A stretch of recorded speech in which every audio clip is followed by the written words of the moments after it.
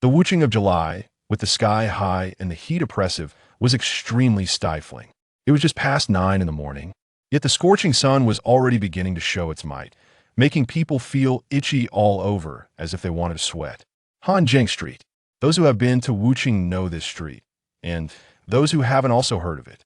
This street has quite a reputation. Since ancient times, it has been a gathering place for merchants, and it remains so today. By morning, the street was already bustling with activity. Shopkeepers opening their stores, customers buying goods, wholesalers, resellers, and those coming to trade small items. All converged here from all directions. The streets were crowded and noisy, presenting a lively scene of transactions. However, the three individuals walking towards them were clearly not there for trading. Leading the group was a man wearing a black t-shirt and black leather pants, appearing to be in his 20s. His hair was unevenly long and short, black with streaks of white, hanging down to shoulders. He wore black sunglasses, and upon closer inspection, he had a certain charm. He casually held a cigarette between his lips, walking with a swagger, swaying left and right. After taking a few steps, he would scratch his scalp with his pinky and then flick it away without regard for anyone nearby. Even if someone did get hit, they would at most feel disgusted inside, but wouldn't dare to provoke these people, as his face seemed to bear for big words. I am a thug. The thugs on Hanjing Street were no ordinary ones. The two henchmen following him were also very tough, with crew cuts and tight black sleeveless shirts that accentuated their muscular builds. Those who were timid would feel their legs trembling involuntarily upon seeing these two guys. The trio walked along until they reached their destination, a newly opened shop, evident from the red firecracker debris scattered at the entrance. Dragon Tiger Fortune-Telling Parlor. The leading thug adjusted his sunglasses, looked up at the sign, and after a lazy yawn, pushed open the glass door and entered the shop. The interior decoration was simple, with white walls and ceiling, adorned with a few pots of orchids, indicating that not much money had been spent on renovations. However, the several rosewood sofas placed in the main hall were quite valuable. Moreover, it was still early in the day, yet the air conditioning had already made the room comfortably cool and refreshing. This thug was also observant, silently nodding. The owner must be wealthy, and collecting protection money today shouldn't be difficult. This noodle shop has a nice environment, but there are no tables. Do customers eat standing up? One of the burly henchmen muttered, causing a young girl who came out from the inner room to giggle. This young girl was lovely, with bright eyes and rosy lips. Her smile was naturally charming. The leading thug's eyes lit up, and turning back, he scolded, "Damn it, you should read more books to charge yourself up instead of embarrassing me every time you speak." What noodle shop? This is obviously a fortune-telling parlor. Remember, even being a thug requires some education. After cursing at his henchman, the young thug turned back to the girl with a grin and introduced himself. "May I ask your esteemed surname? My name is Yi Kong, and people around here call me Brother Kong." Although Yi Kong was polite, his foul language when scolding his henchman left a deep impression on the girl. Seeing a large ash fall from his cigarette while he spoke, the girl frowned and said bluntly, "Uncle, please don't smoke here." Who is Yi Kong? A thug and local bully on the street. Usually, others would give him face, but hearing this, he felt displeased. And that term unclua is particularly annoying. He was only 24, without a steady girlfriend. "Don't smoke here. Would Miss arrange a bed for me to lie down and smoke?" Yi Kong sneered at the girl, retorting rudely. Dealing with such a character was indeed tricky, but the girl was no ordinary person, ignoring his provocation. Instead, she frowned deeply, her beautiful eyes glaring at Yi Kong. They stared at each other, neither backing down. After about 10 seconds, Yi Kong raised his hands in surrender, saying helplessly, all right, I admit defeat. We'll put it out, okay?" Sigh, nowadays there isn't even a place to smoke. This guy wasn't bad, he knew right from wrong, just too much of a character. The girl suppressed a smile, her dislike for him diminishing. After he went out to throw away the cigarette, but she spoke again, "My surname is Zhao, and I'm the boss here. What do the three of you need? Fortune-telling or naming?" Fortune-telling and naming usually required the practitioner to be older, preferably with white hair and a long beard, resembling an immortal figure. Alternatively, one could pretend to be blind with dark glasses. Today, however, it was a young girl, raising questions about her authenticity. But Yi Kong didn't care about those details. He walked back and said, "Miss Zhao, I never believe in feudal superstitions and won't let others decide my fate. So you can't fool me out of my money. One of the taboos of fortune tellers is disbelief and accusations of fraud. Yikong's statement immediately offended the girl, reigniting her anger. What business do you gentlemen have in my humble shop? If there's nothing else, I suggest you don't waste your time. She was practically issuing an eviction notice. Yikong didn't move, smiling instead. Ms. Zhao, we are from the Hanjiang Security Company. We noticed that your shop's security measures are lacking, so we've brought security personnel for you. The girl failed to grasp the underlying meaning of his words and immediately declined. Thank you. But our shop is small with limited business. We can't afford security, and there's no space for them to stand. Seeing the girl's naivety, Yikong continued, Ms. Zhao, that's where you're mistaken. Running a business openly invites trouble, from thugs or petty thieves. Some might even refuse to pay after getting their fortunes told. Hiring a security guard is a precaution.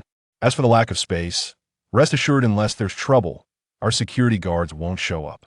The girl found it amusing. Thugs? They themselves were thugs. Not showing up unless there's trouble? Did they expect to collect money for nothing? If the girl didn't understand, others did. At this moment, a young handsome man emerged from the inner room. Though young, his steps and movements exuded an indescribable elegance. In his hands, he held an ancient green scroll.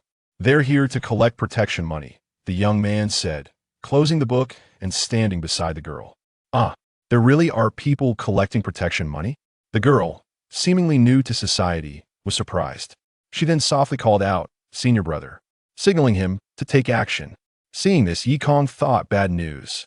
Handsome senior brother and pretty junior sister, childhood sweethearts, deeply in love. Where does that leave me? Deciding to handle things officially, he plainly stated, what my friend said is correct, it's protection money. Everyone doing business on Hanjiang Street must be protected by us, the Hanjiang gang. The young man, having experience in society, immediately asked, how much per month? Our business is small, and we've just started. But the girl was displeased. She expected her senior brother to drive away the thugs, not start bargaining. Senior brother, how can we bow down to these thugs and evil forces? Are you afraid of them? Miss Zhao interrupted. Yikong sneered, puffing up his chest. Miss Zhao, this is the rule on Hanjiang Street. Go ask around, can you find any shop that doesn't pay protection money? You're lucky it's my territory. For just 300 a month, which is nothing compared to what Shuang Chang collects further down the street. In fact, this pair of senior brother and junior sister were disciples of the current abbot of Longhun Mountain, sent out to gain worldly experience. These days, monks and Taoists were rolling in wealth, especially those from famous temples. Donations kept pouring in, so they didn't care about such small amounts. The senior brother wasn't afraid of the thugs, but knew they were troublesome. However, the junior sister, young and fiery, hated injustice. No, we cannot bow down to these vile acts. I will report this. The young girl exclaimed angrily. Yikong chuckled. Go ahead and report us. Did we smash your shop or rob you? We're here to offer security services. Can the police forbid us from conducting business? With that, Yikong and his two henchmen burst into laughter. The girl's face turned red with anger, but she abandoned the idea of calling the police. At this moment, Yikong cracked his neck and instructed Big Dumb, Little Dumb, starting today, come here daily to absorb traditional culture. Learn more from them. Having culture helps in finding a wife. Remember, rain or shine. Come when they open and leave when they close. Also, when customers come, be extra humble and stay close. These words carried a strong threat. Even a fool could tell he meant to cause trouble every day. With these two blockheads around, not only would fortune-telling customers avoid the shop, even the electricity bill collector might hesitate to enter. Though unwilling to yield, the girl knew these thugs were hard to deal with. Looking at her persistently advising senior brother, she sighed, can't people run a business peacefully? Knowing today's protection fee collection was settled, Yikong pressed on, Beauty, do you understand the meaning of peace? To be safe, you must be level. How to level? Smooth things out. How to smooth things out? With money. If you want to run your business peacefully, don't hesitate to spend a little. Only by spending a little can you make a lot. Give and take, you won't gain if you don't give. Fearless of heaven or earth, but beware of cultured thugs. Yikong's words left the young couple astonished. They thought, weren't these the words of the rudest thug just moments ago? How could he utter such artistic lines? Behind Yikong, His two henchmen were utterly impressed. "Hi, Big Brother Kong is amazing. Listen to this. Peace, to be safe, you must smooth things out." Such profound words, I couldn't think of them. With your pig brain, of course not. Big Brother Kong is a cultured person. Didn't he say, being a thug also requires culture? No wonder even Boss Big Brother respects our Big Brother Kong. As the two henchmen marveled at Yi Kong's eloquence, they heard him speak again. Both thought, "Listen carefully, don't miss these wise words." This time, Yi Kong gave an example. Like me before, I also ran a small shop. Back then, I didn't want to pay protection money either. I thought, why should I give you my hard-earned money? But soon, something happened. One day, as I entered the toilet and squatted down, someone put a sack over my head and beat me up. Recalling the past, Yi Kong's face showed a hint of sorrow. He shook his head and said faintly, "Now thinking about it, it was just a few $100. Look at me now, every time I poop, I can't help but look around nervously." The two henchmen almost fainted. "Big Brother Kong, give us some face. We just praise your culture, and now you give such a unique example." Upon hearing this, Miss Zhao laughed. Yi Kong thought, good, she's going to pay. But unexpectedly, after laughing, the girl raised her delicate hand and said, "I understand now. To deal with people like you, we need to beat you up thoroughly." The girl acted fast. She raised her hand and aimed a palm at Yi Kong's chest. Yi Kong didn't budge, thinking, your tiny hand might as well tickle me. But the senior brother knew better and hurriedly shouted, "Junior sister, don't strike." It was too late. The girl's hand moved faster than her words. Just as her palm was about to hit Yi Kong's chest, the senior brother quickly intervened, using an object in his hand to block the blow and cushion the impact. A barely audible crisp sound echoed. To everyone's astonishment, Yi Kong, a living person, vanished instantly without a trace, as if there had only been air where he stood. The two henchmen blinked, then looked at Miss Zhao with growing fear. Finally, they screamed in unison, "Mercy, female knight," and fled. The pair of senior brother and junior sister stood frozen like statues. After a while, the girl withdrew her hand, puzzled, and said, "Senior brother, I just wanted to teach him a lesson. I didn't use much strength. Even if I used all my martial arts, how could a person disappear?" "I don't know," the senior brother said, wide-eyed and equally baffled. "I've never heard of the dragon tiger Yin Yang Palm making someone disappear." The girl was filled with regret. What happened? Why was he so fragile? Is he okay? The senior brother consoled her this time. "Forget it. Don't be sad. He was just a thug. Consider it serving justice." Before finishing, he suddenly remembered something and looked at his empty hands, exclaiming, "Oh no, the book I was holding. Oh no, that was our Longhu Mountain's millennial-old treasure, the complete book of talismans." Ah, the girl was shocked too, but then she added, that book wasn't useful anyway. 99% of the talismans in it didn't work. Losing it isn't a big deal. Sigh, what bad luck. How will I explain this to Master? Speaking of bad luck, the unluckiest was Yi Kong. At this moment, he seemed to have entered a massive vortex composed of gray clouds. Layers of thick gray clouds obscured his vision. Passing through layers of gray clouds, he didn't know where he was. He couldn't see ahead nor stop his body. He felt like a leaf in a tornado or a blade of grass in a whirlpool, pulled deeper into the vortex by a powerful and mysterious force. The vortex stretched endlessly, boundless, and without end. Eventually, his eyes grew weary, and his thoughts became muddled. He tried to stay awake, but this journey was too far. "I, Yi Kong, haven't done great evils, but I've done some minor good deeds. Sigh, this protection money collection. I hope when I wake up, it's heaven," he murmured, finally closing his eyes. Countless years passed, and his clothes tattered. More countless years later, his body also crumbled. In the end, everything about him turned to dust in this chaotic space. All that remained was his soul. Protecting his soul was the complete book of talismans. By now, the book itself had dissipated into nothingness, leaving only a wisp of golden light to safeguard Yi Kong's spirit, carrying it through billions of miles of gray cloud vortices. When the end would appear and whether it would be heaven remained unknown. Chapter 2, Seizure Volume 1, and Zhilan Chapter 1, Arrival at the southern continent of Tsangnan, Onghua, Nandu City. In the depths of night, the sky was far from tranquil. Dark, ominous clouds churned, while fierce winds recklessly swept down from above. Through the thick layers of clouds, bright flashes of lightning slithered with a piercing shriek, momentarily illuminating the edges of the dark clouds, as if gathering an immense, volatile energy, poised to unleash a devastating strike at any moment. Suddenly, a glimmer of gold emerged from the central crevice of the clouds, descending straight towards the earth. This golden light, to be precise, was a slender beam, minuscule yet astonishingly swift. In the blink of an eye, it sliced through the night sky and fell into the densely packed houses of Nandu City, disappearing without a trace. The winds howled. The massive, thick cloud cover began to dissolve at a visible pace, revealing a night sky draped in darkness, adorned with an enormous, radiant moon. Boom. After what felt like an eternity of chaos, Yikong felt a thunderous shock resonate deep within his soul, snapping him back to consciousness.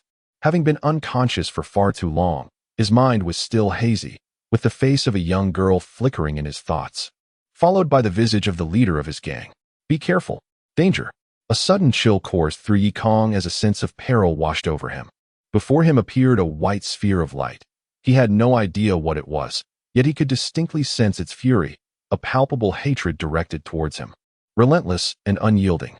How could a light sphere possess emotions? Yikong had no time for contemplation as he saw the sphere lunging menacingly towards him, fear gripping his heart, compelling him to flee. But wait, I am a rogue. What do I have to fear? Yikong halted abruptly.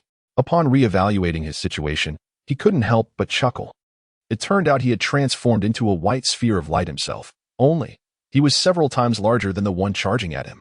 The opposing sphere not only appeared diminutive but exuded an aura of weakness, its radiance dim and lackluster. Dare you threaten me? I am far larger than you. Instinctively, Yikong charged toward the smaller sphere.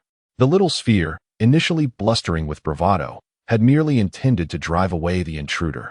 Yet upon witnessing Yikong's fierce counterattack, its resolve faltered, and it turned to flee, releasing a desperate plea in its consciousness. Yikong had no time to heed its cries. His mind was consumed by a primal instinct: eliminate the threat to survive. Without hesitation, he lunged at the smaller sphere, easily enveloping it, which struggled briefly before being gradually absorbed into Yikong's essence. Soon, the space was left with only Yikong's magnificent sphere of light, freely drifting within the void. Is this what they call possession? Approximately an hour later, Yikong finally awakened in earnest, finding himself in a new body. The original owner of this body had been completely consumed during the Battle of Light Spheres. The small sphere he had encountered was the soul of a young boy. So young, such a tragedy. Yikong sighed, realizing that although he had not shed blood, he had effectively extinguished an innocent life. Though a rogue, he was not a murderer. It was unexpected to arrive in this world and extinguish a soul with no enmity towards him. Yet, even if given another chance, he would not alter his actions. After all, he was merely a rogue, not noble enough to sacrifice himself for a stranger in this foreign realm. Yikong not only consumed the boy's soul but also absorbed fragments of his memories. While the memories were disjointed, they provided Yikong with some understanding of the world he had entered. This continent was known as Tsangnan, and he found himself in one of its many nations, Ongwa. The civilization here resembled ancient China on Earth, albeit with a different language. Fortunately, Yikong inherited the language from the boy's thoughts, sparing him from the worry of miscommunication. However, the boy could not read. Yikong would have to learn the written language himself. To be frank, the information was scant. Oddly enough, given the boy's background, he should have possessed considerable knowledge. It was perplexing that he could not recognize a single character. Was he perhaps a child from a destitute family unable to afford an education? As Yikong searched through the boy's memories for identity information, he discovered the truth. The boy's family was far from ordinary. They held significant power. He resided in the residence of the general of the southern town, his father being the general of Ongwa, though the boy did not know his name. What a foolish little creature to not even know his father's name. Yikong chuckled softly and continued. Although the boy was unaware of his father's name, he was certainly a member of the Yi family, as the boy himself was named Yikong. They shared the same name. Yikong marveled at the serendipity that had brought him to this strange place. It seemed fate had a hand in this coincidence. As for further information, the boy could provide no more. However, deep within the boy's consciousness lay three powerful sentiments, strong enough to be deemed obsessions.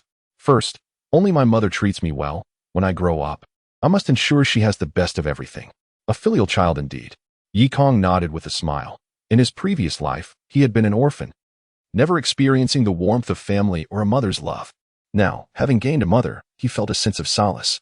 Yet, this comfort was fleeting. The boy's second obsession was, Why do my father and those half-brothers dislike me? Ah, it seemed the boy had not been well received. The third obsession was, I am not an idiot. Yukong was nearly driven to madness. How could one claim not to be foolish yet not know their father's name? In an instant, a new thought struck Yukong. Could the memories of an imbecile be trusted? Who knew if this fool had merely indulged in fantastical tales? It was said that the deranged often concoct stories in their minds. Yikong felt a surge of excitement. But it was short-lived as he sensed the stark difference between this place and Earth. What was different? The air. On Earth, could one truly perceive the existence of air? No. One could only discern its freshness or staleness. Yet here, Yikong could distinctly feel the air, which was dense and rich, exponentially more so than on Earth. The sensation was indescribable, uncomfortable, akin to someone accustomed to drinking plain water suddenly switching to sesame paste. More importantly, he could detect several different essences from the air he inhaled. Could this be spiritual energy? Yikong, having perused a few novels on cultivation, felt a glimmer of hope. Everyone knew that where there was spiritual energy, there was the potential for cultivation. Regardless, he needed to venture out and ascertain whether this truly was an otherworldly realm. At this moment, Yikong was still uncertain if he had indeed crossed into another world. He stumbled out of bed, navigating through a room furnished with antiquated furniture, and pulled open a weathered double door. Wow, what a colossal moon! As Yikong flung the door wide, he was taken aback by the sight of the enormous, round moon hanging in the sky. It was settled. He had indeed arrived in another realm. Gazing up at the magnificent moon, he slowly stepped into the center of the small courtyard, allowing the pale silver light to bathe his slender frame. Yao girl, I only asked for 300 coins as protection money. How could you send me to another world with such cruelty? A heart-wrenching wail echoed through the tranquil courtyard. The moon is particularly round tonight, and the night is enveloped in profound tranquility. Yet, a voice of helplessness pierces the stillness, rousing many who are yet awake. Chen Jinyang, having just completed her needlework, extinguished the lamp and was about to lift the curtain to retire for the night when she heard her son's cry. Uncertain of the cause, she hurriedly tiptoed to the door and opened it. However, she did not rush outside. Under the moonlight, her son's frail figure appeared even more delicate, his poignant sigh resonating with sorrow. An inexplicable anguish surged within her heart, and as she leaned against the doorframe, 2 glistening tears cascaded down her cheeks. If I have sinned in my past life, then let me be punished, dear heavens. Why must you treat Konger so cruelly? Shun Jinyang pondered, wiping her tears before returning to her room to fetch a slightly thicker garment. When she approached the door again, she dabbed at her face, fearing her son might witness her tears. Though her son was simple-minded, he was profoundly filial. Konger, did you have a nightmare? Waking others in the middle of the night is not ideal. You are a good child. Return to sleep. Shun Jinyang draped a garment over her son's slender shoulders. Yikong exhaled, offering a bitter smile. At over 20 years old in Blue Star, he found it quite disconcerting to be spoken to in such a childish manner. Mother. Oh no, I mean dear. Yikong initially thought it would be difficult to call her that, but upon utterance, it surprisingly flowed with ease. Yet, when he turned to face her, he was struck dumb. Good heavens, is this truly my mother? Is she a person or a ghost? Shun Junyang's expression was peculiar, even terrifying. From her right side, she appeared to be a graceful and delicate beauty. However, from the left, her visage bore a large, dark scar, ominous and red, with several hairs sprouting from it. She resembled a malevolent spirit. Yikong stood precisely on her left side. My word, no wonder father and others despise me. I am foolish enough, but to have a mother with such a frightful appearance. Yikong lamented inwardly, bewildered by the circumstances that had thrust him into such a family. Pray tell, where might I procure a ticket back? Noticing her son staring at her face with rudeness, Qin Jionyang hurriedly shielded her visage with her hands, lowering her head in embarrassment. Konger dear, have I frightened you? Qin Jionyang did not hold her son's reaction against him. She was a deeply insecure individual. The thought that even her own child could be frightened by her made her wish to bury herself in a hole. Oh, no, no. Yikong quickly waved his hands, regaining his composure. Although he held no affection for this mother of his, he could not bear to further wound her already fragile self-esteem. Especially after having extinguished the life of her son, he hastily masked his terror, adopting a casual demeanor. Mother, please do not take offense. I meant no disrespect. A son does not disdain a mother's appearance, and a dog does not scorn a poor home. Besides, there are many who are far less attractive than you. Upon uttering these words, Yi Kong sensed the impropriety, hastily correcting himself. No, I meant to say you are not unattractive. You are indeed quite lovely. Yet, reflecting on it, could such a face be deemed lovely? Surely, that would be a blatant mockery. Mother, being a little less attractive is inconsequential. As the saying goes, a homely wife is a treasure at home. A beautiful wife may be led astray by others. Those who indulge more often do so at their own expense. Chen Junyang felt as if she might faint at such words. Was this truly her son? Her simple-minded boy, who typically struggled for words, was now speaking with surprising eloquence. Could it be he was no longer simple? Chapter 3. The Wicked Slave. Upon contemplating this notion, Chen Junyang found herself in disbelief and hastened to reassess her son. To her astonishment, she realized that his smile no longer bore the same foolishness as before. Then, her gaze fell upon his eyes, clear and bright, yet tinged with a hint of cunning. A jolt of surprise coursed through her. It seemed her son had indeed shed his former dullness. Yet, an unfamiliar sensation lingered in her heart. In truth, Yi Kong felt a twinge of anxiety himself. Noticing Chen Junyang's scrutinizing gaze, he found himself unnerved. What are you staring at, old woman? You've traded a foolish son for a clever and handsome lad. Rejoice in silence. Of course, Yi Kong refrained from voicing such thoughts. Instead, he quickly smiled and said, Mother, do you perceive that today's Kong is different from the past? Fear not, for your son remains your son, unchanged and true. As for this newfound difference, it stems from a dream I had last night. A bearded old man proclaimed that from this day forth, I would no longer be foolish, and thus, my mind has become sharp. Please, mother, don't weep. Listening to her son's fluent speech, Chen Junyang found tears streaming down her face. Her joy was overwhelming. Tears of happiness, tears of bliss, tears of excitement. Chen Junyang, too, had endured a life full of hardship. Her unappealing appearance and impoverished background, coupled with a multitude of siblings, ensured she never experienced a life of ease. Despite her unattractive visage, her deft hands crafted exquisite needlework, especially remarkable embroidery that brought her creations to life. Yet, no matter how skilled or kind a woman may be, her looks often overshadow her worth. And in the land of Tsangnan, there were no cosmetic clinics to remedy her appearance. At 18, Chen Junyang remained unmarried, labeled an old maid without a suitor. Unable to remain idle at her maternal home, she took to assisting others with her needlework. Although her romantic life was barren, her professional endeavors flourished. Her dexterity and willingness to toil earned her recognition from the general's residence in southern town. The matriarch of the Yi family invited her to work on embroidery daily, transitioning her from a temporary worker to a permanent one. Life was not grand, yet it was fulfilling. However, fate dealt her a cruel hand. One fateful afternoon, General Yi Haoran, inebriated, stumbled into the embroidery room where Chen Junyang was working. Captivated by her appearance in his drunken haze, he acted impulsively, disregarding her consent and dragging her to his bed. Upon awakening and beholding the visage of the woman in his arms, the general's revulsion was palpable. Though General Yi had dallied with women before, this encounter bore unexpected consequences. Chen Junyang found herself with child. After a 10-month gestation, a healthy and plump Yukong was born, much to the delight of the general's mother. Thus, Chen Junyang's fortunes shifted as she entered the Yi household. However, her status was far from honorable. She could never claim the rank of a legitimate wife, nor did she receive any affection from Yi Haoran, who recoiled at her presence. Yet, for Chen Junyang, this arrangement sufficed. She had her own courtyard, 2 maidservants, and some meager silver sufficient for a woman of her standing. Alas, her good fortune was short-lived. With the passing of the matriarch and the early demise of the first wife, the household fell under the dominion of the petty second wife. Chen Junyang's maid was reassigned, her silver dwindled, and the embroidery work increased, relegating her to the status of a servant.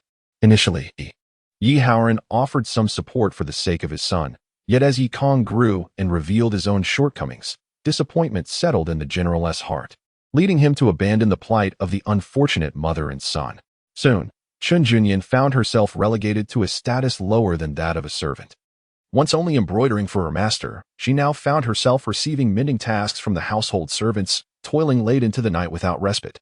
In summary, this woman led a lamentable existence, scarcely experiencing joy throughout her life. Her unattractive appearance and the burden of a simple-minded son made her a target for scorn and ridicule among the residents of the estate, enduring mocking laughter and harsh reprimands as commonplace occurrences. A poignant lyric resonated with her reality. It seemed a tragedy was unfolding, devoid of joy. Yet, fortune smiled down upon her unexpectedly. Her son awakened from slumber, no longer dull.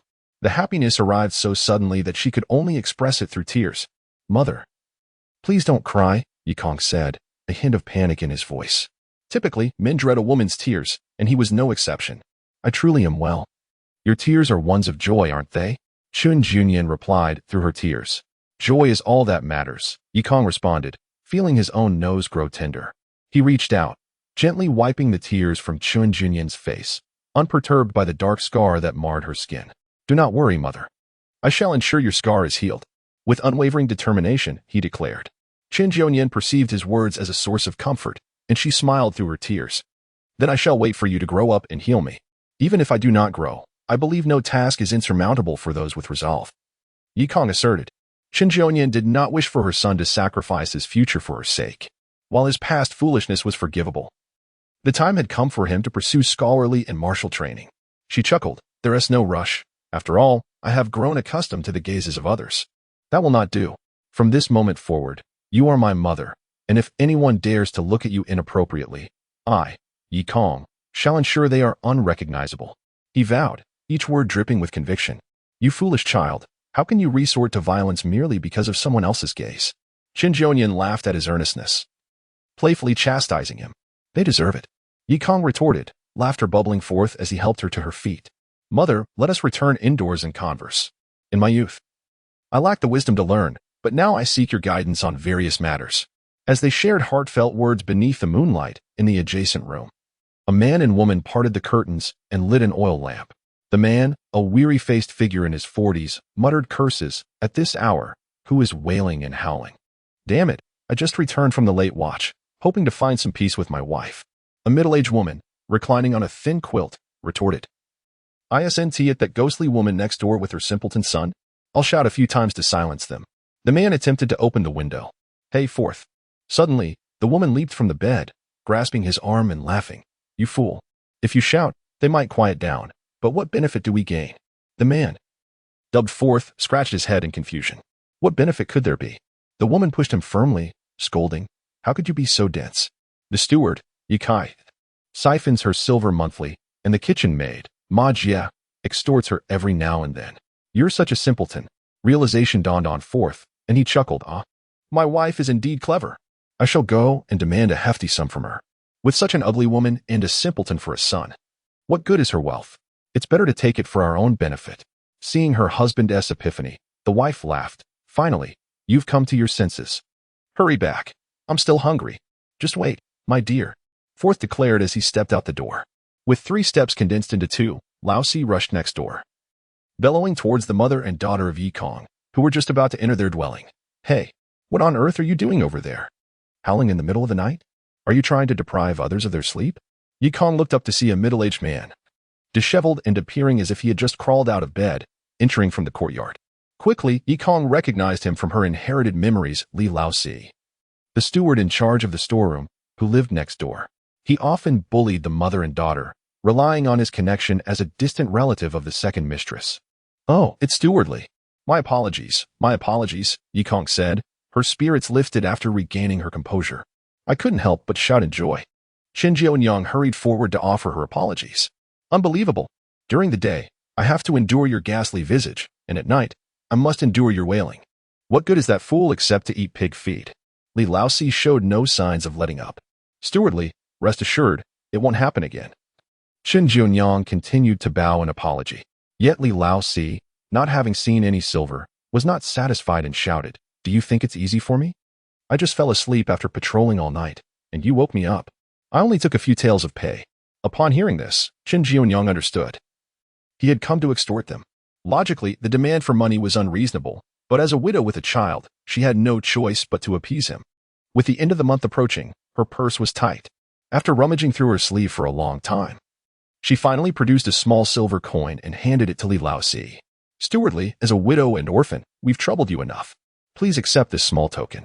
If you weren't a widow and orphan, I wouldn't dare to bully you." Li Laosi scoffed, weighing the coin in his hand with evident dissatisfaction. "Is this meager amount supposed to send me on my way?" He tossed the tiny silver coin in front of Chen Jianyang and continued his tirade. "Tomorrow morning, I will report to the second mistress that you caused such a ruckus at night that it disturbed everyone's sleep and had you thrown out of the general's residence. Chen Junyang panicked. With no support, their situation was already dire. Being expelled from the general's residence would only worsen their plight. This was her greatest fear. But the problem lay in the fact that she truly had no money left. Stewardly, please be understanding. Take this silver for now as a debt, and I promise to repay you once the monthly wages are issued. Qin Jianyang quickly picked up the coin and pressed it into Li Laoxi's hand, bowing repeatedly. Now that's more like it, Li Laoxi said, putting the silver away, though his tone remained menacing. 2 taels, mind you. Yes, 2 taels. Stewardly. Please take care. Qin Jianyang sighed in relief, yet worrying not at her. With several days until the wages were released, how would they survive without a single copper coin? Having achieved his objective, Li Laoxi turned to leave with a triumphant swagger. However, upon glancing back, he was startled to see Yi Kong, who had always appeared dazed, standing at the courtyard entrance with a brick in hand. Yi Kong's chest swelled with indignation, flames of anger igniting within her, ready to burst forth at any moment. This was too much. Even the most rogue and despicable of individuals would not stoop to such a level. Simply because she had shouted a little at night, they sought to extort her? Was there no justice? Even worse, knowing full well that they had no money, they still dared to demand next month's wages. Did these beasts ever consider how she and her mother were to survive? Were they intent on driving them to their demise? Though initially aware that he should adopt a low profile and that impulsiveness was a vice, Yi Kong also knew that swallowing his anger was not in his nature. Bowing his head and acting subservient was not his way. If he endured any longer, he would become a mere shadow of himself. Put down the silver and apologize to my mother. Otherwise, you shall find it difficult to enter or exit this door. Yi Kong seemed to be transported back to Hanjiang Street, standing with his body tilted, weighing the brick in his hand. His eyes narrowed with contempt, a cold smirk gracing his lips as he fixed his gaze on Li Laoxi. Well. Li Laoxi was taken aback by Yi Kong's sudden assertiveness, thinking, this lad is quick with his words and seems to have grown some backbone. Could it be he is no longer a fool? Yet, even if he had gained some wits, Li Laoxi thought, he was still just a child. What could he do? Surprised yet unafraid, Li Laoxi sneered. So you finally wised up, huh? You think you're the boss now? Be careful, or I might just knock you back to being a fool. Li Laoxi assumed that Yi Kong merely brandished the brick to intimidate him and would not dare to strike. After all, this simpleton had once cried for a chick when witnessing a chicken being slaughtered. How could he possibly strike someone? Little did he know, wielding a brick was Yi Kong's forte. Those who had felt the impact of his brick numbered in the hundreds, if not thousands. There was no question of him holding back. Without a second thought, he swung the brick. Bang! The brick struck Li Laoxi's face with unerring accuracy, causing him to let out a yelp as blood poured from his nose. Frightened, Li Laoxi crouched down, clutching his nose. Kong or no? Qin Jianyang had never witnessed such a bloodied altercation and rushed forward to pull Yi Kong back. Mother, good people are often trampled upon. The weaker you are, the more these vile servants will take advantage of you. I will make them understand that this courtyard now has another unyielding force, Yi Kong declared, baring his teeth and shoving Qin Jianyang aside. He raised the brick again, aiming for the cowering Li Laoxi. With a howl, Li Laoxi fell to his knees, pleading, please, stop. You're going to kill me. Apologize. Yi Kong bellowed. I apologize. Li Laoxi, already dazed from the blows, felt blood oozing from his head and face. Seeing the brick raised once more, he hurriedly clutched Yi Kong's leg, crying out, young Master Ba, I am blind to my own faults. Please spare my life. Had you said this earlier, you wouldn't have had to endure such punishment. Servants are always so blind. Yi Kong laughed cruelly, smacking Li Laoxi across the mouth with the brick, instilling true fear into him. Indeed, I was blind. I will never dare again. Li Laoxi stammered, pulling a handful of silver coins from his sleeve, though his heart seethed with hatred for Yi Kong and his mother. He secretly vowed to inform the second mistress and have them dealt with. Are you plotting to report to your master? Yi Kong saw through his intentions. With a disdainful glance, he retorted, let me tell you, I'm not afraid. Do you know what I used to do? I was a rogue. Whoever crosses me, I will fight to the death. Remember this. Even if I fall from grace, I still bear the surname Yi. Unless the Yi family is wiped out. You cannot teach me a lesson. Connor, let it go. Please, my child. Qin Jianyang clung to Yi Kong's arm, fearing the consequences of his actions. Get lost. Yi Kong spat, and Li Laoxi, covering his head and face, dared not look back as he fled in terror. Qin Jianyang sighed, Alas, Conger, what have you done? You have angered the general, and now we are in trouble. Having dealt with Li Laosi, Yi Kong felt a surge of satisfaction. Yet he was acutely aware that Li Laosi would undoubtedly seek revenge. As a mere youth, how could he withstand the impending storm? The only way forward was to grow stronger, to trample those who bullied him beneath his feet. Yi Kong resolved firmly, since he had come to this place, he would make a mark, preferring to stand and die rather than live on his knees. He would not disgrace the rogues of Blue Star. Chapter 4.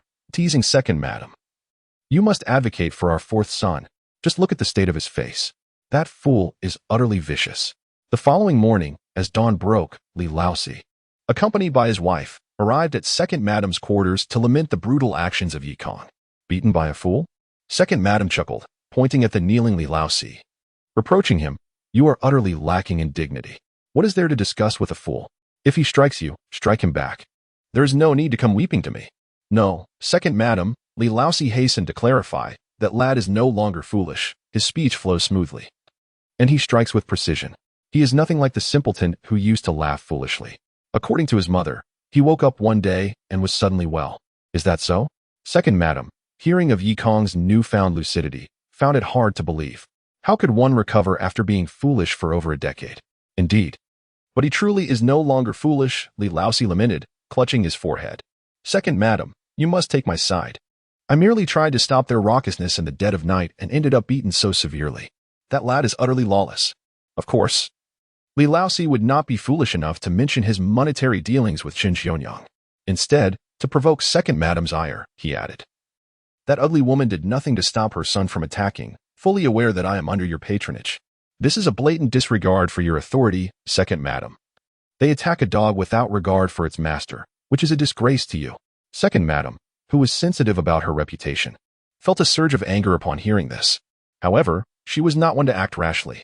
She knew Qin Xionyang to be a generally honest woman who would not dare to act out of line, and she remained skeptical about Yi Kong's sudden change. I shall deliberate on this matter. You may return for now. Oh, and take 2 taels of silver for your injuries, Second Madam finally declared. Li Laosi's wife felt a flicker of joy upon hearing of the silver, though she knew it was bought with her husband's blood. Fool! You shall await your expulsion from the Yi household. She seethed, bowing to Second Madam in gratitude. Thank you, Second Madam, Li Laosi echoed, bowing alongside his wife as they exited. That fool is no longer foolish and can even strike back. Second Madam pondered for a moment before calling out, Xiao Hong. Yes, Madam. Xiao Hong, her eldest maid, aged 15 and already stunningly beautiful, answered promptly. She was not only charming but also clever and capable. You heard Li Laosi's words, did you not? What is your take on the matter?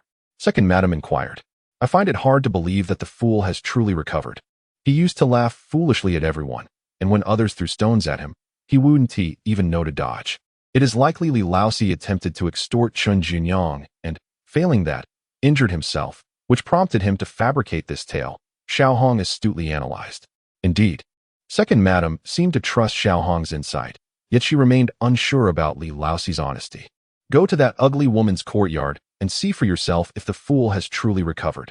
Yes, Madam, Xiao Hong responded, gracefully departing. As Xiao Hong left, Second Madam let out a cold snort. Regardless of the truth, this situation could serve as a pretext to expel that ugly woman from the household. How dare she think she could reside in the Yi family, bringing disgrace to its name? At that moment, Yi Kong lay on Qin Xionyang's bed, lost in thought. He had been slightly fatigued the previous night and had dozed off while conversing with his adoptive mother. However, those discussions bore fruit, enlightening him about the nation of Anghua. Or rather, the Cangnan continent, where martial prowess overshadowed literary pursuits. To rise above, one must hone martial skills akin to his father, Yi Haoran.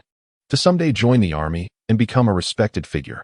Yi Kong inquired about the population of the Cangnan continent, the lands beyond it, and the existence of immortals. Unfortunately, Qin Xionyang could offer little insight, having spent most of her life embroidering in the general's residence, leaving her ill-informed about such matters. Although she had heard tales of immortals, including one who reportedly flew over the southern capital on a sword, she had never witnessed such phenomena herself. Awakening the next morning, Yi Kong pondered his situation. His paramount concern was survival in this world that revered martial strength. To secure his place, he needed formidable capabilities. Without them, he would remain vulnerable to oppression. Despite having a father who was a general, Yikong felt he could not rely on him, nor did he wish to surrender his fate to others. Thus, the only path forward was to strengthen himself. In his past life on Blue Star, Yikong had been a notorious rogue, often engaging in violence, but never truly mastering martial arts. When confronted by true masters, he had invariably fallen short. Reflecting on his abilities, he came to the disheartening realization that he possessed none. He couldn't make soap, craft firearms, and could barely recall 2 poems. His rudimentary fighting skills were inadequate against Yi Haoran's prowess. For the first time, he recognized his own ineptitude, feeling almost as foolish as a simpleton. How could he transform himself into a stronger individual? Meanwhile, Chen Jianyang busied herself with her embroidery while keeping a watchful eye on her son. She worried whether he would revert to his previous state after a night of apparent lucidity. Her fears seemed justified as she observed him staring blankly at the mosquito net for an extended period, his gaze gradually losing focus. Was he slipping back into foolishness? He was her sole hope, and she had only just begun to see a glimmer of promise. She could not afford for anything to go awry. Just as she contemplated calling out to him, Yikong suddenly straightened up and exclaimed, "Learning. Only through learning and diligent practice can I become stronger." His outburst startled Chen Jianyang, causing her to fumble the needle, which pricked her finger and drew a drop of blood. "Ah!" she gasped softly. Yikong immediately sprang from bed, taking her injured finger into his mouth. "Mother, it's all right," he assured her, and upon releasing her finger, the bleeding had ceased. "Ah! My boy is well and more sensible," Chen Jianyang smiled, her eyes glistening with unshed tears as she gazed at Yikong. Having grown up as an orphan on Blue Star, Yikong had never experienced maternal love. The warmth of his mother's gaze brought a bittersweet ache to his heart, an unsettling feeling he had never known. "Stop staring. What is there to look at? You've been watching for ages," he grumbled. "Mother isn't looking, mother isn't looking." Chen Jianyang replied joyfully, though her gaze remained fixed on her son. "I need to relieve myself," Yikong declared, hastily exiting. The latrine was not far, and he had already visited it the previous night. Old habits die hard. Yikong swaggered out, swaying as he walked. A few servants glanced at him with curious expressions. "Look, there's that fool Yikong. Though he is the general's son, he is hardly better than a servant," one servant remarked, pointing at him. "Really? He doesn't seem like a fool to me," another newly employed servant whispered, observing Yikong. "Are you blind? He is a fool, always drooling and grinning like an idiot," the first servant replied. The newcomer nodded, taking in Yikong's retreating figure. The young masters within the household even composed a rhyme about him. "Yikong, Yikong. Empty-headed and wrong." The old steward, seemingly fearful that the newcomer might not believe him, insisted, "You must trust me. Last time, they even pelted him with stones. If you don't believe me, I'll show you." Initially, Yikong had no intention of engaging with such matters, choosing to feign ignorance. However, upon hearing that the steward intended to throw stones at him, he became incensed. "What have I done to provoke you? Is it wrong to defend the vulnerable? Who dares to throw stones at me?" Seizing a flower pot from the roadside, Yikong strode towards the steward. "Are you the one who intends to strike me?" With one hand gripping the pot and the other jabbing at the steward's chest, Yikong's defiance was palpable. The old steward was taken aback. How had this fool begun to speak so rationally? Yet, he had no time to ponder. Realizing that the small stones in his hand were no match for the flower pot wielded by Yikong. "It's not me who wishes to harm you." The old steward, cunning as ever, hastily thrust the stones into the hands of the new steward. "Then it must be you." Yikong glared menacingly, exuding an air of bravado, his finger once again poking the new steward's chest. "No, I didn't mean it. It was him." The old steward, sensing the impending exposure, turned and fled, with the new steward following suit. "Damn it, such cowardice, yet you wish to throw stones at me?" Yikong scoffed, tossing the flower pot back. However, from a distance, the panicked cries of 2 stewards echoed. "The fool has struck someone. The fool has struck someone. Curse be it. This fool-s label is truly hard to shake off." Yikong sighed in resignation, shaking his head as he made his way towards the latrine. To some, he was a fool who smiled. To others, a fool who struck. One was a lunatic of words, the other a lunatic of action. Regardless, they were both deemed mad. Feeling quite disgruntled at being labeled a fool, Yikong resolved to embrace the madness fully. The day was far from the tranquility of night, and as he traversed the path, he encountered numerous stewards. Yikong, indifferent to recognizing any of them, rolled his eyes at all, brandishing the flower pot menacingly at those lacking discernment. Surprisingly, this tactic proved effective, as those stewards scurried away at the sight of him. Yet, some remained undeterred. Before long, A beautiful maid approached, and upon stealing a glance, she discovered Yi Kong staring intently at her. Their eyes met. Oh, this maid had the audacity not to shy away. Yi Kong's irritation grew. In the past, passers-by on Hanjing Street would avoid his gaze, hastily lowering their heads. With a fierce glare, he advanced toward the maid. Perhaps his audacious demeanor was too overwhelming. The maid, frightened, fled in haste. Behind her, Yi Kong called out with a playful grin, "My lovely lady, don't rush off. What is your age? Do you have a suitor, or perhaps several? With spring in full bloom, why not join me in discussing the great matters of life?" Scoundrel! Simpleton! A woman's furious voice reverberated from a lavishly adorned window in the general's estate. Although she was one of Yi Haoran's women, her circumstance starkly contrasted with that of Chun Junyang, who remained in a dilapidated corner of the courtyard. This elegantly appointed chamber was leagues above the squalor of Chun Junyang's abode. Yet, some still deemed it insufficient, insisting on expelling Chun Junyang from her meager quarters, unwilling to provide her even a semblance of refuge. The sole reason for this cruelty was the perceived ugliness of Chun Junyang, which was deemed intolerable. The second mistress, in her ornate silks and satin, radiated an air of aristocracy as she pounded the table in a fit of rage. This ugly woman has no respect for me. And her wretched child. How dare he even think of teasing my maid? The maid, who had been frightened away by Yi Kong, stood before her, having been dispatched by the second mistress to gather information. The only reason she had dared to meet Yi Kong's gaze was her backing from the second mistress. "Madam, please calm down. It's not worth getting upset over such a fool," Xiao Hong, the maid, urged, having gained favor due to her beauty. "Indeed, mother. Why waste your ire on a simpleton? Perhaps a cup of tea would soothe your spirit," chimed in Yiwen, the second mistress's son. At merely 16, Yiwen was robust and striking, but he was far from a mere brute. He possessed a shrewdness beneath his exterior. Trained in martial arts from a young age, he had made notable progress in the Southern Song long-arm fist, distinguishing himself among the descendants of the Yi family. "Yes," the second mistress replied, accepting the ginseng tea from Yiwen and taking a sip. With her temper somewhat quelled, she remarked, "It appears this young man is not as foolish as he seems, given his audacity to tease a maid." "Indeed, he is quite articulate," Xiao Hong affirmed. However, Yiwen felt a twinge of dissatisfaction, lamenting that their maid had been usurped by this fool.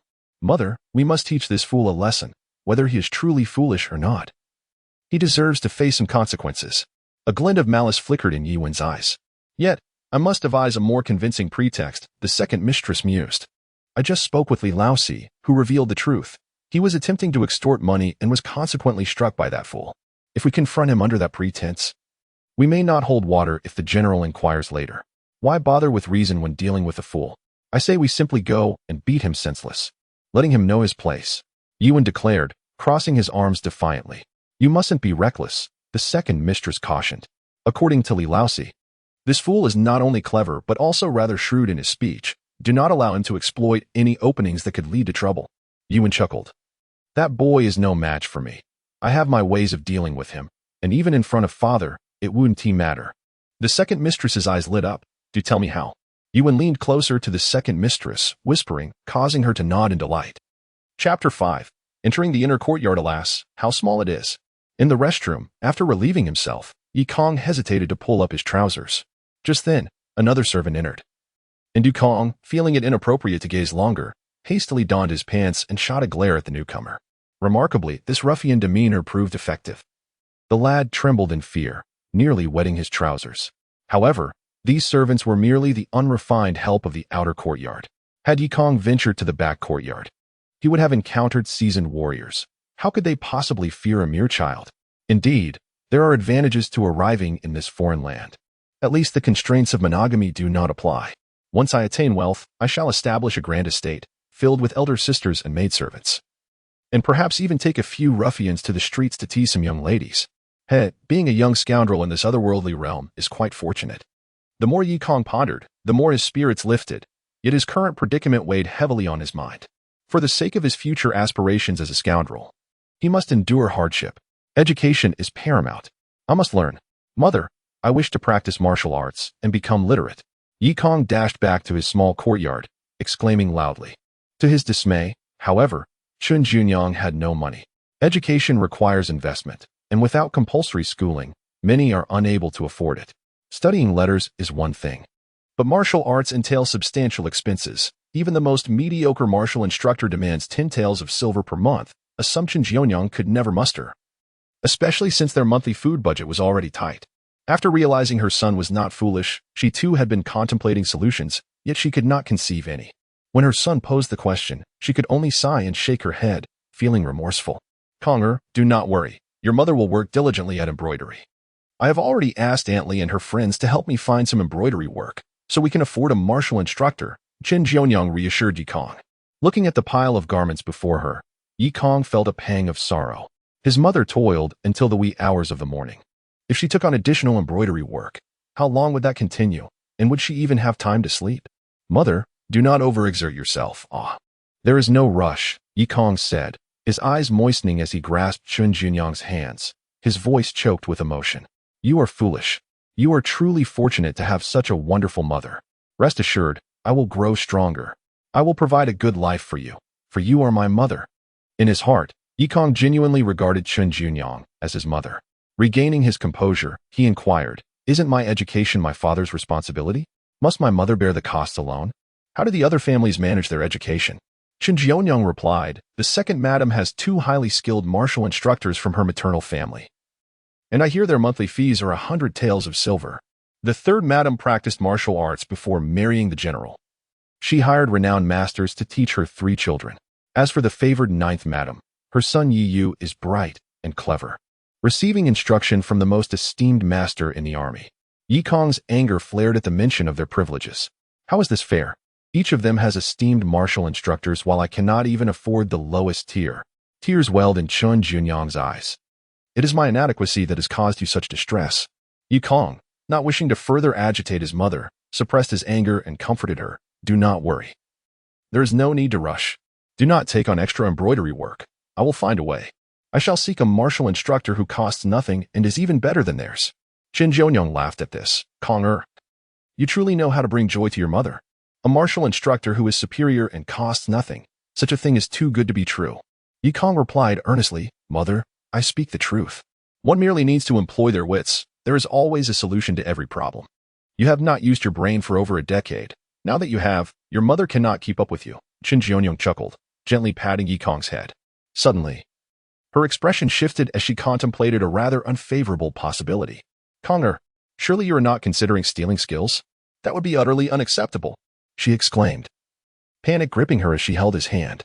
In the martial-centric world of Songnan continent, the methods of cultivating martial skills, internal techniques, and even combat moves are closely guarded secrets that must never be divulged to outsiders. To learn martial arts, one must take on a mentor.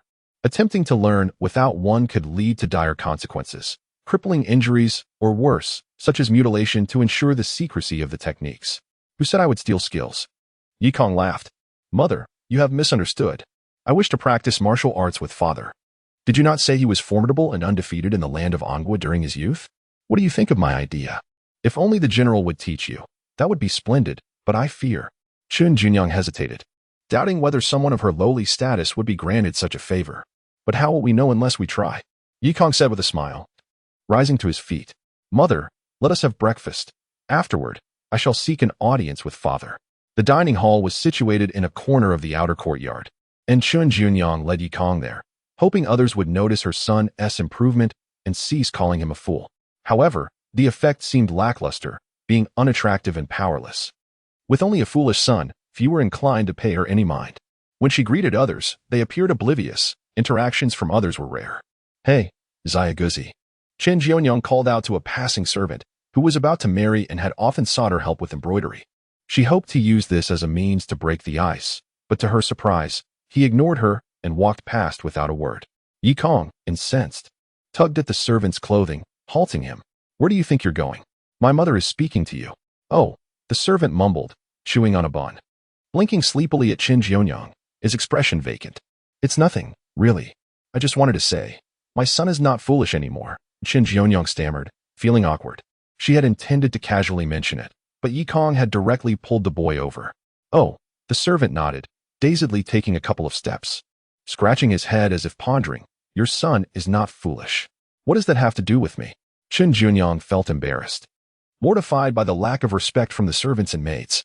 Yi Kong, sensing the awkwardness, refrained from pulling anyone else, using force to block someone and then solemnly proclaiming, "I hereby announce that I am no longer foolish. You may leave now," seemed absurd. "Mother, such matters should be demonstrated through action," Yikong said, wrapping an arm around Chun Junyang's shoulder with a smile. "All we need is to find an unfortunate soul and publicly teach him a lesson. Just like last night with Li Laosi. I assure you, by noon, no one will dare regard me as a fool again." Yikong's plan was indeed clever, and Chun Junyang could not refute it, but she was reluctant to let him stir up trouble again. "Conger, you have already dealt with Li Laosi last night. You must not cause more trouble for your mother. Fear not. If others do not provoke me, I shall not provoke them," Yikong replied with a proud smile. "Hee. Weren't they all bullying me for being foolish?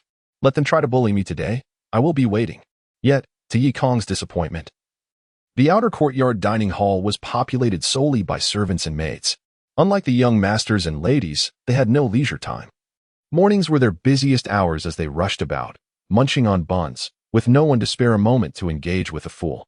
Concerned that her son might incite further trouble, Chun Junyang hastily grabbed some buns and porridge, leading Yikong back. Relieved that the troublesome Ma Jie was not present that day, Yikong's opportunity to establish his reputation was thwarted, but he paid it little mind. For he had a more pressing matter to attend to, seeking an audience with his father, Yihaoran. "Conger, when you see your father, be sure not to provoke his displeasure." After breakfast, Chun Junyang tidied Yikong's clothes while offering her gentle admonitions. Her son was no fool, which was a source of joy. However, it seemed that his temperament had become somewhat volatile, often seeking trouble. Yikong replied with a smile, "Mother, rest assured. I am neither foolish nor reckless. Why would I seek conflict with that old man? I merely wish to discuss the academic issues concerning his eighth son. Do not worry. I would not challenge him, as I know better than to pit an egg against a stone." Chun Junyang remained unconvinced and cautioned, "Conger, please do not argue with your father. Even the most favored, Yiyu, would not dare to speak back to him. Whatever he says, bear it patiently. I know your temper. If he refuses, then accept it. If he scolds you, just endure it." "Understood, I shall go now." Yikong adjusted his attire and stepped out, suddenly pondering whether his swagger was unbecoming. Indeed, he needed to walk straight and steady. "Hey, dear father. We are about to meet." Evidently, Yikong had underestimated the complexity of meeting Yihaoran. In Blue Star, a son could simply call for his father, and he would appear without a second thought. However, in the Yi household on Songnan continent, it was a different matter entirely. One must announce their presence. Of course, for other children, this was no issue, but for Yikong, it was far from simple. The two servants at the inner courtyard promptly barred his entrance. "Good sirs, I humbly request you allow me to enter," Yikong said with a forced smile. "Who are you calling sirs? You are merely an outsider and cannot enter." One of the servants replied with disdain, showing no respect for Yikong. Yikong felt a surge of indignation. Was he not the son of Yihaoran? How could he be deemed an outsider? "Gentlemen, I am Yikong, the eighth son of General Yi. Please, let me see my father." Suppressing his anger, he addressed them calmly. The servant, already instructed by the second madam, sneered, "I know you are Yikong, the empty-headed eighth son. Ha ha." The two servants erupted into laughter. One played the role of the antagonist while the other maintained a facade of neutrality. The elder servant said, "I will address you as eighth young master, but please do not make things difficult for me. Today, I have heard that your mind is sharper. Yet consider why the other madams and young masters reside in the inner courtyard while you alone are relegated to the outer courtyard." The elder servant paused to let Yikong comprehend the implications, that although he was the eighth young master, he was not favored by the master of the house and was even despised. He continued, "If you seek to humiliate yourself, do not drag us into it. I advise you to return." Yikong was taken aback by Yihaoran's apparent disdain. Was it truly so difficult to meet his father? This was excessive. However, he could not express his fury towards the smiling servant and instead pleaded, "Brother, that was in the past. I am now recovered. Please inform him of my presence. And I assure you, once I receive my reward, I will not forget your kindness." The younger servant scoffed, "A reward? More likely you will earn a beating. It seems your mind still isn't right. Apologies, but we have no intention of being your punching bags." Denied entry and unable to even have his presence announced, Yikong's anger flared. He pointed at the servant and shouted, "What did you say? Do you dare to cross me?" The servant, unperturbed, called out to the inner courtyard, "Help! Someone has intruded." "I shall indeed intrude," Yikong bellowed, launching a fist towards the servant's face. "Who dares intrude upon the inner courtyard? Do you not know the Yi family's rules? An intruder is treated as an assassin. A commanding voice echoed as a tall, imposing young man emerged, flanked by a dozen fierce soldiers armed with knives. Yikong's mind quickly cleared as he recognized the newcomer as Yiwen, the second young master of the Yi family, accompanied by the formidable family guards. Yikong could easily handle a few servants, but facing skilled martial artists like the Yi family guards required a more cautious approach. "Ah, it's my second brother," Yikong acknowledged, cupping his fist in greeting. "I wish to see our father, yet these unworthy servants refuse to let me pass. Is there any reason a son cannot meet his father?" Yiwen, having anticipated Yikong's visit, smiled and replied, "Eighth brother, it brings me joy to see you well. You have no idea how much I have cared for you during your illness." "Care? You mean insults and fists," Yikong thought bitterly, though he kept his expression neutral. "Thank you, second brother. Rest assured, I will remember your kindness." "Remember kindness? Perhaps you mean revenge," Yiwen mused silently, but he kept his expression amiable. "Of course. You are always welcome." Not wishing to prolong the encounter, Yikong inquired, "Since you are here, may I go in to see father?" Yiwen chuckled. "It is not that you cannot, but father has recently closed the doors to guests. Not even I can see him." Yikong was uncertain whether this was truth or deception, but it was clear that his hopes of seeing Yi Haoran today were dashed. "Thank you then.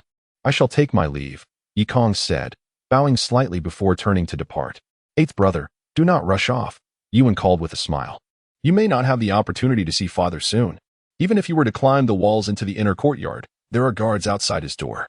Whether you see him or not is secondary. If you provoke father's displeasure, you will surely regret it." Yikong coldly replied, "There is no need for you to worry, second brother." Yet Yiwen remained unfazed by his tone and continued, "I do have some news that should bring you comfort. Within 10 days, you will surely have the chance to meet father." Chapter 6, The Competition. Yikong halted his steps, casting a skeptical glance at Yiwen. Could this young man possess such genuine goodwill?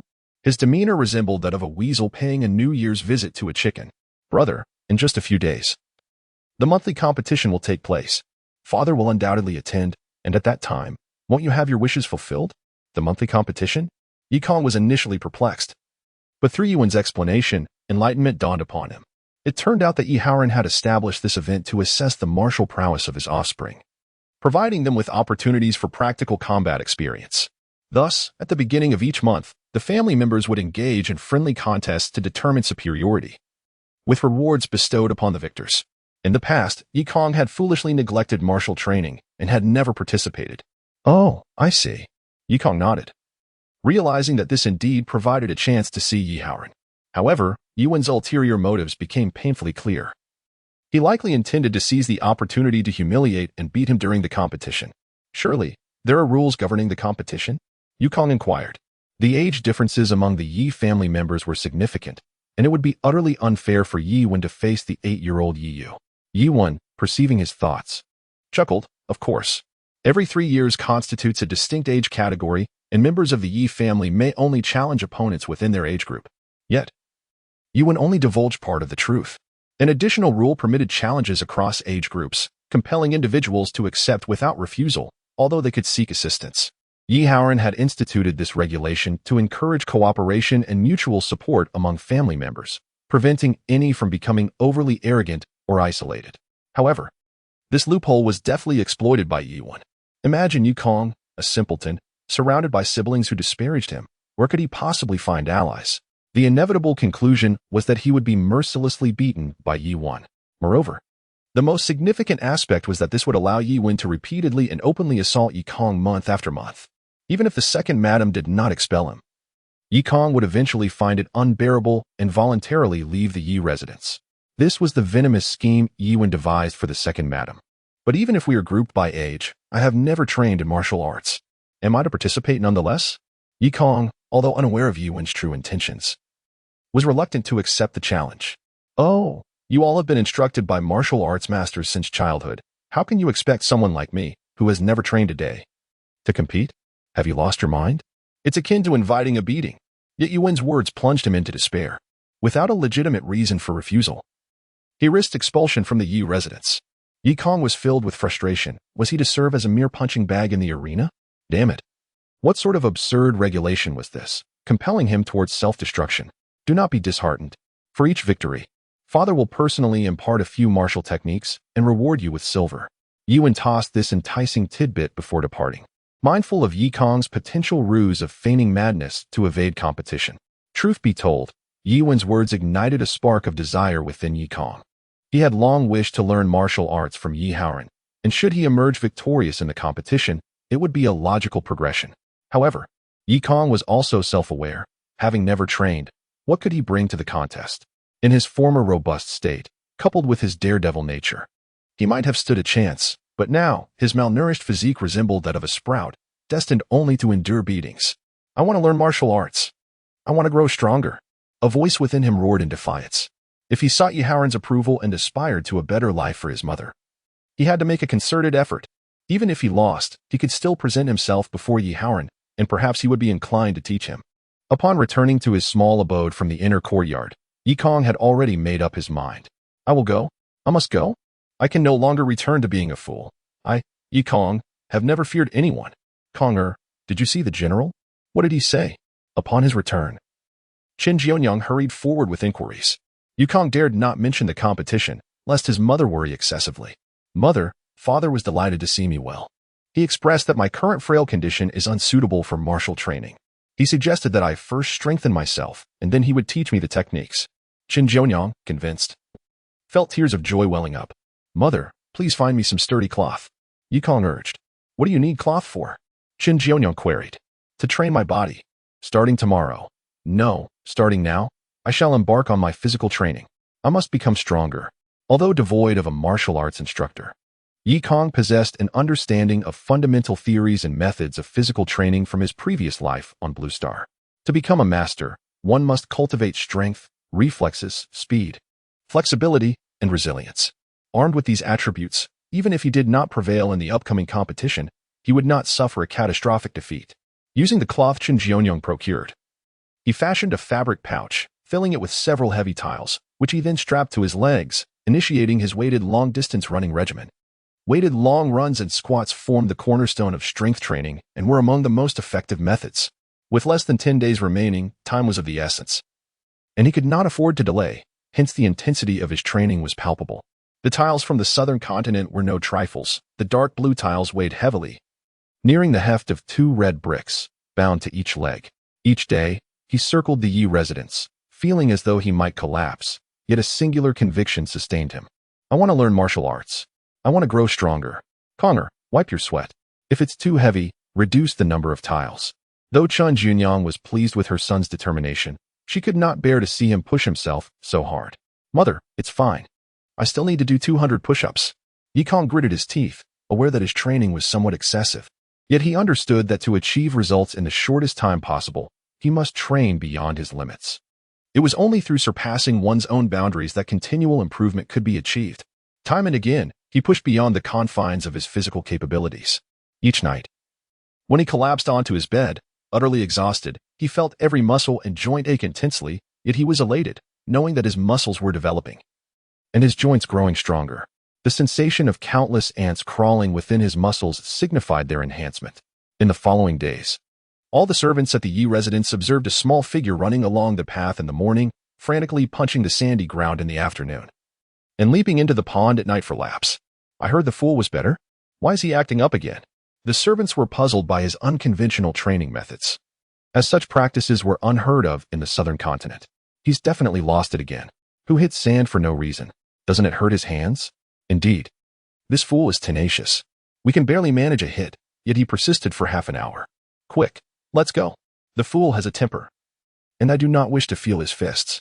At the end of the month, a torrential downpour unleashed a deluge of rain, with heavy droplets hammering down, causing everyone to seek refuge indoors, even the small creatures huddling beneath trees. Yet Yi Kong continued to run in the downpour, seemingly oblivious to the rain drenching his hair, clothes, and entire being. As the storm intensified, the world around him faded into a gray haze, the sound of rain filling the air. On the second floor of a building within the inner courtyard of the Yi residence, 2 elegantly dressed youths stood by the window, observing Yi Kong's relentless sprint through the rain. Brother, what on earth is he doing? Has he gone even more insane? Yi Wu, the second madam's other son, inquired. He is honing his physique, striving for victory in the competition, Yi Wen replied with a cold smirk. Is this how one trains? Is he torturing himself? Yi Wu expressed his confusion. If I am not mistaken, he is employing a method to strengthen his muscles and bones, Yuan stated with clarity, unimpressed by Yikong's antics. A method for external training of muscles and bones. Isn't the master teaching us that martial arts come from within? After Yi Wu finished speaking, he anxiously inquired, Brother, do you think he will succeed? Yuan scoffed disdainfully. To approach from the outside and is futile and inferior. It is unlikely to achieve greatness. With that, Yuan huffed, pushed the window shut, and retreated into the room. Yi Wu chuckled and followed suit, saying, Brother, let me take this opportunity to challenge him. I've longed to teach that fool a lesson in front of everyone. It would surely be quite satisfying. Haha, once a month, don't worry. You will have your chance.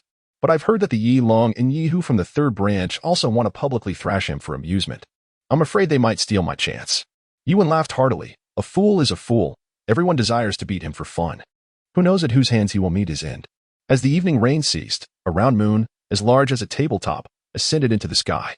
The Songnan continent is unlike Blue Star, where the moon is often crescent-shaped. Here, full moons are more common. Yikong speculated that it might be due to the sun's angle. At this moment, he had just finished swimming and lay on a smooth white stone by the pond, inhaling the fresh air after the rain. He could even sense the energy in the atmosphere, a potent yet gentle force, which once again reminded him of the path of cultivation. If only he could harness this ethereal energy for his own cultivation, how powerful he would become. Yikong couldn't help but sigh. Over the past few days, he had made acquaintances with several servants and, through indirect inquiries, was astonished to discover that he was the only one capable of sensing the energy in the air. This revelation filled him with a profound belief that he could indeed cultivate. However, lacking a mentor to guide him, he had no means to absorb and practice spiritual energy, leaving him with a treasure trove he could not access. Thus, he had no choice but to set aside such thoughts and focus on physical training. After several days of intense training, he noticed significant improvements. Although only a few days had passed, he could feel his arms growing stronger, his strength increasing, and calluses forming on his fingers. In competition, I fear you not, Yikong shouted at the full moon. On the second day of the 8th month in the Inqua calendar, the day of the competition arrived. Mother, I am going to the inner courtyard to see father, Yikong said after finishing breakfast and preparing to leave. Wait a moment, Qinjiang called out to him, standing before him to adjust his clothes as she chattered, Konger. When you see your father, do not provoke him. If he scolds you, bear it. You mustn't retort. Do not worry, mother. Please spare me the lecture. Yikong replied with a smile as he stepped out the door. Watching her son's retreating figure, Qinjiang suddenly found tears streaming down her face. She was not foolish. From Yikong's recent behavior and the gossip that had reached her ears, she had come to realize that her son was participating in the inner courtyard competition. Yet, to allow him to train without worry, she had said nothing, pretending to be unaware, though her heart was heavy with concern. Her son had to face these challenges. As Yikong departed, a thought crossed her mind. If possible, she would rather her son remain blissfully ignorant than suffer harm. Arriving at the entrance of the inner courtyard, the doorman, already informed, hurried to welcome Yikong and lead him to the martial arts arena. The arena, located in the northeast corner of the inner courtyard, was a building designed in classical Tang style, with dark tiles, high eaves, and a bronze bell hanging beneath the roof. The arena was spacious, with the Yi family's younger members arranged in rows according to their ages. Before them stood a square platform elevated a meter above the ground, and behind it was a long table adorned with cloud patterns, with an empty Grandmaster's chair behind it. I heard the fool is coming to compete today. One of the Yi youths began. Let us knock him down. Another chimed in. His mind is empty, I'll make it even more so. Someone else laughed. He has been practicing running daily, with sandbags on his legs. He probably thinks this is a long-distance race. They jeered. Yi Haoran had yet to appear. So the youths continued their loud banter, using the most derisive language to mock the fool. Eighth young master, Yikong. Finally, with an announcement, Yikong stepped inside, his figure blocking the sunlight streaming through the doorway. Upon hearing this, the vast hall fell silent. All conversation ceased as everyone turned to gaze at Yikong. Haha. The empty-headed fool has arrived. The silence was short-lived, quickly replaced by raucous laughter, the derision sharp and piercing like needles. Yikong paused for a moment, surveying the dozens of youths standing within. These were his brothers, sharing the same blood, yet not one cared for his feelings. They all reveled in mocking him. Perhaps, in truth, none of them regarded him as a brother. One day, you shall all pay for your disrespect today, Yikong thought as he walked to his designated position. Did mocking a fool truly bring you such joy? Suddenly, a commanding voice rang out from behind the platform. The laughter ceased instantly, and Yukong finally laid eyes on his surrogate father. Yi Haoran, a man of imposing stature, with a commanding presence honed from decades of military service, bore a fierce visage. The other youths, intimidated by their father, lowered their heads in silence, yet Yukong remained unafraid, holding his head high to meet his gaze. Yi Haoran's eyes were sharp, and although he scanned the room, he showed little interest in Yukong, barely pausing as his gaze passed over him. With a cold snort, he dismissed the earlier jest and beckoned to the steward, Yi Kai. The lean and astute Yi Kai hurried forward, lighting several incense sticks. After which Yi Haoran led the gathered youths in a bow to pay respects to their ancestors.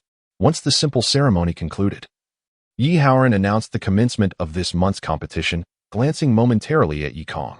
Damn it, this old man knows I haven't trained in martial arts. Yet he says nothing. Is he deliberately setting me up to be beaten? Yukong grumbled internally, feeling helpless as he listened to Yi Kai announce the matchups.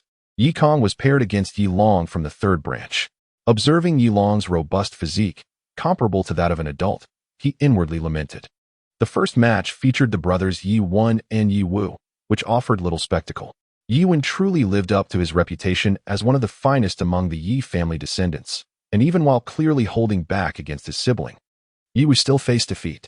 The second match pitted Yi Hu, the second son of the third branch, against Yi Kuang, the eldest of the fourth branch. Both were of similar age and strength. Yi Hu relied on brute force, while Yi Kuang excelled in agility and finesse. After a prolonged exchange with minimal contact, Yi Hu, fatigued from expending too much energy, found himself vulnerable, ultimately being kicked off the platform by Yi Kuang. The third match featured Yi Long facing Yi Kong. With a shout from steward Yi Kai, the most anticipated duel commenced. Chapter 7.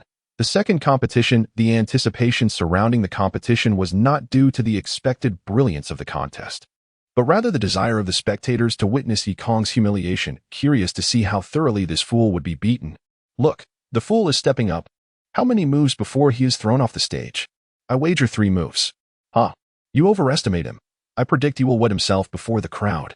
Listening to the incessant taunts from below, Yi Kong shook his head nonchalantly. Do you fellows possess no shred of sympathy or brotherly affection? I welcome your guidance. Yi Kong clasped his fist in salute to Yi Long, yet he found no response from his opponent. Yi Long stood with his hands behind his back, head held high, disdainfully facing Yi Kong. If you don't want to be hit, then get lost. Yi Long snorted.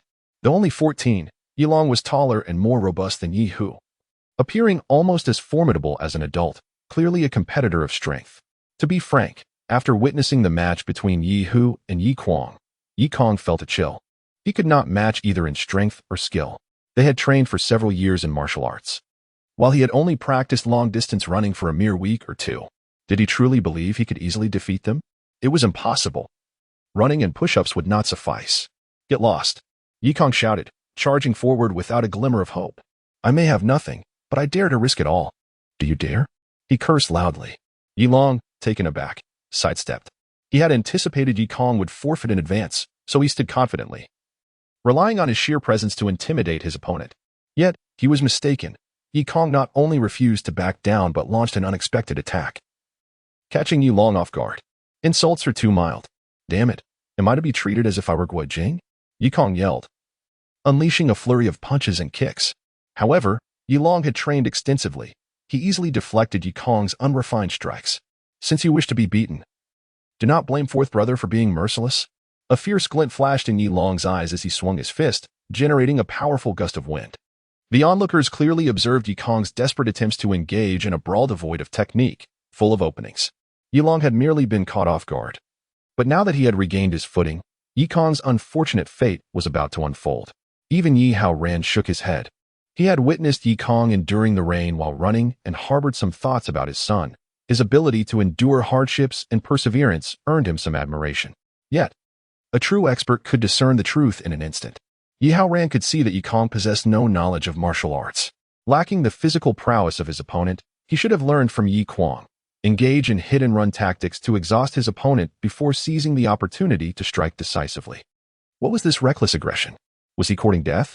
If the opponent had a moment to retaliate, a single slap could end him. In Yi Haoran's eyes, Yi Kong was inferior in both strategy and strength, and it was evident that Yi Kong would fall to Yi Long's next punch. Sighing quietly, he braced himself for Yi Kong's inevitable defeat.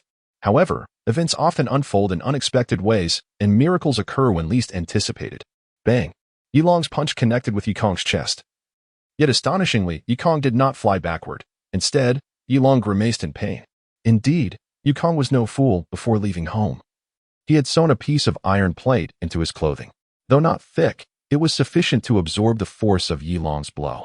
Even with the iron plate as a buffer, the impact was still enough to rattle Yikong, who felt his blood surging and his complexion turn pale. Competitions do not allow armor. Yilong bellowed, shaking his presumably injured wrist in frustration. Yet, the ordeal was far from over. A mouthful of blood erupted from Yikong, who could no longer contain himself and spat it directly at Yilong standing so close. Yilong could not evade the spray, leaving him splattered with blood and unable to open his eyes. No spitting blood at one's opponent. No attacking the eyes. Seizing the moment of weakness, Yikong delivered a swift kick to Yilong's groin. Ouch! Yilong held in pain, his pose resembling a dramatic spectacle. Covered in blood, eyes tightly shut, legs clenched.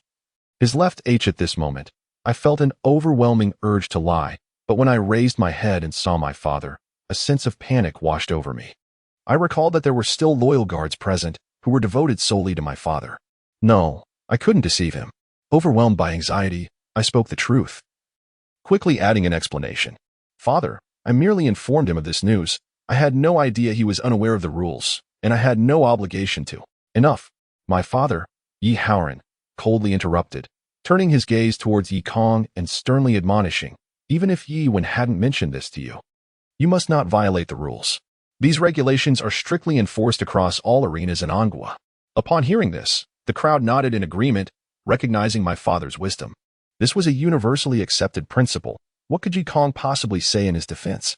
Yet, Yikong boldly claimed ignorance. Father, let it be known.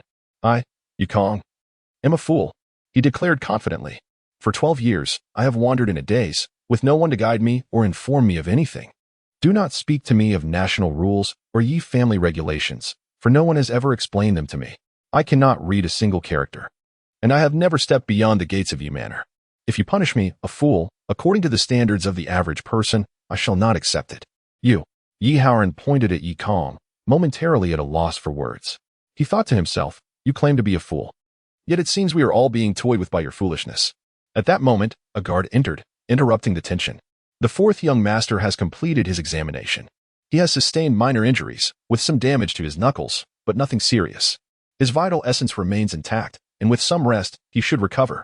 Hearing the report, Yi Haoran sighed in relief and commanded, take the fourth young master back to rest and summon the finest physician with the best remedies.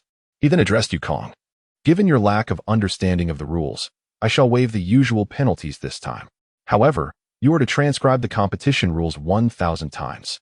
The younger generation could not suppress their disapproving murmurs, for 100 military strikes were avoided, yet copying the rules 1,000 times seemed far too lenient.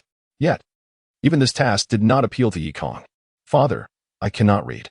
Yi Haoran, incensed, retorted, a fool who cannot read? Is that your talent? He huffed in frustration, realizing it was indeed unreasonable to ask someone illiterate to transcribe. So he turned to Yi Wen. Since you were the one to inform him, you must clarify the rules. You too bear some responsibility. You shall also transcribe the competition rules 1,000 times. Yi Wen felt as if he might vomit blood. So, the fool strikes someone and faces no consequences, while I, who did nothing, am punished? Is there no justice?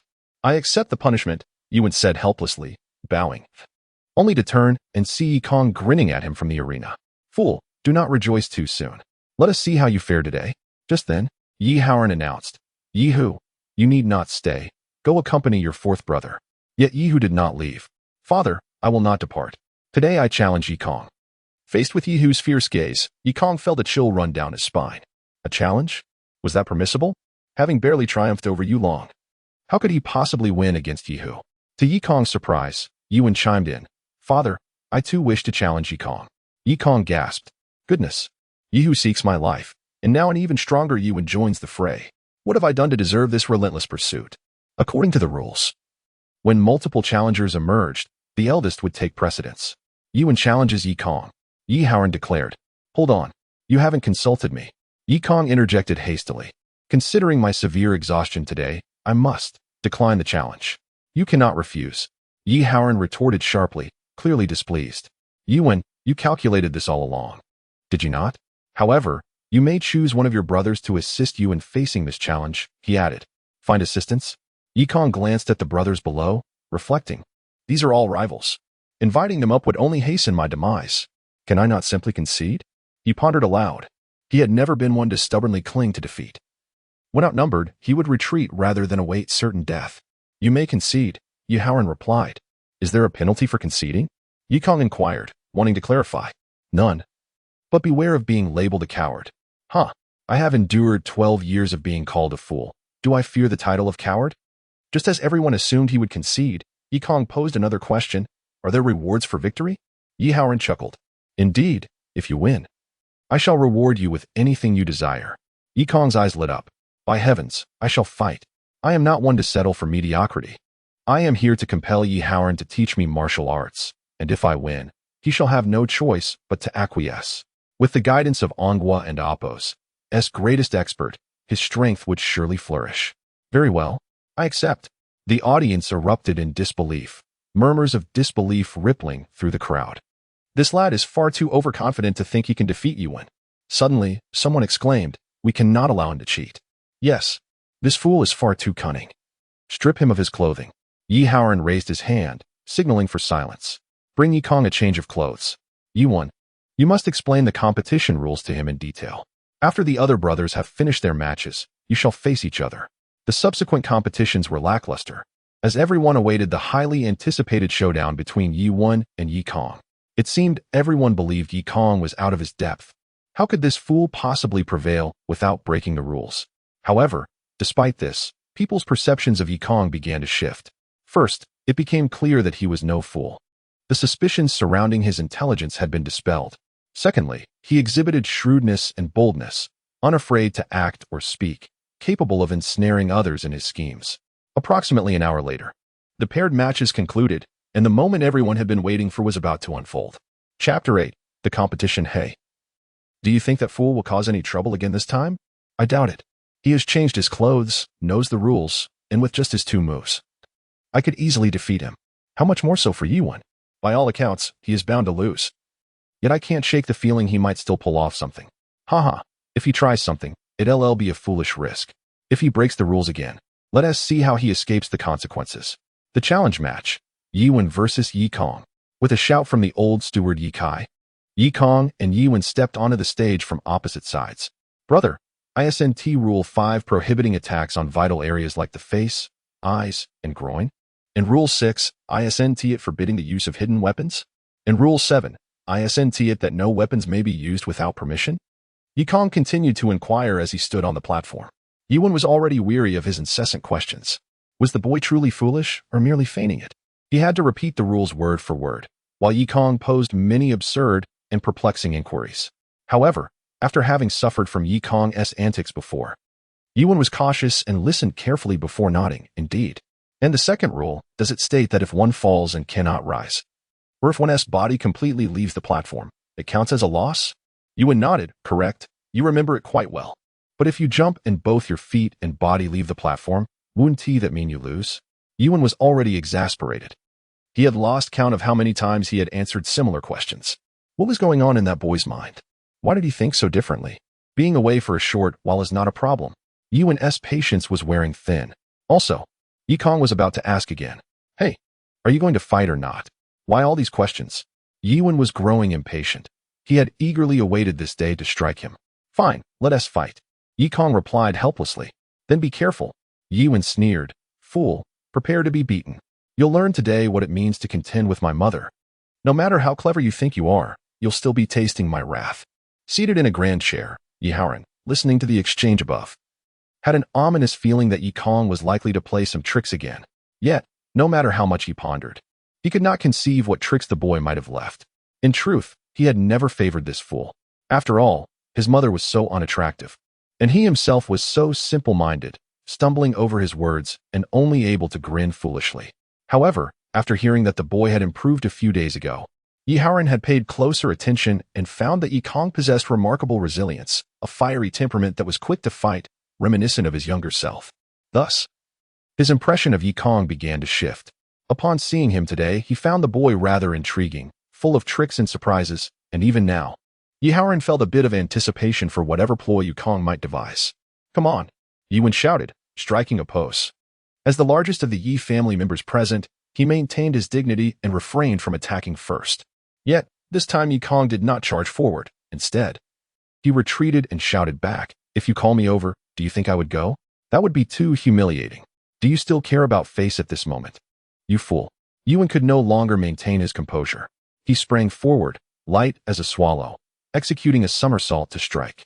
"Damn it, lightness skill," Yukong cursed, swiftly evading to the opposite corner of the platform. "Don't run." Yi Wen leaped back toward him, and Yukong dashed to the other side, muttering, "Do you think I can't outrun you? Do you think you can escape by dodging?" Yi Wen chuckled coldly, lifting the front of his long robe and tucking it into his waistband. "I must say, you truly cannot outrun me." Yi Wen, feeling lazy, decided against jumping and instead summoned his inner strength to rush toward Yukong. Fortunately, after a few days of practicing with weights, Yukong felt light on his feet without the burden of the tiles. Thus, the two engaged in a game of cat and mouse on the stage. The audience erupted in chatter, realizing why this fool trained in long-distance running. It was indeed put to use. Yihu, still harboring grudges, shouted from below, "Yukong, so that's what you've been practicing, running away? Ha ha ha, you're truly embarrassing the Yi family." Yukong had no time to respond as he sprinted around the platform. However, no matter how fast he ran, he could not match the speed of Yi Wen, who possessed both lightness skill and inner strength. The distance between them quickly diminished, and Yi Wen had nearly caught hold of his robe several times. "Fool, go to hell." As Yi Wen closed in, a glint of cold light flashed in his eyes. He stomped down forcefully, the tremendous rebound propelling him forward like a white leopard. Southern Song's long-arm fist. Yi Wen threw a powerful punch, infused with inner strength, showing no mercy. Bang! The punch unerringly struck Yukong in the back. Coughing up blood, Yukong staggered a few steps before collapsing onto the stage. "Humph, useless fool." And that is all it took. Yi Wen approached and delivered another kick, sending Yukong tumbling off the stage. A broad streak of blood marked the ground beneath. Yi Wen emerged victorious, a result that was utterly unquestionable. The other members of the Yi family suddenly realized that while they had anticipated seeing the fool get beaten, they were not as exhilarated as they had expected. Observing Yukong hanging on the edge of the platform, Yi Haoran shook his head.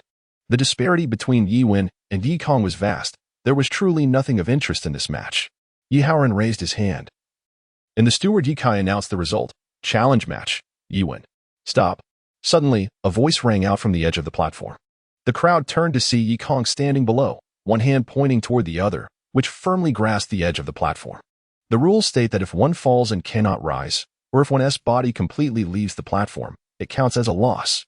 Yet I still have 4 fingers on the platform, therefore, I have not lost. Yukong proclaimed boldly, as if he were completely unaware of the shamelessness of his claim. A chorus of boos erupted from the crowd, clearly protesting Yukong's underhanded tactic. Yi Wen, infuriated, laughed in anger. "Fine. Even if you claim you haven't lost, come up here and let us settle it. If not, I will remain down here. As long as part of my body is on the stage, I haven't lost. And you haven't won." Everyone was astonished. This boy had a skin thicker than a city wall. He was standing with both feet off the stage. And yet he claimed he had not lost? Yukong, have you no shame? If you can't accept defeat, then don't participate. Yi Wen's own brother, Yi Wu, approached and scolded him. "You exploit loopholes in the rules, refusing to accept defeat. What kind of hero are you?" "I am not a hero. I am a rogue." Yukong retorted with a roll of his eyes. "The reason I do this is to make you understand that using the rules is also a strategy. Utilizing the rules is also a strategy." "Well said." Yi Haoran surprisingly voiced his agreement, then there is nothing more to say. Yukong patted Yi Wu's shoulder and said earnestly, "Third brother, I understand that with your intellect, it may be hard for you to grasp the meaning of this. But I am still in a match with Yi Wen, so please step aside." "You scoundrel." Yi Wu, his face flushed with anger, stepped aside. On the stage, Yi Wen coldly laughed. "In that case, I will ensure you completely leave the platform." With that, Yi Wen leaped forward, executing a graceful move and aiming his heel at Yukong's fingers.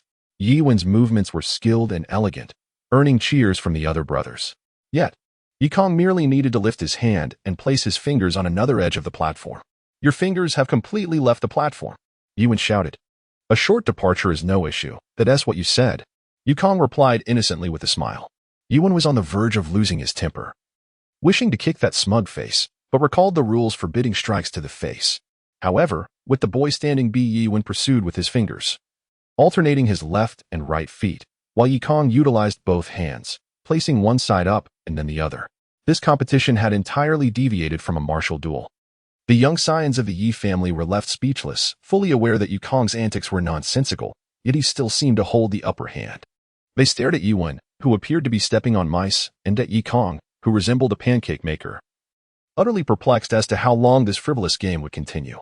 After an indeterminate passage of time, Yi Haoran, unable to endure the absurdity any longer, exclaimed, "What kind of duel is this? Is there no respect for your father?" He coughed, attempting to interject with some semblance of authority. Yuan, equally exasperated, stomped about and turned to look at his father, but as he did so, his ankle suddenly tightened. In a state of panic, Yuan cried out, "Not good." Yet, being a clever individual, he managed to grasp the edge of the arena just as Yukong attempted to pull him down. "Huh, you think you can exploit the rules? But I can't? Is it not merely a game of deceit?" He smirked at Yukong, who was also on the ground, placing his hands on the arena with a triumphant grin. The other Yi family members were utterly flabbergasted. This match had transcended their wildest imaginations. The arena was empty. Both competitors had stepped off the stage, and yet neither had conceded defeat. The absurdity escalated, and Yi Haoran was on the verge of fury. However, at that moment, a victor emerged. "Ah!" Yuan shouted, realizing that Yukong had bitten his wrist. "No biting!" Yuan yelled. "That's not a rule." Yukong mumbled, his teeth sinking deeper. "Ah, let go." With one hand bitten and the other attempting to push Yukong away, both hands left the arena.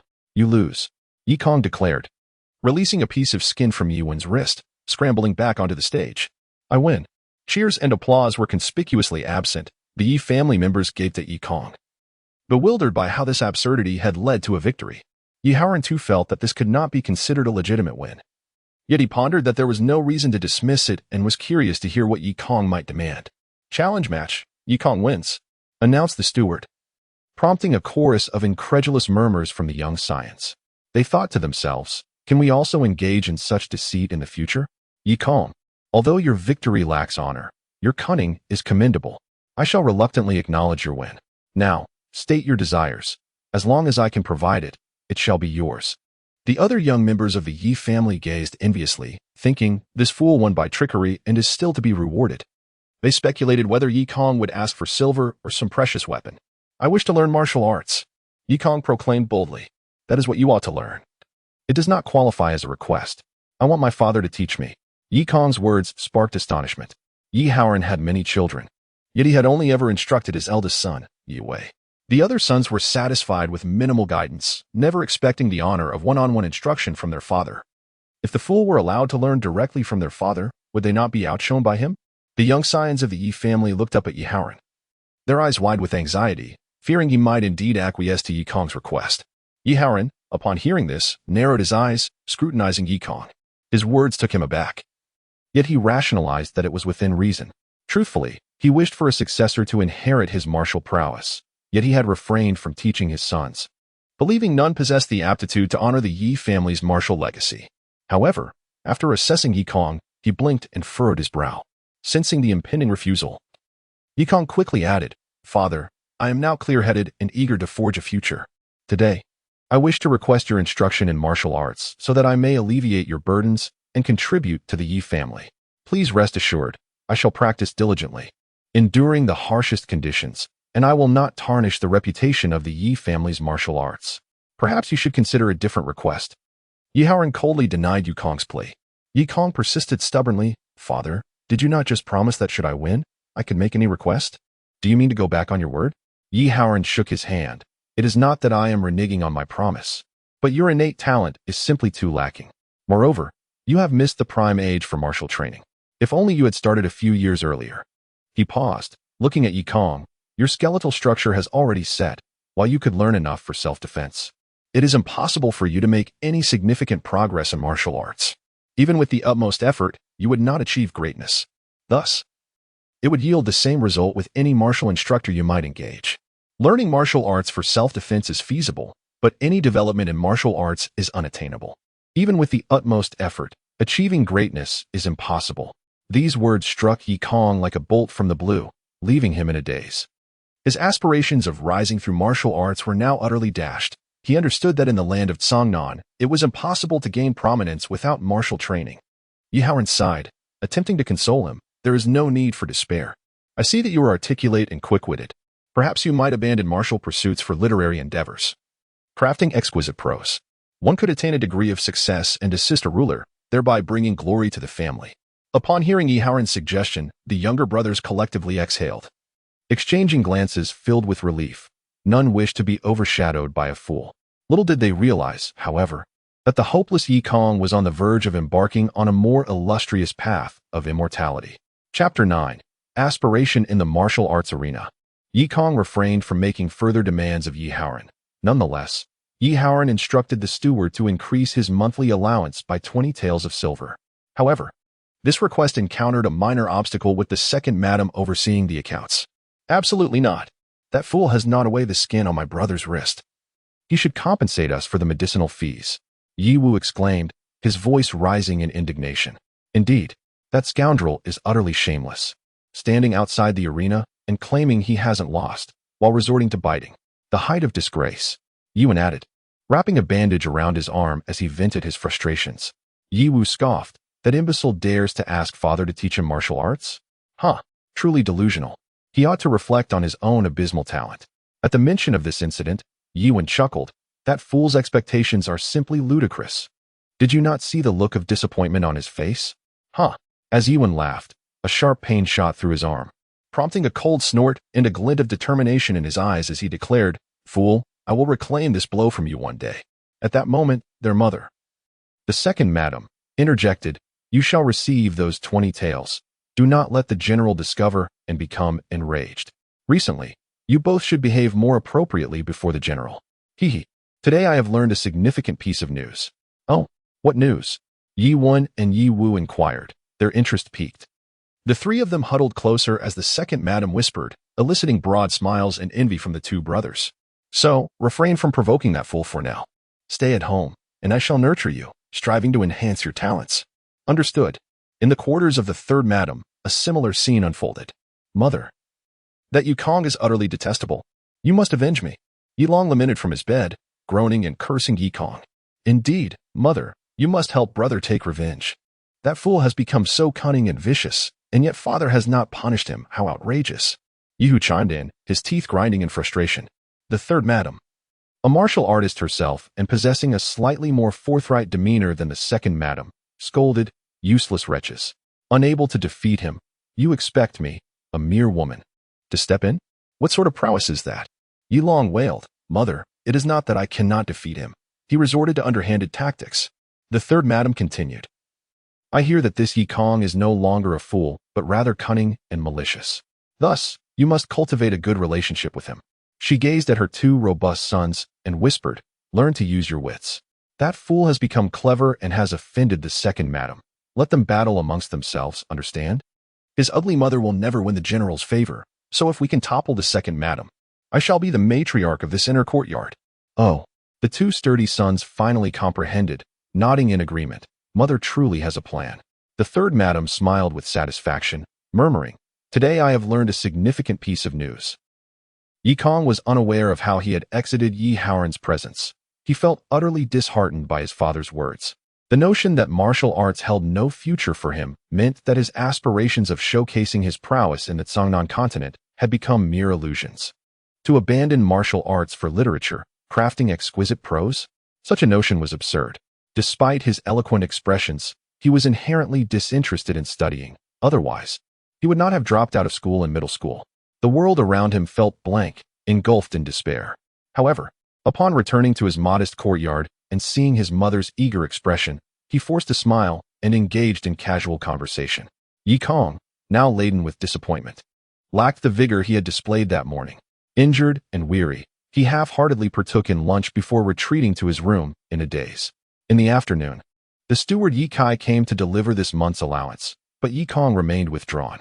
Although the second and third madams had momentarily quieted due to the mysterious news, Yi Kong was profoundly affected by Yi Haoran's words.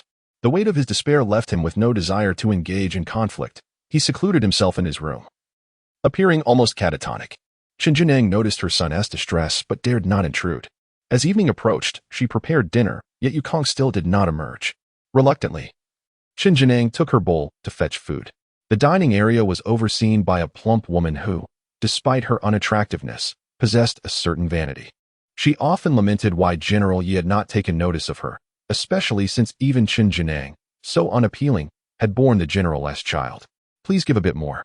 My Konger needs to recover, especially after sustaining another injury today, Qin Jinang murmured softly. The plump woman scoffed derisively. What? Now that your son is recovering, he expects preferential treatment?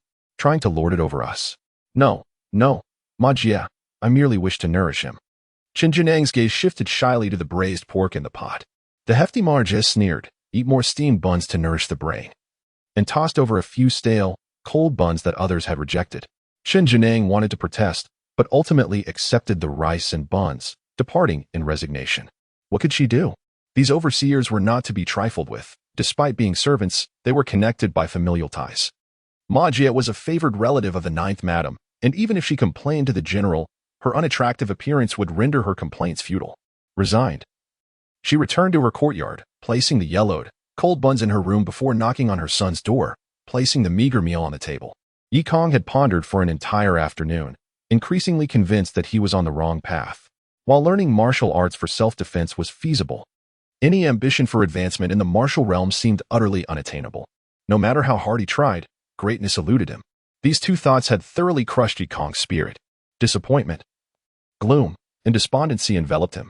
This place was a far cry from Blue Star. He no longer wished to remain in this wretched continent and began contemplating ways to return. Yet, without the familiar presence of Zhao Gu, he mused, would dying allow me to traverse realms? Perhaps. I might choose to end my own life. Better to perish as a gluttonous ghost. As he surveyed his meal, the steaming white rice was reminiscent of Blue Star, glancing at the accompanying dish, a green vegetable. Though lacking meat, it was palatable. Yet, as he continued eating, a thought suddenly struck him. Yikong set down his chopsticks, stepped out of his room, and opened the door to Qin Jinang's chambers. The moon hung high in the sky, casting a reddish halo, creating a breathtaking scene unseen on Blue Star. Alas, he could not linger much longer. With a sigh, Yikong pushed open the door, startling Qin Jinang, who instinctively hid the cold buns behind her back. Yikong's eyes widened in disbelief. He had anticipated that his mother would have set aside some food for him, inviting her to join him. To his shock, she had not even managed to secure a bowl of rice and was instead gnawing on stale buns. Mother, is this all you eat? Yukong's fury erupted. No. It's fine, Konger. I just prefer buns, Qin Jinang insisted, seemingly fearful that her son would not believe her, as she forced a few bites of the dry, hard buns, tears welling in her eyes from the effort, though she was not his biological mother and their bond was tenuous at best. Witnessing this scene was unbearable for Yikong. By the heavens, I will slay them all.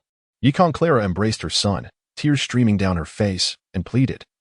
My dearest boy, I am overjoyed that your mind is cleared, but you cannot prevail against them. My greatest fear is for you. Your well-being is all I desire. Even if it means living in poverty. If anything were to happen to you, I could not bear it. Clara's words were punctuated by sobs. Just moments before, Edward had contemplated ending his life to return to Earth, but witnessing this scene, he realized the cruelty of his thoughts. Not only had he usurped Clara's son's soul, but he was also prepared to extinguish his life, which would inevitably lead to Clara's demise. No, I must live on. I must live on through Edward's life.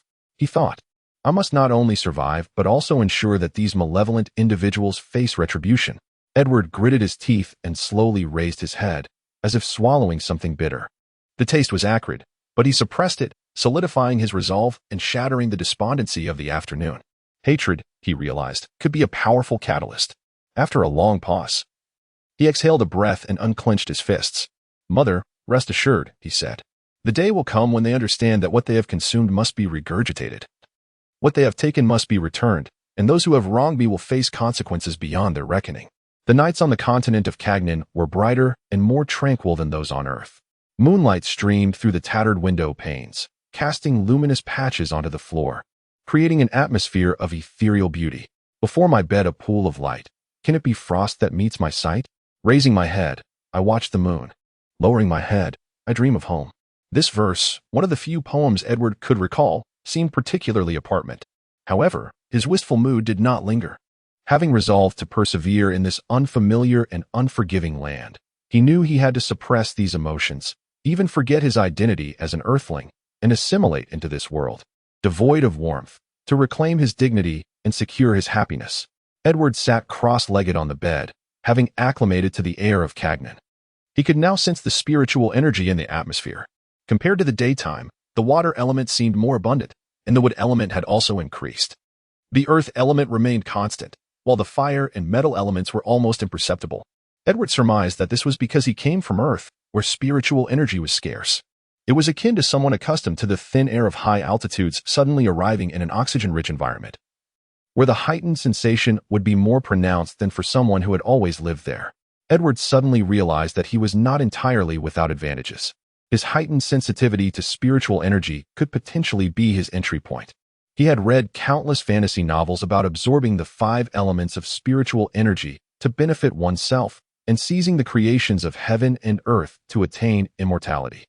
These novels clearly explained that the absorbed spiritual energy was stored in the sea of chi and released when needed.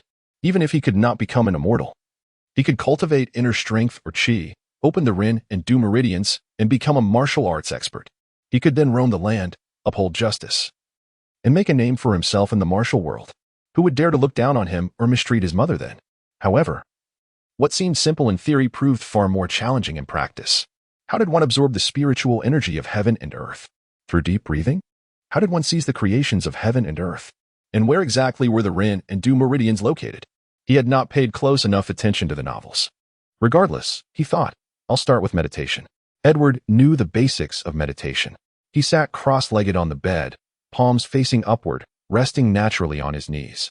He regulated his breathing, cleared his mind, and gradually entered a meditative state. However, achieving this state proved difficult. It was challenging to enter a state between wakefulness and sleep, where the mind was free of thoughts. Yet, Edward was determined, having made up his mind and seeing no other path. He had no choice but to abandon all wishful thinking and persevere. Time passed, and Edward's legs grew numb. Drowsiness crept into his mind, and his eyelids felt heavy. He yearned to collapse onto the bed and fall asleep. Perseverance leads to victory. Edward banished the thoughts of postponing his efforts until tomorrow. He climbed off the bed, stretched his legs, and found a large embroidery needle that Clara used for her work. The ancients used awls to ward off sleep, Edward mused. I shall emulate them. He climbed back onto the bed, sat cross-legged, and resumed his meditation. More time elapsed, and Edward had pricked his thighs several times with the needle, leaving small bloodstains on his coarse fabric pants. Yet, he persisted. He refused to believe that he could not overcome the hurdle of entering a meditative state. Another hour passed, and in a hazy state, Edward finally entered a semi-conscious state for the first time. His breathing was even, slow, and rhythmic. His mind was clear yet empty, devoid of thoughts. His eyes were slightly open, but the scene before him was not the moonlight. He did not know where he was, but he felt as if he were in a chaotic void, surrounded by swirling mists. The space felt empty. Edward paused and examined himself, discovering that he had become a ball of white light. This was his soul. After entering a meditative state, he had somehow returned to the place where he had fought the fool in the soul-snatching battle. Edward did not understand why he had returned here, nor did he know where the soul resided. It was probably not in the Sea of Chi or the Dantian, but more likely in the mind or the Purple Palace. Suddenly, he realized that he was not alone in this space. Above him, there was a radiant golden light. What is that? Edward flew upward. The golden light hung in the center of the space. It was not large, but it was not small either, about the size of the fool's soul. It was incredibly bright, radiating golden rays like a miniature sun. But Edward knew that it was not the sun, because the object emitting the golden light was flat, resembling a book. How could there be a book in my mind? Edward scoffed at his own speculation, but when he flew closer, he was astonished. Heavens! It really is a book. There's a book in my mind. Chapter 10. Yiwei. This revelation left Yukong utterly astonished, even more so than his arrival in the Tsangnan continent. He could hardly fathom how a book had come to reside within his mind. If only he could store a few more volumes, wouldn't that equate to cheating? Alas, this realm had no need for entrance examinations, and moreover, this particular book had fortuitously found its way into his consciousness. Other tomes could not replicate this miraculous occurrence. What delighted Yukong even more was the clarity of the 4 resplendent characters emblazoned on the pages, complete collection of talismans. At the bottom of the cover, a line of small text read, "Left by the true man of the dragon and tiger." Initially, Yi Kong had presumed that this book belonged to the mind of a fool, but it was evident now that the true man of the dragon and tiger was undoubtedly linked to the dragon and tiger fate hall. It seemed that Miss Zhao had not only transported him to this alternate world, but had also bestowed upon him something of considerable value. Upon seeing the book, Yi Kong felt a surge of excitement. Even a fool could comprehend that the ability to access this talismanic tome indicated it was no ordinary item. It might very well be his lifeline in establishing himself and thriving in Songnan. He was eager to turn the pages and discover what spells it contained, pondering their potential utility. However, his elation was short-lived, for he soon realized he could not open the book. Currently, he existed merely as a sphere of light, devoid of limbs, yet this did not hinder him from perusing the pages. With a mere thought, the cover would lift. Yet, he found the pages resistant, as if weighed down by an immense force. Despite exerting all his strength, the golden-tinged cover would only yield slightly before resolutely closing again. "Damn it! I refuse to believe I cannot turn a single page," he declared in frustration. Yet, this was not a moment for petulance, no matter how fiercely Yi Kong struggled. The book remained obstinately shut, the angle at which he could lift it diminishing until it ultimately ceased to budge. Suddenly, Yi Kong felt a wave of dizziness wash over him, his vision blurring, as if his entire being had become hollow. As dawn broke, the roosters of Songnan announced the day with punctuality reminiscent of Blue Star. Yi Kong's frail form collapsed onto his bed, eyes shut, lips pale, while beads of sweat the size of peas cascaded from his temples onto the porcelain pillow. Little did he know that Rooster had saved his life. The most grievous injury a human can sustain is to the spirit and soul. Although he had consumed the soul of a fool, granting him greater strength than his peers, the recent overexertion of his soul's energy had brought him to the brink of exhaustion. Were it not for that crowing rooster, he might have either succumbed to a shattered spirit or awakened as a brand new vegetable. Though he had narrowly escaped death, he did not feel well. He was weak, exceedingly so. Every part of his body felt numb, devoid of strength. Even opening his eyes required immense effort. With his eyes closed, he could still sense a haze before him, and all thoughts within his mind had come to a standstill. All aspirations, joys, sorrows, and loves had vanished into oblivion. The sun poured its light. The sky was a brilliant blue, and another day had arrived. The region of Nanzhou was known for its favorable climate, ideal for agriculture and human habitation. Had it not been for its proximity to the wilderness and the presence of barbaric tribes, it might have flourished even more. Nandu City served as the capital of Nanzhou, renowned as the most vibrant and bustling city among the 8 provinces of Anghua, excluding the imperial capital and a city. The prosperity of Nandu was often attributed to the efforts of its citizens, yet everyone knew it was primarily due to the merits of the highest official, Yi Haoran. Were it not for General Ye's repeated victories against the barbarian incursions, such prosperity would have been inconceivable. Over a decade ago, this land had been a barren wasteland. Yi Haoran's rank as a general was earned through his remarkable achievements. Even in his youth, he had garnered significant acclaim, contributing to the ascension of the current emperor. However, after ascending the throne, the emperor feared Yi Haoran's growing power and assigned him to the borderlands, a move that the general welcomed, allowing him to lead his troops and carve out his own domain. Yet even with the barbarians scattered, they were not entirely subdued. A few hundred miles from Nandu City, the Yi family's army was stationed, with Yi Haoran's eldest son, Yi Wei, stationed there. However, this morning, Yi Wei returned early. In the flower hall, having just completed his morning exercises, Yi Haoran set down his sword and took the towel from Yi Wei, wiping his hands. "My son, why have you returned from the military at this hour?" Yi Wei replied, "I have 2 matters to discuss. First, I've received word that the barbarians, after a decade of diligent efforts, have regained strength. Recently, a particularly ambitious Khan has emerged among them. I fear we will soon have to confront him. If we do not act swiftly, within a decade, he may unite all the barbarian tribes, and we shall be at a disadvantage." Yi Haoran pondered for a moment, responding, "There is no rush on this matter. I shall report to His Majesty before making any further plans." "And what is the second matter?" "Oh, the second matter concerns the recent happenings regarding the true man of Wanxian." Yi Haoran swiftly interrupted him. "Military affairs can be discussed here in the flower hall, but this second matter must be addressed in the study. It is evident that it is of great secrecy." In the rear hall, in the study, "Father, do you think the true man of Wanxian might covet our family treasure and refuse to return it?" Yi Wei asked cautiously. Do not speak such nonsense. Yi Haoran thundered, glancing around before lowering his voice to reprimand. Be careful with your words. The true man of Wanxian is an immortal, and not just any immortal. He possesses formidable powers. He can hear our conversation from miles away. To hear from 1,000 miles away? Yi Wei was taken aback, but then questioned skeptically, what does it mean to be at the foundation establishment stage? By the literal interpretation, it simply means constructing a foundation. It shouldn't be that formidable, right? How dare you speak so recklessly? Immortal matters are not for you to discuss. No matter how basic, they are beyond the capacity of mere mortals like us to contend with. Yi Haoran scolded his son once more, before elaborating. I once heard the true man of Wanxian say that among 10,000 ordinary individuals, only one possesses the potential for the path of immortality, and among those, only 2 or 3 might reach the foundation establishment stage. Calculate the odds, it's 1 in a million. How can that not be formidable? Hearing this, Yi Wei could not help but be moved, nodding. No wonder immortals are so rare. Perhaps lamenting his own lack of potential for immortality, Yi Haoran sighed deeply. Leaning back against the rosewood chair, murmuring to himself, I actually hope that the true man of Wanxian can unravel the secrets of our Yi family treasure. Even if I were to gift it to him, it would be of no consequence. Yi Wei was taken aback and quickly urged, Father, this is a treasure that has been passed down through our family for generations, carefully preserved for hundreds of years. How can we simply give it away? Preserved for hundreds of years is of no value to us.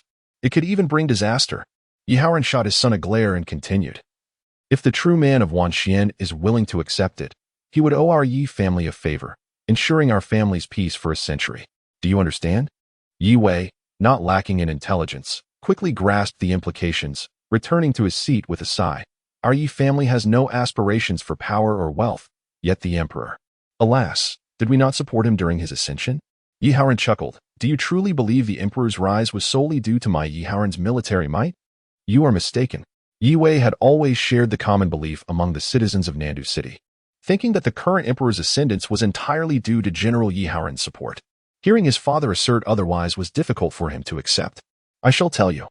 Yi Haoran lowered his voice, leaning closer to his son. In this Songnan continent, which royal family does not have a sect of immortals standing behind them?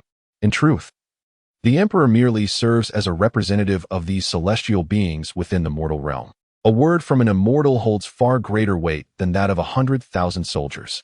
It was the first time Yi Wei had encountered such a notion, and he was taken aback, his mouth agape. Could it be that the emperor is one of them? Not quite, Yi Haoran replied, shaking his head. He is not an immortal. He simply embodies the interests of the celestial beings more effectively. Yi Wei let out a deep sigh, his heart heavy with unease about the future. He had initially believed that as long as he firmly grasped the military power of the southern region, the emperor would not dare to act against the Yi family. Yet, it now appeared that the emperor could summon immortals at will, capable of annihilating any member of the Yi family at any moment. Noticing his son's despondence, Yi Haoran offered a comforting remark. You need not be overly anxious. The celestial beings generally do not involve themselves in our mortal affairs. Unless absolutely necessary, they are unlikely to assist the emperor in any endeavor. Pondering this, Yi Wei looked up and proposed, what if we were to align ourselves with a sect of immortals? This suggestion resonated with Yi Haoran, who chuckled appreciatively. That is precisely why I hope that Master Wanxian might owe our Yi family a favor. You should understand that these immortal sects are not ones you can simply join at will. While the Wan family may not be as powerful as the emperor's backing sect, they are still a considerable lineage of cultivators. Establishing a connection with them could be advantageous. Yi Haoran squinted his eyes, clearly lost in pleasant thoughts. However, Yi Wei abruptly dampened the mood by stating, but what if Master Wanxian is unable to comprehend the essence of it? He reminded Yi Haoran that their family had possessed this knowledge for centuries, and countless ancestors had attempted to uncover the secrets of ascension through it. Yet all had returned empty-handed. Yi Haoran felt a wave of discouragement wash over him at his son's words and sighed, then we shall have no recourse. However, I do have a contingency plan. Oh, Yi Wei's eyes lit up at this revelation. Father, might I inquire about this contingency plan you mentioned?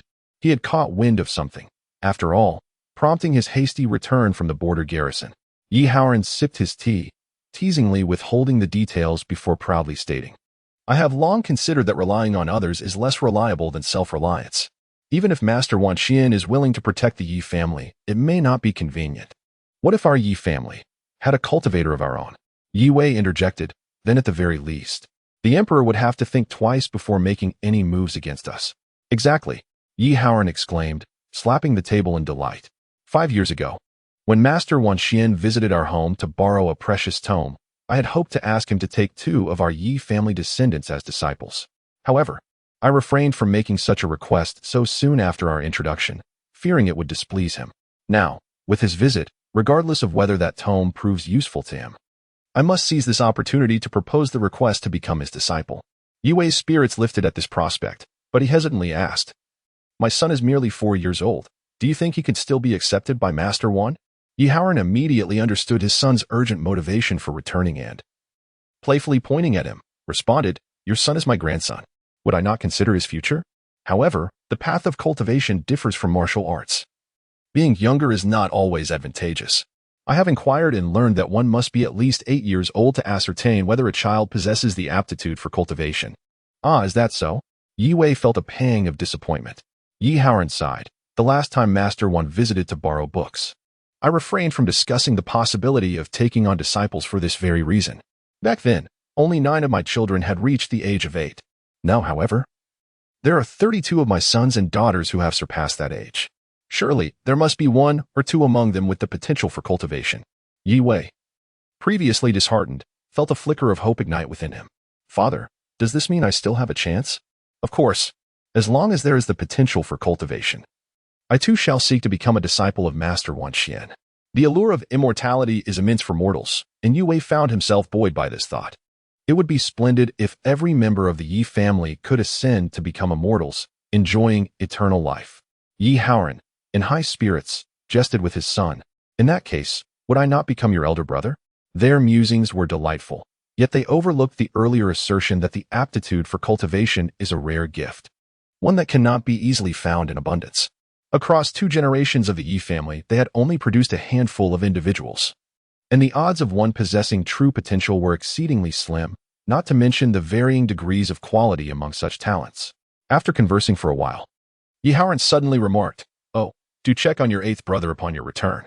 He has recently regained clarity of mind and developed some impressive strategies, which I find quite perplexing." "Has brother 8 recovered?"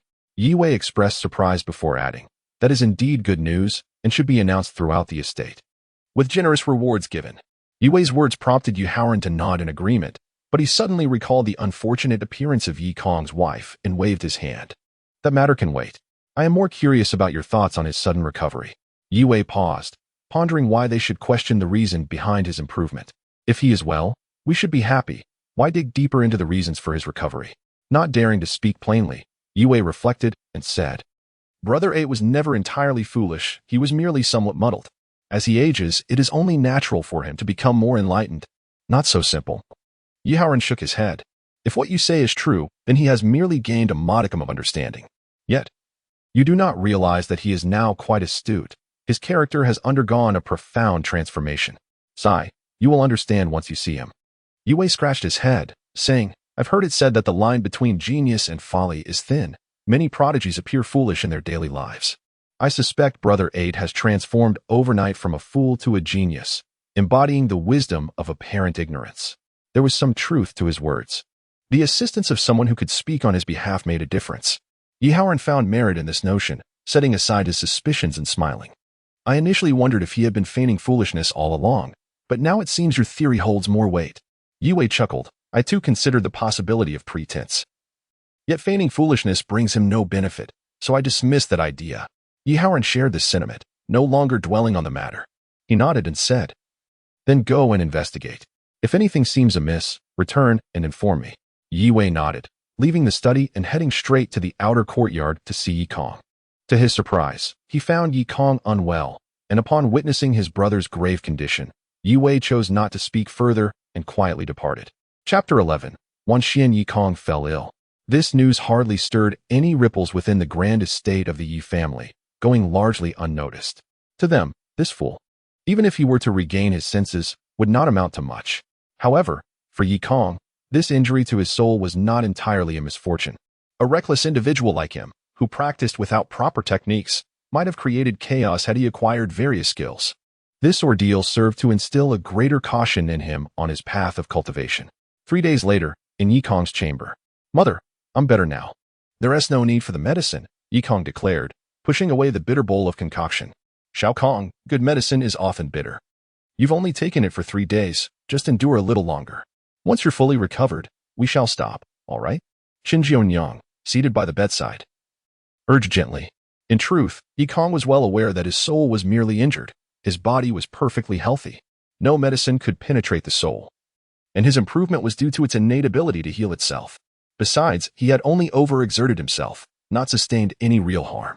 Yet, he did not wish to voice these thoughts to his mother.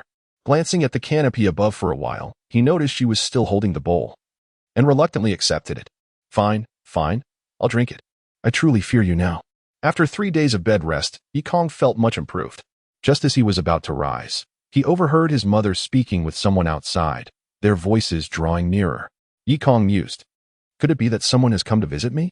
The South Song continent is indeed harsh. A useless person like me has lain here for 3 days without a single visitor. Who could this be? With a creak, the door swung open, revealing a tall young man in his 20s. It was Yi Wei, now 26, having established his own household, married, and become a capable leader in battle. A formidable support for Yi Haoran. This elder brother did not particularly care for his simple-minded younger sibling, but he was a man of integrity.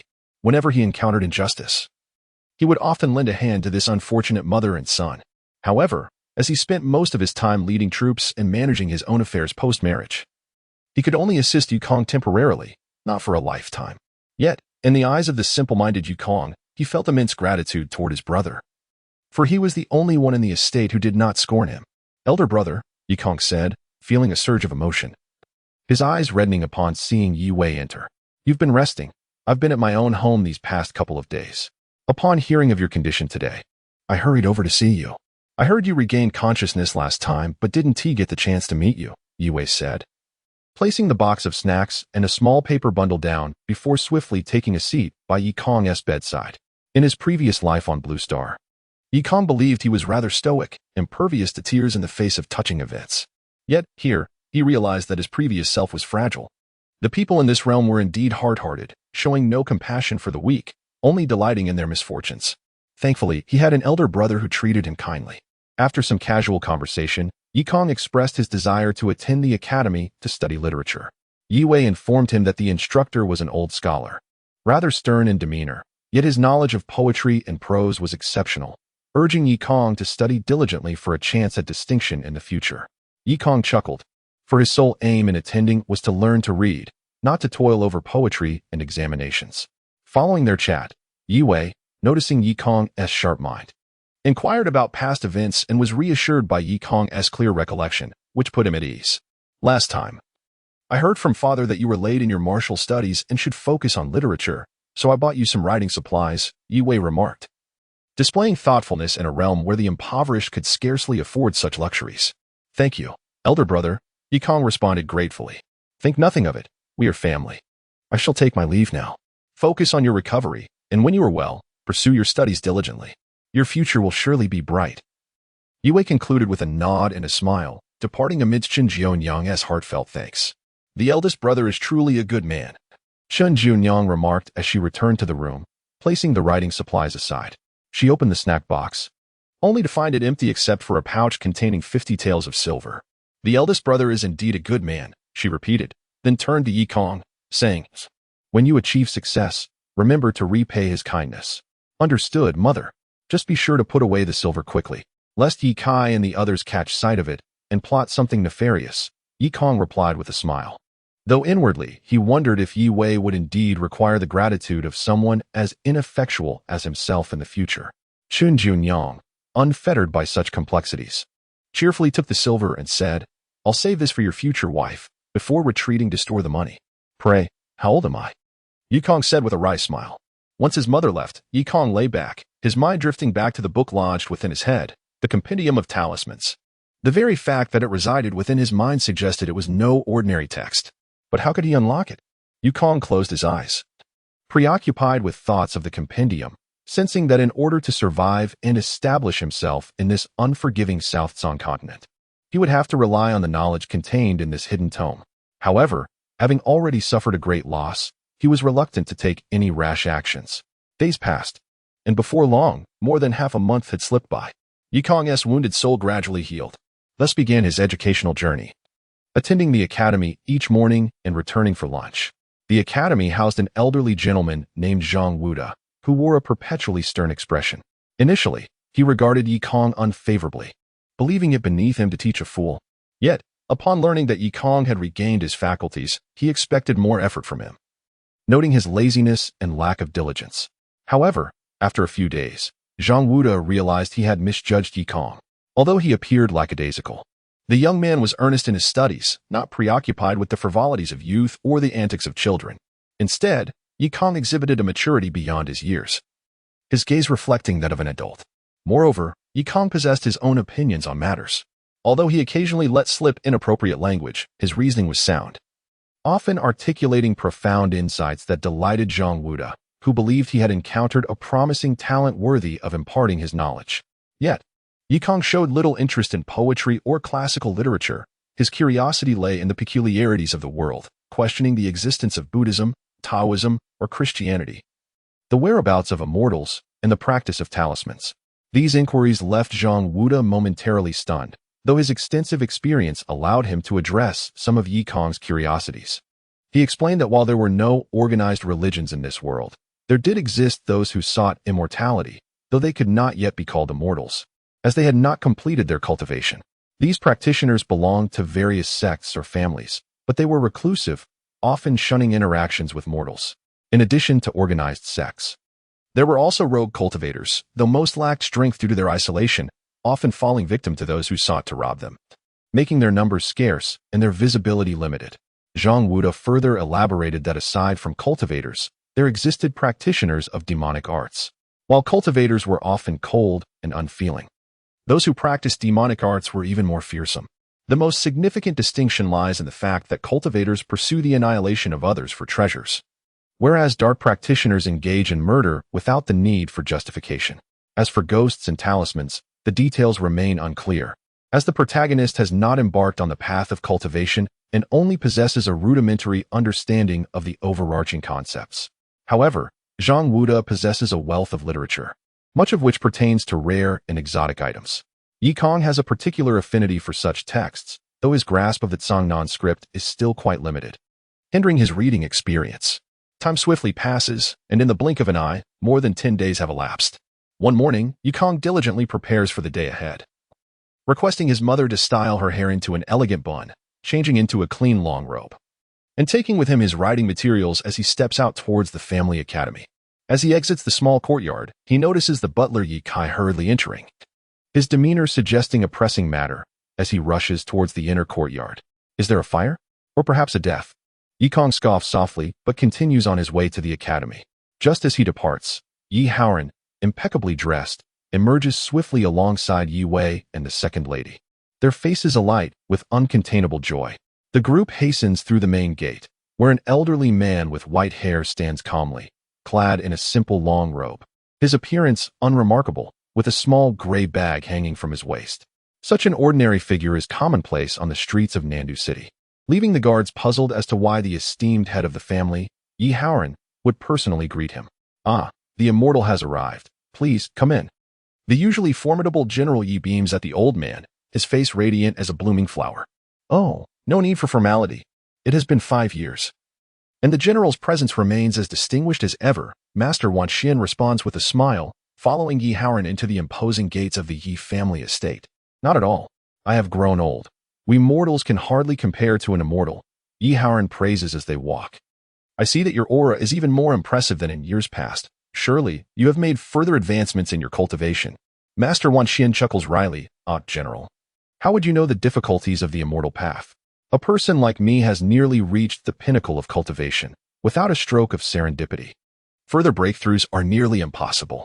Yi Haoran, moved by Wan Xin's sentiments, quickly shifts the conversation. Immortals enjoy a long life, far exceeding that of us mere mortals. I believe you will certainly find opportunities. Master Wan Xin, wishing to divert attention from his own cultivation, responds with a smile. Indeed. Cultivators do have significantly longer lifespans than mortals, and many possess methods to retain their youth. One cannot judge age merely by appearance. In my early days of cultivation, I encountered a youth who seemed no older than 20, only to discover he had gained renown 5 centuries ago. Laughter ensues among the group. However, as they listen to Master Wan Xian, Yi Haoran and Yi Wei's eyes brim with longing for the path of cultivation. The allure of eternal life is enough to stir envy in mortal hearts. Even the second lady, accompanying them, cannot suppress her yearning. The thought of becoming an immortal and retaining her youth is indeed enchanting. Yet she understands that while Yi Haoran may allow their children to pursue cultivation, he would never permit his wives to do so. Yi Haoran aims to ensure the safety of the Yi family, and should his wives become entangled with formidable immortals, it could lead to unforeseen calamities. Since she cannot cultivate herself, the second lady places her hopes on Yi Wen and Yi Wu. If one of them becomes an immortal, her position as the primary wife would be secured. The title of second lady is already established. Of course, she has heard that cultivation requires innate talent, and she laments not having given birth to more children. If she had 100 or more, their chances would increase exponentially. However, it is clear that time is not on her side, so she previously implored Yi Haoran to have her brother's daughter assessed for her potential by the immortal. Yi Haoran, reminded by her request, agrees. After all, the qualifications for cultivation are exceedingly rare. If his own children cannot be selected, perhaps the children of relatives or loyal servants could suffice. Should any of them achieve immortality, they would surely be grateful to Yi Haoran for their introduction to the immortal realm. Thus, Yi Haoran prepares two contingencies. First, for himself and his children. Should any possess the aptitude for cultivation, the second tier would be the children of friends and loyal servants, those who have been granted the surname Yi. Yi Kai follows at a distance, unable to hear the specifics of the conversation, yet feeling an overwhelming sense of anxiety. He silently prays that none from Yi Haoran's family are selected, for that would allow his own son to take the stage. If my son becomes an immortal, Yu Kai could walk with pride. As for that Li Laosi, who does not bear the Yi surname, he likely remains oblivious to these developments. Contemplating Li Laosi, Yu Kai's thoughts naturally drift to another individual who remains uninformed, Yi Kong. You foolish boy. Your poor social connections and your disregard for the second lady's feelings have left you in the dark. I shall not inform you. Yet, he muses. Perhaps it would not matter if that fool were to come. Could he possibly possess the qualifications to become an immortal? At this moment, Yi Kong, wholly unaware of the opportunity slipping through his fingers, remains engrossed in his studies at Zhang Wuda's residence.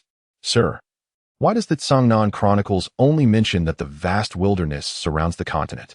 What lies within that wilderness? Do immortals dwell there? Yi Kong inquires. Zhang Wuda shakes his head. I do not know. The wilderness is fraught with peril, teeming with various monstrous beasts. No one dares to venture deep within. Even the primitive tribes that have survived on the fringes only dare to circle the outskirts. No one knows what lies within or at the wilderness's end. I doubt any immortal would choose to cultivate there. Oh, I see. Then where might one find an immortal? Yi Kong persists, unwilling to relent. Zhang Wuda chuckles, not chastising him. He too wants yearned desperately to attain immortality. Konger, becoming an immortal is not as simple as one might imagine. Even if you were to seek them out, they may not accept you. Cultivation requires a spiritual root. Although such individuals are exceedingly rare, the presence of a spiritual root also involves hereditary factors. For instance, your Yi family has no lineage of immortals. Even if 1,000 Yi family members were to stand before me, not one would possess a spiritual root. The path of cultivation is one you should not naively aspire to. Chapter 12, Turning Point in the elegant hall of the Yi family. Yi Haoran invited the esteemed Master Wan Xian to take a seat at the main table. Once a serving girl presented fragrant tea. Yi Haoran signaled Yi Kai to escort the maidservant out of the hall, leaving only himself, Yi Wei, the second madam, and the uninvited third madam. Observing the absence of outsiders, Master Wan Xian decided to speak plainly.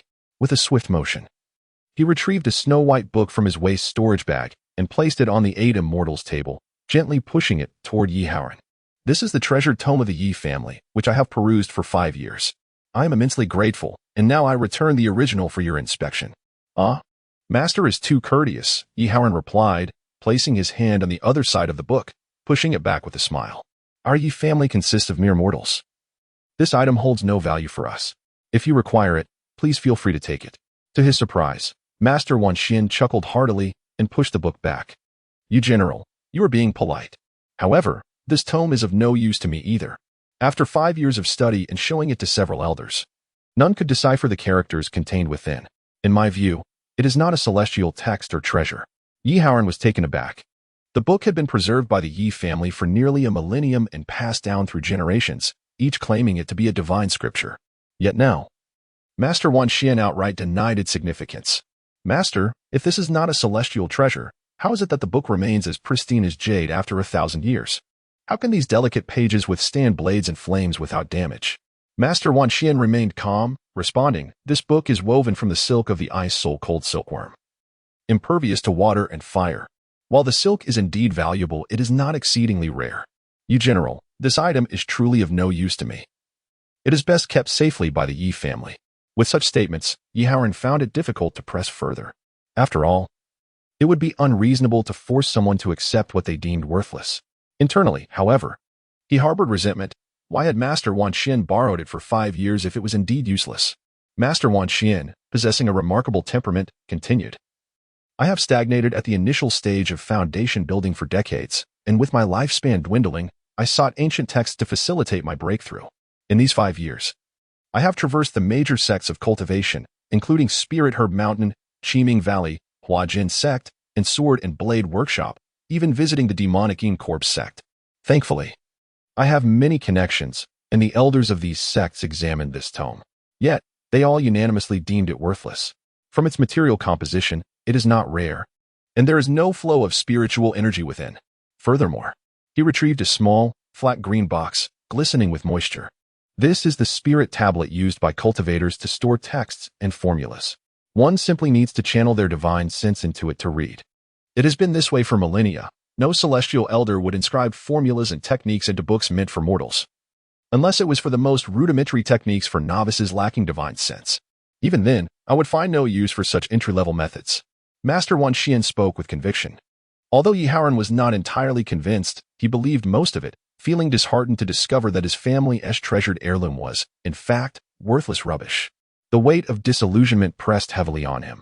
The Yi family had preserved this tome for centuries, only to find it not a celestial artifact and had inadvertently caused Master Wan Xian to wander for 5 years. Yi Haoran shook his head in despair, initially hoping to gain favor with a celestial being, but now he felt indebted to the master. He pondered how to broach the subject of apprenticeship. "Ah, General, there is no need for despair. It is possible that I am simply unable to recognize its value. You should keep it safe, for the ice-soul-cold silkworm is not commonly found."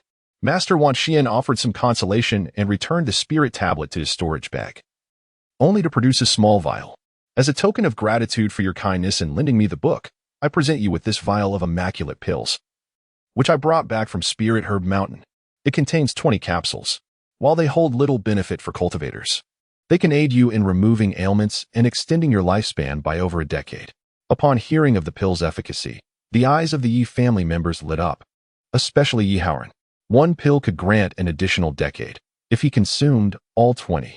Wow, would I not live an additional 200 to 300 years? Master Wan Xian, sensing his thoughts, chuckled. "The immaculate pill can only be taken once in a lifetime. The second will have no effect." Yi Haoran's enthusiasm dimmed significantly. However, even so, giving them to his children or using them as gifts was still a worthwhile prospect.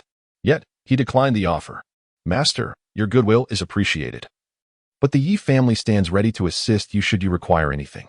It is not my intention to seek benefits from you, especially since this book has not aided you, and I cannot accept your generous gift after imposing upon you for so long." Initially, Master Wan Xian thought Yi Haoran was merely being modest, but after a few rounds of polite refusal, he realized that the gentleman genuinely refused the offer. This left Master Wan Xian feeling somewhat awkward, retracting the pills. "Yi General, regardless of the circumstances, you have graciously lent me the book for 5 years. I owe you a favor. Should you need anything in the future, do not hesitate to ask." Yi Haoran's spirit soared at the prospect of a favor owed to him, and he could no longer contain his excitement. He quickly stood up and bowed deeply before Master Wan Xian. "Master, I do have a request." Master Wan Xian was taken aback, thinking to himself that this was why the gentleman had declined the pills. There was indeed a matter at hand. "General, there is no need for such formalities," Master Wan Xian said, hastening to assist Yi Haoran to his feet. Yet Yi Haoran remained kneeling, stating, "Master, I have long yearned for the celestial path and wish to humbly request that you accept me as your disciple. I am aware of my limited aptitude, but I am more than capable of serving you with tea and water." Master Wan Xian chuckled, returning to his seat. With a wave of his hand, a powerful force lifted Yi Haoran, making it impossible for him to remain kneeling. "General Yi, you are a pillar of the nation. How could you forsake the mortal realm to pursue cultivation in the mountains? Moreover, I have already tested you. You possess no aptitude for cultivation. Even if you were to follow me, you would not make any progress on the celestial path. Yiharan had anticipated this outcome. He continued, then, I beseech you to assess the aptitude of the children of the Yi family. If any of them can ascend to the celestial realm, it would be enough for me in this lifetime. Master Wan Xian shook his head. Such spiritual roots are not so easily discerned. However, considering that I owe you a favor, I should not refuse so directly. Besides, if I were to find a promising disciple, it would also be a contribution to my own lineage. Changing his response, Master Wan Xian said, Very well, let them come and be examined. Thank you, Master. Yiharan rejoiced, quickly instructing Yiwei, hurry, summon the younger siblings. In the adjacent room, the Yi family siblings had been anxiously awaiting this moment. Xiaowu, do you think we will have the aptitude for cultivation? Yuan whispered nervously. Idan and Appos, Tino, if we could become immortals, we could live forever and even fly in the sky. Yiwu exclaimed, filled with excitement and anxiety. What if we lack the aptitude? Yuan hesitated. If we lack aptitude, they won't either, Yiwu whispered, glancing at his siblings. I was going to call the fool here, but mother told Yi Kai not to notify him. Haha, the fool wishes to be an immortal too. I heard him asking the teacher about it the other day. A toad wishing to eat swan meat. He should look in the mirror. Yuan snorted derisively. Mother was right. It's already a miracle if that fool can recognize characters. How could he possibly become an immortal? What a dream.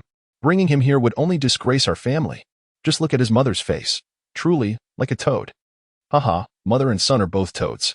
As Yuan laughed, he saw Yiwei coming to usher them into the flower hall. Yiwu hurriedly said, Brother, stop laughing. Father and elder brother have yet to notice that the fool hasn't arrived. Please don't remind them. Oh, right, came the reply. In the flower hall, Master Wan Xian was meditating with his eyes closed, a faint smile gracing his face. Initially, he was oblivious, but upon releasing his spiritual awareness, he noticed that there were two groups of youths waiting in the courtyard. It seemed that Yiharan had made ample preparations. Master Wan Xian, possessing a good temperament, did not express any anger. However, he did address Yiharan, opening his eyes to say, General Yi, the path of cultivation requires certain prerequisites, namely, qualities that ordinary individuals lack. In the terms of us cultivators, this is referred to as spiritual roots. Those with spiritual roots are exceedingly rare. Since you have prepared numerous candidates, why not allow them to come forth together? Yiharan, caught off guard by the revelation of having prepared two groups, felt a flush of embarrassment and awkwardly responded, Master, you are indeed a celestial being. There is nothing I can conceal from you. I have indeed prepared many disciples, but I fear they may lack the fortune for this. Those with spiritual roots are quite rare. It requires fate and cannot be forced. Otherwise, it may yield contrary results. Master Wan Xian stated, imparting a lesson. Yiharan, a figure of authority commanding thousands, dared not exhale a breath in the presence of the immortal, speaking with heightened caution. Your teachings are correct. I have indeed acted somewhat inappropriately. I humbly ask for your forgiveness. Let them all come forth. It also serves to repay you for lending the books. However, if none possess spiritual roots, it is merely fate, Master Wan Xian clearly articulated. This examination of qualifications would settle any debts between them. Even if none among the disciples possessed spiritual roots, it would still be seen as destiny, leaving them both unencumbered. In fact, Master Wan Xian considered this arrangement beneficial. Cultivators dread being burdened by worldly concerns or attachments, which may obstruct their cultivation. If one were to constantly remember a favor owed, it would undoubtedly affect their state of mind. Yiharan understood Master Wan Xian's intention and quickly replied, This shall be a singular occasion. I promise not to disturb you again. He then instructed the second madam to summon the other group of youths. At this moment, it was around 2 p.m., the sun hung high in the sky, causing beads of sweat to form. Nevertheless, the courtyard was filled with dozens of anxious youths, none feeling the heat as they clenched their fists, awaiting their turn. They were all aware that the venerable elder seated within was a celestial being. If chosen as a disciple, in a decade or so, they too could become an immortal, living forever, soaring on flying swords, and acquiring miraculous elixirs. The thought alone made their mouths water. Yet, such fantasies often diverge from reality. As each youth approached and saw the immortal shake his head, their expressions mirrored those who had received a death sentence. The most poignant expressions belonged to Yiharan. Each time a son or daughter approached, he was filled with hope, only to be met with the immortal's consistent denial, leaving him utterly despondent. It's all right. There's still the next one. If none from the Yi family possess spiritual roots, surely some among our relatives or servants' children might, he consoled himself. Yet hope had cruelly morphed into disappointment. Next, Yi Haoran was on the verge of despair, but the subsequent candidate also failed to impress. Looking up, he realized that there were no more candidates left. The courtyard was filled with youths. Yet not a single one possessed spiritual roots. Master Wan Xian, having witnessed such scenes countless times, offered comfort. General Yi, do not be disheartened.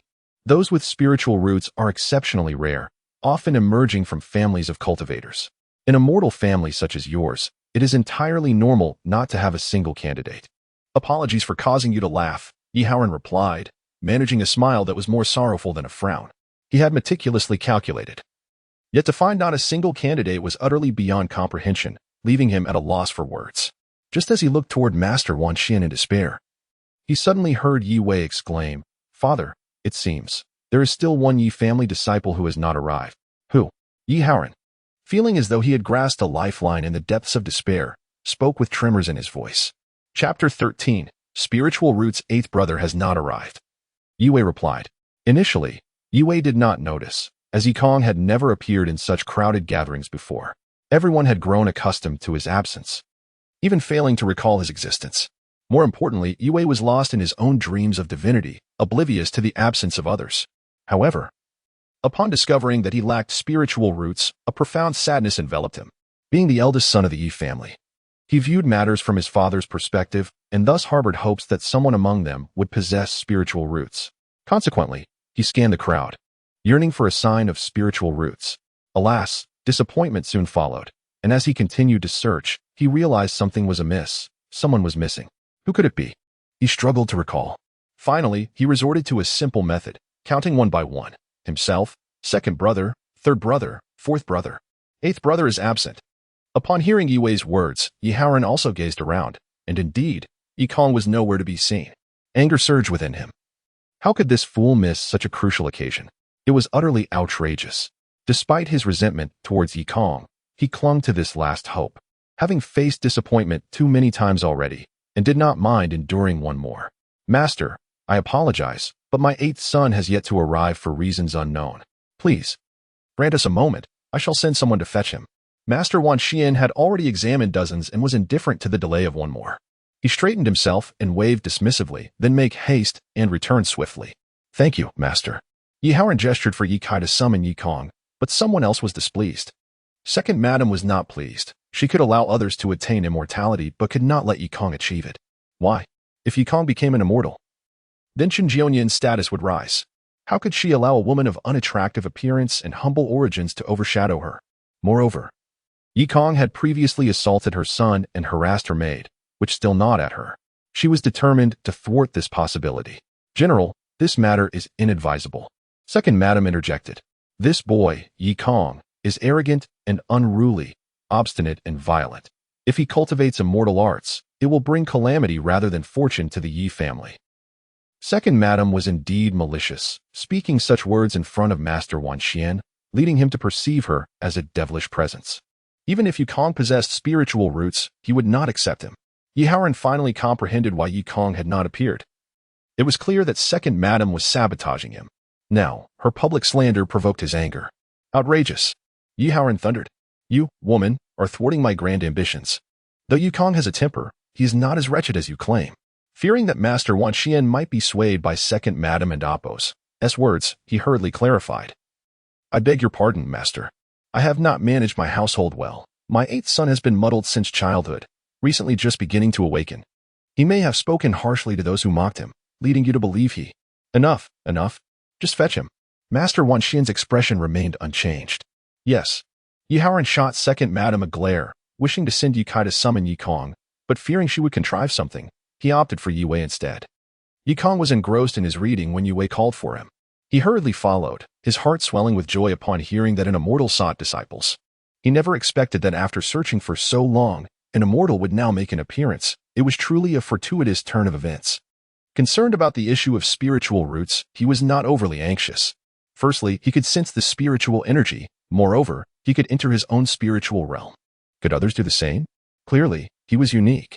Under the blazing sun, The youths who had been deemed lacking in spiritual roots dared not depart. Previously impervious to the sun's heat, they now felt its intensity acutely. Their backs prickled uncomfortably. Having lost hope of becoming immortals, they merely wished for the gathering to end soon. At that moment, however, they witnessed Yi Wei entering with Yi Kong, and their astonishment was palpable. Did they bring the fool too? Huh. How desperate. We all lack spiritual roots. Surely he cannot possess any. Absolutely not. If he had spiritual roots, then even my dog, Ah Huang, would have them. Huh.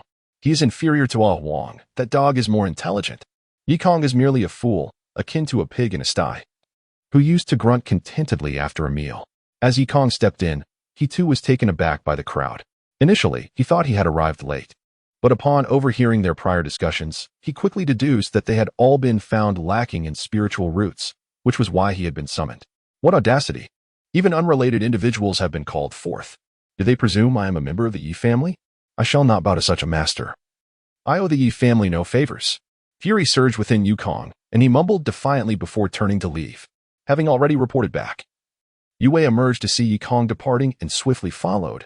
Eighth brother, where are you going? Yi Kong was resolute in his sense of justice. He could unleash his wrath upon others, but could not direct it at Yi Wei.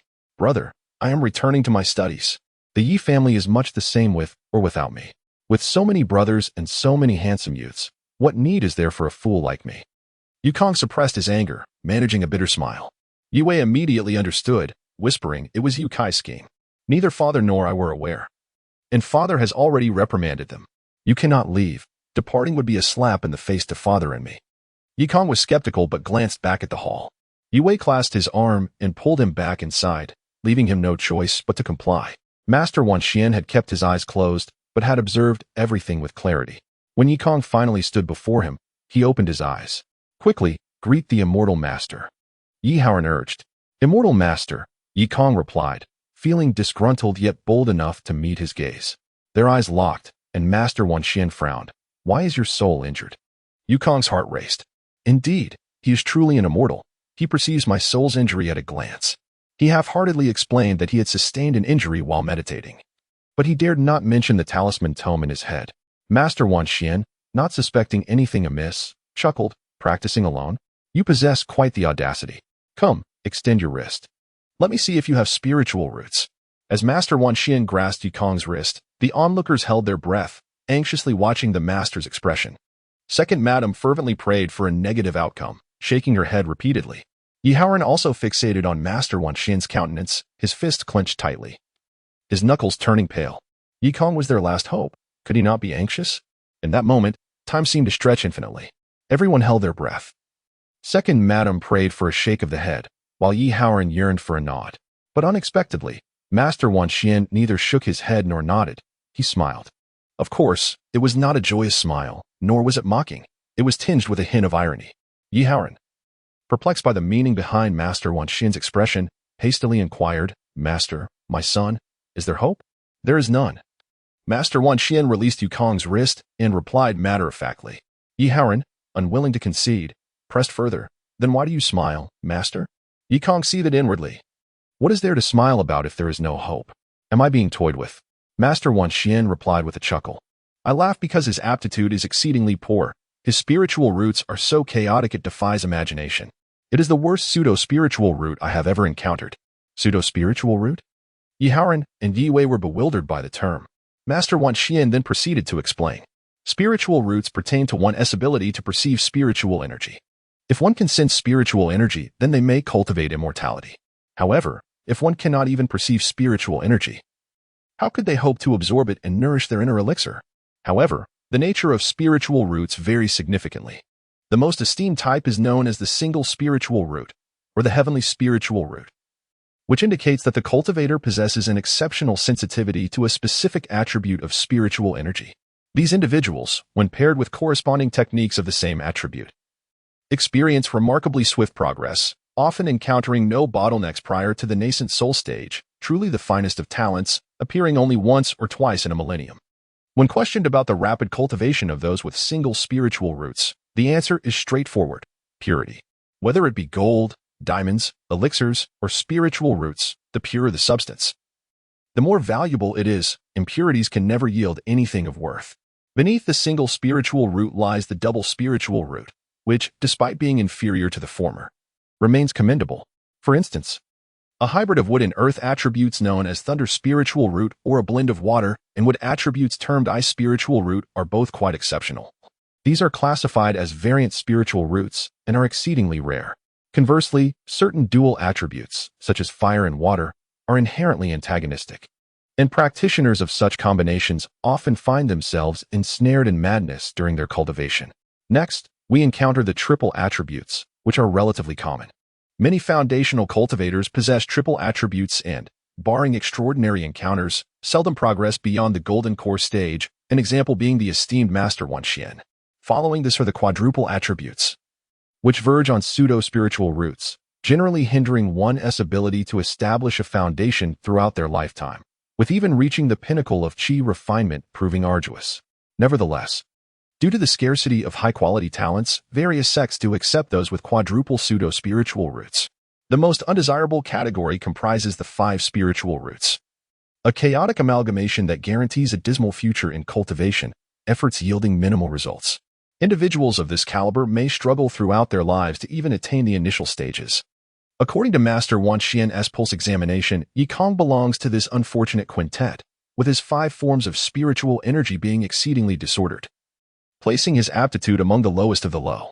In Master Wan Xian's perspective, no matter how diligently he practices, he is unlikely to surpass the early stages of qi refinement, which may not even elevate him above the martial experts of the mundane realm. Thus, it may be more prudent for him to remain at home and study martial arts. At this moment, Yi Haoran was utterly disheartened. Yet he clung to the last shred of hope and implored, "Master, although my son's aptitude is exceedingly poor, he does possess a spiritual root. It may be late for him to learn martial arts, but even the early stages of qi refinement would still make him a prodigy of the Yi family." Yikong, unwilling to resign to the loss of his chance at immortality, earnestly pleaded, "Indeed, esteemed master, though my aptitude is lacking, I am willing to endure the most arduous trials." Master Wan Xian interrupted with a scoff, mocking, "The achievements of a cultivator are determined by their spiritual root, not merely by endurance. Otherwise, every sect would recruit laborers from the docks as disciples." Yikong felt a deep sense of frustration. He lamented his missed opportunities in martial arts and the curse of possessing the most inferior spiritual root. Was there truly no path left for him? Observing the situation deteriorate, Yikong resolved to seize the moment, hoping to impress the venerable master, perhaps even swaying him to reconsider. With determination, he proclaimed, "Esteemed master, your assertion is misguided. I have heard that a cultivator's accomplishments are not dictated solely by their aptitude. The finest spiritual root is not the heavenly spiritual root." Oh! As soon as Yikong uttered these words, all eyes turned to him, and Yi Haoran felt a twinge of anxiety, pondering whether a mere mortal could truly challenge the wisdom of an immortal. Yet, he refrained from voicing his concerns, harboring a glimmer of hope for a turnaround. The venerable master, intrigued, inquired, "I am keen to hear more. Do enlighten me." Yikong smiled, bowing respectfully to Master Wan Xian, and stated, "Esteemed master, I believe that the greatest determinant of a cultivator's future achievements is not their innate talent, but rather their celestial affinity. The finest spiritual root is not the heavenly spiritual root, but the root of hardship." Chapter 14. Excessive. The concept of celestial affinity is quite straightforward. It refers to one's connection to the celestial path, or it could be interpreted as luck. Some cultivators possess decent potential, yet their fortunes are less favorable, leading them down a treacherous path where they may inadvertently fall into madness, or they may be slain shortly after embarking on their journey. There have even been instances of those with heavenly roots perishing in the process of forming their core, succumbing to venomous creatures. Conversely, there are cultivators of mediocre talent who enjoy exceptional celestial fortunes, stumbling upon spiritual treasures while merely walking, discovering ancient tomes while attending to nature's call, or encountering astonishing divine weapons after falling into ravines. Such occurrences have been documented. In fact, many of the ancient monsters at the nascent soul stage in the Songnan continent possess unremarkable qualities. Without exception, they have all acquired significant celestial affinities. Therefore, what Yikong stated certainly holds merit. This time, Master Wan Xian stroked his beard and chuckled, his gaze reassessing the young lad before him. However, he found himself puzzled by the notion of bitter spiritual roots. Yi Haoran, witnessing the master smiling at his son, felt a profound sense of relief. It is true that fools and geniuses can indeed transform into one another. This young man, unbeknownst to him, had managed to amuse even an immortal. Celestial affinity is understandable. Pray tell, what is this bitter spiritual root? Master Wan Xian inquired, his tone considerably more amiable. Yikong hastily replied, in essence. Bitter spiritual roots refer to the ability to endure hardship. The path of cultivation is fraught with peril, necessitating an unwavering resolve to discard distractions and diligently pursue one's training. Even if one's spiritual roots are exceptional and celestial fortunes abundant, without hard work and dedication, succumbing to frivolity or distractions will ultimately yield nothing. Haha, well said. General Yu. You have a fine son. Master Wan Xian clapped in amusement, his admiration for the young lad evident. My son has grown bold and reckless. I hope you will not take offense, master. Although Yi Haoran spoke thus, he was secretly giving a thumbs up to his son, thinking, well done, lad. This is going somewhere. Yikong chuckled, already envisioning himself soaring through the skies on a flying sword. But little did he know that Master Wan Xian's next words would ground him once more. While your arguments are sound, I cannot accept you as my disciple. As Yikong soared in his dreams, he felt as though he had plummeted into a valley. Eyes wide in disbelief. Why not? Because your temperament is ill-suited for cultivation. You are impulsive, straightforward, and have a penchant for seeking the limelight. With sharp words and reckless bravado. Am I wrong? Yikong paused for a moment before responding. No, you are absolutely correct. Thus, I cannot accept you. Cultivators are supposed to embody tranquility and equanimity, devoid of desires and cravings. In the realm of cultivation, one must practice humility and patience, allowing things to unfold naturally. Individuals of your temperament are ill-fitted for the path. Master Wan Xian's words struck Yikong hard, leaving him in despair. Unable to contain himself, Yikong retorted, Master, you err. Are cultivators truly devoid of desires? No. They seek the Tao and aspire for longevity. That is their desire. With each elevation in realm and increase in power, do they not feel exhilarated? Are they not thrilled upon acquiring formidable treasures? Are you not the same? How can one claim to be without desires? His passionate rebuttal left Master Wan Xian momentarily speechless. Yi Haoran, fearing the master's ire, quickly admonished, how dare you question a celestial being so boldly? Yet Yi Haoran's outburst only fueled Yikong's defiance. He continued, while cultivation is indeed wondrous, I see it as akin to martial training. One must endure the depths of hardship to rise above others. The celestial realm is fraught with peril, and the need for patience arises from a lack of power. If a cultivator has already reached the pinnacle of the Tao, why must they still endure? Master Wan Xian seized upon the inconsistency in Yikong's argument, chastising, you speak truth. If I were the world's preeminent immortal, I would certainly have no need for patience. But how many truly stand at the pinnacle of the Tao? I fear those like you, impulsive and reckless, who lack strength. Do you understand why I cannot take you as a disciple? The primary reason is that I fear your inability to endure hardship may bring catastrophe upon the Wan family. Master Wan Xian pointed at Yikong, continuing his reprimand, your potential is mediocre. If you do not amend your impulsive and flamboyant temperament, no sect will dare to accept you. Yikong, ignited by the criticism, sneered, a true man laughs when he should laugh and scolds when he must scold. If one shrinks back in fear, they will never rise to greatness. Life devoid of excitement is utterly dreary. Necessary restraint is commendable, and I can exercise it. But if every encounter requires forbearance against opponents, fellow disciples, or even when faced with the powerful, what joy is there? What fun? Should I restrain myself from enjoying fine food or beautiful women? Such a cultivation path would be dreadfully dull, rendering 1,000 years merely a millennia of farce. After his impassioned declaration, Yikong could not help but mischievously ask, pray tell, Master, how long have you lived? Surely you are still a virgin? Is there any joy in your existence? You have gone too far. Yi Haoran could no longer restrain himself. He had hoped his son would persuade the master. But to his dismay, the boy had breached the immortal's privacy. What was most astonishing was that Master Wan Xian's face flushed with embarrassment, indicating that Yikong had struck a nerve. The second and third wives could hardly contain their laughter at the scene. Yi Haoran knew he must intervene. Should the master take offense, there would be no recourse for his son. You have gone too far, he bellowed, swinging a hand with intent. This time, his anger was genuine, and the slap sent Yikong reeling. With a muffled grunt, Yikong fell against the main table, his cheek swelling instantly, unable to rise. Yet, as he lay there, his eyes suddenly sparkled with intrigue, captivated by an object before him. Master, this reckless youth is indeed intolerable. It is my failure as a father. Please do not take offense. Forgive us. Yi Haoran hastily apologized, neglecting to check on Yi Kong. Unexpectedly, Master Wan Xian transitioned from anger to astonishment. And upon receiving the apology, he broke into laughter. General Yi, you have a remarkable son. Though his words may be excessive, upon reflection, they hold a kernel of truth. For the first 150 years of my life, I found no joy. It is indeed a dreary existence. I must return home and seek a wife. Haha, this lad has truly enlightened me. With that, Master Wan Xian patted the prostrate Yi Kong and stood to take his leave. General Yi, I have understood your intentions. I shall take my leave now. Rascal, should you not express your gratitude for the master's magnanimity?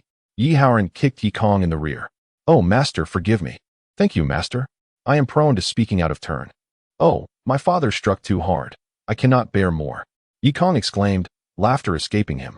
Master Wan Xian guffawed heartily, offering a final admonition as he departed. That you speak with reason, remember that whether in the realm of cultivation or among mortals, one must remain humble when lacking strength. Remember, humility. Yes, yes, Yi Kong responded hastily, yet his gaze remained fixed on the table. It was not a lack of respect for the master, but rather, the object before him captivated his attention beyond measure. What could so enthrall Yi Kong? It was not a beauty, but rather a scroll of pristine white paper upon the table. This tome, deemed useless by Master Wan Xian after extensive inquiry, seemed to have ensnared Yi Kong's very soul, drawing his gaze unwaveringly. The seemingly worthless book captivated him because its cover bore the characters. The 5 Elements Ascension Sutra. Heavens! It was written in Chinese characters. I am not alone in this struggle. A voice within Yi Kong's heart roared, the excitement indescribable. As Yi Wei escorted him from the academy, he had already imparted certain information, such as the significance of the treasured tome belonging to the Yi family and its dismissal as worthless by the esteemed Master Wan Xian. To others, this might be deemed refuse, yet for Yi Kong, it was a priceless treasure, for he too hailed from Blue Star, a descendant of Huaxia. If an individual from the Eagle Nation were to encounter this, even if they recognized it as Han characters, they would likely remain oblivious to its contents. Most importantly, the title of the book unmistakably indicated that it was a classic on the path of immortality, disregarding the opinions of others. Yi Kong seized the opportunity while Yi Haoran was preoccupied with bidding farewell to Master Wan Xian, hastily grasping the tome from the table. As he casually flipped through its pages, a wave of elation washed over him. Indeed, this was a manual on immortality, authored by a celestial master from thousands of years ago who had traversed from Blue Star. The opening lines evoked an overwhelming sense of familiarity. Hey, friend. Welcome to the Tsongnan continent. Does encountering these familiar characters not bring you joy?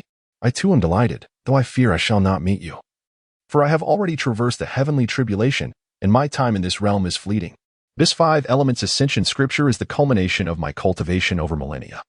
Consider it a gift I leave for you, my fellow countrymen. However, by the time you peruse this tome, perhaps a millennium or even 10 millennia will have elapsed. Who can say? Perhaps this continent shall forever remain ignorant of the Han language. This world is truly absurd. Remember, trust no one. If only I could return to Blue Star. Yi Kong was lost in thought when Yi Haoran had already returned to the flower hall for Master Wan Xian. Having heeded Yi Kong's words, had surprisingly chosen to linger, departing only by employing his magical artifact at the entrance. Thus, Yi Haoran's return was swift. Yi Kong's mind raced. While Master Wan Xian had become more ostentatious, Yi Kong had opted for subtlety, reflecting on the Master's admonitions and the message from the fellow Blue Star compatriot. A smile crept upon his face. How could I possibly recognize these characters? They are truly peculiar, resembling mere squares. What are you staring at in ignorance? Yi Haoran, still seething with anger, snatched the treasured tome from Yi Kong's hands, admonishing, You ungrateful wretch! Do you comprehend the peril we face today? How dare you mock and scorn a celestial master? Yi Kong mumbled, lowering his gaze. Celestial beings are reasonable. Are they not? Even the master acknowledged my stance. At that moment, the second matron, who had been stifling her frustration, finally seized the opportunity to speak, scoffing. I warned against allowing him to come, yet you insisted, only to bring disgrace upon the Yi family. Preposterous. Yi Haoran shot a glare at the second matron, his heart brimming with resentment towards her. Had she not interjected, perhaps the master would have taken Yi Kong under his wing. Yet, Yi Kong's audacity was indeed vexing. Could he not have displayed a modicum of respect towards the celestial master?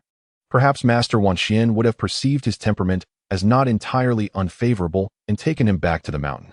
Ultimately, regardless of the circumstances, the situation had spiraled into chaos. Yi Haoran glanced at his wife, then at Yi Kong, his agitation mounting as he realized his meticulous preparations had unraveled into utter failure. He regarded the two as the culprits behind this debacle, and his frustration was beyond measure. With a resounding thud, Yi Haoran slammed his fist onto the sturdy sandalwood 8 Immortals table, creating a substantial dent in the otherwise unyielding surface. Yi Kong, go to the ancestral hall of the Yi family and reflect on your actions. You shall not emerge until you rectify your foul temper. With that, he rendered a verdict of punishment, sending Yi Kong to contemplate in solitude. However, he found it inappropriate to chastise his wife in the presence of others, casting a furious glare before storming out. Yi Kong, however, was indifferent to the notion of solitary reflection. What truly pained him was the scripture. Father, could you not let me have a glimpse of the 5 elements ascension scripture? Chapter 15. The Ancestral Hall. The Yi family Ancestral Hall is situated at the heart of the inner courtyard, forming an independent small courtyard. The main hall at its center enshrines the spirit tablets of the ancestors of the Yi family. The rear chamber resembles a display room, adorned with portraits and accounts of the once glorious ancestors, alongside the family genealogy. Yi Kong did not rush to the Ancestral Hall, for Yi Wei had informed him that he could first return home to bid farewell to Chun Junyang before his period of reflection. Furthermore, there are established customs regarding the ancestral homage. One must remain untainted. Thus, one is permitted to emerge once every 5 days to cleanse oneself and enjoy a restful sleep. Yi Wei recounted his own experience of being confined by their father many years prior, noting that the most arduous aspect was enduring the eerie and terrifying nights, with no place to rest but kneeling. Additionally, during the period of reflection, one is prohibited from leaving the Yi residence. Yi Kong remained indifferent to these matters. After watching numerous horror films, he believed that as long as there were no real ghosts, he had nothing to fear. As for the restriction on leaving the estate, he had no intention of venturing out. The only source of annoyance was the desire to acquire that volume on cultivating immortality. However, Yi Kong refrained from mentioning the text to Yi Wei, having already exhibited excessive interest in it. Continuing to inquire would raise suspicions, and he would be unable to satisfactorily answer the simplest of questions. How do you know these characters? Had he read it in a book? Which book? If he were to claim to have dreamt it, that would be utterly absurd. Regardless, he resolved to return home to bid farewell to his mother before commencing his period of reflection, as long as the book remained in the Yi family. There would surely be an opportunity to obtain it. Thanking his elder brother, Yi Kong swiftly exited the inner courtyard and returned to his own small dwelling, where he unexpectedly encountered an uninvited guest. The visitor was the third madam, who, as a rule, seldom frequented this area. Even when requiring Qin Jionyang's assistance, she typically sent a maidservant. Why had the third madam come in person today? Upon seeing Yi Kong's return, she feigned cordiality, lavishing him with insincere praise, which left Chun Junyang astonished. Such amiable demeanor was rare from the third madam. However, her subsequent remarks clarified her intentions. She had come to convey a message, stating that had it not been for the earlier intervention of the second madam, Yi Kong would likely have already embarked on his journey of cultivation with the immortals. It became evident that this woman sought to sow discord. Though Yi Kong harbored deep resentment towards the second madam for her meddling, he was reluctant to be used as a pawn by the third madam. Consequently, he informed his mother of his intention to reflect before the ancestors and took a few thicker garments before departing from his small courtyard. As he walked toward the Yi family ancestral hall, he noticed that the gossip behind him had shifted. Did you know? Today, an immortal came to the Yi family to accept disciples, and after much deliberation, only one person was found to possess the qualifications of an immortal. Who is it? How fortunate. Oh, it's that fool. He is incredibly lucky, but why didn't he leave with the immortal? Haha. What you don't know is that although he has qualifications, they are the worst of the worst, so poor that even the immortals couldn't help but laugh. How embarrassing. Indeed, trash is trash. He was always worthless, even more so than those without qualifications. Haha, who can argue with that? Now he has been punished to reflect in the ancestral hall. Yi Kong mentally cursed them, swearing that he would eventually retaliate against their mocking words. Upon reaching the Yi family ancestral hall, he was confronted with an unusual sight. A substantial number of soldiers surrounded the hall, their defenses formidable. He wondered why so many guards were stationed there. Could it be that someone intended to steal the spirit tablets of the Yi ancestors? Though perplexed, Yi Kong said nothing and draping his night cloak over his shoulders, approached the entrance. Just as he was about to step inside, he caught sight of Yi Haoran striding out with purpose. What business did he have? Was he seeking him? Yi Kong was filled with doubt and quickly stepped aside to allow him passage. Yi Haoran appeared visibly agitated. He approached Yi Kong, let out a cold snort, and hastily continued on his way. Clearly, he was not there to seek Yi Kong. Pondering this, Yi Kong lowered his head and crossed the high threshold into the heavily guarded ancestral hall. Unlike the other rooms, the ancestral hall exuded a chilling and eerie atmosphere even in broad daylight. Upon entering, one felt as though they had plunged into icy waters. Could there truly be ghosts here? Yi Kong felt a shiver run down his spine, and he was troubled by the absence of any soul within. Despite the throng of people outside, were he in Blue Star, he would have laughed heartily at the notion of fearing phantoms. Yet in this realm of Tsangnan, the existence of spirits was uncertain. Treading lightly, he ventured deeper into the hall, where he found a circular enclosure crafted from white jade at the center. Reminiscent of the Temple of Heaven in Beijing, the outer circle of railings surrounded a structure resembling a granary, unlike the towering Hall of Prayer for Good Harvests in Beijing. Instead, the Yi family possessed a jade-carved tower, upon which numerous spirit tablets of their ancestors were arranged in varying heights.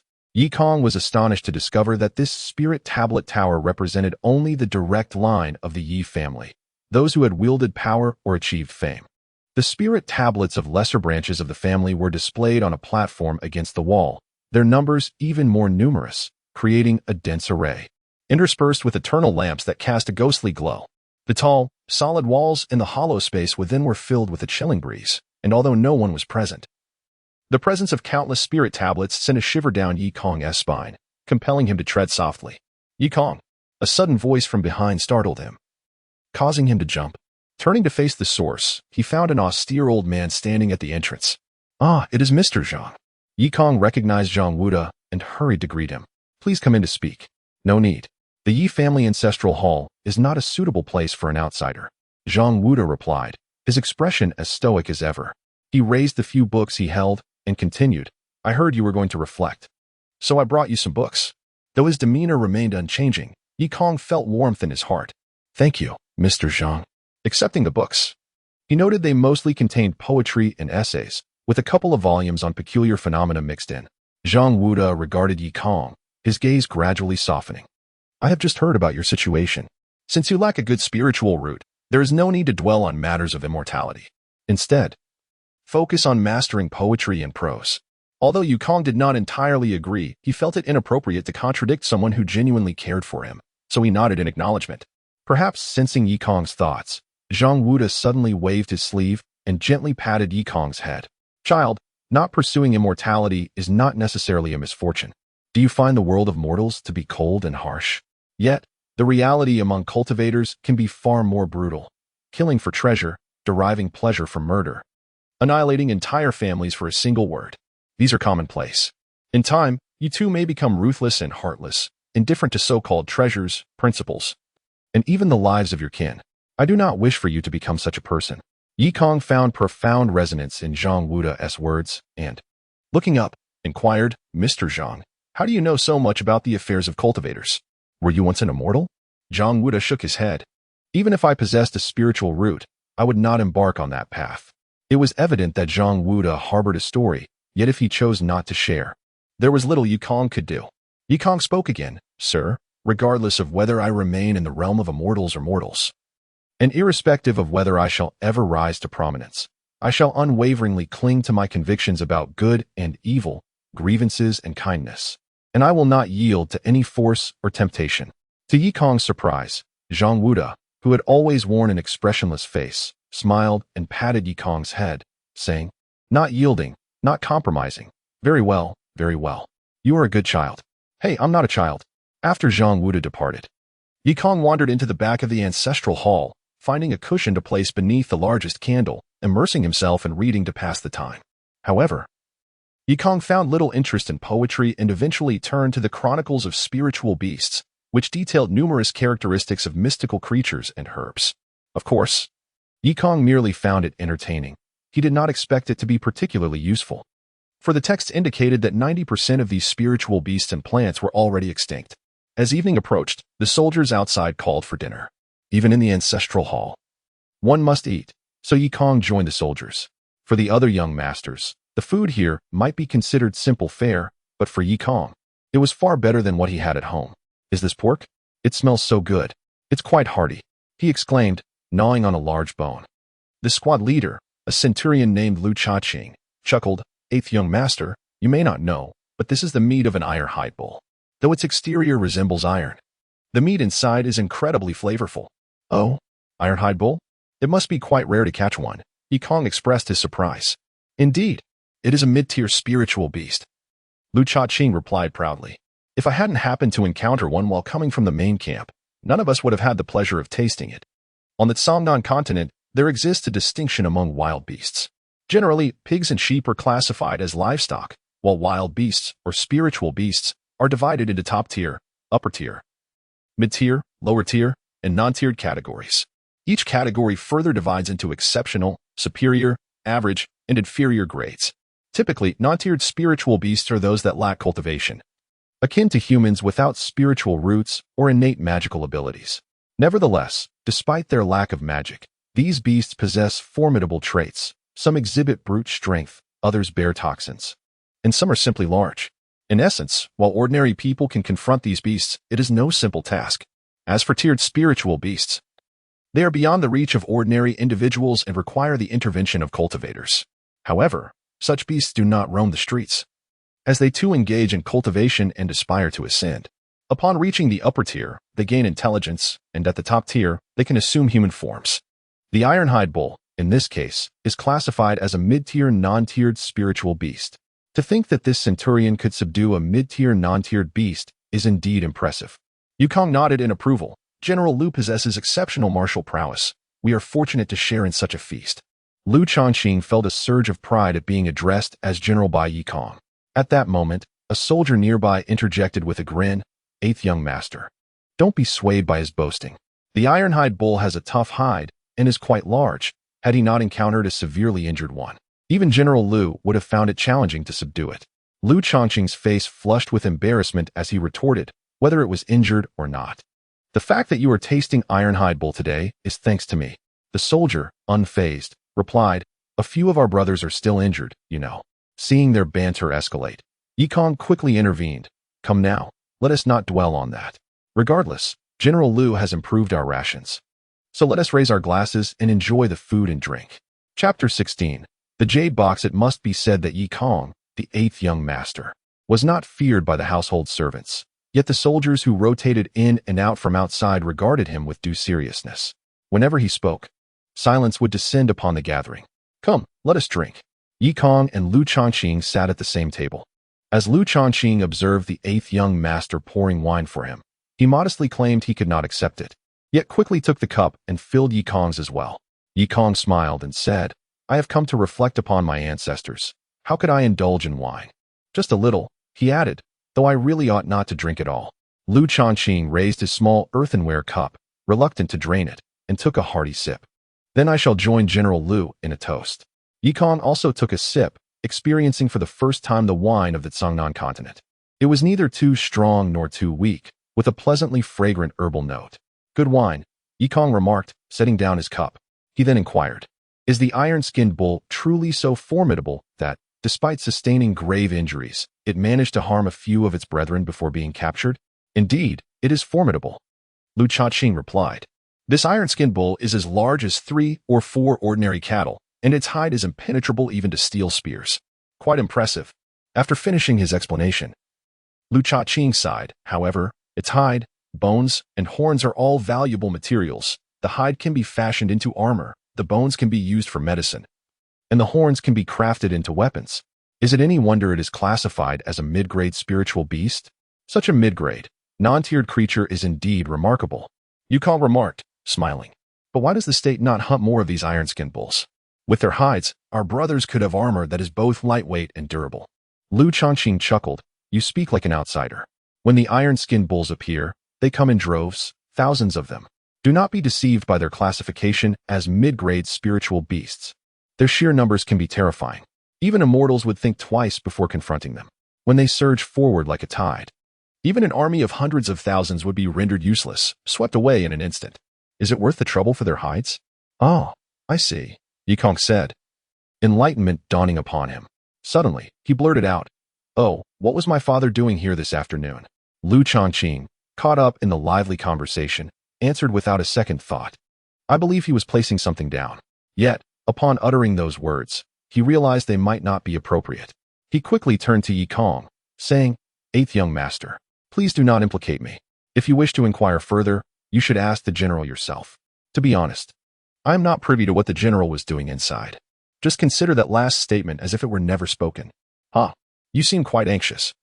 Yikong replied nonchalantly, "I merely asked out of curiosity. Do you think I would betray my father? Or perhaps I am a foreign spy?" Lu Chaqing regarded Yikong and pondered whether he had been overly cautious.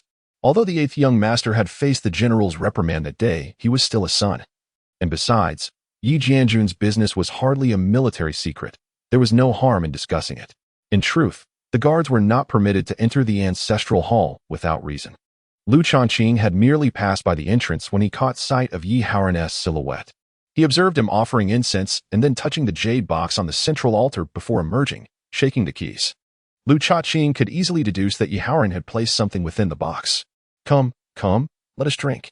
They drank, but each harbored their own thoughts.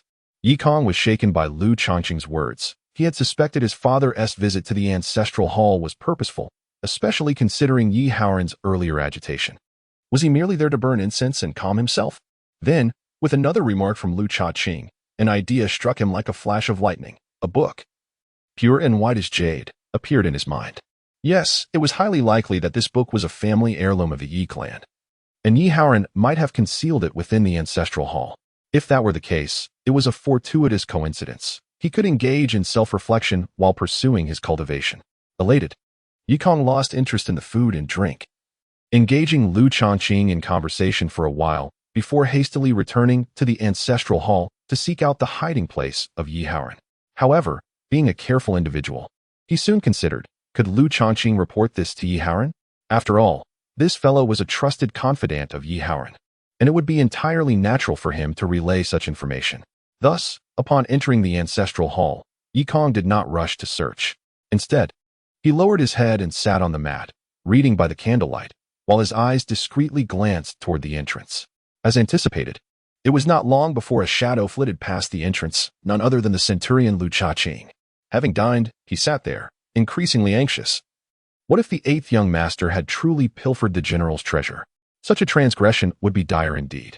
So, he crept to the door to observe the situation. Thankfully, he found Yikong engrossed in his reading, leading him to believe he had been overly wary. Yikong feigned concentration on his book, yet his heart raced. It seemed wise to remain cautious. He had narrowly escaped being caught in the act. After waiting a while, estimating that Lu Chaqing had departed, he pretended to grow weary, moving about restlessly before ultimately returning to lie down, donning his outer robe. The self-reflection in the ancestral hall was the most severe punishment within the Yi family. It deprived one of good food and a proper place to sleep, along with a sense of freedom, and of course, it instilled fear. Were it any other young master, they would have likely succumbed to the ordeal. Yet Yikong, fixated on the prospect of that scripture, found himself unperturbed by the discomfort. For what were these minor tribulations compared to his yearning? As midnight approached, many candles within the hall had extinguished, and an uninvited chill crept in, making Yikong regret not bringing a thicker garment. Though his body felt cold, his heart was warm with anticipation. It is time to search. The jade box was not difficult to locate. It rested beneath the central altar, albeit locked and inaccessible. Moreover, the box was seamlessly connected to its pedestal, making it impossible to open without the key. Smash the jade box? Yikong was not so foolish as to risk a rift with Yi Haoran over it. Since unlocking was the only means to access it, he would need the key. Yi Haoran would not willingly provide it, but this posed no challenge for Yikong. Though not a thief by nature, he had often interacted with petty criminals on the streets and had some knowledge of lockpicking. While this was not his forte, ancient locks were generally easier to manipulate. After studying the mechanism for an entire night, Yikong felt confident in his ability and resolved to find an opportunity to procure a small metal tool to assist in his endeavor. However, he soon discovered that it would not be so simple to leave. The following day, he learned that the guards still had a role in monitoring him, preventing him from departing the courtyard. With no choice left, Yikong sat in the ancestral hall, staring vacantly at the spirit tablets, resigned to await the next opportunity to return home, which came every 5 days. Yet, Unexpectedly, an opportunity arose at noon when Yi Wei visited him with a blanket, sent by Chun Junyang. The brothers engaged in conversation, and as they talked about Zhang Wuda, Yikong inquired if there were any stories associated with him. Yi Wei chuckled heartily, producing an ear-cleaning tool, and while attending to his ears, said, Zhang Wuda is from the neighboring state of Wu and is quite renowned there. He entered the Wu court at a young age and garnered the emperor's favor. The Zhang family is also a prominent clan, thriving with many descendants. However, who knows what enemies they offended? In one night, their whole family was exterminated, and Zhang Wuda's wife and daughters were among the victims. Ah, I see, Yikong reflected. Realizing why the old man always bore a stern expression, he must carry a sorrowful past. Indeed, the entire Zhang family was slain, leaving only Zhang Wuda to escape, a tragic fate, Yi Wei lamented. But the emperor held him in high regard. Why did he not seek the emperor's help for revenge? Yikong asked again. Yi Wei shook his head. I do not know. I suspect that those responsible for the crime were beyond the emperor's reach. After contemplating for a moment, Yikong speculated. If the emperor is unable to confront them, they must be cultivators. No wonder he speaks with such authority. Indeed, the eighth brother is astute. Yi Wei nodded in approval. However, we can only speculate. Zhang Wuda himself has not disclosed the matter, so who can say for certain? The gentleman must have sought refuge from pursuers, finding shelter with our father, thus leading a life of anonymity, correct? Yikong continued to speculate. However, he was mistaken this time. Yi Wei shook his head with a smile and replied, little brother, you've missed the mark this time. While it is natural for most to think this way, you seem to have forgotten that a person of Zhang Wuda's caliber would not venture into another's household if truly hunted by celestial beings, bringing calamity upon others. Indeed, you are right, Yikong nodded, having developed a deep admiration for Zhang Wuda's character after their brief acquaintance. I surmise that the vengeful celestial being may have taken the life of an entire family merely to vent frustration. Zhang Wuda, being well regarded among the common folk, likely evoked their ire. Thus the celestial being spared him. However, since the emperor did not seek retribution on his behalf, he came to our Ngua, fortuitously encountering our father, which led him to reside with us. Yikong nodded repeatedly, acknowledging, your deductive reasoning far exceeds my own, elder brother. Yi Wei chuckled, though, not at all. I am rather dim-witted in truth. He then sighed. Yet, Zhang Wuda has endured considerable hardship. Yikong pouted, nodding in agreement, if given the chance. I must avenge his grievances.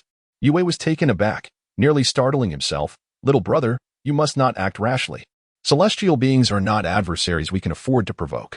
Although the Yi family commands thousands of troops, we are still insignificant compared to celestial beings.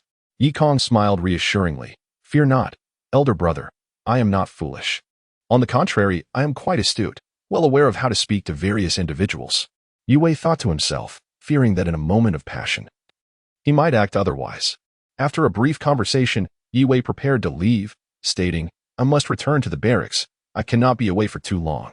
Take good care of yourself. He patted Yikong's shoulder. I shall take my leave now. This elder brother truly felt like a companion to Yikong. With a smile, Yikong nodded, watching Yi Wei depart. After he had walked a considerable distance, Yikong suddenly recalled something. Elder brother, wait. My ears are itching too. Chapter 17. A year upon opening the jade box, a slender tome, as white as jade, lay quietly within.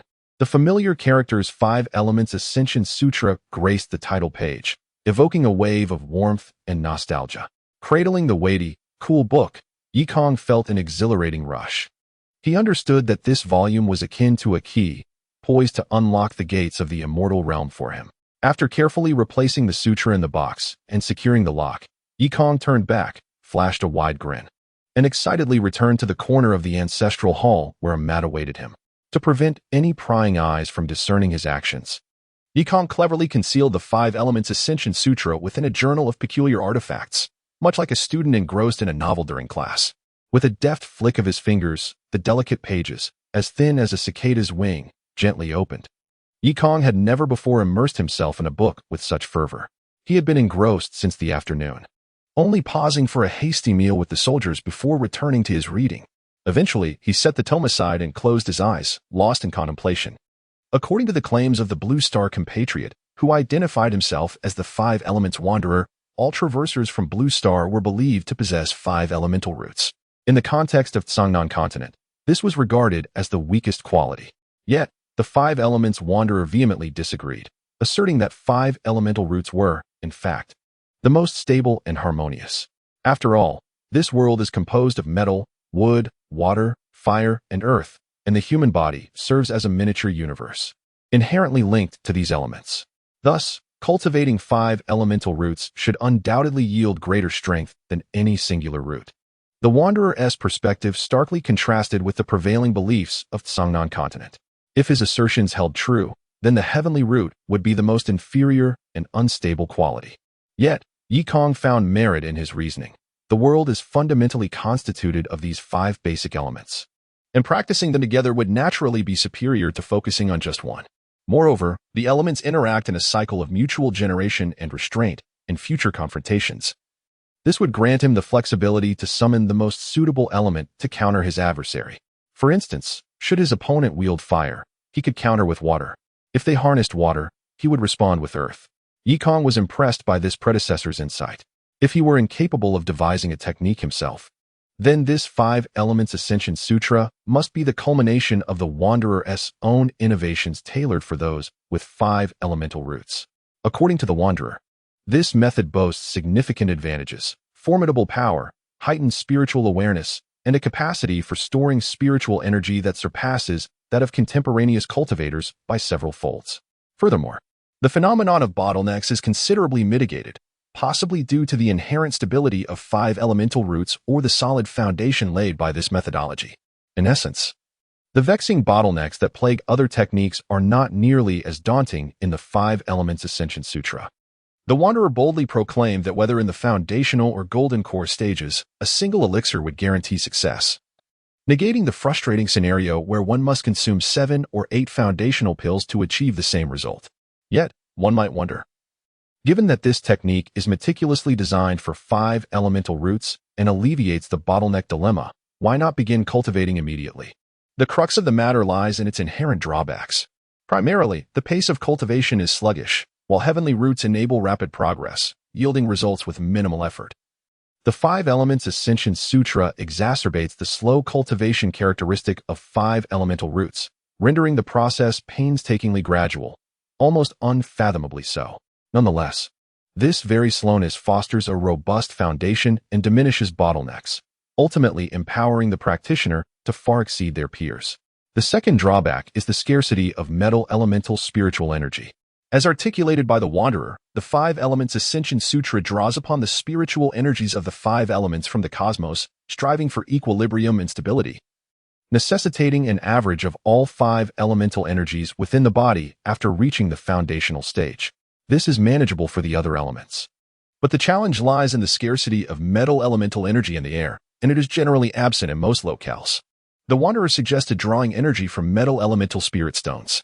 Yikong couldn't help but chuckle bitterly. He had yet to even glimpse what a spirit stone resembled.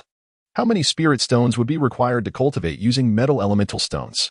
Surely, the number would be astronomical. The Wanderer, aware of the arduous nature of acquiring such a quantity of metal elemental stones, proposed an alternative, refining a vein of metal elemental spirit stones, thereby ensuring a continual supply of metal elemental energy. Yikong shook his head in disbelief. Excavating someone else's spirit stone mine would sever their source of income. Wasn't that tantamount to courting disaster? It would be far wiser to devise a means of acquiring spirit stones instead. To cultivate or not to cultivate.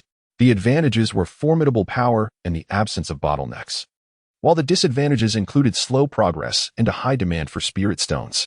Yikong pondered deeply. Yet, he soon reached a decisive conclusion: to cultivate. What other options remained?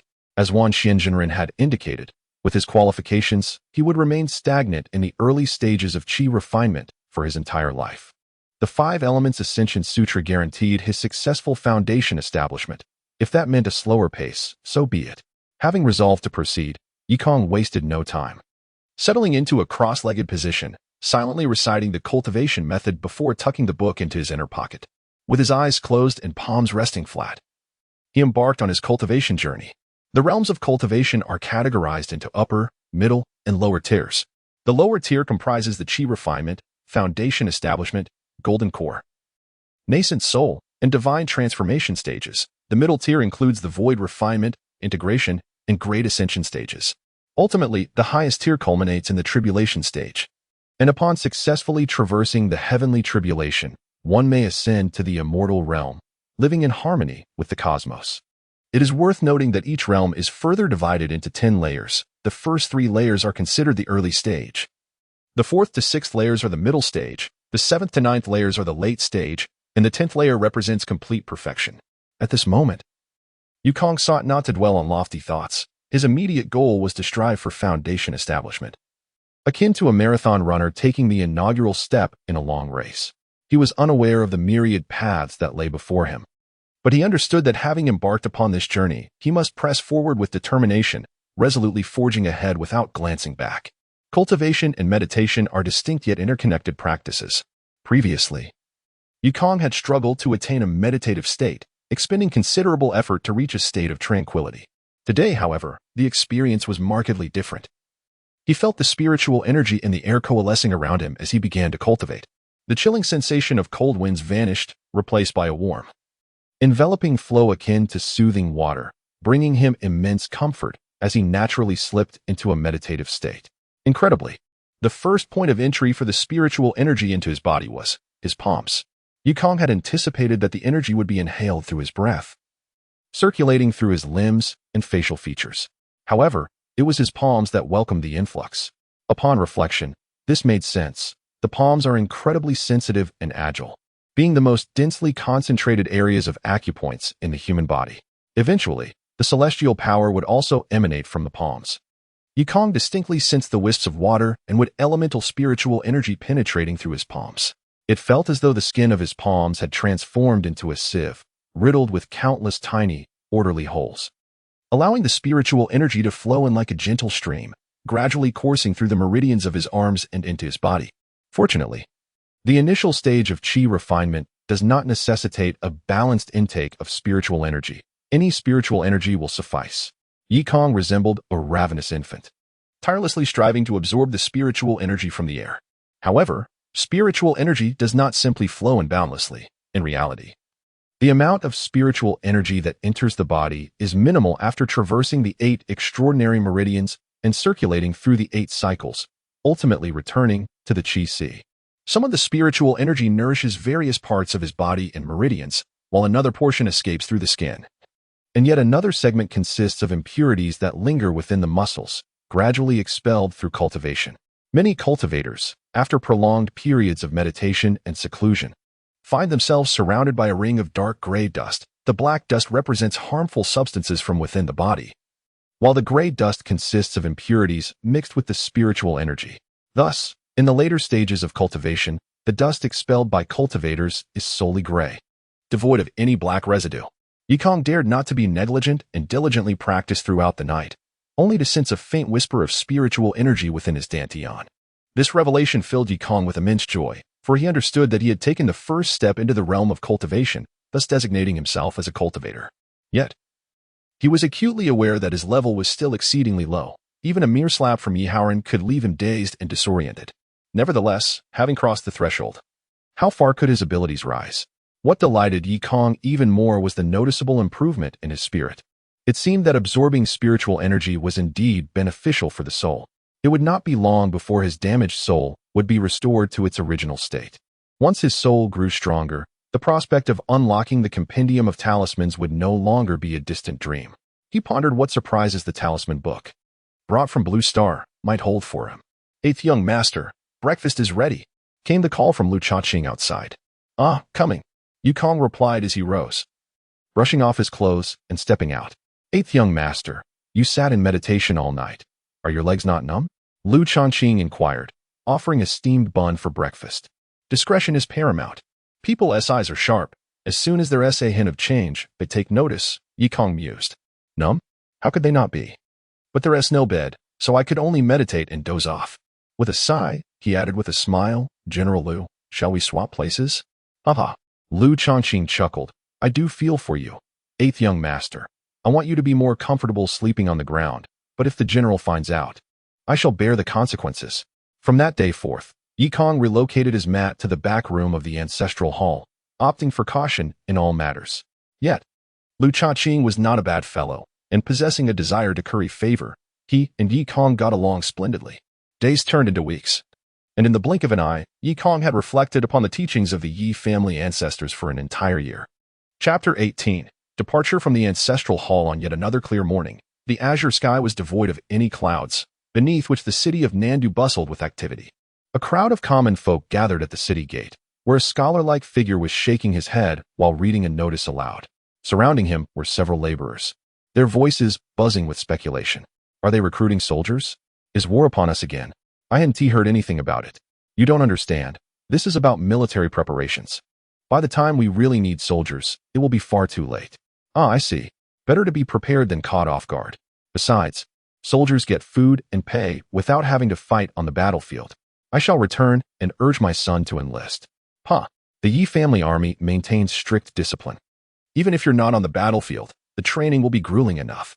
Still, they ought to join. Old Meyer next door has a son in the Yi family army, and you should hear him boast. As they spoke, the distant sound of jingling horse bells approached. They looked up to see a rider adorned with the character for post embroidered on his garment, galloping swiftly on a chestnut stallion. The rhythmic pounding of hooves kicking up a cloud of yellow dust. The steed raced like the wind, while the rider seemed unsatisfied with the speed. Cracking the whip in the air with a resounding snap. Urgent dispatch from Andu. The rider bellowed, startling the waiting citizens at the gate, prompting them to hastily retreat. Even the guards parting to create a pathway. With a sharp neigh, the chestnut horse dashed through the city gate, leaving a swirl of dust in its wake. Too quick for bystanders to glimpse the rider's face, only the echo of the crisp hoofbeats remaining. In the Yi family's flower hall, Yi Haoran sat composedly in the center of the grand hall, savoring a cup of fragrant tea from a delicate porcelain bowl. The aroma of the freshly brewed tea, made from tender buds before the rain, wafted gently as he took a sip. Such exquisite tea. Yi Haoran sighed as he set down the bowl. A cup of clear tea and a measure of coarse wine. How long can these tranquil days last? Just as he pondered this, a flustered old servant dressed in blue burst in. It was the steward, Yi Kai. General, an urgent dispatch from Andu awaits. Quickly, bring it in. Yi Haoran's expression shifted to one of seriousness, his brows furrowing slightly. Before long, the dust-covered rider strode in and knelt before Yi Haoran, presenting a wax-sealed pouch. I pay my respects to the general of the southern garrison. An urgent message from the deputy minister of Andu. Thank you for your efforts, Yi Haoran replied, taking the letter and signaling for the rider to rise.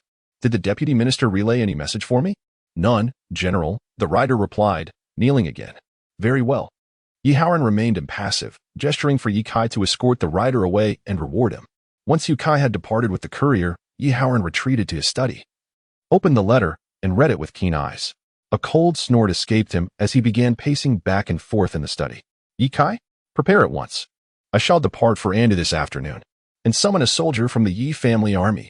Yes, I shall attend to it immediately. Although Yi Kai felt that Yi Haoran was being rather hasty in this journey to the capital, as an experienced steward, he understood not to question his master's decisions. However, he deemed it prudent to inform the second madam. Before long, the second madam hurried into the study, finding Yi Haoran handing a letter to a trusted soldier. Deliver this to Yi Wei, it is of utmost importance, Yi Haoran instructed. Understood. The soldier took the letter and swiftly exited the study. The second madam approached, her voice laced with concern. General, why the sudden urgency? Is there trouble in the capital? Yi Haoran smiled reassuringly. No need to fret. It is merely that His Majesty has chastised me twice in court for remaining inactive while the barbarian tribes expand. The second madam, coming from an official family, pondered aloud. Why does His Majesty not issue a decree for you to quell the barbarians, yet chooses to scold you in court? Yi Haoran scoffed. He seeks to assert his stance before the civil and military officials. Then you should lead an army to eliminate the Khan. Yi Haoran replied with a calm smile. The day I eradicate the barbarians will mark the beginning of my family's downfall. The second madam gasped, Are you not walking into a trap by going south? Yi Haoran reassured her, Fear not. As long as the barbarians remain, my family shall remain safe. I intend to assure the emperor of my loyalty, bringing ample gold and silver to smooth things over. There shall be no trouble. After speaking, he added, To ease the emperor's concerns, I may extend my stay. You will oversee matters at home, avoid causing trouble, and maintain good relations with the other branches of the family. We must not give outsiders a reason to mock us. I understand, the second madam replied, bowing slightly. Though not young, she was well preserved, eluding Yi Haoran's gaze as he reached out. General, you must be on your way. Do not linger, she protested, though secretly relishing the moment, thinking of how she might manage things in his absence, especially regarding that unattractive woman. Yi Haoran's attentions were soon diverted, as news of his departure had spread, and children from various branches of the family came to bid him farewell. In the flower hall, the atmosphere was one of familial tenderness, with heartfelt goodbyes exchanged. However, no one mentioned that the Yi family had another young master who had been in solitary contemplation for over a year.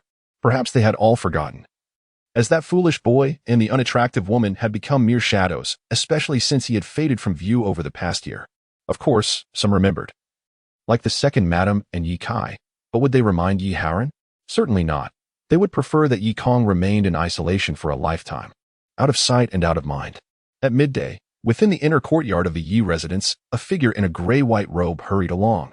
The elderly man, despite his advanced age, moved with urgency, raising concern that he might stumble at any moment. This was Mr. Zhang Wuda from the academy, who had just learned during lunch of Yi Haoran's impending journey to the capital. Leaving his meal unfinished, he rushed out. The general has already departed. Oh. Zhang Wuda's legs buckled, and he turned to dash back outside. Sir, do you require assistance? Please, take care. A maid called out, puzzled by his uncharacteristic haste, as he often admonished others for lacking decorum. General, wait.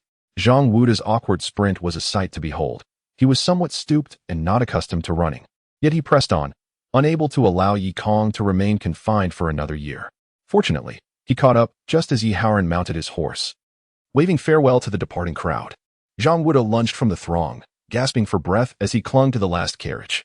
Sir, why the rush? Yi Haoran dismounted and offered support to Zhang Wuda. General, you have forgotten something. Eighth young master remains in the ancestral hall, and it has been over a year. Yi Haoran was taken aback, his body trembling. Indeed, how could he have forgotten that he had another son in solitary contemplation since the failure of his apprenticeship? It has already been over a year. Previously, the longest punishment was merely a month of self-reflection before our ancestors. Yet, Yi Kong has endured a year in that cold and terrifying place, devoid of any bedding. How could he have stayed there for so long? Alas, what a failure I am as a father. Yi Haoran sighed deeply and turned to Zhang Wuda, saying, Please allow him to emerge. I have no time for farewells. Once he is out, let him refrain from causing trouble and focus on his studies, and avoid conflicts with his brothers. I entrust everything to you, sir. In the afternoon, a vibrant youth emerged from the Yi family ancestral hall. He had grown significantly taller compared to a year ago, exhibiting a remarkable transformation in demeanor, movement, and confidence. After a year of cultivation, he had amassed a considerable amount of spiritual energy within him, resembling a swirling mass of multicolored clouds. Although this energy was not visible from the outside, internally, his thoughts, muscles, and bones had been nourished beyond the average human capacity. His gaze was clear, his vision sharp, his movements were agile, and his reactions were exceedingly swift. Even his memory had improved remarkably, allowing him to master the literature and poetry of the Tsangnan continent with ease. As for his martial prowess, it had seen a significant enhancement. Even without prior training, he was no longer a match for Captain Lu Cha-Ching. Young master, do refrain from returning here, Lu Cha-Ching said. Having developed a good rapport with Yi Kong and the soldiers over the past year, Yi Kong chuckled. Why do you say that? I can enter the Yi family ancestral hall whenever I please. It is not a prison. Realizing his slip of the tongue, Lu Changqing laughed awkwardly. What I meant was, don't come back here to reflect before our ancestors anymore.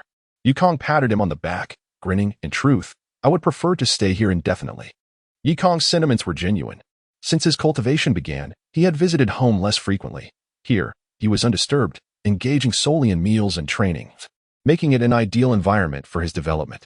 However, he had another reason for his reluctance to leave. The Five Elements Ascension Sutra remained within him. Should Yi Haoran come to the ancestral hall to inspect the treasured texts, he would have the opportunity to return the book beforehand. Now, there was no cause for concern. Yi Haoran would be away for a while, allowing him to safely bring the treasured text out.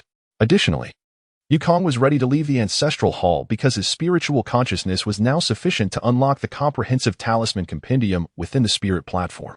This was splendid news for Yi Kong. Armed with a cultivation technique and an array of powerful talismans, he would no longer fear encounters with cultivators. Old Lu, you need not see me off. I shall return for a visit when I have the time, Yi Kong said casually, addressing Lu Cha-Ching. Very well. I shall await your return for a drink. Yi Kong nodded, swaying his broad shoulders as he made his way toward his small courtyard, humming to himself. Only I sway the most. No one is more handsome than I. Chapter 19. The Charm's Mother. Yikong approached the entrance of his small courtyard. A wave of warmth enveloping him. He never anticipated experiencing the comforts of family in this foreign world. In his previous life, he often envied the affection displayed by others' parents towards their children. Now, he too had a mother, although she bore some imperfections. Yikong was confident he would find a way to erase the scar on her face in the future. This was his greatest aspiration. Qin Jianyang, absorbed in her embroidery, did not hear the calls from outside. She was diligently working on a piece requested by the second madam and could not afford to delay. It had been over half a month since Yikong last returned, and she had not expected him to come back today. Mother, I'm back. Yikong pushed open the door and called out joyfully. Ah! Upon hearing her son's voice, Qin Jianyang turned with surprise, her face breaking into a smile. If you're back, hurry and wash up, change your clothes, and get some rest. Tomorrow we shall face hardships again. Yikong laughed heartily and dragged a stool over to sit down. I have good news and bad news. Which would you like to hear first, mother? With a smile, Qin Jianyang continued her work, saying, Let us hear the good news first. I dread the bad. All right then, Yikong replied. The good news is, I am liberated. I no longer have to visit the ancestral hall. Really? Qin Jianyang looked up, her excitement evident. She had been worried about her son enduring the cold atmosphere of the ancestral hall, and hearing he no longer needed to go there brought her immense joy. And the bad news? Qin Jianyang's expression shifted, her brows knitting together. She feared that her son might have gotten into trouble again. However, it was not as she feared. Yikong continued, The bad news is you need to part with some blood. I need to buy some good things, so bring out some silver. Why the dramatics? Qin Jianyang playfully scolded, giving his palm a light slap. Just tell me what you want to buy and how much silver you need. Yikong had saved nearly 200 taels of silver over the past year and a half from the allowances given by Yi Haoran, without hiring any martial artists. In the Tsangnan continent, this amount was quite substantial, and Qin Jianyang hoped to reserve it for Yikong's future marriage. I need to buy yellow paper. The cinnabar shouldn't cost too much, right? Having spent over a year in the Tsangnan continent without visiting the market, Yikong was unsure of the prices. How about you come with me to the market? You haven't been out in a while. Out? Qin Jianyang furrowed her brows, mumbling, I have work to do. Just tell me how much silver you need. Yikong did not notice her expression and retorted, Whose work are you doing? It's enough just to do the embroidery for them. Do they think you are here to work for them? You always act like such a rogue.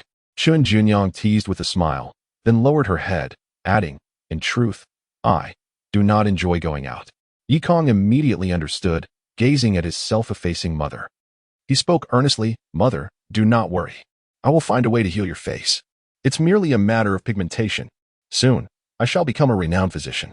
Qin Jianyang, not comprehending the intricacies of pigmentation, believed that the scar on her face would never heal. The finest doctor in Nandu City had once declared it incurable. Her son was merely comforting her. Very well, mother shall await your healing. Despite knowing her son was just offering consolation, Qin Jianyang still displayed a cheerful demeanor. She was genuinely happy. Her son, who had transformed from a fool into a genius over the past year, now exhibited a capacity for caring. What more could she wish for? Rest assured, there will be a way. Yikong nodded affirmatively. He was not boasting. He was indeed on the verge of becoming a physician, or more accurately, a talisman doctor. To elaborate, it was the comprehensive manual of talismans that lay hidden within his soul. He had opened it, albeit only partially. This manual was divided into two categories, spiritual talismans and paper talismans. Spiritual talismans required spiritual energy to inscribe and unleashed formidable power, while paper talismans lacked such energy, serving only limited functions, akin to the yellow paper talismans used on Blue Star. At present, Yikong's spiritual consciousness was insufficient to delve into spiritual talismans. The few pages he had opened contained only paper talismans, all of which pertained to healing or exorcism.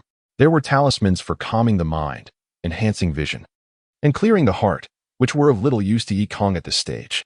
He had no desire to become a doctor, rather. He eagerly anticipated the day he could wield spiritual talismans, unleashing their tremendous power in battle.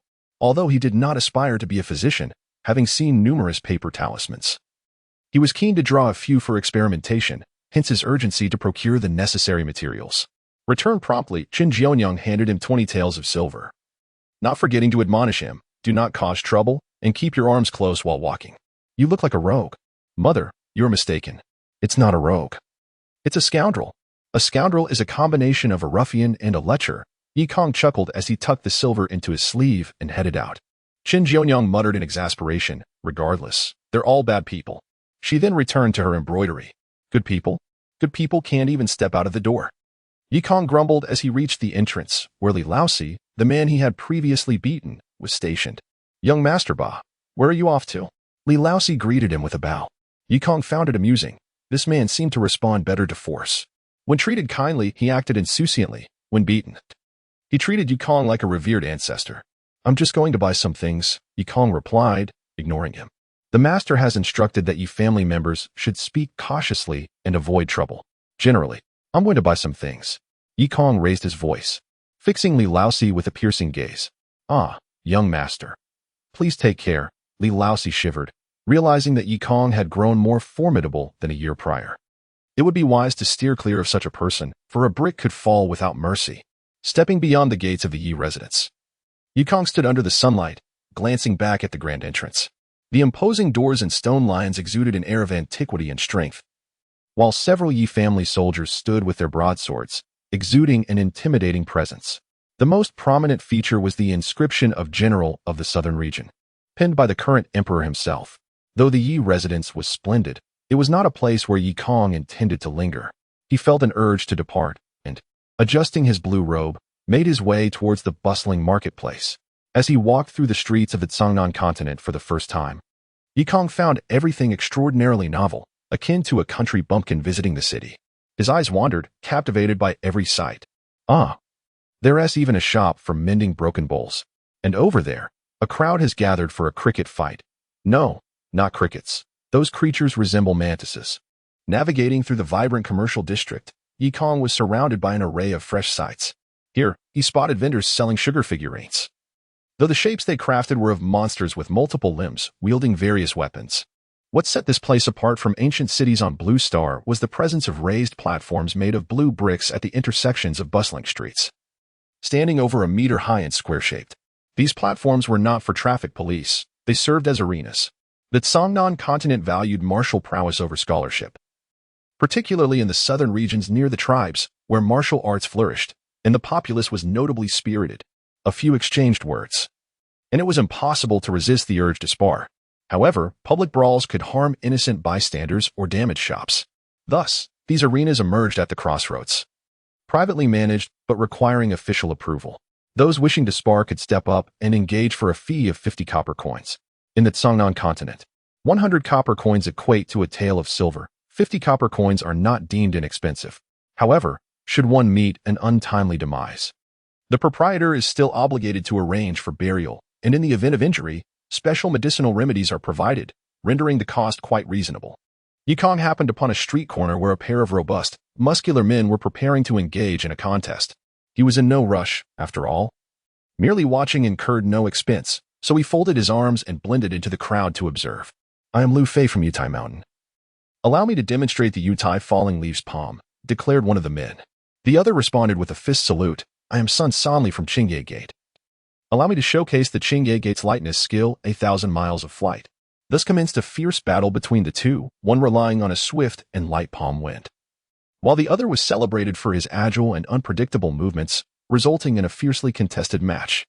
This was Yi Kong's inaugural experience witnessing martial arts on the Cangnan continent, and he was soon captivated. Ever since he began his cultivation of the 5 elements ascension scripture, his vision had sharpened immensely, and his memory was remarkably acute. After a brief observation, he grasped the essence of both men's techniques. Practical experience is the finest form of learning. Henceforth, I need not enlist a martial instructor, he mused. Whenever I have leisure, I shall observe and glean insights, relying on my reflexes and movements to contend with mere mortals. With this resolution, Yi Kong noted that the outcome of the match remained undecided, and he decided to extricate himself from the throng. Unbeknownst to him, as he pushed through the crowd, a tall, burly bald man emerged behind him, casting a knowing glance at Yi Kong's back, prompting a group of individuals, varying in height and girth, to follow suit. After walking a few paces, they arrived at a shop specializing in stationery and paintings. Yi Kong nodded, adjusted his green robe, crossed the threshold, and entered. Are you here to purchase books or paintings, young sir? We have the latest printed literary collections and renowned works by Tang Binyu, greeted a slender shopkeeper in his 20s. Ah, I shall peruse at my leisure, Yikong replied, unsure if yellowback paper was available in this world, and thus disregarded the shopkeeper, surveying the surroundings.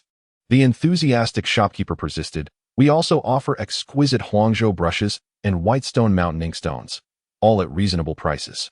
Yikong waved his hand. I require neither brushes nor inkstones. Suddenly, the emaciated shopkeeper seemed to grasp something and led Yikong to a corner of the store, retrieving a stack of thin booklets from his sleeve. Each volume is 20 copper coins, and they are utterly stimulating. Truly a remarkable value. Just look at the exquisite illustrations and enticing imagery. Yet, this is rather crude. It is still in black and white. If there were illustrated editions, I might consider. Yikong casually flipped through the pages and remarked. The shopkeeper, evidently fond of such literature, inquired eagerly, illustrated editions? Are they even more captivating? Young sir, perhaps we could exchange ideas? Enough of that. Let us discuss the matter at hand. Do you have any covers for these Spring Palace books made of yellow paper? Yikong queried, adding in a mutter. No wonder they are called yellow books. It seems the covers and backs are both yellow. Chapter 20. Cinnabar. The yellow paper was inexpensive, for merely 50 copper coins. 3 large sheets were procured, with the shopkeeper even offering to cut them to size. Yikong requested strips measuring 2 inches wide and 5 inches long. The shopkeeper, without inquiring into the reason, complied, for he was merely motivated by the promise of payment. In no time, 100 slender yellow strips were placed into Yikong's hands. After settling the bill, he casually snatched a volume of erotic art from the shopkeeper, enjoying the bonus of a purchase. Yellow paper was readily available, but procuring cinnabar proved to be a more arduous task. In technical terms, cinnabar refers to solid mercuric sulfide, primarily composed of mercury. The southern continent lacked chemical supply stores, and thus, the only likely place to acquire such a substance would be a pharmacy. As luck would have it, Yikong found that pharmacies indeed stocked it. However, due to its infrequent use, he visited several establishments only to find them out of stock. Ultimately, guided by others, he arrived at the bustling Tongchun Hall in the heart of the city, hoping to find cinnabar there. Standing beneath the ornate sign of Tongchun Hall, Yikong muttered a prayer as he ascended the steps. As the largest pharmacy in the southern capital, the hall was spacious, bustling with patrons. While a group at the consultation desk appeared to be embroiled in a dispute, Yikong turned back toward the entrance and made his way directly to the medicine counter. Do you have any cinnabar for sale? He inquired of the attendant inside. Cinnabar? I believe we have some. Please wait a moment, the attendant replied, sounding unfamiliar with the term, and hurried off to consult the head pharmacist. There is cinnabar. It's 1 tael of silver per chien, said the middle-aged proprietor. Glancing at Yikong, who was dressed in a simple gown, he instructed the attendant to ensure payment up front, as the substance was somewhat difficult to retrieve from the storeroom. Having honed his senses since cultivating the 5 elements ascension scripture, Yikong clearly overheard the proprietor's words and recognized the underlying concern that he might be unable to afford the purchase. Without hesitation, he produced 10 taels of silver. Wrap up 1 tael for me, he declared, placing the coins on the counter. Certainly, the attendant replied, elongating his tone as he accepted the silver. Esteemed guest, there are benches over there for you to rest while I fetch it from the storeroom. Yikong nodded and moved to the nearby resting area, closing his eyes as he awaited his order. With his eyes shut, his hearing sharpened. He could not only discern every conversation within the hall but also pinpoint who was speaking and their respective identities. This celestial technique is indeed remarkable, Yikong mused, marveling at how acutely perceptive his senses had become after merely reaching the first layer of chi refinement. It seemed that listening across vast distances would not pose much of a challenge in the future. Dr. Can, please assist us. If my mother's eyes aren't treated soon, she will go blind. Not a chance. If you want treatment, bring money. This is a pharmacy, not a charity. Doctor. Can we, the Liu brothers, request your help? Absolutely not. What is this? Are you planning to resort to violence? You ruffians know when to beg us for assistance. Yet when we refuse, you threaten us. No silver, no treatment. Yikong, upon hearing this, opened his eyes to observe the quarrel at the consultation desk. The pharmacy employed several resident doctors who would attend to minor ailments and dispense medicine on the spot. His interest was piqued upon hearing the term ruffians, and he was curious to witness the behavior of these troublemakers in the southern continent. However, these 2 ruffians appeared rather disheveled compared to the rogues of Blue Star. Although they were tall and robust, their attire was quite shabby, consisting of coarse cloth garments, tied at the waist with a simple hemp rope, reminiscent of farmers. The 2 ruffians, rejected by the doctor, grew increasingly agitated. The elder of the two glared impotently, exhaling in frustration before pleading, "Dr. Can, let bygones be bygones. We were compelled to come to Tongchun Hall to collect the monthly fees last time, then go seek assistance from the Longxi gang." Dr. Can coldly interrupted, snorting disdainfully. "Don't think you can cause a ruckus here. We've already paid our dues. You cannot disrupt our operations here, or your gang leader will not spare you." Yikong closed his eyes once more, realizing that these two troublemakers had previously come to collect protection fees and had offended the pharmacy staff. Now, they sought medical treatment without payment, giving the doctor an opportunity for retribution. He had no intention of intervening. He lacked the funds and saw no reason to assist just because they were fellow practitioners from another realm. As he closed his eyes again, he overheard the ruffians saying, "Dr. Can, how about this? We possess a precious jade, a family heirloom of the Liu clan. If you help treat my mother, I shall let you see it." Dr. Can burst into laughter, remarking, "I've heard of your family heirloom. It's merely a piece of jade that supposedly reveals a tiny dancer when illuminated by moonlight. What is so captivating about that? To see it, I charge 10 taels of silver. Whereas I can spend the same amount at the spring house for an entire evening with a courtesan." Upon hearing this, those surrounding them erupted in laughter, one remarking, "In the southern continent, many families boast of their so-called heirlooms, but when examined, they turn out to be worthless trinkets. It's said that your jade can reveal profound martial arts. Yet how come neither of you has become a master?" Yikong focused intently, recognizing that indeed, the southern continent had a rich history spanning hundreds of thousands of years, with many families possessing treasures, albeit many of them being of little value. However, it was also possible that genuine treasures existed. Just because you fail to discern its worth does not signify that I cannot, he thought.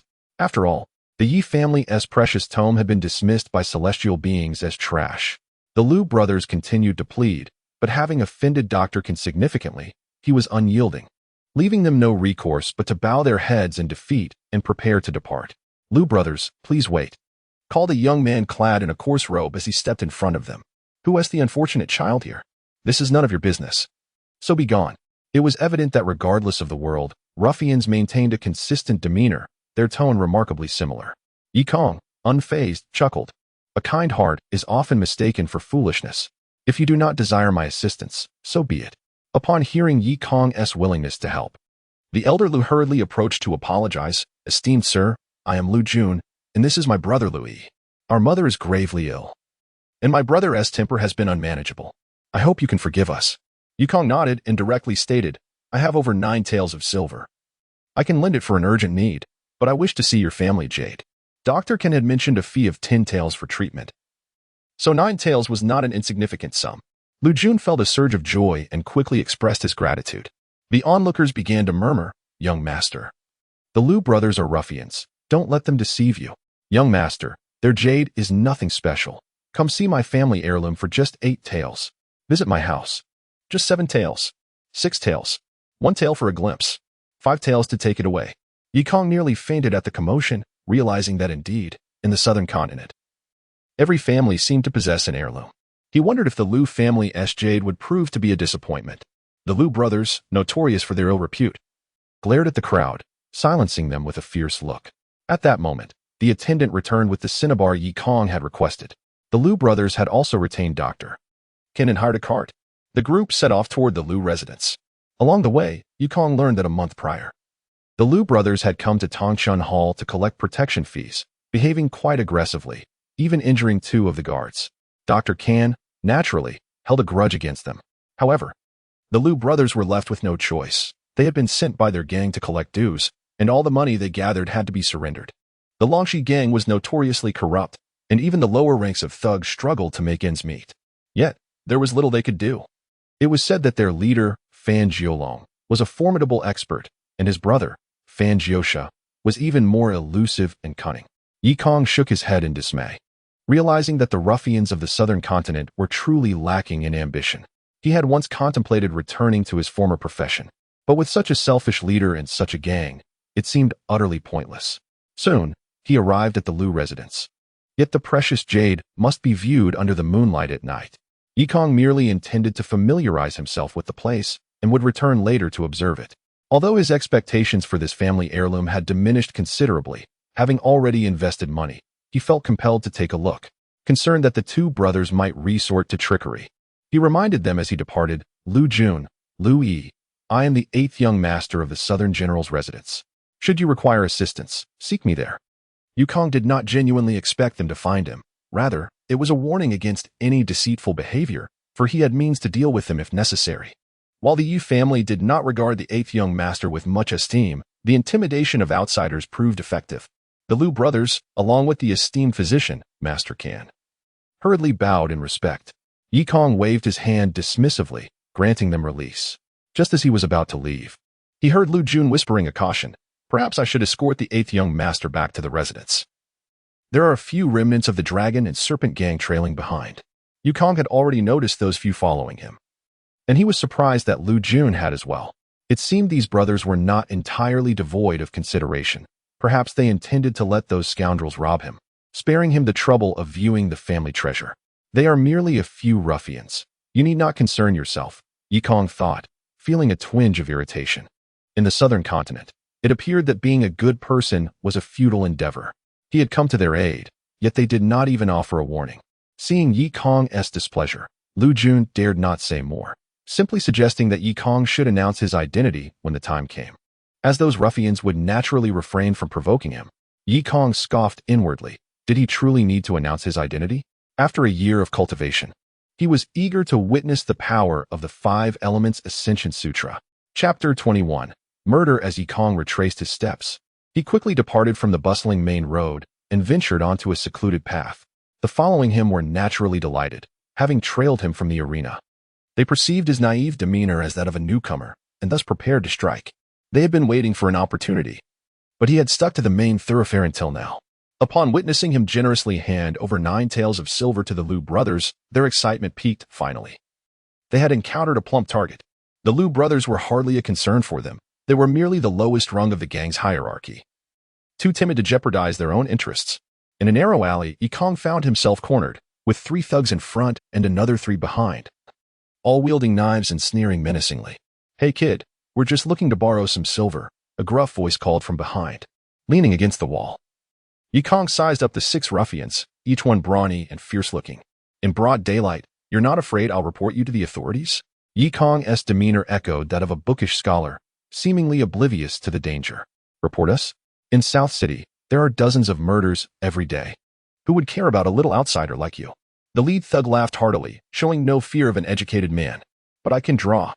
If I go to the authorities, I can sketch your likeness. I'm sure the constables would find you easily. I suggest you let me go, Yikong said with a smile. The thugs exchanged glances, sensing the murderous intent in each other's eyes. They had not intended to kill, but now it seemed the only option was to silence him, something they were not unaccustomed to. Kid, there's no way we're letting you go. Don't blame us. Blame your big mouth, the leader declared, not pausing for a moment. With a fierce expression, he lunged forward, thrusting his horn-tipped knife at Yikong's abdomen. Though swift, the thug was no match for Yikong, whose reflexes had sharpened over the past year. Despite lacking magical powers, he regarded these ruffians with disdain. With a flick of his fingers, he pinched the knife between his fingertips, rendering the thug's assault futile. Realizing he had encountered a formidable opponent, the lead thug shouted to his comrades, "It hurts. All of you, attack together." Without waiting for them to close in, Yikong unleashed a powerful palm strike, shouting, "Go." His palm struck the thug squarely in the chest, sending the burly man flying back against the wall with a crash, collapsing to the ground, convulsing, uncertain of his fate. Yikong felt a surge of joy. His training had not been in vain. Employing the lightness technique he had stealthily learned, he moved with the grace of a celestial being, engaging with the thugs effortlessly. The ruffians, lacking any real skill, posed no challenge to him. With agility and strength that surpassed theirs, he dispatched them with ease. The last of the gang, a scrawny fellow, sensing the tide had turned to flee, exclaiming, "The Long Snake gang will avenge us. Let me show you the might of the Blue Star ruffians." Yikong picked up a half-broken brick from the ground and, like a shadow, pursued the fleeing thug, delivering a resounding blow to the back of his head. The sound echoed as the thug's skull shattered like a ripe watermelon, blood and brains spilling forth. The sight was nauseating. It was Yikong's first experience of taking a thus. It is imperative to hasten the drawing of the talisman. While the yellow paper talismans are primarily utilized for healing, some can also effectively aid in the defeat of adversaries. Yikong initially intends to create a calming talisman, whose purpose is to provide the patient with a final breath. As one approaches death, the soul yearns to ascend to the heavens. The calming talisman serves to prolong the patient's life by temporarily halting the soul's departure. The principle behind this talisman is to sever the connection between the soul and the physical body, rendering the soul immobile. Those affected by this talisman retain clarity of mind, capable of hearing and seeing, yet are utterly unable to move, not even able to blink. As twilight descends, the room is illuminated, with the distant crimson sunset casting a golden-red hue upon everything within. Yikong lays down the yellow paper and secures it with a weight, then retrieves an inkstone, cleans it, fills it with clear water, and crushes a small piece of cinnabar, placing it under a prepared flat stone to grind slowly. While grinding the cinnabar, he immerses his consciousness into a meditative state, flipping through a comprehensive guide on talismans, committing the strokes and requirements of the calming talisman to memory once more. According to the text, it is stated that before drawing a talisman, one must bathe, change clothes, light incense, and kneel in prayer to beseech the celestial deity for assistance. Yukong regards these rituals with skepticism. He sees no connection between bathing and the act of drawing a talisman. As for invoking the celestial deity, it seems utterly absurd to him. In the Songnan continent, belief in such matters has waned, yet individuals still attain enlightenment and ascend. In Yikong's view, the reason for ascension lies within one's strength. When one becomes so powerful that this realm can no longer accommodate them, the cosmic order necessitates their departure. These matters pertain solely to one's capabilities, rather than belief in celestial beings or the act of bathing. Chapter 22. The Spirit-Settling Talismans on a Black Wooden Desk. A jade-green flat stone pressed down on a narrow strip of yellow paper. Yikong grasped his brush, saturating it with iron-red cinnabar from the inkstone, and lightly tapped the tip. With a slight recollection of the method for drawing the spirit-settling talisman, he felt an innate confidence, gathered his breath, and swiftly began to inscribe on the yellow paper. This yellow paper talisman also adhered to a fixed structure, divided into 3 sections: the top, middle, and bottom. The uppermost row, known as the talisman head, consisted of small characters or symbols, akin to the catalyst in traditional Chinese medicine or the fuse of a bomb. The quality of the talisman head directly influenced the duration of the talisman's effects and the likelihood of it malfunctioning. The bottom row constituted the talisman foot, which was not always necessary. Many talismans lacked this component. This is quite understandable, much like a bomb dropped from an airplane that only concerns itself with destruction. It does not care for the aftermath of clearing the debris or burying the dead. For those talismans that did have a talisman foot, they typically featured 3 hooks, reminiscent of correction marks made by teachers on assignments, but with each hook adorned with a circle and a dot in the center, resembling eyes. These 3 hooks symbolized the true fire of samadhi. The most crucial part, however, was the talisman core. The talisman core represented the essence of the talisman. It was a composition that resembled characters but was not quite text, resembling a drawing yet not truly one. The success and efficacy of a talisman depended entirely on its core. Yikong's gaze was intense, his right hand wielding the brush with the grace of a flying dragon, the tip dancing across the narrow yellow paper. The writing of the talisman core required a fluid, uninterrupted motion. Fortunately, he had already memorized each stroke of the spirit-settling talisman, allowing his pen to glide effortlessly. With a flourish, he executed an elegant arc, then abruptly tightened his stroke, the brush tip sharp as a blade, descending in an instant. The iron-red ink shone brightly for a moment before dimming. Strangely, in that fleeting instant, being transformed into silver, as if written with mercury. The talisman was complete. At the moment the characters illuminated, Yikong distinctly sensed a subtle flow of spiritual energy in the air surrounding the talisman. It was evident that even yellow paper talismans possessed a certain spiritual essence. It was not solely the spiritual talismans that contained such potency. The yellow paper talisman required only a minimal amount of spiritual energy, explaining why it could be utilized on Blue Star while spiritual talismans were ineffective. Delighted by the success of his first talisman, Yikong carefully admired the spirit-settling talisman cradled in his palm. He resolved to create another. However, much to his dismay, it seemed as good fortune had run its course. Subsequent attempts yielded failures. Either the ink failed to change color, or, during the transformation, the spiritual energy became chaotic, igniting the paper talismans into flames and reducing them to ashes. Could it be due to not bathing or changing his clothes? Yikong pondered. Yet he could not fathom why the first one had succeeded. Thus, he decided to try a different talisman. He perused the compendium of talismans and finally focused on the blood-stopping talisman. The core of the blood-stopping talisman was relatively simple and lacked a talisman foot. When applied to a wound, it could temporarily halt bleeding, though its efficacy was limited, inferior even to standard wound ointments, rendering it seldom used. Quickly, he created several blood-stopping talismans, achieving success with 4 out of 8 attempts.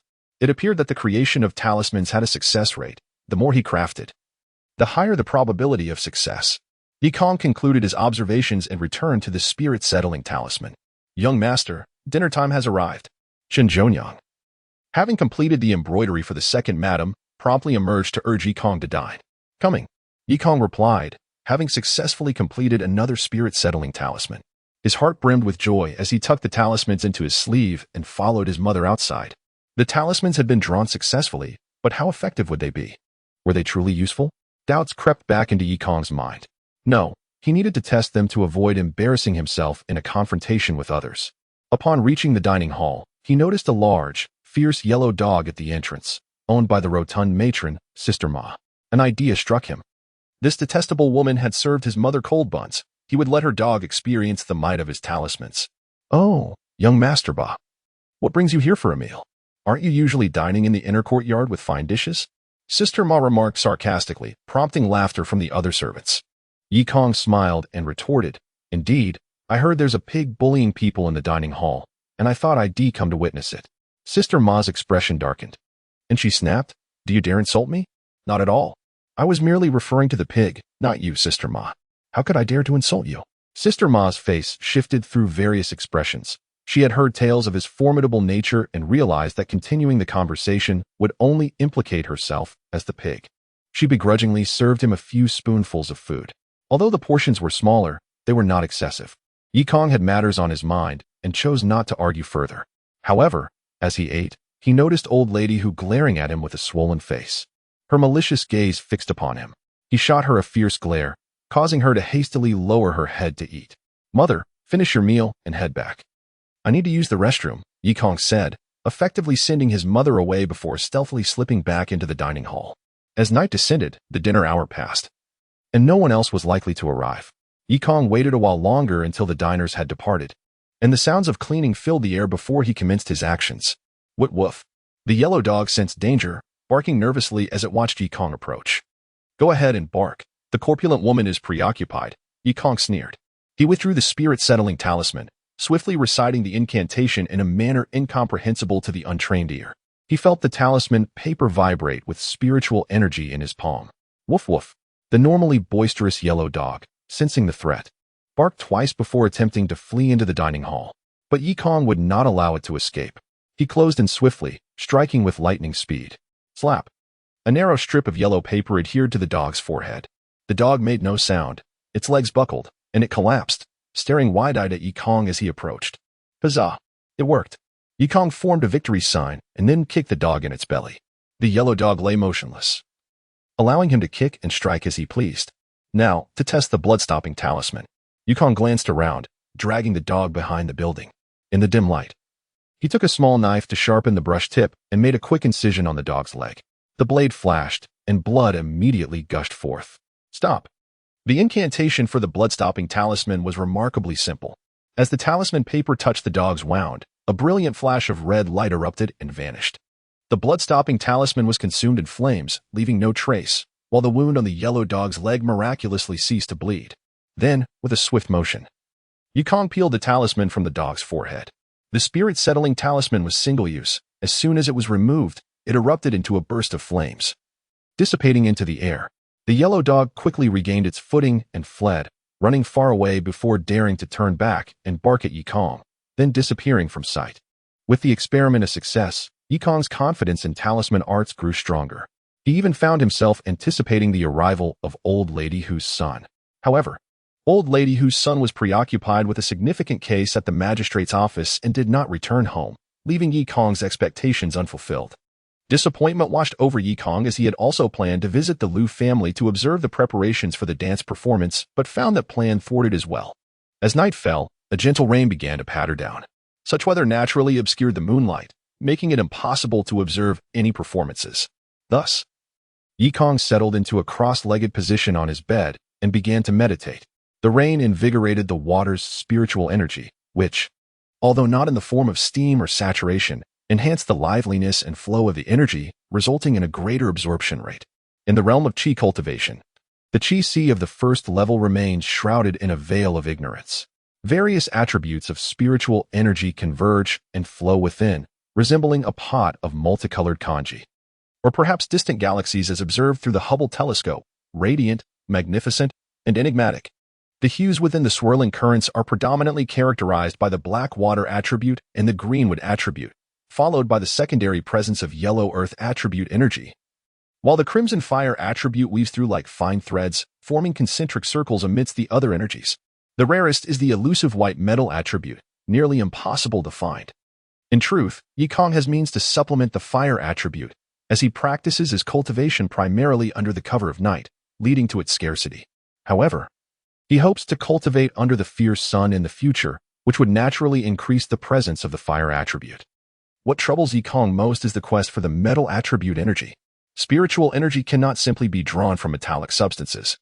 And where in the air might one find such energy? Perhaps inhaling automobile exhaust on Blue Star could yield some metal attribute energy, but here in the Zhangnan continent, it is indeed rare. Digging into someone else's mind? That would be an act of desperation. It seems his only recourse is to create spiritual talismans to sell for the white spiritual stones needed to absorb metal attribute energy. Time in cultivation often feels fleeting.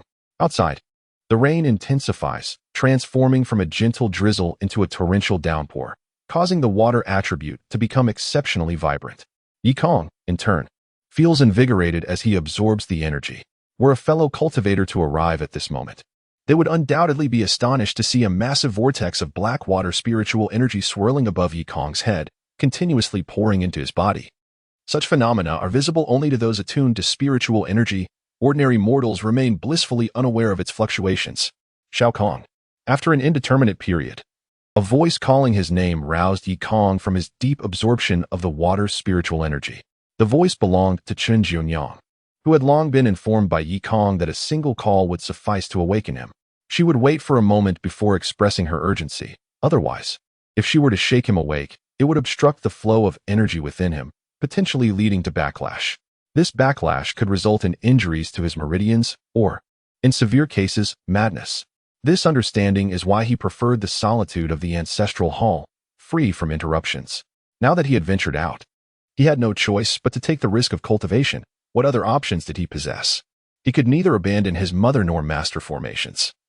So he had only cautioned her to wait a moment and not to disturb him unless necessary. After sending the final wisp of spiritual energy into the Qi Sea, Yikong felt a renewed sense of solidity. Upon opening his eyes, he discovered that even in the darkness, his pupils shimmered with a glint of brilliance. Mother, is there something amiss? Could it be that old granny whose son has arrived? He inquired. Qin Jianyang observed her son's piercing gaze and assumed it was simply the vigor of youth, thus she did not question him further. Sitting at the edge of the bed, she replied, Old granny whose son has not come. It is Li Lao-Si who is here. Oh, what does he want? Is he looking for trouble again? Qin Jianyang couldn't help but chuckle, chiding, You little ruffian, always thinking about trouble. Li Lao-Si came to inform you that someone is looking for you, but it's too late to let them in. They're waiting at the gate. Someone is looking for me. Yikong paused, bewildered. At this late hour, amidst such heavy rain, who could be seeking him? I'll go take a look. He felt the calming talisman tucked within his sleeve and grabbed a black umbrella from the corner before stepping outside. Behind him, his mother's concerned voice followed, Shao Kong. Remember to be courteous and avoid fighting. Yikong smiled reassuringly. Do not worry, mother. As long as others do not provoke me, I shall not instigate conflict. I have a good temper. You should return inside to avoid catching a chill. Chapter 23. Vision at the Yi residence's entrance. A robust man was removing his soaked raincoat, revealing a rough, yellowish tunic and a small hemp rope tied around his waist. The raincoat was in tatters, offering little protection, while his garments underneath were drenched. And his straw sandals were nearly beyond wear. Young Master Ba soon emerged, asking him to wait a moment. After summoning Yikong, Li Lao-Si hurried to respond. In the past, if someone sought Qin Jianyang and her child at such an hour, Li Lao-Si would have never reported it, even if the visitor perished in the rain. He would not have allowed them entry. However, the situation was different now. He understood Yikong's formidable reputation and wished to avoid any conflict with him. The prevailing belief in the Zhangnan continent was that strength commanded respect, and having been beaten, Li Laosi had begun to admire and curry favor with Yi Kong. "Ah, it's quite all right, my friend. Thank you." The visitor, feeling the weight of his damp attire, stood awkwardly instead of sitting. Shortly after, Yi Kong entered, holding a black oil umbrella. Upon seeing the visitor, he paused. "Lu Jun, what brings you here?" Throughout his journey, Yi Kong had been pondering who would dare venture out in such torrential rain at this late hour. To his surprise, it was none other than the elder from the Lu family who had assisted him earlier that afternoon. "Young Master Ba, Lu Jun's expression was urgent. Glancing at Li Laosi, "Please, sit." Li Laosi, kindly fetch a cup of hot tea. Sensing Lu Jun had something significant to discuss, Yi Kong promptly sent Li Laosi away. Li Laosi wisely went to prepare the tea, while Yi Kong gestured for Lu Jun to take a seat, his mind racing with thoughts. Was this fellow in need of financial assistance again? Had he come to borrow money in the dead of night? It appeared that being a good Samaritan had its drawbacks. However, Yi Kong's assumptions were misguided. Lu Jun was not seeking a loan, but rather returning a debt. As soon as he sat down, Lu Jun produced the 9 taels of silver Yi Kong had given him earlier, placing it on the table before him. Yi Kong was taken aback. "What is this?" Lu Jun explained. "Dr. Kan has examined my mother, and her eyesight has been irreparably damaged. No medicine will work, and since it is of no use, I cannot keep young Master Ba's silver." Yi Kong nodded, recognizing Lu Jun as a man of integrity. However, he then wondered if Lu Jun was reluctant to allow him to see his family's treasures. Yi Kong quickly pushed the silver back, saying, "Brother Lu, do not be so modest. This silver was given in exchange for the Lu family's treasures, not as a gift. You must accept it." Lu Jun's expression turned serious as he blocked the silver with the back of his hand, saying, "Young Master Ba, I know your heart is kind. This silver was meant to help me through a difficult time, but now I have no need for it. Therefore, I absolutely cannot accept it. As for the treasures in my family, you are always welcome to view them." Initially, Yi Kong's intentions had not been purely altruistic. Hearing Lu Jun's words made him feel a bit embarrassed, and he quickly pushed the silver back, insisting, "How can that be? It would be improper for me to benefit without offering something in return." Just as Lu Jun was about to push the silver back again, Yi Kong feigned anger, saying, "Brother Lu, do you think so little of me? Am I the kind of person who would take without paying? If you continue to refuse, it will seem as if you do not wish for me to see." In truth, he was indeed the type to take without offering. Yet he felt that Lu Jun was a man of principle and worth befriending. Seeing Yi Kong's insistence, Lu Jun could not refuse any longer. After expressing his gratitude, he tucked the silver away safely. At that moment, Yi Kong smiled and asked, "Now, can you reveal your true intentions for coming here?" It was evident that returning the silver was not Lu Jun's primary motive. Otherwise, he would have come earlier that afternoon. Such inclement weather could have delayed his visit until the morning, yet he braved the storm to share something important. Indeed, young Master Ba is as astute as ever. I had not even spoken, and you already discerned that I bear news of significance, Lu Jun flattered. Yi Kong scoffed lightly, continuing, "I also deduce that your visit is related to the individuals who followed me this afternoon. Have your associates inquired about my identity?" Lu Jun was genuinely astonished. He had only offered flattery moments prior, yet Yi Kong had accurately deduced the situation. "Young Master Ba, your intuition is remarkable. I am truly in awe," Lu Jun said with a formal bow. Yi Kong, unbothered by the praise, nodded and resumed his analysis. "Brother Lu, your late-night visit must indicate that there is something urgent to convey. However, logically, you would have informed them of my identity, and they would not dare act against me. What could be so pressing?" Lu Jun, now thoroughly impressed, replied, "You are correct. This afternoon, our enforcement hall inquired about your identity, and I did not conceal anything. When they learned that you are the 8th young master of the Yi family, they dared not linger and departed hastily. Yet, who would have known?" Yi Kong's expression sharpened, urging him to continue. After glancing around cautiously, Lu Jun lowered his voice. Later that evening, the hall master of the enforcement hall personally led over 10 experts to my home, lying in wait for you to view the treasures, intending to strike when you were most vulnerable. Fortunately, the rain fell unexpectedly, or else you would have walked straight into their trap. Upon hearing this, Yi Kong's heart raced. Clearly, those individuals knew his identity and had prepared to eliminate him. But what had prompted such a drastic change in their plans? "What did they say to you?" Yi Kong inquired further. "They spoke rather harshly, but it is of no consequence. They said you were a fool, had never trained in martial arts, and were of no worth in the Yi family. They believed that even if you perished, no one would care." Yi Kong instantly grasped the situation. They had their spies. Initially, they had planned to abandon the scheme, but upon hearing intelligence from their informant, they were stirred by a desire for revenge. Regardless, he was still a member of the Yi family. Surely, the authorities would intervene. The audacity of these individuals was astounding.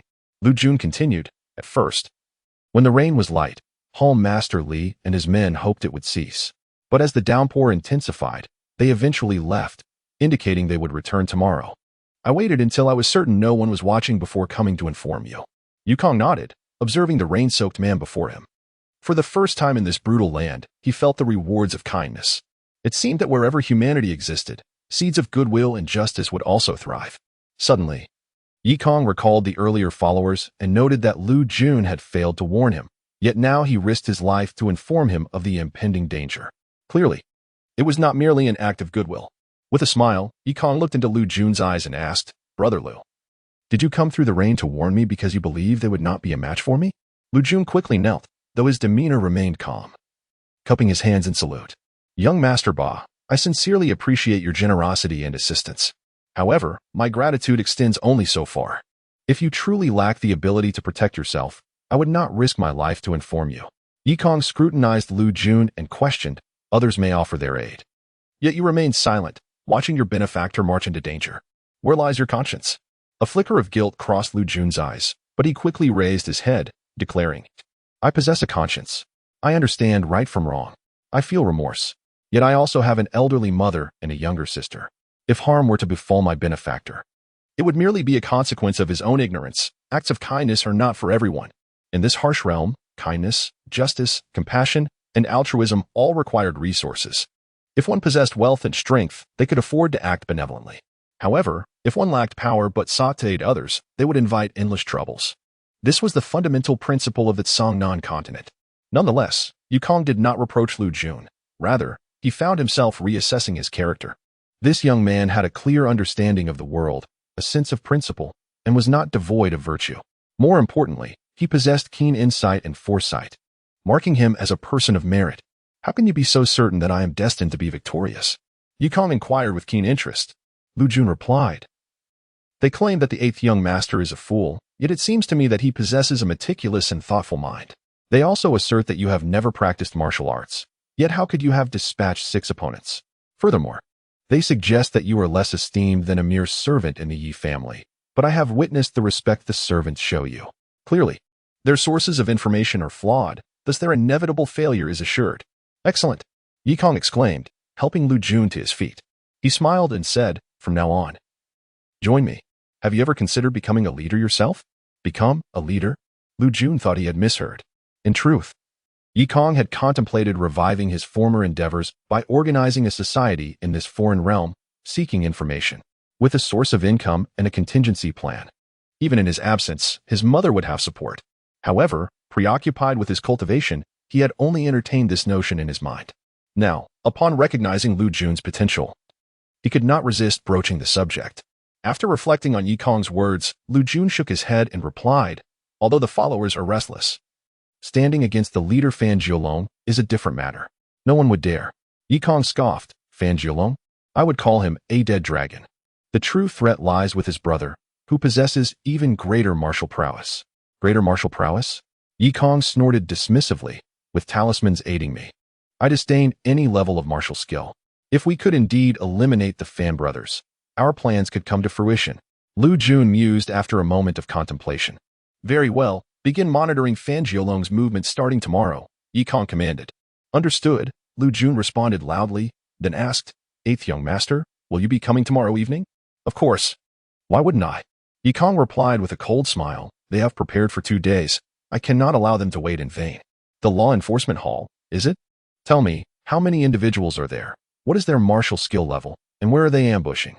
Half an hour later, Yikong escorted Lu Jun out, handing him his umbrella. Watching Lu Jun's robust figure vanish into the endless rain, Yikong turned coldly to Li Laosi and warned, "If you leak any information about Lu Jun seeking M Chapter 24, Introduction." The rain poured down like a torrential waterfall, enveloping everything in its deluge. Yikong returned to the small courtyard, drenched to the bone. Chen Jionian hurriedly brought him dry clothes and towels, chattering away, "Didn't Tiyu take an umbrella? Why didn't Tiyu use it?" Yikong replied simply, "I gave it to a friend." After accepting the clothes, he retreated to his room, shedding his wet garments. With a surge of elemental energy coursing through him, His hair and body dried instantaneously. Dressed in clean attire, he sat cross-legged on his bed, contemplating how to confront the experts lying in wait at the Liu family's estate. According to Liu Jun, these individuals were far more formidable than the petty thugs he had encountered earlier. They were true masters of martial arts. Particularly concerning was the head of the law enforcement hall, Li Wuda, a figure renowned in the martial world from years past, coupled with several other skilled fighters. It seemed almost impossible for Yi Kong to face them alone. Initially, he had considered requesting assistance from Captain Liu Chongqing and a few comrades. However, upon reflection, it felt inappropriate. Yi Haoran had cautioned him against stirring trouble when he left home, and Liu Chongqing might not be willing to oblige. Even if Liu Chongqing agreed to assist, it would reveal his talismanic abilities in front of Liu and the loyal guards of the Yi family, leading to suspicion should he later wish to use his talismans against someone within the clan. What to do? Yi Kong resolved to examine the compendium of talismans once more for anything that might aid him, and once again, he entered a meditative state. He opened the brilliant tome, searching through its pages, but found little of immediate use. Suddenly, a spark of inspiration illuminated his mind. The Bright Eye Talisman. This particular talisman was specifically designed to cure visual ailments, making it suitable for Liu Jun's mother, who suffered from cataracts. Although he hadn't found a talisman of personal utility, he had discovered one that could assist Liu Jun, making the trip worthwhile. He committed the design of the Bright Eye Talisman to memory. The Liu brothers were decent individuals, and they would undoubtedly become valuable allies in the future. Thus fostering goodwill was paramount. Yi Kong promptly rose from his bed, lit an oil lamp, and began crafting the Bright Eye Talisman, drawing from previous experience. He was not hasty to inscribe on yellow paper. Instead, he practiced on scrap paper until he felt confident, and then picked up his brush, saturating it with cinnabar before inscribing the talisman onto the yellow paper. With his right hand grasping the brush, it danced freely as Yi Kong's wrist twisted and turned, the brush tip gliding like a blade, leaving crimson imprints on the paper. In fact, the symbols on this talisman were related to Chinese characters. According to the text, these were the writings of the celestial beings, yet they bore an 8-part resemblance to Chinese characters. For instance, the Bright Eye Talisman featured a graphical representation of an eye at the top, a character resembling closed below it, and beneath that, the symbol for true fire. As Yi Kong inscribed, a thought struck him. The Bright Eye Talisman was intended to open one's vision. Why, then, did it include the character for closed? Why not use open or unveil? The purpose of the Bright Eye Talisman was to enhance one's sight, so why feature a symbol of closure? Creating talismans demanded focused intent, yet as Yi Kong's mind wandered, he watched in dismay as the nearly completed Bright Eye Talisman suddenly ignited in flames, reducing itself to ashes. Distracted again, he chuckled, setting down his brush. He picked up the symbols he had experimented with on the scrap paper, scrutinizing them closely. Aha! Upon closer examination, he realized that the character for closed was adorned with 2 additional strokes, resembling a cloak enveloping the character, which extended from the eye symbol above. Thus, these strokes implied release or unbinding. It all made sense. The objective was to liberate the state of closure. Yi Kong's eyes widened with excitement. He sensed that he had made a significant breakthrough. If this was indeed the case, he could create the talisman without those 2 strokes, or perhaps replace closed with open. Would that not transform the Bright Eye Talisman into a talisman for blindness? These thoughts struck him like a bolt of lightning, illuminating his understanding. The initial stage of talisman crafting was merely copying designs, but even the closest replicas could only reproduce what was already documented. Now, with this revelation, he had transcended the rudimentary phase of learning, beginning to grasp the meanings behind the symbols and marks, laying the groundwork for the creation of entirely new talismans. He pondered further. What about the blood-stopping talisman? The pain-relieving talisman? If altered similarly, would they not become the endless bleeding talisman and the aggravated pain talisman? By heavens! How magnificent it was! Yi Kong leaped with joy, fervently commencing the creation of one self-crafted attack talisman after another. The rain continued throughout the night, gradually giving way to the soft glow of dawn, which painted the sky in exquisite hues. As the morning sun dispersed the rosy clouds, a new day dawned upon the Tsangnan continent. Each day brought forth different morning glories, and it appeared that today promised delightful weather. Standing at the threshold, Yi Kong gazed into the distant sky, allowing a genuine smile to blossom upon his face. Very well, Dragon and Snake Gang. Let you be my first achievement on the Tsangnan continent. Yi Kong felt an exhilarating surge of excitement, and rightly so. He had stepped into the realm of talisman crafting. producing not only those documented in the compendium but also creating designs that were previously unrecorded. Although the success rate of his self-made talismans was lower, he had still achieved some successes, affirming the validity of his insights. What thrilled him even more was the influx of spiritual energy he had absorbed from the rain, which had unlocked a new page in the compendium, revealing a new talisman that would significantly enhance his power. "Mother, I'm going out to purchase some items. Bring me a few taels of silver," Yikong said, stuffing several talismans into his sleeve before stepping out the door. "More silver? I was saving that for your future wife," Chun Jinyan muttered, yet she still retrieved 10 taels of silver for him. A bride bought with silver is unreliable. Yikong chuckled as he pocketed the silver and made his way outside. "Make sure to eat breakfast before you go," Chun Jinyan called after him. "I'll be back shortly." "I'll eat then," he replied, his figure disappearing through the courtyard gate. He had risen early to procure yellow paper. Having used up all the sheets he had written on the previous night, he needed to stock up for the impending confrontation and thought he was setting out early, only to discover that he was not the earliest riser. As he reached the entrance, he noticed Yihai, old Hu's son, also heading out. Tall and sturdy, Yihai bore an incongruous small face, a combination that was quite unbalanced. However, one should not underestimate him. He was a true martial artist of this generation within the Yi family, even surpassing Yi Wei, though Yihai was merely the son of a servant. Yi Haoran placed great importance on him, assigning him a significant position in the city's government, which meant that even the scions of the Yi family would not dare to provoke him. Upon seeing Yihai, Yikong instinctively withdrew his hands into his sleeves. Clutching his newly crafted blindness talisman in one hand and a calmness talisman in the other, nervously watching the young man, poised for confrontation. To Yikong's surprise, however, Yihai did not seek him out for trouble, acting as if he were a stranger, his expression devoid of emotion as he brushed past Yikong. Has he changed his temperament? Yikong mused. Yihai was not known for his benevolence. Typically, when Old Hu argued with someone, he would intervene, especially after Yikong had slapped Old Hu twice. At the very least, he should have expressed some anger towards him. Yihai reached the entrance but suddenly turned back, offering Yikong a smile before mounting his horse and departing. Something's amiss, Yikong thought, detecting malice, cruelty, and a hint of schadenfreude in that smile. Could it be that he knew of the assassination attempt planned for that evening? The more Yikong pondered, the more plausible it seemed. Collusion between government officials and gangs was not unheard of in any realm, and Songnan was no exception. Officials and bandits colluding to murder an underage child? You certainly underestimate me. Yikong sneered as he strode toward the bustling street. Time passed swiftly, and before long, it was noon. The North District serves as the slum of the southern capital, where the sight of whitewashed walls and dark tiles is nearly non-existent. Instead, desolate earthen walls and dilapidated mud houses dominate the landscape, resembling an abandoned village. Yet, this place is far from deserted. Every crumbling abode is inhabited. As one strolls through the narrow alleys, they encounter individuals clad in tattered garments, many holding broken bowls, uncertain whether they are begging or merely using them for their own meals. The Liu family resides in one such alley. Under the sunlight, a young boy dressed in a white shirt ambles calmly upon the coarse yellow earth. This is Yukong, who initially planned to arrive in the evening but decided to meet his brothers, Lu Jun and Lu Yi, a bit earlier. The inhabitants of the slum are notably vigilant.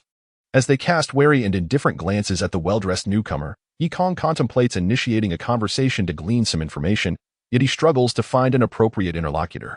Ahead lies a well, and around the next bend, the dilapidated entrance of the Liu residence comes into view. However, as he approaches the well, he halts his steps. A small girl is washing clothes by the well, appearing to be of similar age to Yikong. She squats at the edge, diligently scrubbing her garments. Her back turned towards him. She is remarkably petite, clad in a short, worn-out top, exposing large patches of her porcelain-like skin as she bends over. "Little sister, are you washing clothes all by yourself?" Yikong approaches with a warm smile. His intentions are not sinister. A rogue like him is typically drawn to mature women, and this frail, underdeveloped girl does not pique his interest. "Who are you?" the girl inquires, her dark, round eyes glaring at Yikong with suspicion. Even a child is so watchful, he muses. Undeterred, Yikong retrieves a piece of silver from his pocket and crouches down, saying, "Little sister, washing clothes for money must be exhausting. If you answer a few questions for me, this silver will be yours." The innocent smile and the silver coin have their intended effect. The girl wipes her hands, stands up, revealing ill-fitting trousers that accentuate her slender legs. "Ask away, but don't come closer. Just stand there and inquire." she replies, stepping back slightly, her caution eliciting a chuckle from Yikong. Don't worry, it's nothing significant. Just a casual chat. I assure you, I mean you no harm, he reassures her with a smile. My mother says that wealthy people are all bad, finding joy in bullying the poor. I am not a wealthy man. Then why do you take out silver so easily? Those without money do not spend on inquiries. Yikong finds himself at a loss for words, surprised to be perceived as affluent. Nevertheless, he adeptly maintains his facade, replying with a grin. My mother also taught me that although we are poor, we should still be willing to spend when we go out. Do you understand the saying, a poor family has a rich path? So while I may be generous, I am not wealthy. Look at my garments. They are coarse fabric, not silk or satin. In truth, I am even poorer than you. You are merely poor, while I am a destitute wretch. The little girl cannot contain her laughter, and despite her frail appearance, her face is quite charming, with arched brows, large eyes, and a delicate mouth adorned with a captivating beauty mark. The girl, now convinced by Yikong, replies, Brother, ask your questions. I do not want the silver. Chapter 25. Healing Eyes. The little girl is indeed beautiful and kind-hearted. She will surely marry a good man. I won't get married, the little girl asserts. That little sister will certainly earn a fortune and prosper. Rich people are all bad. Yikong finds it quite challenging to communicate with this young girl. He decides to ask directly, Little sister, do you happen to live with two brothers whose surname is Liu? Yes, the little girl with sparkling eyes replies. Are those brothers rascals? Are they very wicked? Do they keep their promises? Yikong inquires further. You are the wicked one. They are good people. The little girl retorts angrily. Oh, I was just asking out of curiosity. Let me ask you again, who visited their home this morning? Yikong smiles, attempting to coax her into speaking. The little girl bites her lower lip, seemingly deep in thought. Little sister, honesty is important. Tell your brother. And I promise to take you to buy some candy. Yikong feels somewhat like the big bad wolf, deceiving the innocent child. Brother, you're here. The little girl suddenly calls out, waving behind Yikong. Startled, he turns around only to find no one there, and in that moment, the little girl scampers away like a little rabbit. Well, who is deceiving whom? Yikong mutters, realizing the girl is quite cunning. He heads toward the Liu residence. Upon arriving at the Liu household, he sees Liu Jun holding the little girl's hand as they exit, scolding. I'll see which little thief dares to bully my sister. This is your sister? Yikong asks. Yes, her name is Liu Qin, Liu Jun replies. Yikong feels utterly vexed, having inquired about someone while being entangled with Liu Jun's sister. Brother, it's him. He was just saying bad things about you and asking who came to our home this morning. Liu Qin points at Yikong. Yikong stands there awkwardly, while Liu Jun bursts into laughter. The eighth young master graces us with his presence. Please, come inside. He playfully taps Liu Qin on the head, adding, The eighth young master is a benefactor of our family. Do not be rude. Liu Qin remains silent, her bright eyes still watching Yikong suspiciously, as though guarding against a thief. Brother Liu, Yikong tries to smile apologetically. Liu Jun leads Yikong inside, chuckling. The eighth young master is cautious in his dealings. That is understandable. It's only right to inquire beforehand. Please don't feel embarrassed. Your caution gives me even more confidence. Indeed, it is our first collaboration, Yikong replies with a smile. Only Liu Qin scoffs quietly, muttering. He claims to be a pauper, yet the eighth young master of the Yi family is so wealthy. What a fraud. Do not speak nonsense. Go pour some water for our guest. Liu Jun instructs his sister, dismissing her. Yikong takes a moment to observe the surroundings. Indeed, the place is quite impoverished, with bare earth walls, a rickety wooden table, and two three-legged stools. Eighth young master, my family. Liu Jun chuckles awkwardly. Not a problem. Yikong waves a hand and continues. Where's Louis? Oh, he went to boast to the brothers in the gang and gather some information, Liu Jun replies casually, though his eyes flicker, suggesting he may be inquiring about the gang leader, Fan Jiolong. At that moment, Liu Qin returns with a bowl of water, sets it down, and, in a tone only Yikong can hear, mutters, fraud. She then sticks out her tongue and hops away playfully. Your sister is quite mischievous, Yikong comments. She lacks discipline. I apologize for the trouble she caused you. Liu Jun chuckles before directly asking, Eighth young master, how many men do you plan to bring over tonight? Yikong senses Liu Jun's lingering doubts about him. For a few small characters, is there any need to bring men? He replies nonchalantly. Liu Jun gasps. Eighth young master, you go alone? Yes. They are not mere street thugs. These are skilled fighters. Yikong laughs heartily. Skilled? How skilled can they be? Rest assured, I will ensure they do not return. But, Enough said. Lu Jun falls silent, clearly unconvinced, perhaps regretting his decision to trust Yi Kong. After all, confronting several well-known experts alone seems a reckless endeavor. Yi Kong understands that mere words are insufficient. He must demonstrate his true abilities. How is your mother? How are her eyes? He inquires. Lu Jun sighs. What else could it be? She cannot see. I will go check on her, Yi Kong offers. Lu Jun guides Yi Kong to a small room next door, where an elderly woman lies in bed, her clothes tattered. Upon hearing them, she asks, Xiao Jun, who have you brought? Have you caused trouble again? Mother, I haven't caused trouble. This is. Oh, dear aunt, I am a doctor here to treat you. Yi Kong interjects. Lu Jun looks perplexed, unsure why Yi Kong would introduce himself as a doctor. Yi Kong pays him no mind, sitting beside the bed to ask various questions. Eventually, he produces a charm from his sleeve. Lu Jun, do you know what this is? Yi Kong holds up the charm for Lu Jun to see. In the southern continent, there are no Taoists, nor are there paper charms. Spiritual talismans are not something everyone can access, so Lu Jun is baffled. I'll tell you in a moment, Yi Kong teases, then begins to chant a spell, slapping the charm onto the elderly woman's forehead. The charm ignites in a flash, burning completely. Although the fire is harmless, Lu Jun is still startled. Eighth young master, what are you doing? Lu Jun exclaims angrily. Yi Kong ignores him, focusing intently on the elderly woman's milky white eyes. Lu Jun follows Yi Kong's gaze and watches as the white suddenly splits open, widening as if something were pushing it apart, revealing murky pupils. This phenomenon is too extraordinary for Lu Jun to comprehend. He tightly shuts his eyes, then opens them again to scrutinize his mother's eyes closely. The elderly woman begins to exclaim, Xiao Jun, is that you? Mother can see. I can truly see. Mother. Lu Jun grabs her hand, tears welling in his eyes.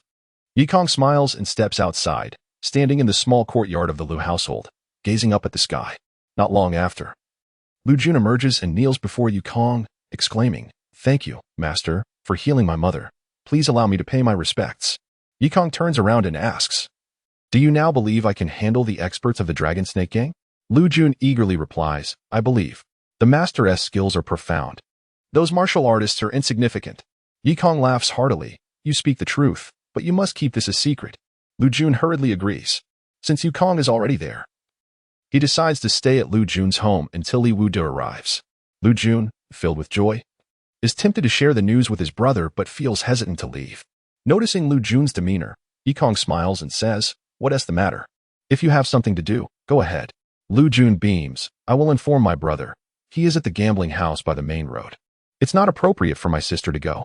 Go on, go on. Yi Kong waves his hand dismissively, squatting on the threshold of the Lu family's entrance, gazing up at the vast white sky, pondering how happy he would be if his mother's face were healed. However, the talisman compendium lacks a charm for healing faces. Did you heal my mother's eyes? A pair of sparkling eyes suddenly appears before Yi Kong. Yes, he replies with a smile. Then you must be a celestial being, right? Lu Qin asks again. No, Yi Kong shakes his head. I am merely a doctor. Another lie. The doctor said only a celestial being could heal my mother's eyes. Yi Kong retorts, Do you wash your clothes with soapweed as well? Soapweed is a unique plant native to the southern continent, known for its rapid growth and affordability. When a few stalks are placed in a household pond, one will soon notice the water becoming viscous, enhancing its effectiveness for laundry, leaving behind a delicate fragrance. It can also be used for bathing and hair washing. Indeed. Do wealthy families use this too? Lu Qin inquired with curiosity. Wealthy families do use soapweed, but I am not affluent myself. My mother labors daily, assisting others with intricate embroidery. Came the reply. That's a lie. My mother said that the rich do not work. They merely indulge and bully others, Lu Qin retorted. Yi Kong chuckled. Your mother is not entirely mistaken. I too wish to indulge in leisure without concerns, yet I often find myself on the receiving end of bullying. Humph. Are you so useless? A celestial being indeed. Do you require my protection? Lu Qin asked innocently. Can you truly protect me? Are you that formidable? Yi Kong queried, intrigued. Certainly. Allow me to demonstrate my martial prowess, Lu Qin proclaimed, and then began to perform in the small courtyard. To be precise, her movements resembled more of a dance than martial arts, graceful and fluid, devoid of any lethal intent, resembling the flow of water in its elegance. What do you think? Isn't it impressive? Lu Qin asked while dancing. Impressive? Indeed, it's quite beautiful. You ought to pursue dance, and who knows, you might become a dancer. I have no desire to learn dance. That is something taught in brothels. The young girl displayed considerable understanding. Yikong sighed, but can your dance truly inflict harm? Of course it can. My mother said that by grasping the movements of the shadowy figures in the dance of Inyu, one can cultivate unparalleled martial skills. Lucine pouted, a hint of mischief playing at the corner of her mouth. Is that so? Yikong gazed skyward, his hopes for the dancing jade diminishing. Initially, he sought celestial arts, not martial prowess, and it seemed he had neither. He could discern no traces of martial skill in Lucine's dance. Chapter 26. Shadow Jade as dusk approached. The streets grew increasingly desolate. In the slums, entertainment was scarce, leading to an early bedtime. Yet, deep within a narrow alley, a brightly lit establishment bustled with life. Where several figures indulged in a feast, their mouths glistening with grease. Among them were our brother's friend, Li Wuda, and Wanjin, as well as Lu Jun, who introduced them to Yikong. Yikong laughed heartily, appearing somewhat foolish, seemingly oblivious to the fact that these individuals bore ill intentions towards him. Li Wuda and his companions feigned innocence, wiping the grease from their mouths before bowing to Yikong. Young Master Ba, we are but simple folk. We hope you will look after us in the future, Li Wuda grinned, harboring disdain for this naive scion of the Yi family. Indeed, the young master seemed a bit dim-witted. He would not need to lift a finger, as the thugs who had met their demise were likely his subordinates. And today he had come unaccompanied. I shall certainly take good care of all of you, Yikong replied, his foolish smile concealing veiled implications. How wonderful! We are most grateful. Li Wuda exchanged knowing glances with his accomplices, and soon, laughter echoed throughout the table. Yet, who could discern the true nature of their mirth? With merriment and spirits flowing freely, the gathering was filled with joviality. Brotherly, upon meeting you, I am struck by your unparalleled martial prowess, dominating the world. I am envious and wonder where your strength lies, Yikong inquired, taking a sip of his drink. Li Wuda, buoyed by the flattery, remained reticent, responding. I roam the four seas. Wherever I find comfort is my home. The world is my abode. Indeed, Brother Li is formidable. I am in awe. Yikong raised his cup once more. However, Li Wuda, ever astute, was aware of the impending treachery, knowing it unwise to indulge excessively in drink. With the moon soon to rise, we must witness the wonders of the Lu family's jade. Let us not partake too much lest we miss the matter at hand. The matter is of utmost importance, Lu Jun signaled to Lu Yi, who promptly ushered their mother and sister into a room, instructing them not to emerge regardless of any sounds they might hear. As the moon ascended, the time had come to behold the jade's marvels. Li Wuda, having long heard tales of the jade's ability to unveil unparalleled martial arts, was eager to witness it firsthand. Let us proceed. Yikong was indifferent to the spectacle.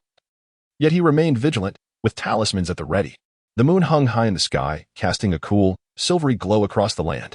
In the courtyard, a basin of clear water shimmered, reflecting the luminous orb above. Lu Jun retrieved a flat, verdant jade pendant, stating, "This jade is known as Shadow Jade. Legend has it that it originates from the Shadow clan, dating back hundreds of thousands of years. When placed in moonlight and submerged in water, one can witness the dance of the Shadow clan, and it is said to harbor the secrets of supreme martial arts." What is the Shadow clan? Yikong inquired, the name unfamiliar to him.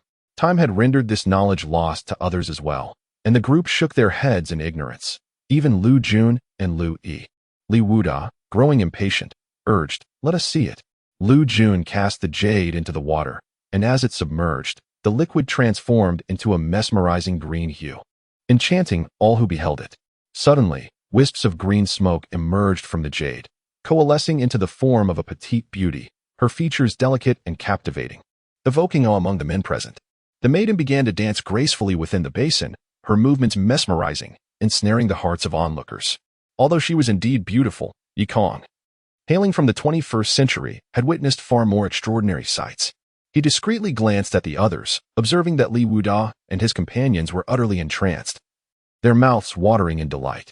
Seizing the opportunity, Yikong could no longer restrain himself. Disregarding the need to wait for their attack, he resolved to act preemptively.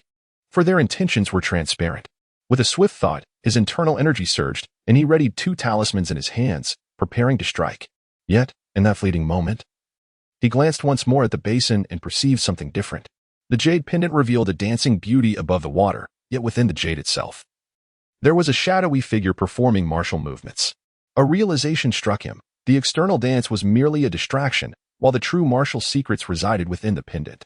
This was the reason the secrets of Shadow Jade had remained elusive for centuries.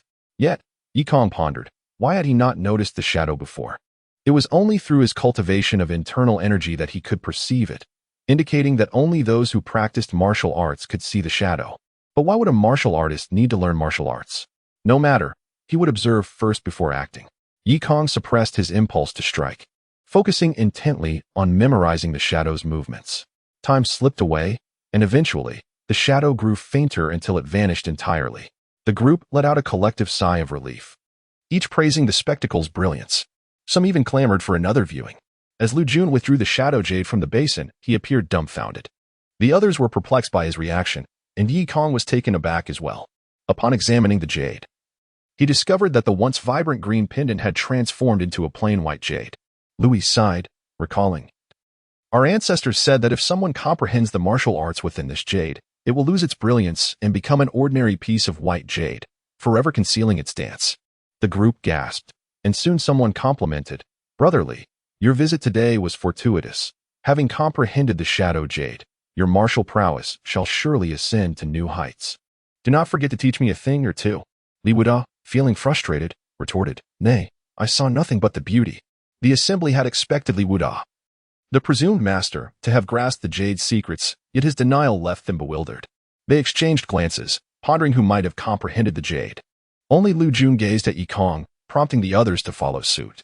Yikong quickly laughed, "Gentlemen, I possess the weakest martial skills here. It cannot possibly be me.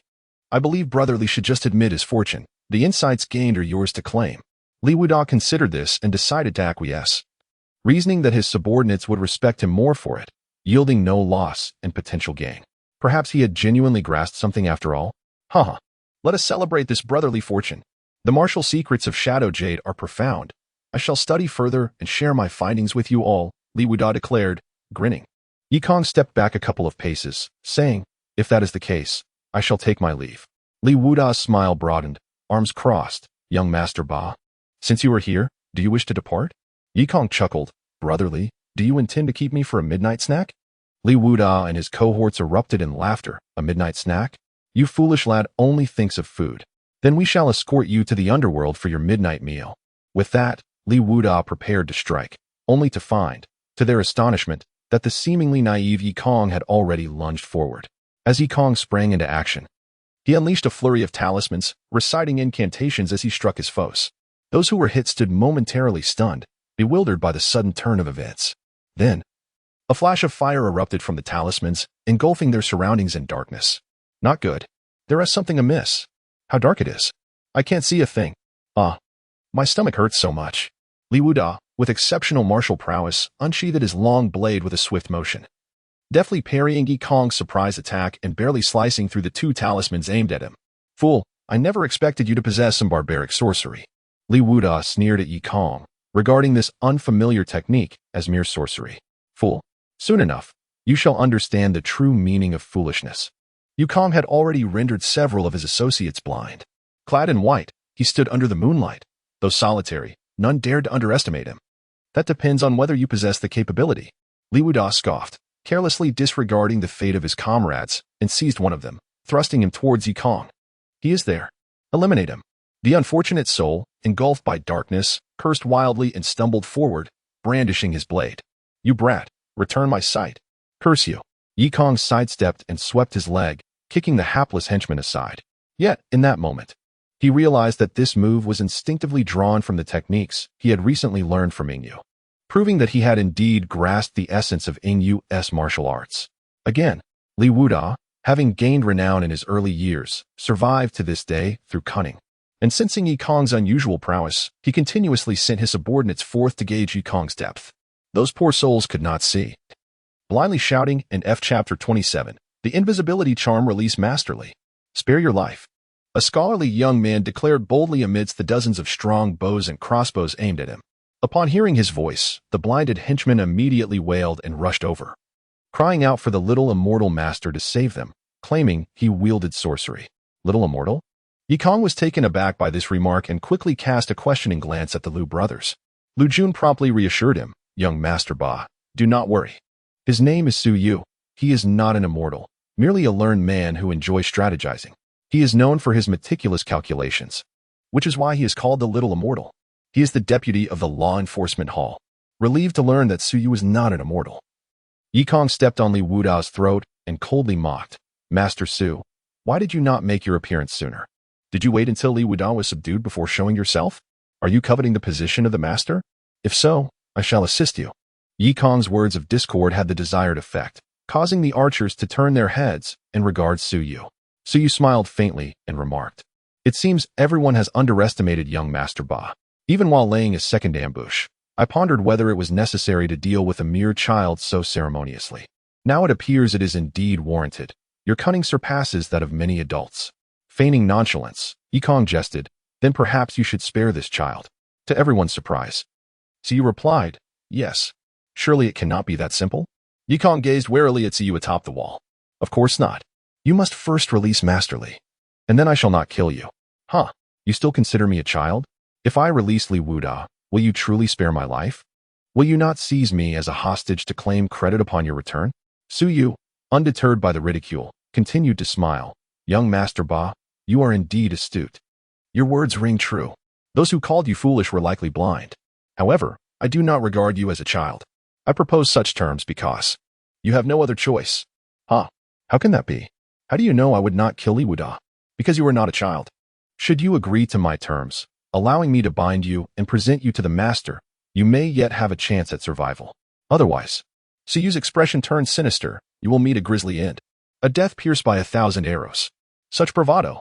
Do you think those mere bows can unleash 1,000 arrows?" Yikong scoffed. Suyu's expression shifted, yet he laughed. "A mere handful of bows is not something you can escape from. Do you know why I refrained from striking earlier? I wished to see if your speed could evade these arrows. Regrettably, you are not swift enough. I trust you would not foolishly wager your life on a trial?" Listening to Suyu's ominous words, Yikong's expression changed. This little immortal was indeed cunning and meticulous. Escaping from his grasp would be no easy feat. The cold moonlight illuminated the arrowheads, casting a chilling gleam. The Liu brothers felt the fear creep in, with Lu Yi's shadow trembling slightly. "Luo Yi, Luo Jun," Suyu suddenly bellowed, "you two have betrayed the dragon and snake gang. You have committed a grave crime worthy of extermination. Quickly bind Yikong so I may speak favorably of you before the master." Louis hesitated, glancing at his brother, with a mere sign from him. He would strike at Yikong. Yikong also looked at Lu Jun, his gaze calm, akin to the moon observing the world, indifferent to joy or sorrow. "Louis," Lu Jun shouted, "young Master Ba has aided us first, tending to our mother's eyes afterward. His kindness is profound. How can we forget our benefactor in a time of crisis? Our benefactor possesses formidable skills, and you should not be so foolish." Lu Yi's countenance hardened, and he steadied himself, gazing at Yikong, then knelt, fists clasped. "Young Master Ba, I was in the wrong." Yikong observed Lu Jun, aware that his words contained both truth and deception. If he were merely prey, Lu Jun would not hesitate to turn against him. Yet, Yikong felt a sense of gratitude. Though he had not gained friendship, he had earned trust, the trust bestowed upon him in a critical moment. The choice of life or death left in his hands. "Lu Jun, for your words, I shall ensure your family as prosperity." Yikong stood under the moonlight, his voice resonating, placing a foot upon Li Wuda's throat, resembling a sovereign surveying his domain. "Thank you, young Master Ba." The Liu brothers rejoiced, for Yikong's words indicated he regarded the opposing bows with disdain. "Return to your quarters," Yikong gestured. Suyu did not hastily command the archers to fire. He was taken aback by Yikong's demeanor. He could not fathom what resources Yikong possessed to evade the onslaught. Even if Yi Haoran were present, he would be gravely injured, if not slain. Could it be? "Little immortal." Yikong's voice resonated, causing Suyu to shudder. "I hear you are a master strategist. Did you not predict that I would not escape and that I would surely release Li Wuda in a bid for temporary survival?" "Huh." Yikong laughed skyward, brandishing a simple knife, exclaiming, "You have miscalculated." With a swift motion, the blade glimmered brightly as it descended, blood bursting forth as Li Wuda's head rolled like a ball to the wall's corner. "Fire!" Suyu roared. Countless arrows surged forth like a swarm of locusts, slicing through the air with a piercing sound. Yet to the astonishment of all archers, the standing youth vanished after tapping his forehead. The invisibility charm, the final page of the paper talisman, proved remarkably effective. Yikong smirked as he positioned himself against the wall's base. Suyu, witnessing the courtyard's sudden emptiness, felt a wave of confusion wash over him. The once infallible strategist found himself in disarray. Shoot. He wields sorcery, shoot erratically. Do not let him escape. Suyu shouted frantically. But as the archers released a few arrows, some began to scream in terror. I cannot see. My eyes. Yes, over there. Suyu pointed towards a subordinate on the other side of the wall. The others, already in a state of panic, disregarded friend or foe and began firing arrows indiscriminately. Damn it, you attack your own. We cannot wait to die. Thus, the henchmen on either side of the wall began to shoot at one another, hurling insults as they did. One loud voice shouted, Curse you, you little brat. You shot your own father. In the chaos of battle, bonds of kinship were forgotten. Father, bear with it. Suyu crouched behind the wall, repeatedly shouting, Cease fire. Do not harm one another. Yi Kong is escaping. Yet a cold voice rang out, Little immortal. You have miscalculated again. I do not intend to flee. I aim to annihilate you all. Suyu, terrified, dropped his weapon and knelt, crying out, Immortal master above. I am blind to my folly. Spare my life, and I shall forever serve you faithfully, never to betray you. The other archers, upon hearing the title Immortal Master, were paralyzed with fear, scattering like frightened birds. Only Suyu remained, bowing towards the east and west, appearing as a fool. The moonlight illuminated the courtyard, strewn with bodies and arrows jutting into the earth. Lu Jun and Louis cautiously pushed open the door, laden with feathers, stepping out to witness the grim scene. They felt a wave of relief. Had they turned against Yi Kong, they too might have become mere corpses here. At that moment, Yi Kong removed the invisibility charm from his forehead. As the talisman fell away, it ignited into a burst of flames. Young Master Ba, they have all fled. What shall we do? Lu Jun inquired. Yi Kong approached Suyu, sighing, I did not anticipate this fellow would expose my identity. It seems our plan must be expedited. Upon realizing he had inadvertently committed a grave mistake, Suyu hastily prostrated himself, pleading for mercy from the celestial master, vowing never to err again. Yi Kong ignored him. Continuing his inquiry, Louis, what intelligence have you gathered? The plan Yi Kong referred to was to eliminate Fan Jiolong and seize control of the Dragon Snake gang. The Liu brothers were aware of this scheme, yet they were taken aback by Yi Kong's intention to act so swiftly. No? Lu Jun exclaimed in astonishment. Yi Kong nodded affirmatively. Indeed, now. If we delay, Fan Jiolong will soon learn of our movements, and it will become increasingly difficult to act. Lu Yi shrugged helplessly. I have yet to gather any information. My acquaintances are all from the lower ranks, and it would be inappropriate for me to be so direct. At that moment, Suyu crawled over, stating, I am aware, if the Celestial Master spares my life, I am willing to serve as your humble assistant. Oh, pray, elaborate. Yi Kong prompted. I am the deputy of the Law Enforcement Hall and a senior member of the gang. Thus, I am privy to certain matters. Recently, the gang leader has become infatuated with the courtesan Xiao Taohua of Sanchuan Tower, spending every night there. Typically, he brings 8 subordinates, and by the 3rd watch. For retire to rest, this presents the optimal opportunity to strike. Although the gang leader's martial prowess far exceeds that of Li Wuda, he pales in comparison to you. Celestial Master, Suyu articulated his insights with remarkable clarity, divulging the location, weaknesses, and timing for the assault on Fan Jiolong. Ultimately, Suyu proposed, Celestial Master, I have a simpler plan. Let us feign that I have captured you. Then you can strike unexpectedly and swiftly eliminate Fan Jiolong. Yi Kong contemplated this suggestion. Acknowledging its merit, it would require minimal effort and conserve a precious invisibility talisman, which had a notoriously low success rate. He had managed to produce only 2 after an entire morning of effort. Yet, a chilling thought from the 5 Elements Ascension scripture echoed in his mind. Trust no one. Little deity, your idea is commendable, but I cannot place my trust in you. Yi Kong replied with a smile. Then how might the Celestial Master require me to prove myself? Suyu surprisingly regained his composure. A rapid shift that sent a shiver down Yi Kong and Appo's spine. No proof is necessary. Yi Kong and Appo's gaze turned icy, having come from Blue Star. He was already reluctant to instigate further bloodshed, being far more merciful than the denizens of the Songnan continent. However, he would show no mercy to one who had previously sought his life. Why? Why will you not grant me a single chance? Suyu shrieked. Because your audacity to betray me once indicates you would dare to do so again. With that final declaration, Yi Kong showed no compassion, swiftly ending Suyu and Appo's life. As Suyu faced his demise, he ground his teeth and declared, I shall await you on the road to the Yellow Springs. After slaying Suyu, Yi Kong commanded, We cannot linger here. We must swiftly relocate. Once you are settled, I shall go to eliminate Fan Jiulong. Chapter 28. Assassination. Upon hearing Yi Kong's words, the Liu brothers immediately sprang into action, summoning their mother and younger sister hidden in the house. They hastily gathered a few trivial garments and departed under the cover of night.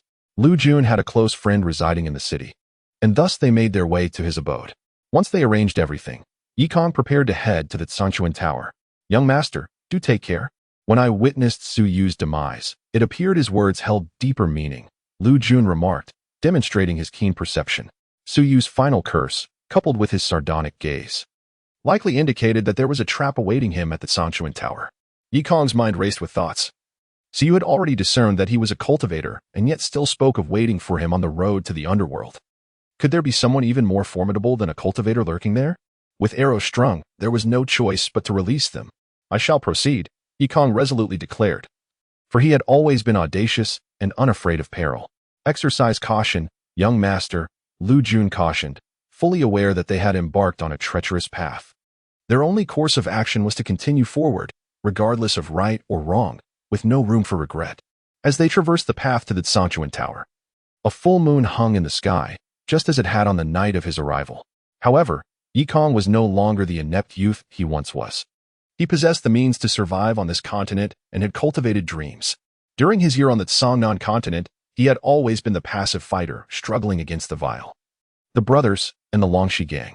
Now, he was ready to take the initiative for the first time and crush Fan Jiulong beneath his feet. The Sanchuan Tower, the grandest establishment in Nandu City, had been described to him repeatedly by the guards of the ancestral hall. Yet, those soldiers, with their meager salaries, could hardly afford its lavish offerings. They spoke of the Sanchuan Tower with a tone of yearning and envy, extolling the beauty and allure of its women, rendering many a man breathless. Once, Yi Kong too had dreamed of this place, envisioning himself lavishly spending silver on the captivating women. Little did he anticipate that his inaugural visit would be for the purpose of murder. As he strolled through the bustling streets, Yi Kong realized that the Songnan continent indeed boasted of vibrant nightlife. The taverns were alive with the sounds of revelry, and from afar, he spotted the Sanchuan Tower adorned with crimson lanterns bearing golden characters. Laughter and merriment echoed as men and women frolicked, while vendors peddled their wares. However, Yi Kong chose not to enter the Sanchuan Tower through the main entrance.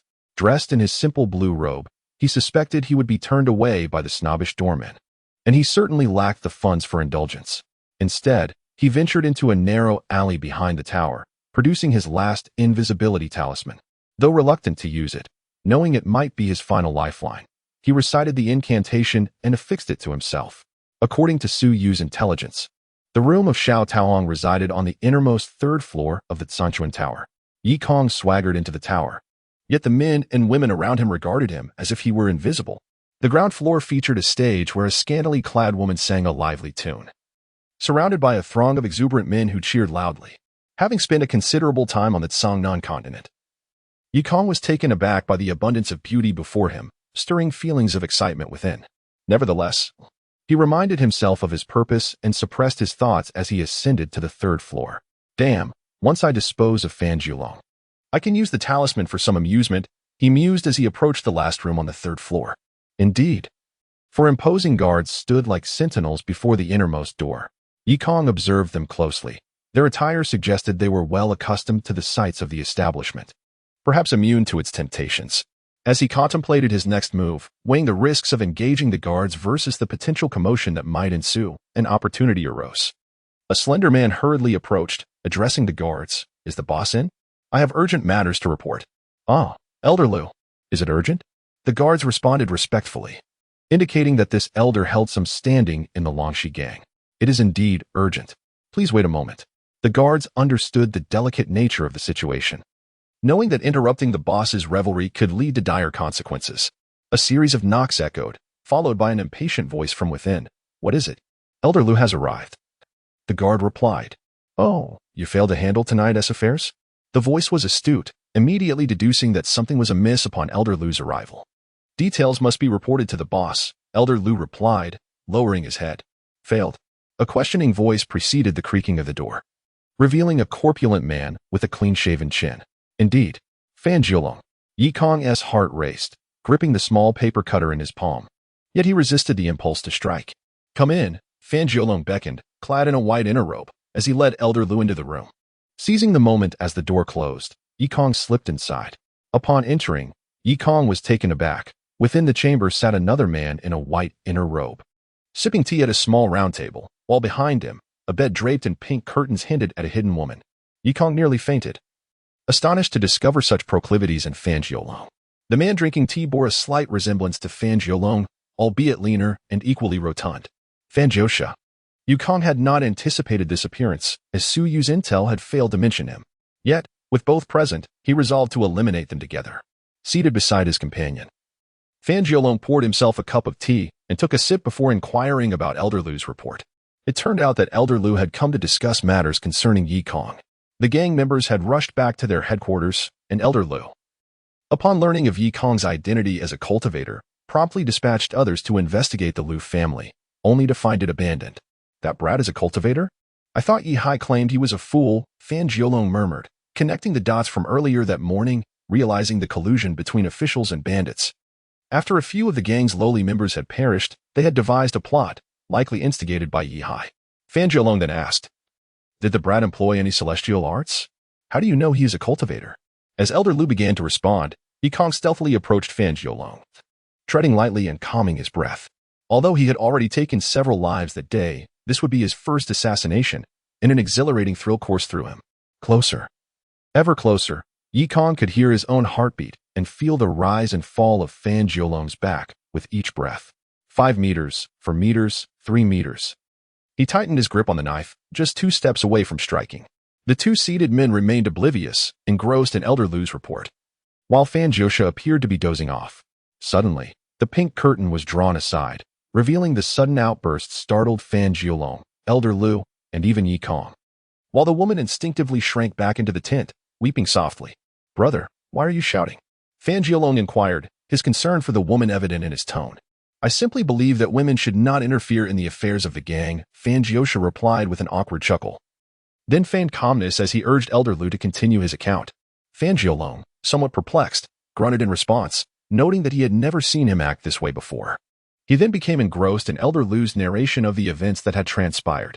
However, Yikong remained vigilant, his attention fixated on Fan Jiolong. A glance at Fan Jiosha revealed an unsettling tension. The man was visibly anxious, his earlier outburst directed at the woman betraying his inner turmoil and fear. Yet, after his roar, Fan Jiosha regained his composure, sitting quietly beside Fan Jiolong, one hand still steadily holding a small teacup.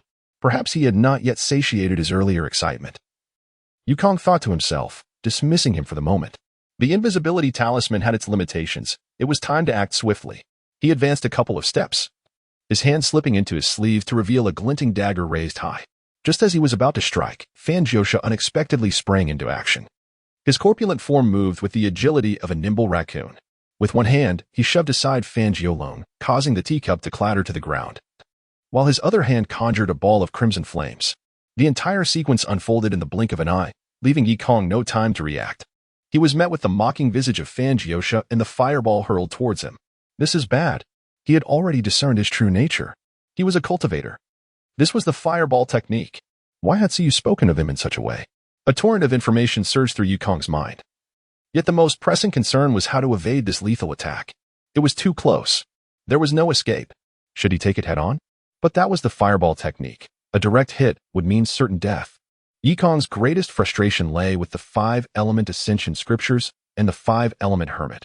Why hadn't they included a few basic spells in the texts? If only he could wield the fireball technique, he would not need to risk everything now. Yet lamenting over fate would accomplish nothing. He needed to devise a way to evade the impending strike. Everything transpired in an instant, every thought crystallizing in a heartbeat. Just as the fireball was about to strike him, images of martial arts from the Shadow Jade surged into his mind. Without the luxury of deliberation, he instinctively leaped into action, drawing in breath, arching backward, and flipping gracefully, as if carried by the currents of the air. Though hasty, his movements were fluid, akin to a feather drifting through the atmosphere. Boom! The fireball obliterated the wooden wall, leaving a gaping hole in its wake. Chapter 29. Fan Jiash, a piercing scream erupted from the woman in the tent as she leaped from the bed and dashed outside, oblivious to her exposed state. Simultaneously, 4 guards entered from outside, joining Elder Lu to protect Fan Jiolong. The situation was exceedingly disadvantageous for Yikong. Nevertheless, Yikong remained composed in the face of danger, exhibiting remarkable martial prowess that allowed him to evade a lethal strike, causing a flicker of surprise in Fan Jiash and Appo's eyes. Such skill. Fan Jiash and Appo's gaze followed Yikong and Appo's movements. Can you see me? Yikong was taken aback. The fact that a cultivator could perceive him despite his invisibility charm was the source of his predicament. Yet, he too was a cultivator and had checked his reflection in the mirror. He should have been invisible. Fan Jiash sneered, mocking, a mere trick. Do you not know that under the Heavenly Eye technique, you cannot hide at all? A mere novice in Qi refinement. The Heavenly Eye technique was a fundamental spell used to detect hidden entities and assess the levels of other cultivators. But it could only reveal those at the same realm or lower. Yikong, lacking the incantations for such rudimentary spells, was unaware that the Heavenly Eye technique could penetrate invisibility charms. Furthermore, his ignorance of the Heavenly Eye technique left him uncertain of Fan Jiash's level. However, Yikong, possessing keen intellect, quickly deduced that his opponent was not particularly formidable. First, if Fan Jiash were truly powerful, he would not have waited for Yikong to approach before launching an attack. A single grand spell could have incapacitated him before he had a chance to escape. Second, it was said that by the mid-stage of Qi refinement, one could utilize magical tools, which were far superior to spells. The fact that Fan Jiash had not employed any such tools suggested he had not reached that stage. Lastly, even Fan Jiash's fireball spell displayed limited potency, merely burning a hole in the wooden wall. Yikong quickly formulated a plan, smiling, I am at the first level of Qi refinement. But it seems you are not so impressive either. As he spoke, he scrutinized Fan Jiash from head to toe, sensing that he too could use the Heavenly Eye technique, which made Fan Jiash cautious. You must be the 8th young master of the Yi family. May I inquire which esteemed master you study under? Fan Jiash cautiously probed. Yikong immediately grasped his intent. Fan Jiash was fearful. Although every cultivator surpassed ordinary folk, they were often more timid. Especially loose cultivators, who would dare provoke the powerful families and sects of the cultivation world. My master is the esteemed Wan Xianjinren of the Wan family in Huangzhou. And you, my friend, are a loose cultivator? Yikong discerned the flicker of panic in Fan Jiash's eyes and boldly removed his invisibility charm, sitting casually across from him while pouring himself a cup of water. Despite being at a higher level than Yikong, Fan Jiash dared not offend a member of a cultivation family. In the realm of cultivation, loose cultivators were perpetually the most impoverished and powerless. Ah, so you are a renowned disciple of Wan Xianjinren. I apologize for my rudeness. Fan Jiash quickly sat down and scolded Elder Lu and the others. You fools. Do not fail to apologize to Master Yi. Elder Lu hastily offered his apologies, bowing deeply before being dismissed by Fan Jiash. While Fan Jiolong seated himself next to Yikong, his face an image of contrition. Wan Xianjinren has only recently accepted you as a disciple, has he not? How is it that you are still at the first level of Qi refinement? It seems you even lack foundational spells, Fan Jiash remarked with a smile.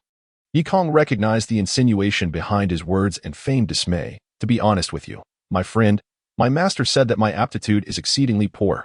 He initially had no intention of accepting me, but out of respect for my father, he took me on as a nominal disciple, visiting the Yi residence once a year to guide me. Oh, Fan Jiash's brothers appeared enlightened. Although Yikong claimed to possess poor aptitude, they knew that Yihaoren and Wan Xianjinren were not figures they could provoke. Alas, Yikong sighed after taking a sip of water. It is indeed true that my aptitude is lacking. After more than a year of cultivation, I am still at the first level of Qi refinement. My master has advised me to focus on diligent practice and not to rush into spellcasting, hence my current predicament.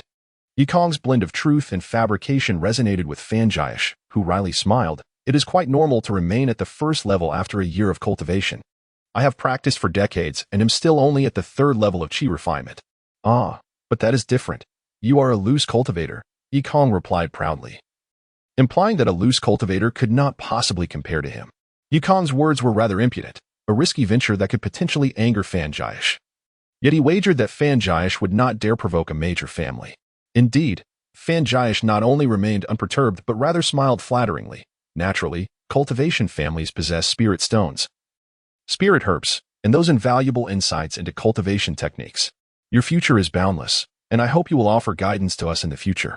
Yikong found amusement in the ease with which Fan Jiash was deceived, thinking to himself that had he known it would be so simple, he would not have engaged in assassination attempts. Of course, he restrained his laughter, adopting a serious demeanor. But how do we resolve the current situation? My master is coming to Nandu this year, and although I am merely a nominal disciple, if he learns that someone seeks my life, he will undoubtedly take action. Yi Kong gazed at the ceiling, muttering to himself, my master has always remained at the mid-stage of foundation establishment. I wonder if he has made any progress this time. The gap between the mid-stage of foundation establishment and the early stage of chi refinement was exceedingly vast. Fan Jiash's face turned pale as he said, Friend, this was purely a misunderstanding. Ignorance is no sin. Furthermore, you have suffered no harm. While we of the Dragon and Snake Gang have incurred considerable losses, I propose we simply let this matter rest. Fan Jiolong chimed in. Yes, a misunderstanding. A misunderstanding. It will not happen again. Yukong glared, indignantly declaring, how can we simply let this go? The disruption to my cultivation time and state of mind will certainly result in my master punishing me. I will have no choice but to speak the truth. Everyone understood that Yi Kong was attempting to extort them. Fan Jiash was perceptive enough to say, if you seek spirit stones or elixirs, I am afraid I cannot provide them. However, if it is mundane wealth you desire, the Dragon and Snake Gang can certainly offer something. In Fan Jiash's view, cultivators would naturally look down on worldly possessions, and he was eager to prevent Yi Kong from coveting his limited spirit stones. In truth, Yi Kong had no intention of extracting spirit stones from Fan Jiash. He was far more intrigued by earthly riches. He wished to say, very well, I shall take a few thousand taels to spend, and then perhaps you could show me the incantations for your heavenly eye technique and fireball spell. Lastly, summon those lovely attendants to serve me one leg each. However, he could not voice these thoughts, as he had more significant ambitions, namely, to develop his own power. I have little interest in such things. Yi Kong waved his hand dismissively, adding, however, 2 of my friends wish to establish a gang in Nandu. Yet they are struggling to find a territory. To demand territory from a gang is a grave offense in any world, and Fan Jiolong's expression noticeably soured. His plump face trembled as he stammered. Perhaps the 8th young master's friends could consider working at the water surface? Rest assured, the Dragon and Snake Gang will provide ample support and ensure that the Haisha Gang does not bully them. Yi Kong thought to himself that the water surface was not originally the domain of the Dragon and Snake Gang. This was mere nonsense. He coldly regarded Fan Jiolong and bluntly stated, does the gang leader wish for me to assist you in seizing territory? That would be akin to snatching meat from a tiger's mouth. Fan Jiolong, though thinking this, hurriedly replied, I would not dare. Fan Jiash gritted his teeth and said, very well, friendy, although the area in the north of the city is under the name of our Dragon and Snake Gang, it is somewhat unruly. Let your friends manage that territory. They may handle all matters related to wealth and personnel, but it must bear our Dragon and Snake Gang's name. The northern district was essentially a slum, and since Lu Jun and Lu Yi were already familiar with that area, Yi Kong readily agreed. Knowing this was the Dragon and Snake Gang and Apos' final concession, they could not reasonably demand the bustling commercial district, as that would surely drive the Fan family to desperation. With the matter settled, everything became easier. They maintained an appearance of camaraderie and chatted for a while longer before Yi Kong announced his intention to take his leave. Fan Jiolong smiled, 8th young master, shall we arrange for a few companions to accompany you? How can one leave the Sanchuan Tower empty-handed? Yi Kong felt a twinge of desire within. Having spent over a year in the south of Cangnan, he had not tasted any meat, which was certainly uncharacteristic of him. Even though he currently lacked the strength to indulge, merely feasting his eyes would suffice. However, he resolutely declined, for he had far more pressing matters to attend to. Farewell, Daoist Yi, he said as he escorted Yi Kong out of the room. The expression on Fan Jiolong's face darkened immediately, feeling insulted. How dare they demand a place from our Dragon and Snake Gang? Brother, you have already cultivated to the 3rd level. Are you still afraid of someone at the 1st level? Fan Jiosha sighed. Brother, you do not understand the cruelty of cultivators. Annihilation of clans occurs daily. Those mighty families could eliminate us with merely a flick of their fingers. For a family like the Wang family of Huangzhou, extinguishing a loose cultivator like me would be as effortless as crushing an ant. Fan Jiolong sighed deeply, lamenting the helplessness of the immortal cultivator's path. Fan Jiosha shook his head. Brother, you are mistaken. If I had not fortuitously acquired the barbarian's cultivation techniques, we would be far worse off now. Without my cultivation, where would we find our wealth and beauty? Fan Jiolong nodded silently, lamenting, it is a pity that the barbarian techniques are so treacherous. I am fated to never cultivate them. Fan Jiosha chuckled, do not be so hasty, brother. Perhaps your opportunity will soon present itself. Oh, how so? Fan Jiulong inquired. His tension palpable. Who would not wish to become an immortal? But Fan Jiusha did not elaborate. Instead, he suddenly asked, how much of that young man's words do you think is true? Are his claims false? Fan Jiulong asked in astonishment. Surely not. His aura was so arrogant. It is likely true, or else he would not dare to act so brazenly. Fan Jiusha shook his head. Do not be deceived by his youth. He speaks grandly without flinching. I suspect he is merely bluffing to intimidate us. If what he said were true, how could Yihai allow us to confront him? After pondering, Fan Jiulong asked, if he is merely boasting, then why do you still intend to comply with his demands? Why not simply detain him and utilize the barbarian secret techniques? Fan Jiulong chuckled. Then I could also cultivate the immortal arts. However, Fan Jiusha had other plans. He shook his head. The first purpose of keeping him is to buy time to ascertain the truth of his claims. Secondly, if he is indeed spouting nonsense, we must not allow you to gain access to his powers. Fan Jiulong, displeased, asked, why not? Fan Jiusha waved his hand dismissively. Do not question it further. Let us first gather information. If that young man is truly a disciple of the Wang family of Huangzhou, then all our efforts would be in vain. Chapter 30. Silencing the witness. The long night stretched endlessly, and the quiet street lay desolate. The moonlight bathed the expansive stone pavement, casting a silvery sheen akin to flowing water. The rhythmic sound of hooves echoed, reminiscent of a drumbeat, as a horse galloped swiftly. Mounted upon the steed was Yihai, a constable recently emerged from a banquet, who had indulged in a gamble at a local gaming house.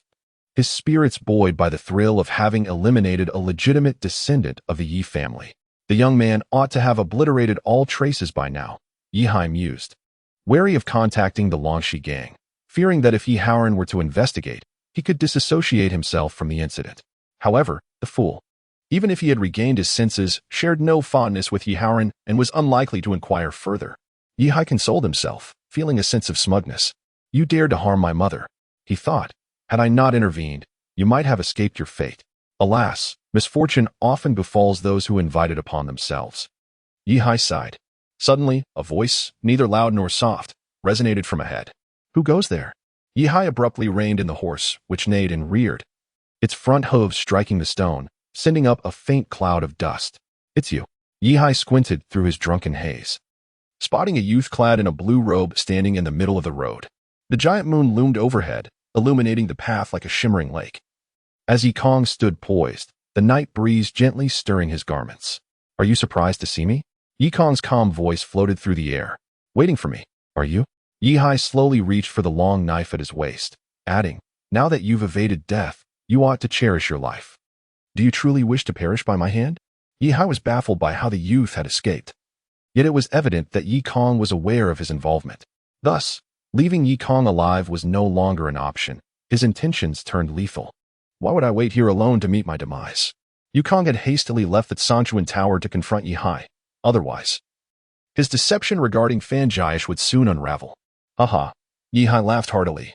Do not presume that slaying a few petty thugs grants you the audacity to act insolently before me. If you seek death, do not blame me for my ruthlessness. Behold my blade.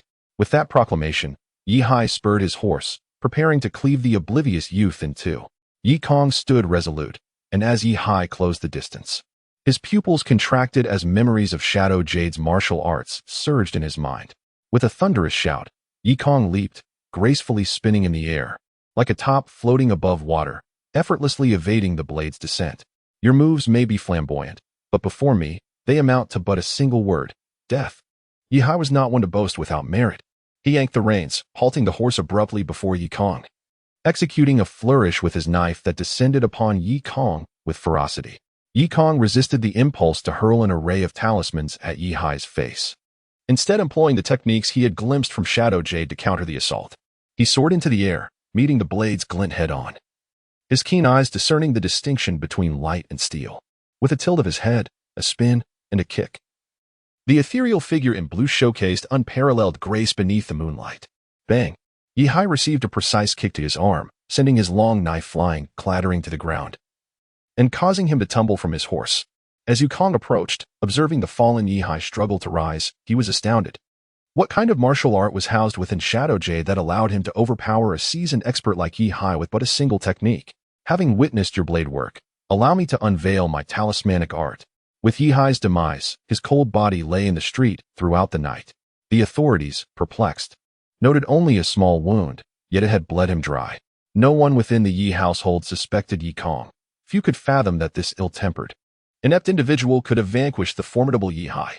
Even Granny, who was oblivious, though she subsequently became far more reserved. Yi Kong, having no time to dwell on the musings of an old crone, set out early the next day to seek the Liu brothers, intent on acquiring control over the venues in the northern district.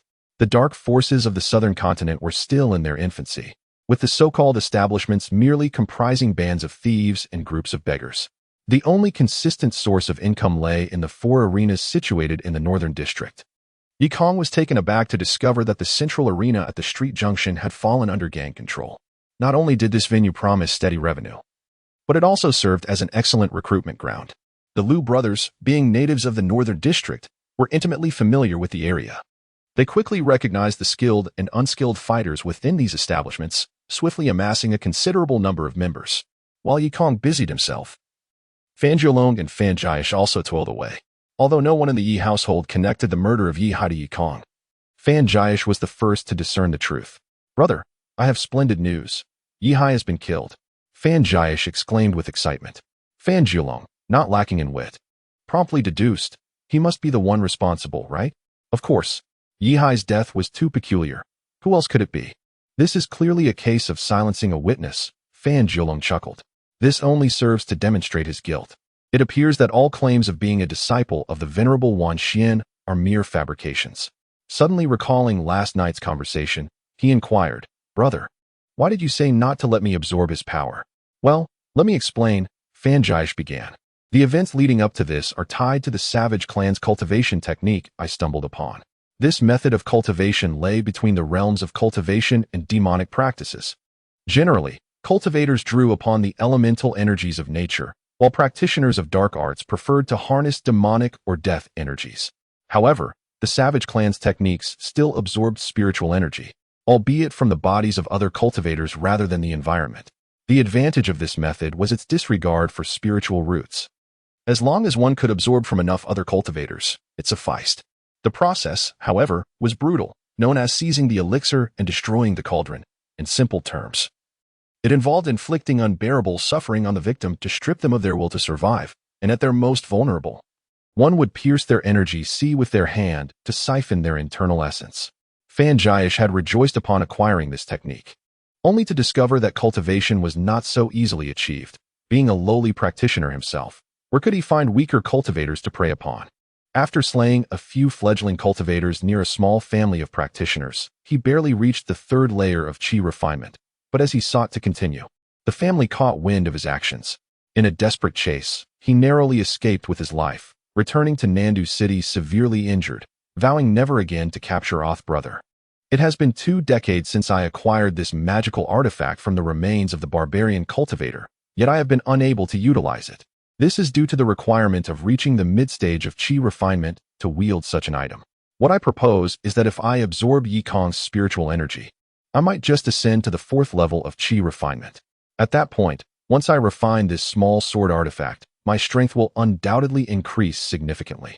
Subsequently, I can venture forth to hunt down the low-level cultivators of those minor family sects, alleviating our concerns about securing the necessary furnace for our endeavors."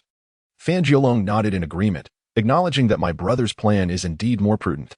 "After waiting for over a decade, I do not mind waiting a little longer. Let Yi Kong be the one you absorb."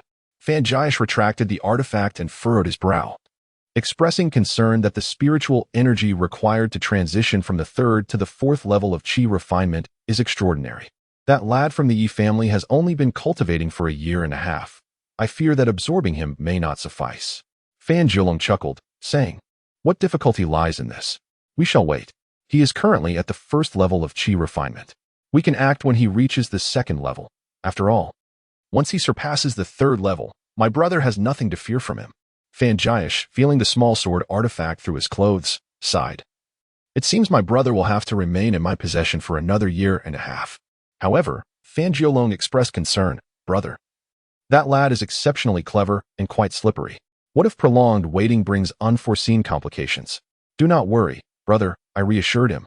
I still possess a treasure, a mid-tier low-grade spiritual talisman, the Firebird technique. Even at the first level of chi refinement, he cannot evade it.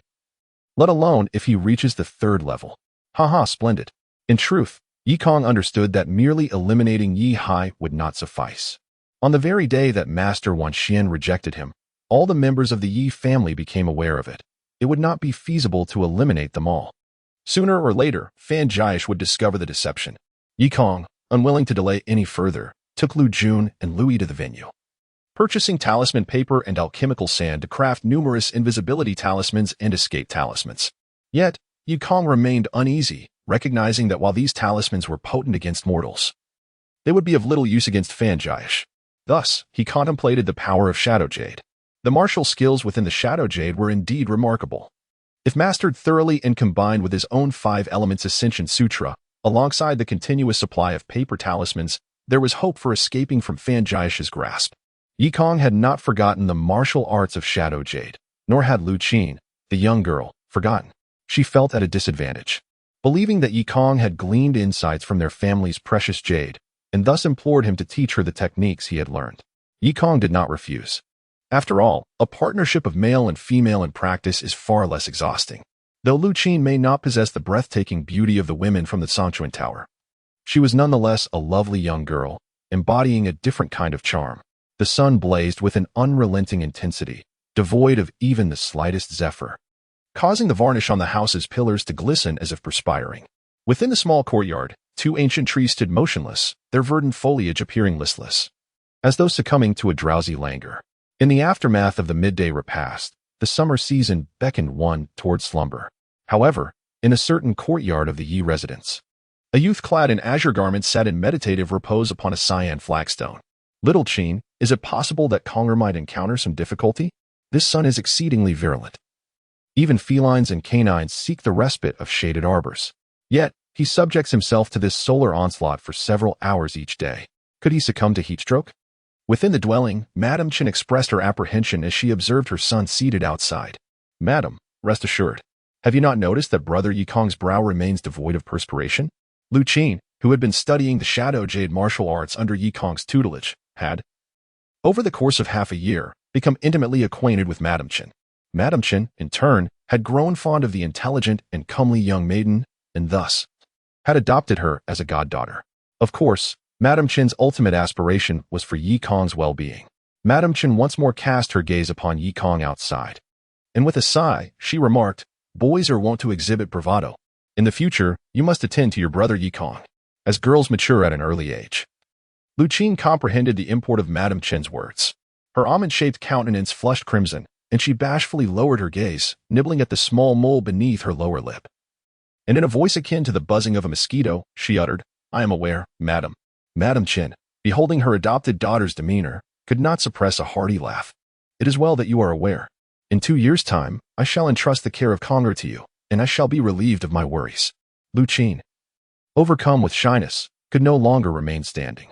She hastily interjected, "Madam, shall we engage in needlework?" While others perceived Yi Kong's solar exposure as arduous, he, in truth, felt no discomfort. During the midday hours, the fire and earth spiritual energies in the atmosphere were particularly vibrant, rendering the cultivation effect superior to that of midnight. Yi Kong felt no heat whatsoever.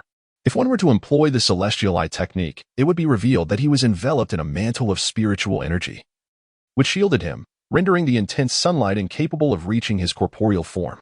He assiduously absorbed the spiritual energy, which entered through his palms, coursing through his 8 extraordinary meridians, and circulating through 12 grand cycles. The final vestige of essence was then infused into his sea of qi, eliciting an indescribable sense of comfort. Over the preceding half-year, Yi Kong had cultivated with relentless diligence. He had established a timetable for himself, practicing the Shadow Jade martial arts in the forenoon, absorbing fire's spiritual energy under the midday sun, crafting several dozen paper talismans in the afternoon, and dedicating the entire night to cultivation. He cultivated with such assiduity due to a premonition of impending peril, stemming from Fan Jiosha. The Fan brethren likely possessed knowledge of his falsehood, yet had not, as of yet, assailed him. Yi Kong was convinced that these brothers would not benignly overlook his deception. Peril served as motivation. The Fan brethren would, sooner or later, extend their formidable claws. Therefore, Yi Kong could only intensify his cultivation day and night in order to augment his chances of victory in the impending confrontation. Regrettably, despite Yi Kong and Appo's diligence, he perceived an increase in the spiritual energy within his body, yet remained at the first level of qi refining. It appeared that the 5 elements ascending immortal manual was, indeed, slow to cultivate. 2 years had elapsed, yet the first layer of the first realm had not yet been transcended. Although the 5 elements ascending immortal manual evinced no progress, the Shadow Jade martial arts and talisman crafting abilities had advanced considerably. He was now capable of executing the Shadow Jade martial arts in a continuous, fluid manner and could improvise and counter moves with agility. Were he to confront Yi Haoran at present, he would likely be a formidable opponent. After half a year of tutelage, even Lu Qin had become a martial arts adept. The martial arts of the Shadow Jade were exceedingly wondrous. Not only were they wondrous, but they were also aesthetically pleasing, particularly when performed by a female. They were more graceful than a dance. However, Lu Qin had not cultivated immortal arts, and thus was incapable of executing many aerial maneuvers. Otherwise, her performance would have been even more exquisite and captivating. After more than an hour, Yi Kong sensed that the movement of spiritual energy in the atmosphere had decelerated considerably. He ceased absorption, drawing the final vestige of spiritual energy into his sea of qi, and then, with a sudden opening of his eyes, he stood up. Brother Yi Kong, hasten inside and partake of some heat-dispelling sweet soup. Lu Qin approached to greet him. Yi Kong gazed upon her and smiled, reflecting that girls matured earlier. The scrawny little girl of half a year ago had undergone a transformation akin to that of an ugly duckling into a swan. Heat-dispelling sweet soup, is it chilled? Yi Kong inquired. Indeed, my brother asked me to bring ice, which was quite heavy. Yi Kong suddenly smiled wryly. Although his spiritual energy was growing stronger, he still lacked the fundamental incantations. Otherwise, with a mere recitation of the incantation and the utilization of spiritual energy, transforming the well in the courtyard into an ice cellar would be no difficult feat upon entering the dwelling. A square jade box was visible on the table. This was a wondrous jade native to the Cangnan continent, known as ice jade. By simply pouring water into it and leaving it overnight, the water within would transform into ice, akin to a refrigerator. This type of ice jade was relatively rare, and a jade box of this size was a seldom-seen luxury. A refrigerator-sized box would likely only be found in the inner chambers of the imperial palace. Yi Kong accepted the sweet soup and then picked up the ice jade box, scrutinizing it. Your brother truly knows how to enjoy life. Having just made a small fortune, he has begun to utilize luxury items. Lu Qin pouted her lips and retorted, my brother was loath to use it himself. He heard that you cultivate every midday, and thus purchased it and sent it over. Upon hearing this, Madame Chen hastily interjected. Your brother is too courteous. Over the past half year, we have been indebted to your gifts and care. Our lives have already improved considerably. How can we accept such a luxury item? Lu Qin embraced Madame Chen's arm and said, Madam, please do not speak thus. Brother Yi Kong should be the one caring for our family. My mother often says that, were it not for young Master Ba, she would still be lying in a dilapidated hut with failing eyesight, awaiting death. How could we have the good life we have today? Madame Chen listened with inner delight, but chided, that callow youth, with not even a full growth of hair, how could he possess such great ability? You are merely praising him. Yi Kong laughed heartily and said, rest assured, the future will be even better. What is considered a good life now? In the future, you will understand what a truly good life is. Madame Chen smiled and scolded, boy, you are boasting again. It would be good enough if this life does not revert to its former state. You still desire it to be even better? How much better do you want it to be? Upon hearing the words revert to its former state, Yi Kong's heart sank. He once more thought of Fan Jiosha. The threat posed by Fan Jiosha was akin to the rope suspended from the beam and the needle piercing the thigh, constantly compelling him forward, never allowing him to slacken. I'm going to practice calligraphy. Yi Kong finished the sweet soup and stood up. So-called practicing calligraphy was, in reality, crafting talismans. As soon as Yi Kong returned to his room, Lu Qin followed him in. A girl's thoughts were unimaginably meticulous. She had actually sensed the subtle changes in Yi Kong's mood. Brother Yi Kong, Madam and I were merely jesting. Please do not be angry. Lu Qin lowered her head, as if she had done something wrong. Yi Kong smiled. Why would I be angry with you? I am merely reminding myself not to be complacent with the status quo. There is a saying in my hometown, only when you get her into bed, she is your woman. Lu Qin's face flushed crimson, and she could not lift her head. She retorted, Brother Yi Kong, what are you saying? Haha, I am a rogue. I am accustomed to speaking thus. Yikong hastily changed his wording. Let me use another analogy. Only the banknotes in your pocket are your own. Do you understand this? It is to remind us that, until the very last moment, we must never slacken. We cannot enjoy ourselves now. We must always remember that there are those who are eyeing us covetously. Lu Qin did not know whether she understood or not, and nodded in a daze. Yikong was displeased. It is no use speaking to you. You do not understand. The little girl grew anxious. Who says I do not understand? You are merely saying to be careful of the fan brethren. It is well that you know. I thought you did not understand. Lu Qin's face flushed, and she said in a low voice, I do not understand what banknotes mean. As soon as she uttered this, she added, if it is a rogue's matter, then do not speak of it. Are banknotes also rogues? Yikong could not help but chuckle, which was hardly surprising, given his penchant for whimsical banter. His penchant for colorful language and vulgar neologisms often left Lu Qin perplexed. On one occasion, she had sought clarification on the term BYD, and after Yikong's explanation, the young girl's face flushed crimson, making her wary of inquiring about new terms thereafter. Oh, cash simply means silver. Your hometown's dialect is quite challenging to comprehend, she remarked, eager to absorb yet another new word. In any case, it was imperative to remain vigilant and not underestimate Brother Fan Julong. Yikong insisted that his brother should refrain from indulging in leisure and instead focus on strengthening their capabilities. You must also diligently train in martial arts to be prepared for any eventuality, he reiterated. Lu Qin nodded in understanding. Shall I demonstrate the routine for you once more? That would be splendid, Yikong replied. After a brief moment, he continued, however, your approach to practicing the Shadow Jade martial arts is fundamentally flawed. You must not prioritize aesthetics. The emphasis should be on inflicting harm. The techniques within Shadow Jade are not mere flamboyant displays. When the time comes to exert force, you must apply all your strength. Envision your adversary before you while you practice. Observe how I perform it. When Yikong executed the Shadow Jade martial arts, his movements were far more vigorous than Lu Qin's, yet they retained an air of elegance. At times, he soared like a fledgling bird through the trees, and at others, he swayed like delicate silk in the wind. His extraordinary form captivated Lu Qin, filling her eyes with tender admiration. Suddenly, as Yikong completed his practice, the sound of applause resounded. An elderly gentleman's voice, filled with approval, echoed, Shadow Dance. This is undoubtedly Shadow Dance. In my lifetime, to witness true Shadow Dance is a fulfillment beyond compare. Chapter 32. The Shadow Clan. Ah, esteemed sir, please come in, Yikong cordially invited, hastily ushering Zhang Wuda into the room. Zhang Wuda's purpose for visiting was to inquire about Yikong's recent absence from lectures. But he was unexpectedly captivated by the sight of Yikong practicing the martial arts of Shadow Jade. Indeed, Zhang Wuda was a learned scholar, and upon witnessing the movements, he immediately recognized the long-lost art of Shadow Dance, marveling at its beauty. After Zhang Wuda entered, Qin Jianyang and Lu Qin exchanged pleasantries before departing. Allowing Yikong to inquire, Sir, this martial art is derived from a jade pendant known as Shadow Jade. I wonder how it relates to the Shadow Dance you mentioned? A rare smile graced Zhang Wuda's typically stoic visage as he replied, It is fortunate that I have perused a multitude of texts in my years. Few can answer such inquiries. The Shadow Dance, also referred to as Shadow Martial Arts, is not only an enigmatic form of combat, but also a breathtakingly beautiful dance, created by the now extinct Shadow Clan. The Shadow Clan?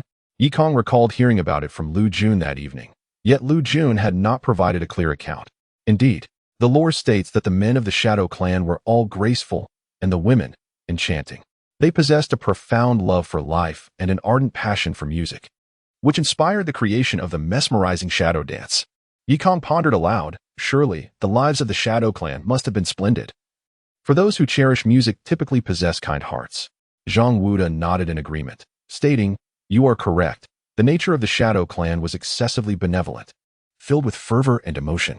In times of joy, they would wield their swords and sing passionately, yet in moments of injustice, they would draw their blades in fury, even if the conflict did not directly involve them.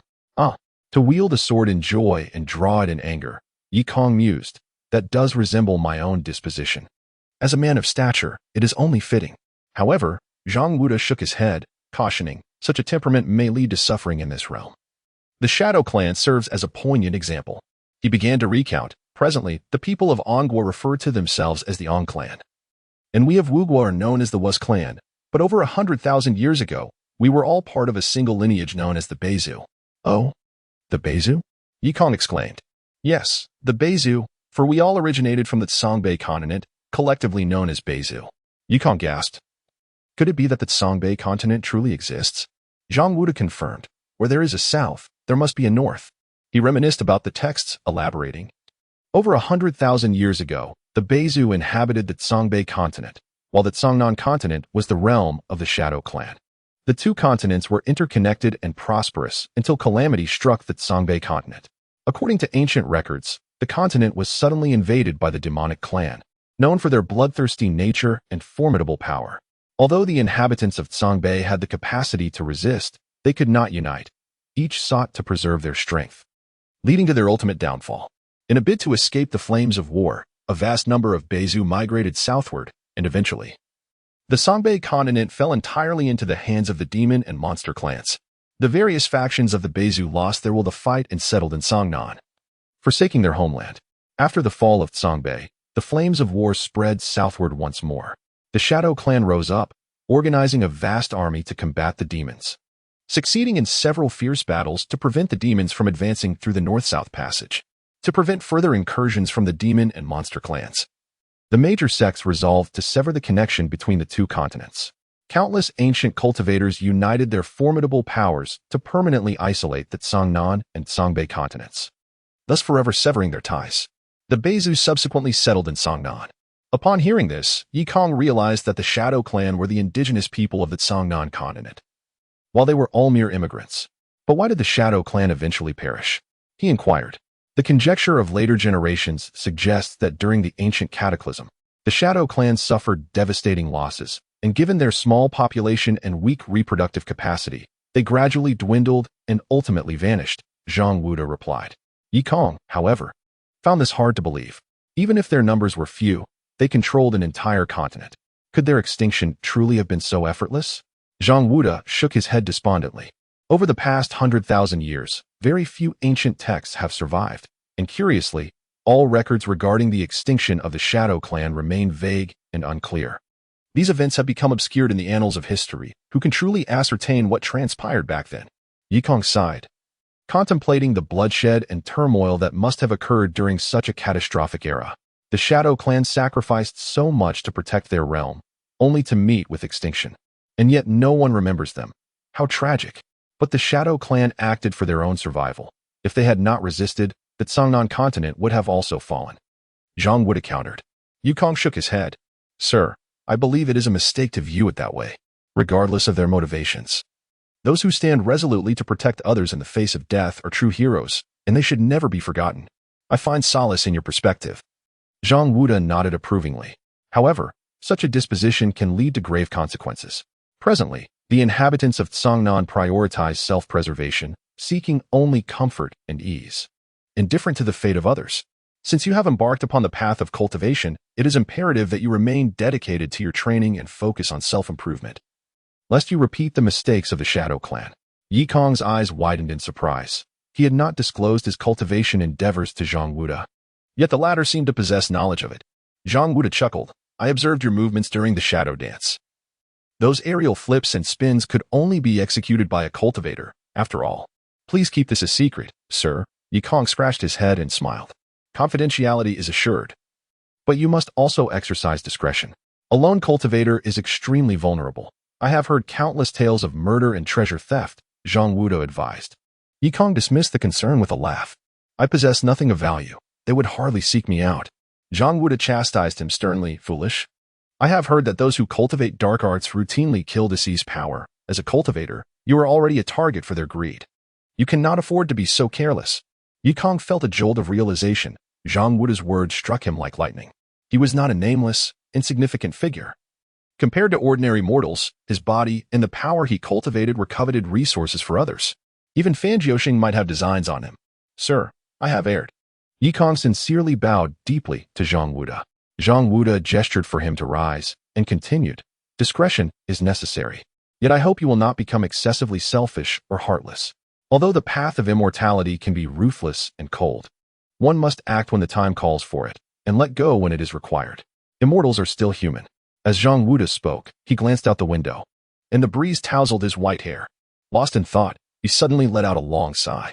I understand the need to find balance, Yikong nodded. Observing Zhang Wuda's pensive expression, he recalled their previous discussion about Zhang Wuda with Yue and inquired, Sir, why are you so familiar with the matters of cultivators? Zhang Wuda's eyes widened as he scrutinized Yikong. What is the meaning of this? Do you suspect I am also a cultivator? I have stated before that even if I possessed the aptitude, I would not pursue cultivation. Then I find it curious. Your demeanor suggests a strong aversion to cultivators, as if you harbor animosity towards them all. Is it true that every cultivator has wronged you? Zhang Wuda waved his hand dismissively. I prefer not to discuss this matter. Just know that I have an aversion to cultivators due to their cold-heartedness. Apart from the pursuit of ascendance, nothing else seems to affect them. They can disregard even the bonds of kinship, ultimately becoming akin to beasts. It is a grievous fate.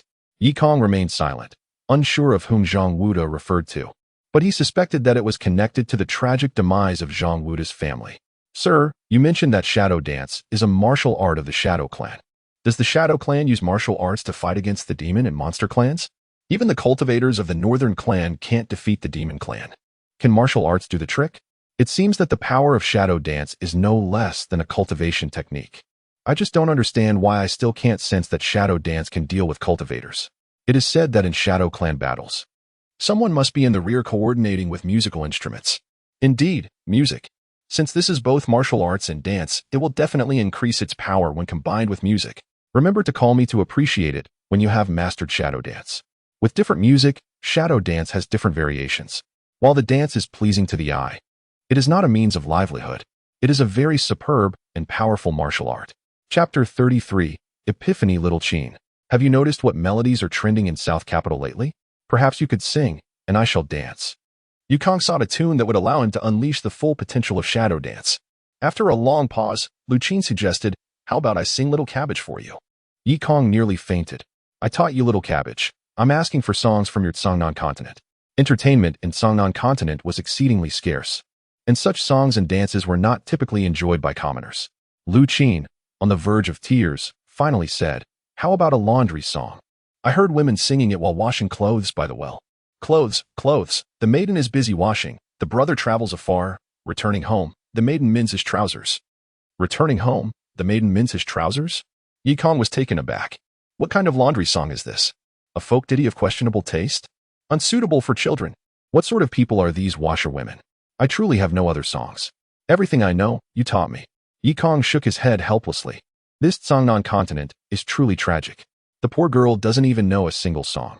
Just then, the sound of a knife grinder, whir, interrupted Yikong's thoughts, preventing him from even humming a tune in his mind. Forget it, little Chin. I'll teach you how to draw talismans.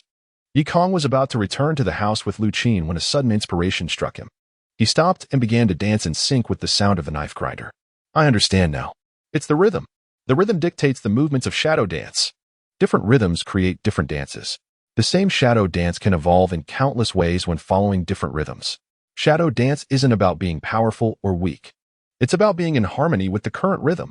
The accidental sound of Qin Jianyang's knife grinder had enlightened Yikong to the intrinsic principles of shadow dance. In that moment of enlightenment, he clearly felt a subtle change within his chi-si. A breakthrough is imminent. Mother, little Chin, I'm going back to my room.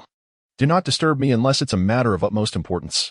Yikong rushed back to his room, bolted the door, and quickly sat cross-legged on the bed, regulating his breathing and guiding the spiritual energy to circulate through his limbs. Cultivation, in essence, is a process of comprehending the Tao. Generally, people absorb spiritual energy, and when it reaches a certain quantity, it undergoes a qualitative transformation, elevating their level. But Yikong had experienced an epiphany, a sudden understanding of the heavenly Tao, using an elevation of his mental state to drive a qualitative change in his spiritual energy. The five elements ascension scripture was known for its slow cultivation. Had he not experienced this sudden enlightenment, it would have been impossible for him to reach the second level of chi refining in just 2 years. He lost track of time before finally awakening from his meditative state. The spiritual energy required to advance from the first to the second level of chi refining was substantial. This meditation was his longest yet, lasting a full 5 days. He felt the expansion of his chi-si and the accelerated rate at which he absorbed and refined spiritual energy. 2 years to reach the second level of chi refining. Is that fast or slow? Yikong opened his eyes and realized it was midnight. Moonlight streamed through the torn window lattice, casting a silvery glow on the tabletop. Mother must be worried. Yikong quickly got out of bed, opened the door, and hurried to the adjacent room. Qin Jianyang was slumped on the edge of the bed, asleep, her shoes still on. The small oil lamp was nearly extinguished, with only a tiny, dying flame flickering. Alas, you merely sleep soundly. What is there for me to worry about? Yikong's heart ached as he guessed that Qin Jianyang had been sleeping like this for the past 5 days. He suddenly understood why cultivators sought secluded retreats in the deep mountains and forests, partly to avoid disturbances, but also to avoid such unfounded worries. His meditation sessions would only grow longer in the future. How could he ensure his mother wouldn't worry? Yet, if he left home, who would care for her? The heavenly Tao is ruthless, he thought, understanding the saying. From the very beginning of cultivation, one must sever all emotional ties to achieve single-minded focus. Though Yikong thought this, he would rather cultivate more slowly than abandon his mother. He gently removed Qin Jianyang's shoes, laid her down, covered her with the quilt, and then blew out the lamp, grabbing a few dry steam buns before returning to his room. If cultivation must be slow, then so be it, he murmured to himself. Although he preferred a slower pace, the practical problems remained. First, the spiritual energy in South Capital was too scarce. The reason so many cultivation sects were located in famous mountains and rivers was that they possessed spiritual veins and abundant spiritual energy.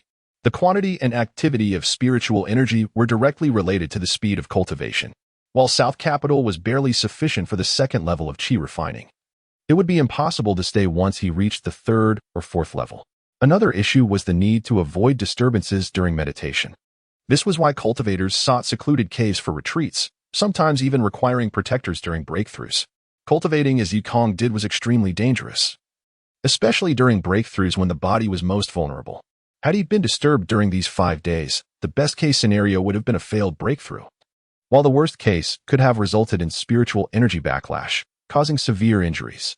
The higher one's cultivation, the more severe the injuries would be. It seems that sooner or later, I will have to leave this place. Yikong sighed, then shook his head. He didn't want to leave Qin Jianyang, but he knew he would have to eventually. Although he had decided to support the Liu family brothers in gaining some influence in South Capital to care for his mother, he knew she would be lonely after he left. Actually, having little Qin accompany mother would be good, Yikong mused. He was no longer a naive youth. With his extensive dating experience from Blue Star, he knew of Liu Qin's affections for him, but he also felt selfish. If he married Liu Qin and left, his mother would have company, but wouldn't Liu Qin be forced to live as a widow? Perhaps these issues were insignificant to the people of Songnan continent. Maybe they believed that personal happiness was all that mattered, regardless of others' well-being.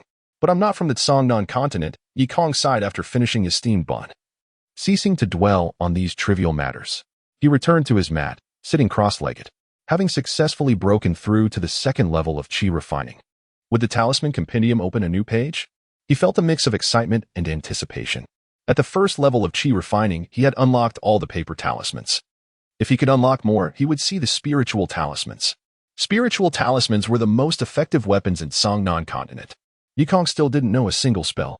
With spiritual talismans in hand, that wouldn't be a problem. Soon, a joyful exclamation echoed in Yikong's mind. It's open. Spiritual talismans.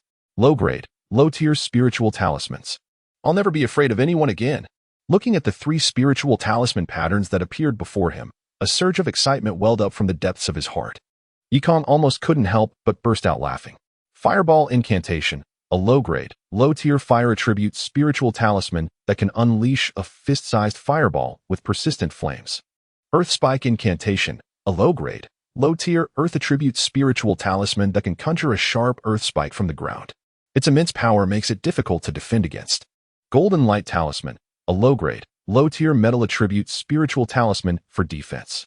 When activated, it emits a golden light, making the user invulnerable to blades and impervious to spells of the same level. The duration depends on the caster's spiritual power. Damn it, this is amazing. However, Yikong's joy was short-lived. He soon realized that creating spiritual talismans was not easy. Spiritual talismans are talismans inscribed with spiritual energy, based on their spiritual energy content. They are classified into low-grade, mid-grade, high-grade, and top-grade, with each grade further divided into low-tier, mid-tier, and high-tier. Spiritual talismans are categorized by effect. Offensive talismans, often called incantations, use runes combined with incantations to deliver a fixed power, independent of the caster's spiritual strength. Defensive talismans, called talismans, use runes combined with incantations and hand gestures to provide a fixed defensive effect, but the duration depends on the caster's spiritual power. The auxiliary type primarily focuses on various evasion symbols and acceleration symbols, the special type. The crafting of spiritual symbols necessitates the corresponding symbol paper.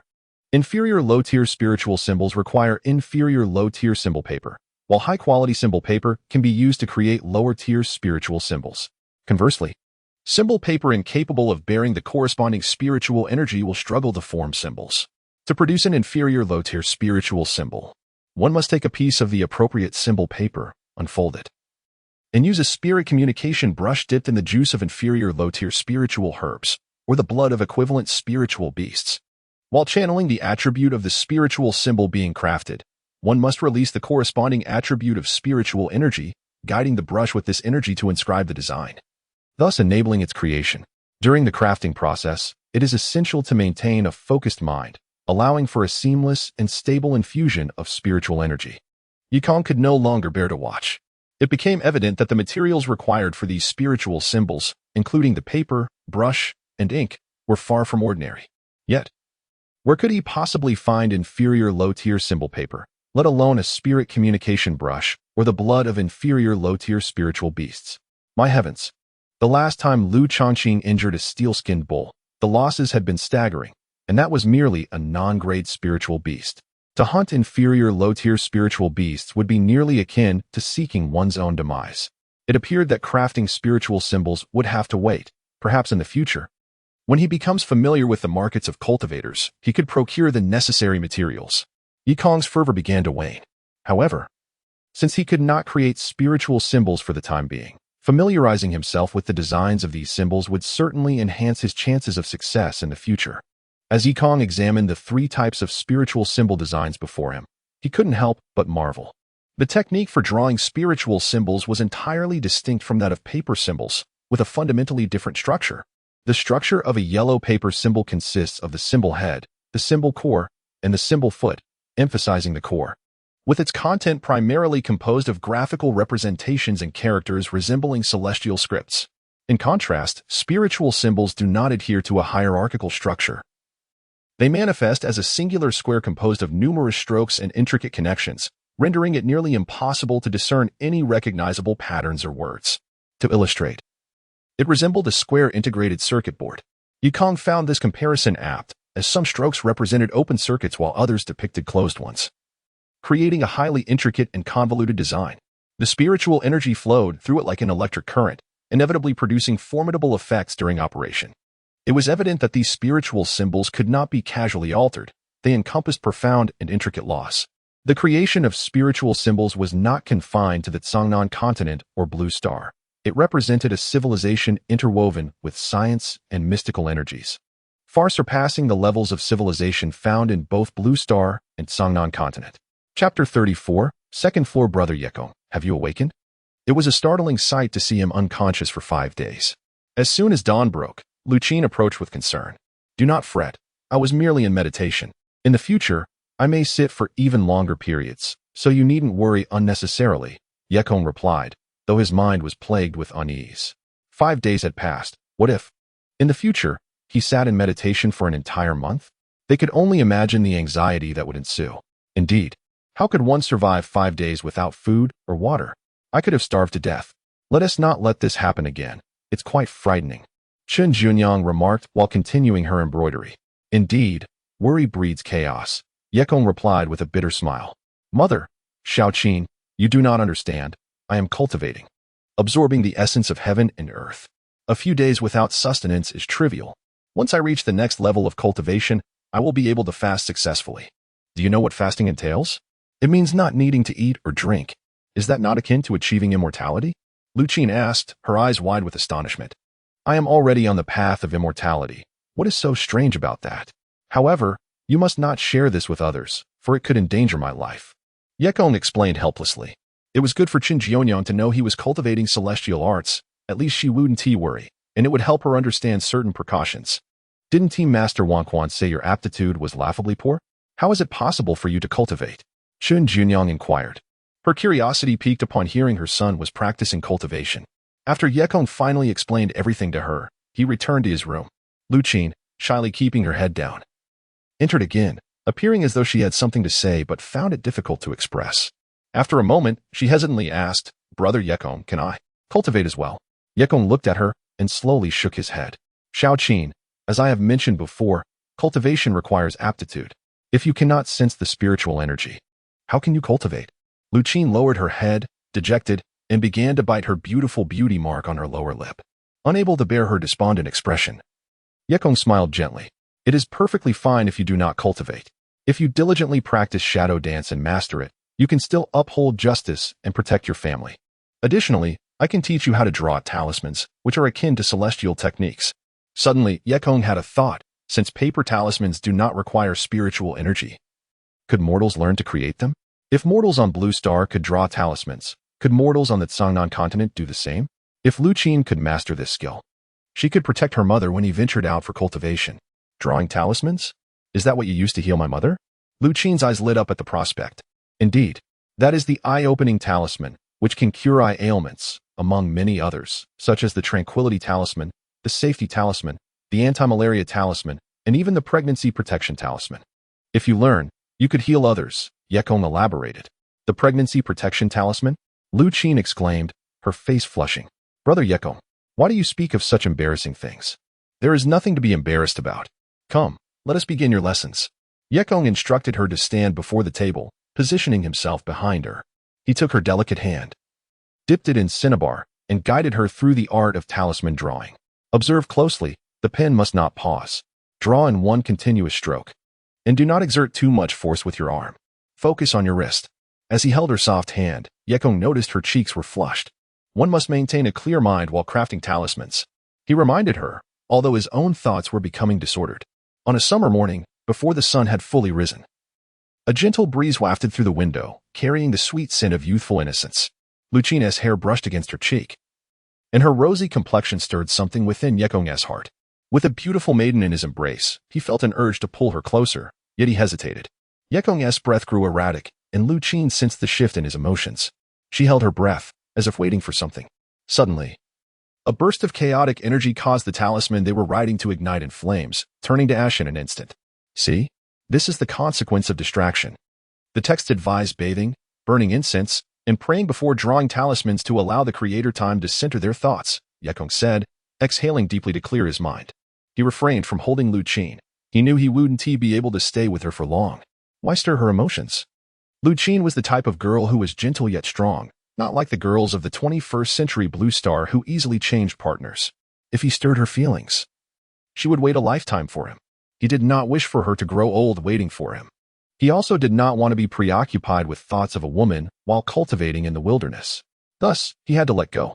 For Lucine's sake, and for his own, sacrificing familial, friendly, and romantic ties might be the price of cultivation. Today is not a day for drawing talismans. If you draw one, it will burn. Just follow my example and practice, Yekong said, masking his inner turmoil. He released her hand and observed her graceful figure, inwardly cursing himself for becoming a lovesick fool, which was not his usual demeanor.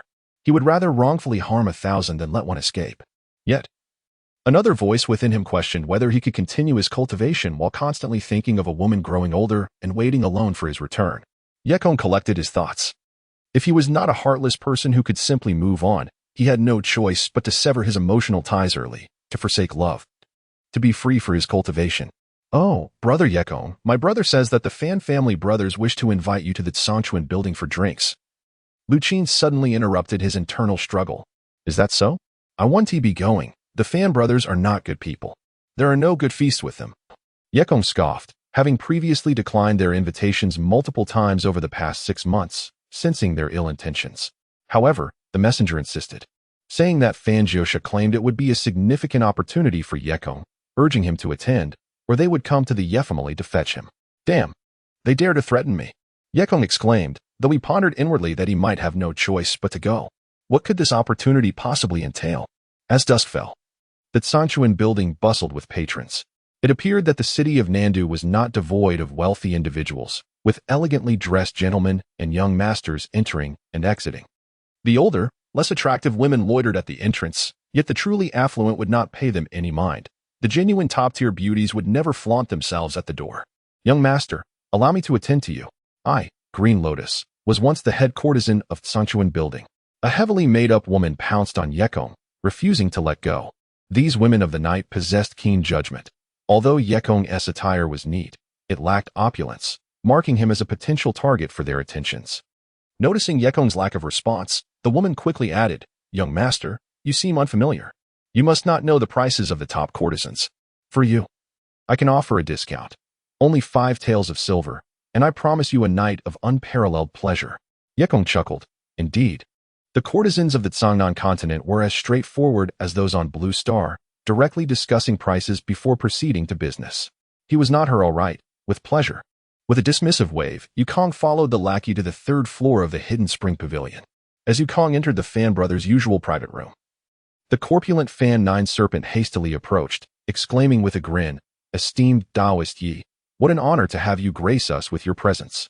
Half a year has passed, and you've already achieved another breakthrough. Ha ha ha, please, come in."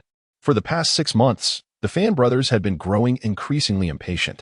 However, they feared that Yikong's spiritual power was too shallow, and absorbing it wouldn't be enough for Fan Nine Serpent to advance. Thus, they had no choice but to wait patiently.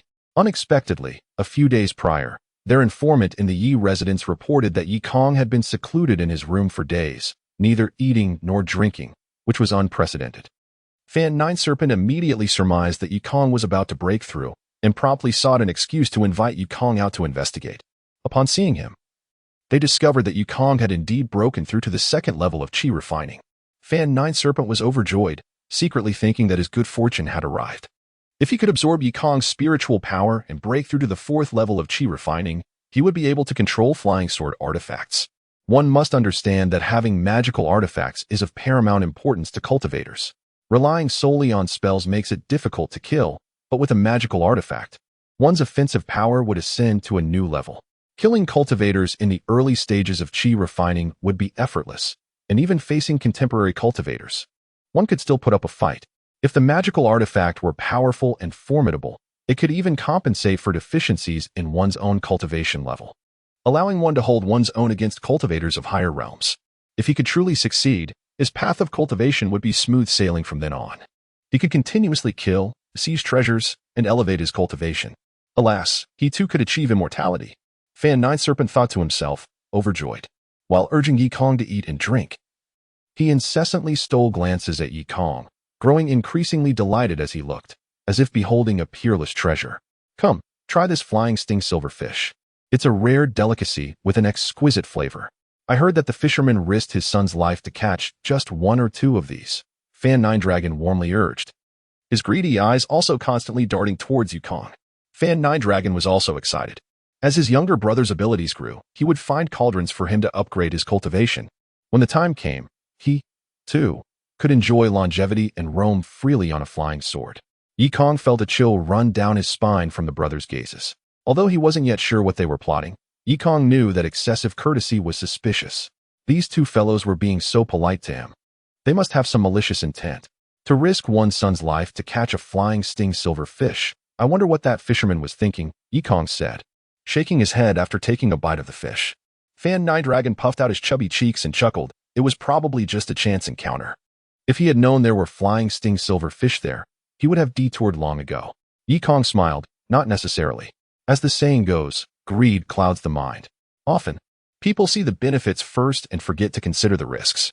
By the time they realize they've reached a point of no return, it's too late for regrets.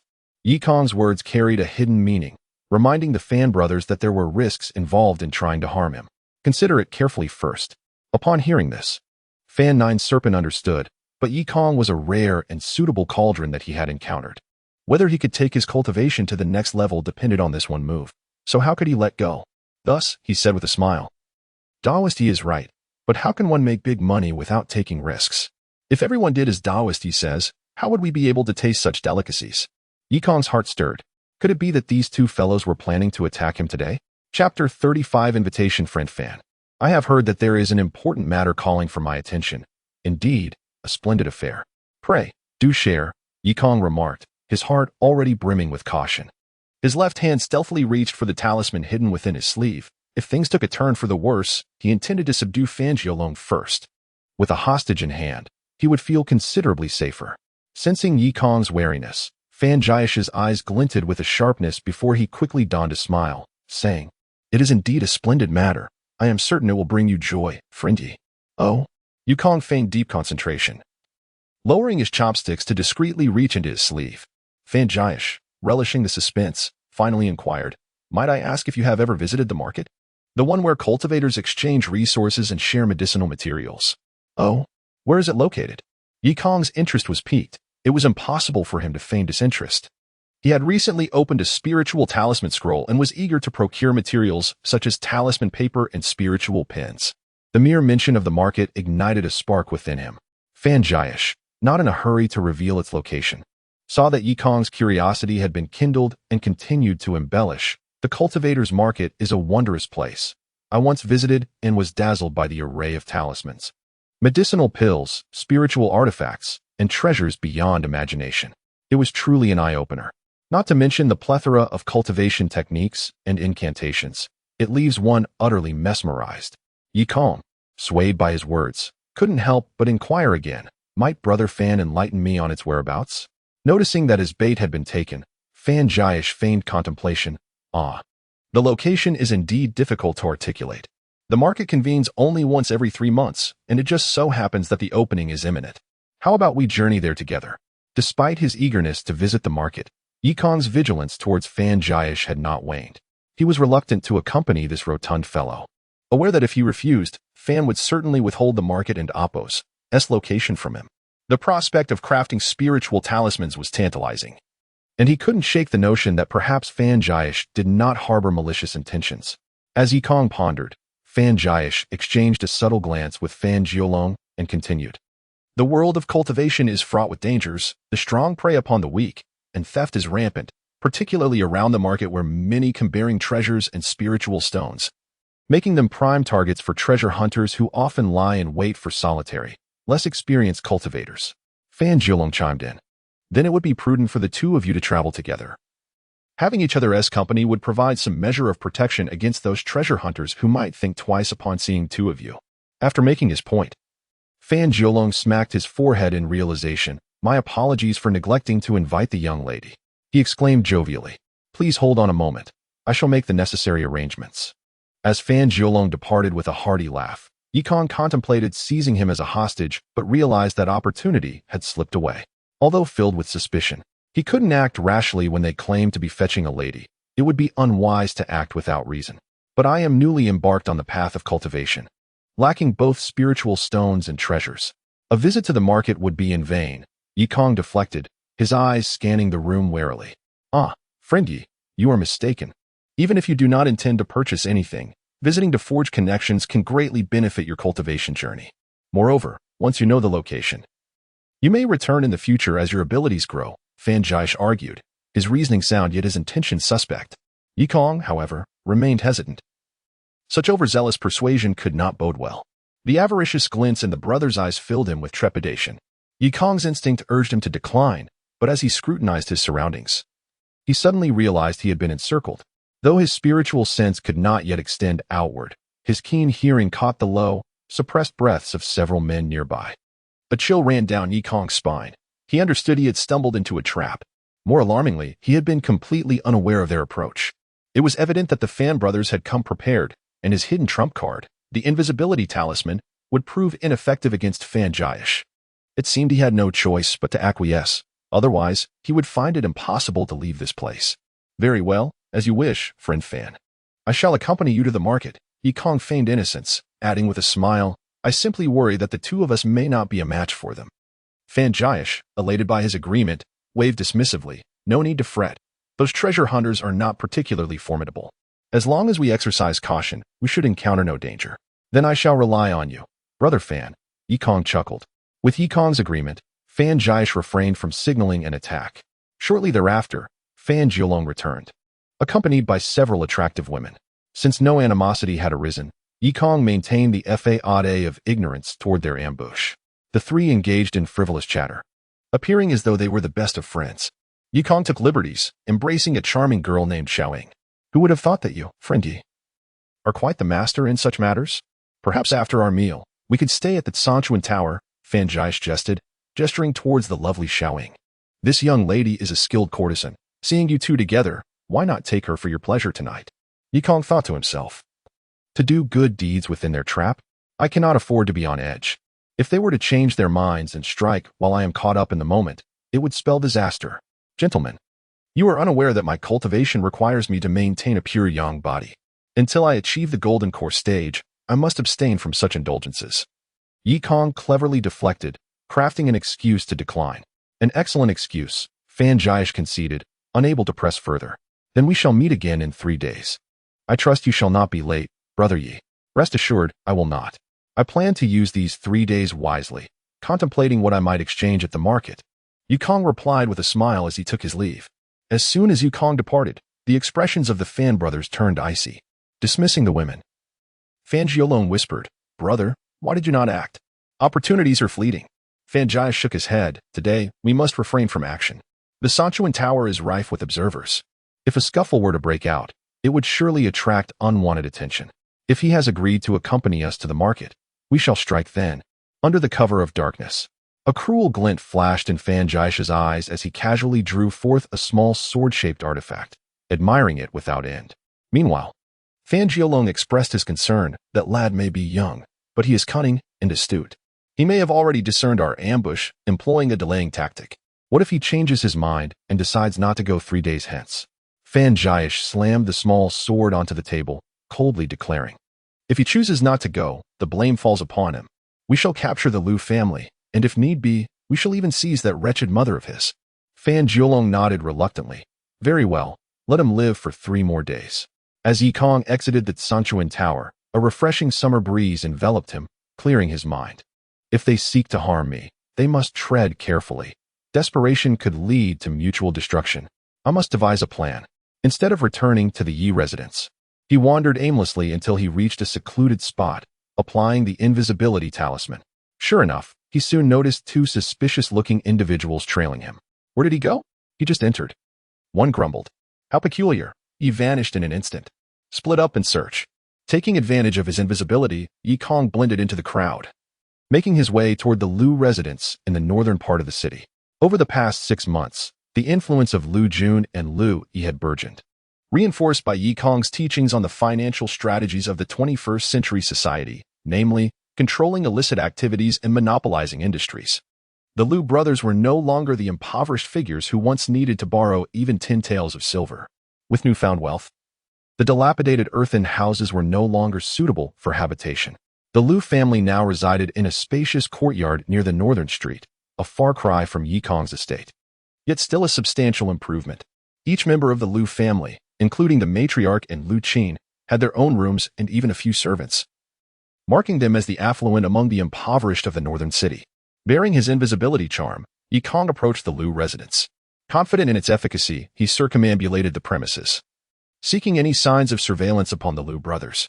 Fan Jiolong held the Liu brothers in low regard, viewing their martial prowess as negligible, their influence solely reliant on Yikong's support. In his estimation, subduing Yikong would render the annihilation of the Liu brothers a trivial matter, thus obviating the need for surveillance. Yikong completed his circuit without detecting any sentinels. He then produced a wall penetration charm, affixing it to the Liu residence's perimeter wall. As Yikong traversed the barrier, a faint glimmer flickered across the gray brick facade, and the charm was reduced to ashes. Indeed, yellow paper charms possessed considerable power, proving virtually invincible against non-cultivators. Crucially, their accessibility extended to all, requiring only knowledge of the incantation, unlike spirit charms that demanded spiritual energy for activation. Wall penetration charms were among the commonly employed incantations, reminiscent of those attributed to Maoshan Taoists. Despite lacking the potency of spirit charms, their versatility compelled Yikong to restrict their dissemination, limiting instruction to Liu Qin alone. He feared that unscrupulous individuals might exploit such knowledge for nefarious purposes.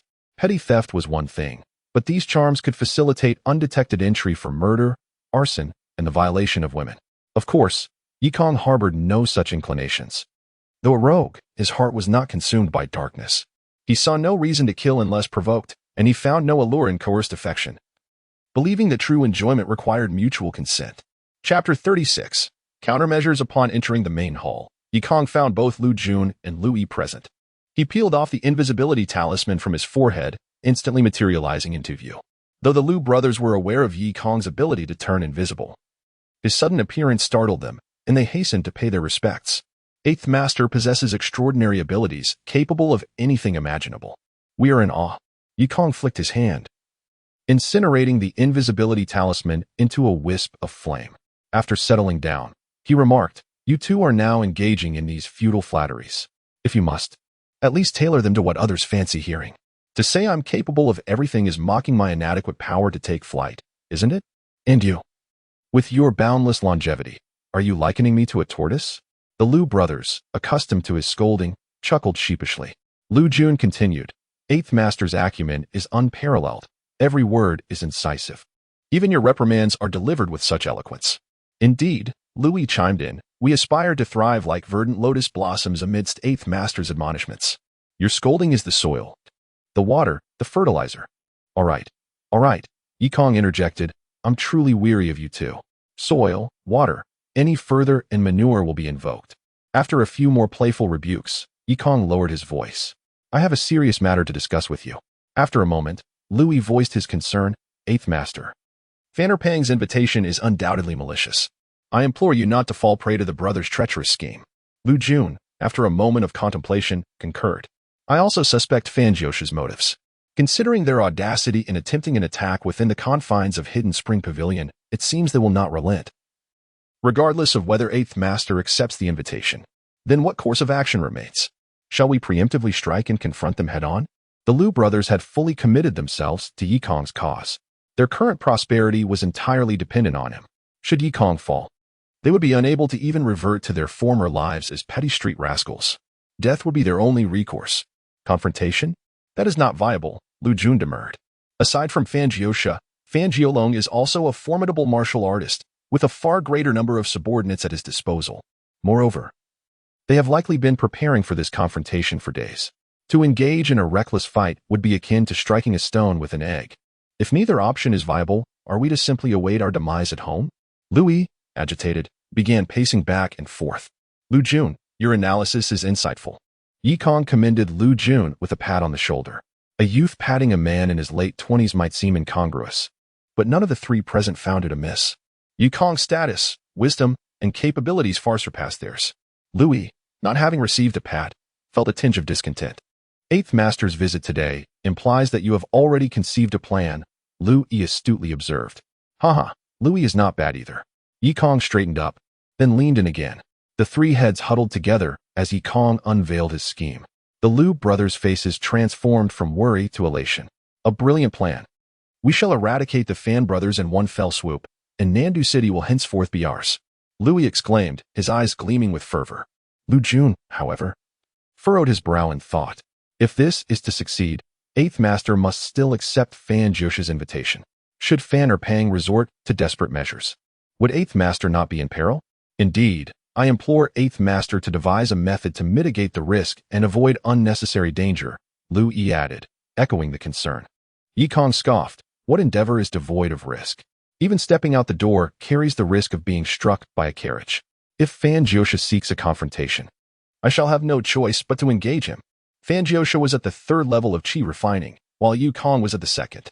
Though a level separated them, the 5 Elements Ascension scripture claimed that cultivating this fundamental technique could withstand 5 levels.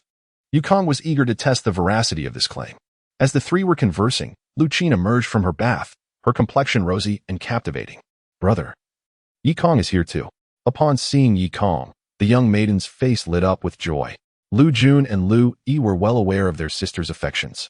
They quickly quipped, "The moon is exceptionally round tonight, an ideal occasion for enjoying the cool breeze and admiring the moon. You two converse. We brothers shall indulge in moon gazing and poetic composition." Yikong retorted humorously, "You two unrefined oafs engaging in moon gazing and poetry? You'll frighten the moon into wetting itself." Louis was taken aback. "Eighth Master, despite your constant exhortations for us to cultivate our intellect, I have come to realize that you are the most uncultured of us all." Lu Qin, watching their banter, smiled radiantly. As her brothers scurried away, exchanging furtive glances. Her face flushed even more. She could only lower her head in embarrassment. Though Yukong had surreptitiously observed her bathing, he was hesitant to pursue her. As the path of cultivation was arduous and solitary, allowing no room for worldly distractions. Moreover, the lifespan of a cultivator far exceeded that of mortals, rendering relationships between them largely futile. Unless, of course, one's cultivation had reached an impasse, as with Wan Xianzhenren, who had no qualms about marrying mortal women and fathering children. As he no longer needed to cultivate, Yikong's path of cultivation had only just begun, and he could not afford to create obstacles for himself. With this in mind, Yikong's expression turned serious. Shao Qin, since you are here, I shall impart the incantations for the invisibility talisman and the wall penetration talisman. Learn them diligently, for they will be needed in 3 days. The lives of your brothers and myself will be in your hands. The most challenging aspect of paper talismans was their creation. Their usage was relatively simple. With a talisman and the corresponding incantation, anyone could cast the spell. Lu Qin quickly mastered them. So this is how one turns invisible. You cannot see me, but I can still see myself. Lu Qin, experiencing the magic of a cultivator for the first time, was ecstatic and full of questions. Yikong nodded approvingly. You are already invisible. I cannot see you, unless one possesses the celestial eye technique of a cultivator. Mortals cannot see you. Try looking at yourself in a mirror. The young maiden remained silent for a long while. Yikong wondered if she had left. Just as he was about to inquire, he heard her voice from behind. Then, Brother Yikong, did you arrive at our home invisible? Yikong nodded. Yes, realizing his mistake. He felt Lu Qin's dainty fist strike him playfully. Scoundrel. Yikong remained still, accepting the light blow with a chuckle. Scoundrel is your brother. I am a rogue. A far more sophisticated term. You are simply shameless. Despicable. May your eyes develop sores. Lu Qin was mortified. This fellow was too wicked. He had seen her already. How could she ever face anyone again? Yet, a secret delight stirred within her. If Brother Yikong truly did not wish to see her or pay her any heed, that would have truly broken her heart. After a playful tussle, Yikong grasped her small hand. I shall hold on to you, or I shall not know where you are. After a pause, he produced another talisman. This is the wall penetration talisman. Come, I shall teach you how to use it. Lu Qin was an intelligent girl. She quickly mastered several talisman spells. Yikong had crafted many over the past 6 months, and his success rate had greatly improved. He allowed her to experiment freely. Wait here for a moment. I shall return shortly. Yikong led Lu Qin to the backyard, then activated an invisibility talisman and departed. After about half an instant's worth of time, Yikong returned, leading a dog through the wall. Invisibility. Yikong tethered the dog to a large poplar tree and commanded Lu Qin. Very well. Use the mind-stabilizing talisman, Yikong instructed. Yes. Lu Qin chanted the incantation, then affixed a talisman to the dog's head. The dog made no sound. Its legs buckled, and it collapsed onto the grass, its brown fur rustling in the gentle breeze. Yikong's figure materialized. He held a dagger with a gleaming edge. Now butcher it. Lu Qin never anticipated that Yikong would issue such an order. Stunned into inaction, she heard Yikong exclaim, Do you understand? In 3 days, your role is crucial. The act of killing is highly probable. And what is a mere dog compared to that? Lu Qin reached out to accept the dagger, yet she remained paralyzed, unable to act. Yikong, in a fit of anger, commanded, Eliminate it. If you do not kill it, it will come for you. If you spare it, both Lu Jun and Louis will perish. If you hesitate, your brother Yikong will meet his end. With that resounding shout, Lu Qin finally lunged forward, plunging the blade deep into the dog's neck. Vivid crimson blood gushed forth from the wound. After a moment, she placed a trembling hand upon her heaving chest, rising to her feet as she gazed at the lifeless dog lying in a pool of blood. Her small hand quivered uncontrollably, yet a voice within her echoed, For you, Brother Yikong, I, Shao Qin, would dare to do anything. Chapter 37. Departure 3 days later, at the southern gate of Nandu City. As tensions between Onghua and the barbarian tribes escalated, security checks for those entering and exiting the city became exceedingly stringent. Soldiers wielding red-tasseled spears formed several squads to inspect the belongings of individuals passing through the gate. On the city wall, a line of bows and arrows was poised menacingly, ready to rain down mercilessly at the slightest sign of trouble. By the city gate, a stout middle-aged man sat confidently at a wooden table in a tea shop, his small, bead-like eyes scanning the end of the stone-paved street. Not far away, a few passing merchants whispered among themselves, recognizing him as Fan Jaish, the second in command of the Longxi gang. He is quite rotund, isn't he? They say he possesses remarkable martial skills. Is that true? Who knows? But a fat man certainly can't be agile. I heard that last time at Sanchuan Tower, he and his brother struggled to satisfy a little courtesan. Barely managing to fill her stomach, they chuckled. Are you out of your minds? Fanjaish is the tyrant of Nandu City. Let us get out of here. As the merchants hurriedly departed, a flash of anger crossed Fanjaish's face. Though he was a third-layer chi refining cultivator and could not yet project his consciousness outward, he was still keenly aware of their conversation, catching every word. Go, follow them, take note of their address. Do not act hastily. Wait until I return. I intend to show them just how capable I am with their beautiful wives and concubines. Fanjaish instructed his underlings. Should we both go? One of the subordinates asked. Both of you go. Hurry up, Fanjaish urged impatiently. After you've followed them, return to the gang and inform the boss to rest easy at home, anticipating good news. Understood. The two subordinates clasped their fists in salute and swiftly departed. Before long, a magnificent steed appeared on the stone-paved road, moving leisurely. Upon the horse sat a youth clad in a blue robe, a bamboo hat shading his face from the sun, partially revealing his handsome features. Young Master Ba is indeed punctual, Fanjaish remarked as he set down his tea bowl and hastened to greet him. This sight drew curious glances from passers-by. Who was this young man that warranted the second-in-command of the Longshi gang to personally welcome him? Oh, Brother Fan is already here? I thought I had time to spare. My apologies, Yikong said cheerfully, spurring his horse to quicken his pace. Better late than never. No need to dismount. Let us leave the city now, Fanjaish replied, demonstrating impressive agility despite his girth. Very well, Brother Fan, after you. The two steeds rode side by side toward the city gate. The guards, wary of offending Fanjaish, upon hearing that the young man was the eighth son of Lord Yi Haoran, did not dare to question them and promptly opened the gate. Dear friend Yi, may I inquire about your equestrian skills? Time is of the essence. Let us hasten our pace and cover more ground while it is still cool. Fanjaish urged eagerly as they exited the city. The closer they drew to their goal, the more exhilarated he became, his anticipation burning within him. Human nature is such. And Fanjaish was no exception. After 20 years of waiting, he could hardly contain his eagerness to siphon Yikong's prowess, breaking through to the fourth layer of chi refining, at which point he could wield a minor sword artifact. Is this thing powerful? Can it fly? Can it grow larger? How many can it kill at once? Fanjaish mused anxiously, akin to a child impatiently waiting for a new phone to charge. Yikong chuckled. Brother Fan, it is my first time riding a horse. I cannot go too fast. Damn it. If you cannot ride faster than a horse, you might as well perish. Fanjaish cursed inwardly, but had no choice but to endure. As they rode, Yikong, captivated by the scenery, observed the lush green plains ahead, where a straight, yellow-brown dirt road led into the distance, fading into the misty silhouette of towering mountains that pierced the clouds. Wow, those mountains are so high. What are they? Yikong exclaimed in astonishment. Those are the 10,000 Great Mountains. They may appear close, but they are quite distant. The barbarian tribes reside within those mountains. And beyond them lies the endless wilderness, Fanjaish replied with a hint of weariness. Well, the grass on this plain is so peculiar. Yikong continued to marvel, interrupting Fanjaish. What is so peculiar about it? It's merely soapwort used for laundry. Many buy it at the market. You can pick it outside the city. Further out, you'll find candlegrass, and over there, stargrass that shines like stars at night. Wow, Brother Fan, what kind of robust creature is that ahead? And that tree looks like a ball of fire. Yikong exclaimed again. Fanjaish nearly lost his patience. This lad seemed utterly naive, reacting with exaggerated awe to the commonplace. What is the fuss? It's all common knowledge, he thought, eager to reach their destination and settle matters with Yikong.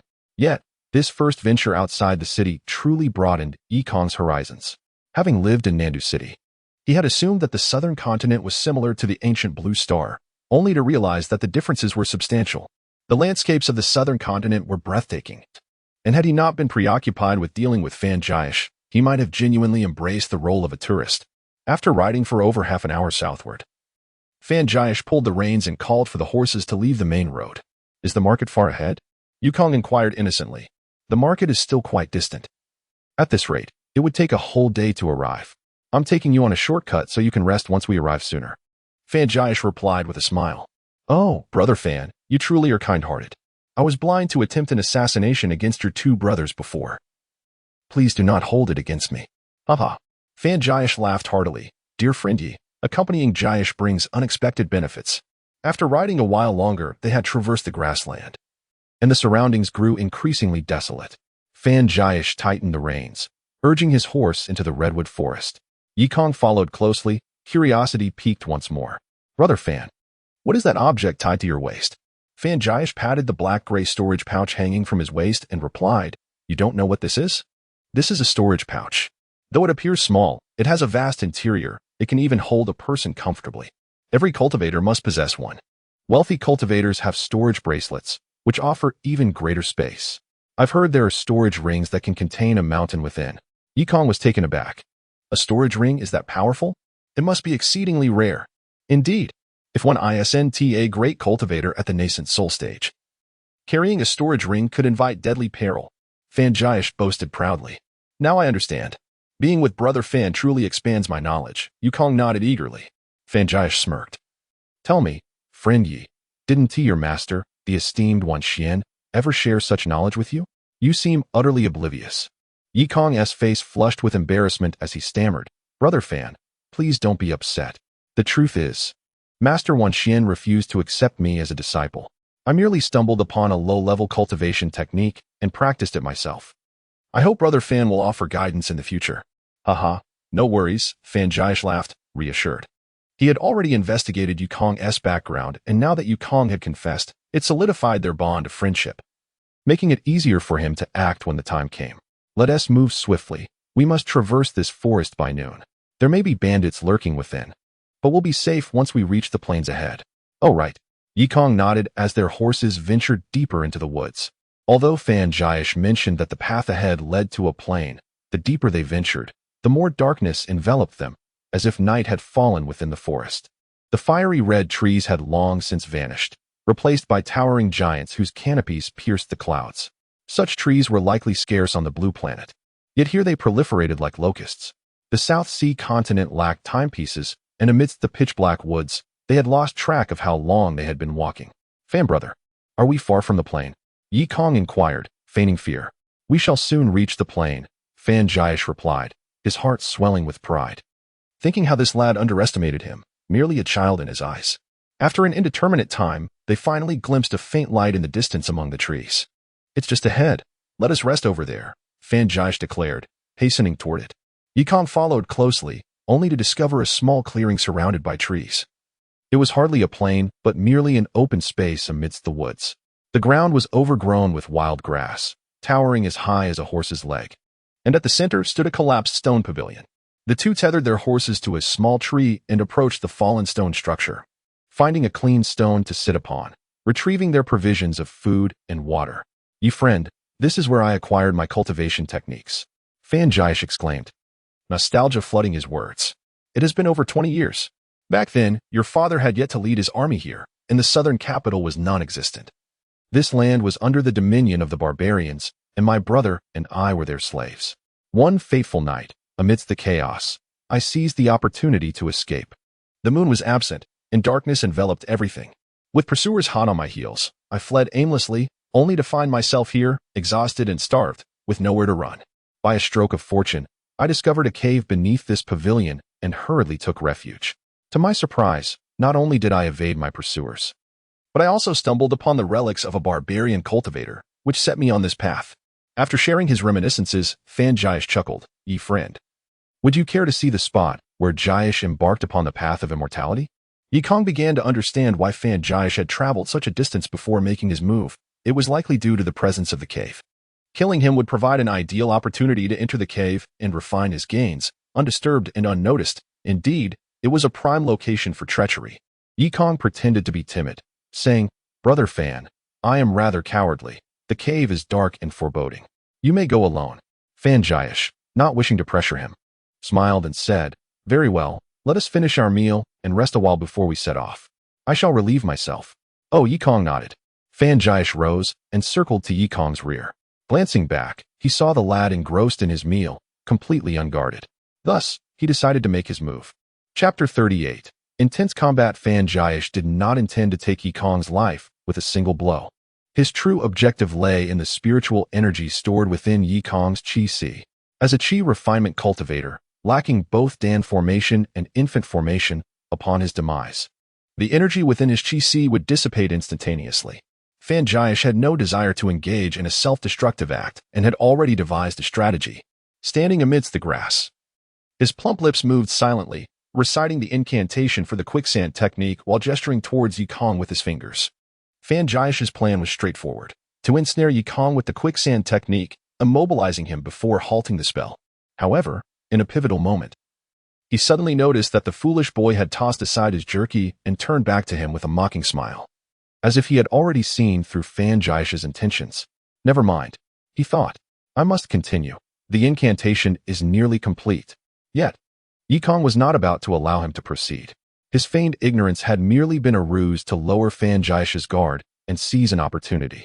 Without hesitation, Yikong sprang into action, producing a flurry of talismans from his sleeve and hurling them towards his opponent. Whether these paper talismans would affect a cultivator remained uncertain. Yet they constituted Yikong's sole means of attack at that moment. Blindness talismans, bloodletting talismans, spirit-settling talismans, even fetal disruption talismans, dozens of talismans ignited with flames, hurtling through the air towards Fan Jiash with astonishing momentum. Although their efficacy was unknown, the spectacle was indeed formidable. Taken aback by the sight of these talismans, Fan Jiash was startled. Even if they were merely elementary fireball techniques, they could reduce him to ashes. In truth, he was merely one incantation away from completing the quicksand technique, but as the talismans approached, he was not foolish enough to trade blows with Yikong. He halted his incantation abruptly and skillfully evaded the projectiles. Cough. Without unleashing the quicksand technique, Fan Jiash felt the backlash of spiritual energy and spat out a mouthful of blood. You cunning brat, you've been playing the fool all along. Fan Jiash glared at Yikong with venomous eyes, blood dripping from his teeth in a ghastly manner. Yikong chuckled coldly. You deceive me, and I deceive you. It's merely tit for tat. In Yikong's mind, two words suddenly emerged. Indeed, the cries of the firebirds possessed a rhythm. Where there is rhythm, there are gaps. No matter how dense the frequency, there are always intervals. In that critical moment between life and death, Yikong grasped the essence of rhythm. Like a dragon soaring from the sea, he ascended into the sky, his mind consumed by the rhythm of the firebirds, moving with a fluid, dance-like grace. At that instant, Yikong transcended his own identity, forgetting he was but a man. He became akin to a feather in the sky, weightless, directionless, merely swirling with the gentle breeze. He resembled a small boat adrift in a tempest, unfazed by the ferocity of the winds and waves. As long as he rode the crest of the waves, he would forever keep the tumult beneath his feet. Fan Jiash was momentarily dazzled, witnessing Yikong leap and dash among the flock of firebirds, which seemed to swarm around him like domesticated creatures, never colliding with him. Suddenly, the spiritual energy of the firebird talisman dissipated entirely, transforming the firebirds into a plume of smoke, all vanishing into the air. Yet Yikong stood unscathed in the center of the meadow. The firebird talisman could not harm him. Fan Jiash, as if seeing a ghost, fled towards the horses tethered at the edge of the forest. Now you wish to escape? Not on my watch. Yikong bellowed, launching himself forward like a released arrow, cleaving through the air. His fist struck fiercely, though he lacked magical prowess. His strength was formidable. With a resounding boom, Fan Jiash was sent flying, yet he emerged unscathed. The force of the blow left Yikong wincing in pain, revealing his bloodied right fist. Turning his gaze back to Fan Jiash, he beheld him enveloped in a radiant golden light, resembling a thin mist that obscured his features. Ha! You cannot kill me. Shall we call a truce? Did you not suggest just moments ago that we shake hands and become friends? Fan Jiash declared as he rose from the ground. Yikong applied a talisman to staunch his bleeding, gazing coldly at Fan Jiash. Truce? How naive. You have ignited my fury. What do you intend to do? Can you breach my golden light protective technique? You are just a novice without magic, Fan Jiash taunted. I cannot break it, but Yikong paused before continuing. I can hold you back and see how long your golden light can endure. With a sly smile, he added, at the very least, until nightfall, when your entire family will perish. Fan Jiash, struck at his weak point, roared, I will fight you to the end. With that, he charged, using his golden light for protection, launching a fierce punch at Yikong. Yikong, however, paid him no mind, simply evading the blows. If he could dodge the firebirds, how much easier it was to evade Fan Jiash's fists. When Fan Jiash's punches proved ineffective, he turned to flee. But Yikong pursued relentlessly, hurling stones at his head.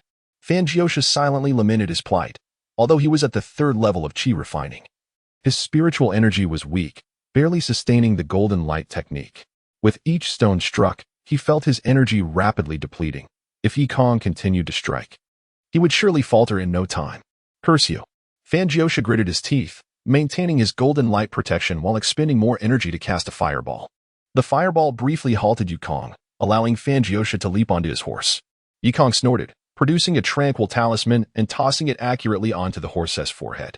With a thunderous crash, Fanjiosha and his steed toppled over, oblivious to the fact that simply removing the talisman would suffice. He assumed the horse had perished, forcing him to seek another mount. Yikong had anticipated this, using another tranquil talisman to bring down the second horse as well. Must you truly pursue complete annihilation? Leave a thread of mercy. Surely you shall find yourself in need of such kindness one day. Fanjiosha seethed, realizing escape was futile. Yikong scoffed disdainfully. Leave a thread of mercy? Now you comprehend? Where was this wisdom earlier? I warned you not to provoke me. My nature is such that if I act, I do so without hesitation. Then await your doom. Fanjiosha retorted angrily, tossing his sleeves aside, sitting cross-legged on the grass, and retrieving a handful of colorful spirit stones from his storage bag to replenish his energy. Chapter 39. Imprisoned by Flora, it must be acknowledged that the 20 spirit stones presented were not easily acquired.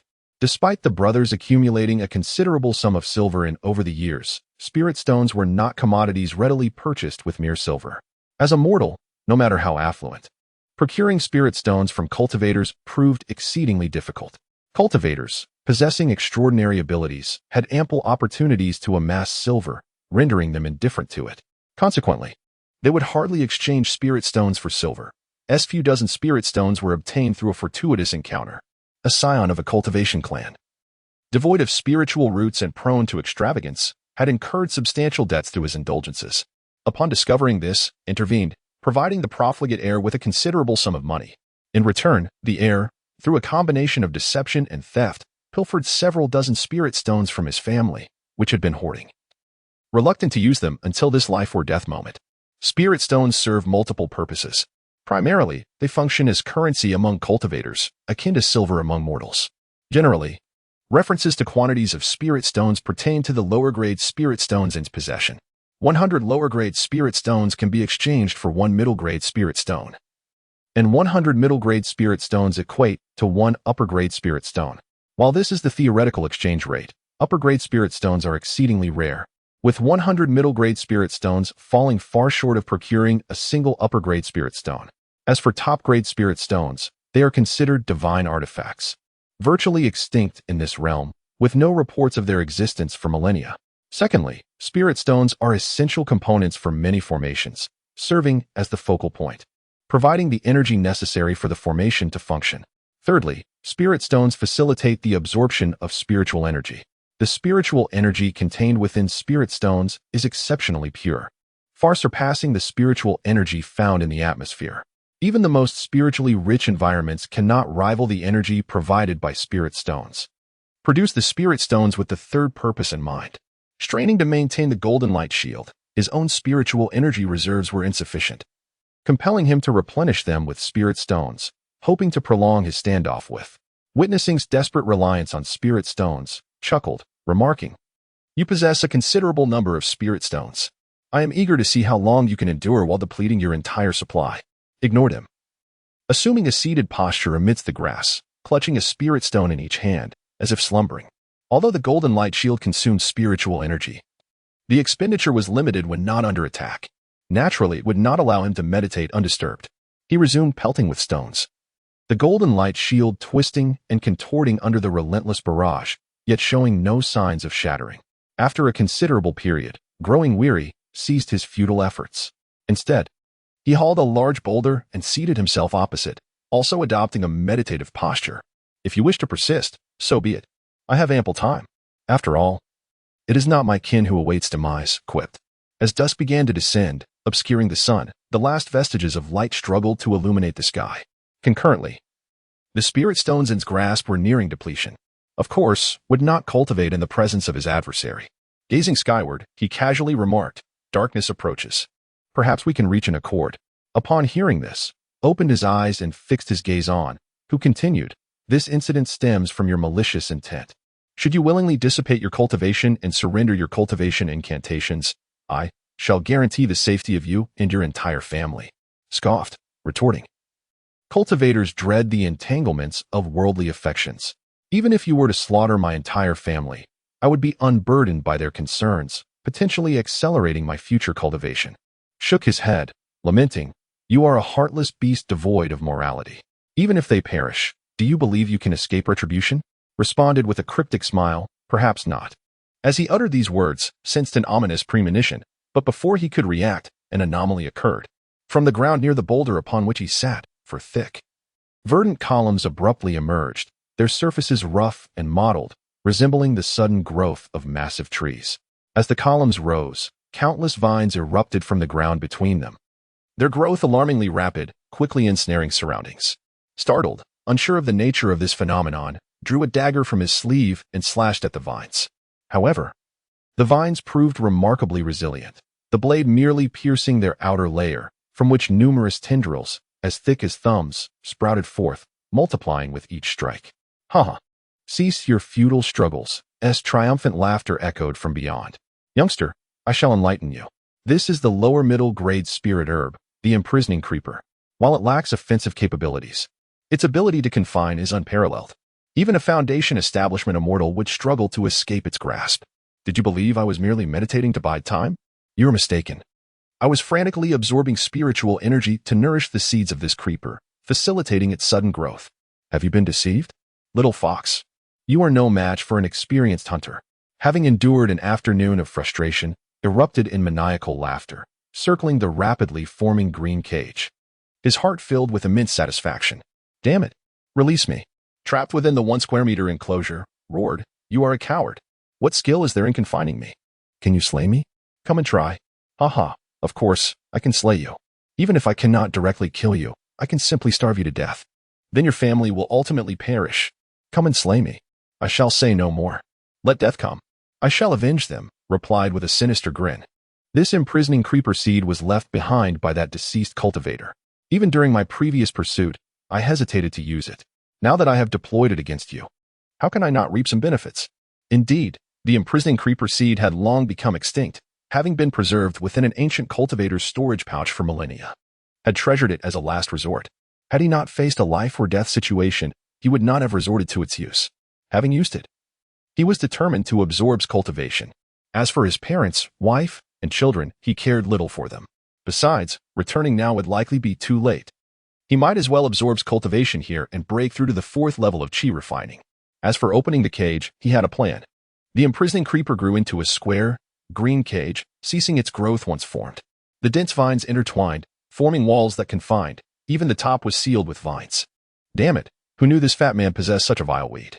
Punched, kicked, slashed, spat, and employed every conceivable method, yet to no avail.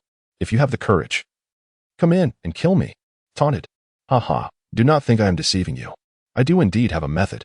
Once I carve a hole in this vine wall, your demise shall be at hand. Chuckled triumphantly. He patted his storage pouch, retrieved the grayish small sword magical artifact, and slashed at an extended vine. With a snap, the finger-thick vine was severed, exuding a white sap. Indeed, the imprisoning creeper could only be effectively cut with magical artifacts or spiritual artifacts. Having confirmed this, was overjoyed. He had long devised a plan for dealing with. The youngster was adept at evading attacks, but within this confined space, where could he possibly hide? He would carve a fist-sized hole and hurl an eye-start technique within, freezing the youngster in place, allowing him to capture him alive. Inside, was not idle. Unable to cut the vines, he suddenly considered digging. However, he was disappointed once more. The imprisoning creeper was indeed exceptional at confinement. The ground was even harder than the walls, the vines even thicker, as hard as iron and stone. The dagger struck the ground, producing sparks. Damn it. Am I to simply wait for death within? Listening to the sound of digging outside, Ikong once again felt engulfed by despair. He shouted, Fanjoshi, aren't you eager to absorb my life force? If you push me to the brink, I shall take my own life. Let us see how you will siphon my essence then. Haha, you won't. Fanjoshi laughed heartily. You are much like me. Until the final moment. You will never yield. Even at the end, you will struggle in desperation. Such a person will never resort to suicide. You are unwilling to accept your fate. Yukong scoffed. Damn it. You know me well. Indeed. It seems that one's foes often know them best. The sky had turned completely dark. With the moon yet to rise, it was the blackest hour of the day. The heavens were obscured in darkness, and the trees loomed like monstrous shadows, eerie and foreboding. The carnivorous plant lived up to its name, resembling a prison. Its walls were exceedingly thick. Fangioshi did not ignite a flame, but instead dug into the darkness. Though his small sword artifact could penetrate the vine wall, the progress was not swift. Bit by bit, he burrowed deeper, and at last, the sturdy vine wall was hollowed out. With a fierce thrust, the blade pierced through. "I've broken through," Fangioshi exclaimed with exhilaration, his fingers trembling with excitement. He cried out, "You won't have long to live, boy. I shall use your life force to break through to the fourth layer of chi refinement. At that point, I will wield artifacts. Haha, let me tell you, the first I shall slay with my artifact will be your ghostly mother. And then, the Liu family." As it seemed that Yukong was on the brink of demise, in this crucial moment, he suddenly slapped his forehead, realizing how foolish he had been. How could he have overlooked this? Chapter 40, Spoils of War Boy. Await your demise. Fangioshi cackled maniacally as he unleashed a barrage of ice projectiles from the gaping hole in the vine wall. The pale blue light flickered and darted into the confines of the carnivorous plant, whereupon striking the walls, the projectiles instantly froze into a massive ice block, causing the temperature within the cage to plummet. However, Yukong had already devised an escape plan. He raised his palm, revealing a yellow paper talisman. Haha, at the fourth level of chi refinement, I too shall ascend to the intermediate stage. Fangioshi continued his delirious fantasies, frantically hurling ice projectiles into the hole. He believed that by absorbing Yukong's spiritual energy, he would elevate to the next stage, thereby enhancing his ability to manipulate magical artifacts. "Then allow me to extend my congratulations in advance, Brother Fan," a chilling voice interjected from beside him, sounding eerily familiar to Fangioshi. Turning to look, he beheld a young man clad in a green robe, standing proudly as the moonlight bathed the clearing in silvery glow, his face adorned with mockery. "You." Fangioshi's eyes widened in disbelief, his plump visage akin to that of a ghost, stammering, "How did you escape?" Yukong ignored him, seizing the opportune moment. Clutching his dagger, he lunged at Fangioshi's throat with ferocity. Caught completely off guard, Fangioshi offered no resistance as the blade traced a sinister arc through the darkness, disappearing into his thick neck. In the depths of Fangioshi's widened pupils lingered despair, resentment, and confusion as he faced his impending end. "Let me clarify your demise. There exists a talisman known as the wall-penetrating talisman, capable of traversing any solid wall." Fearing that the rotund figure might survive, Yukong withdrew his dagger and struck again and again.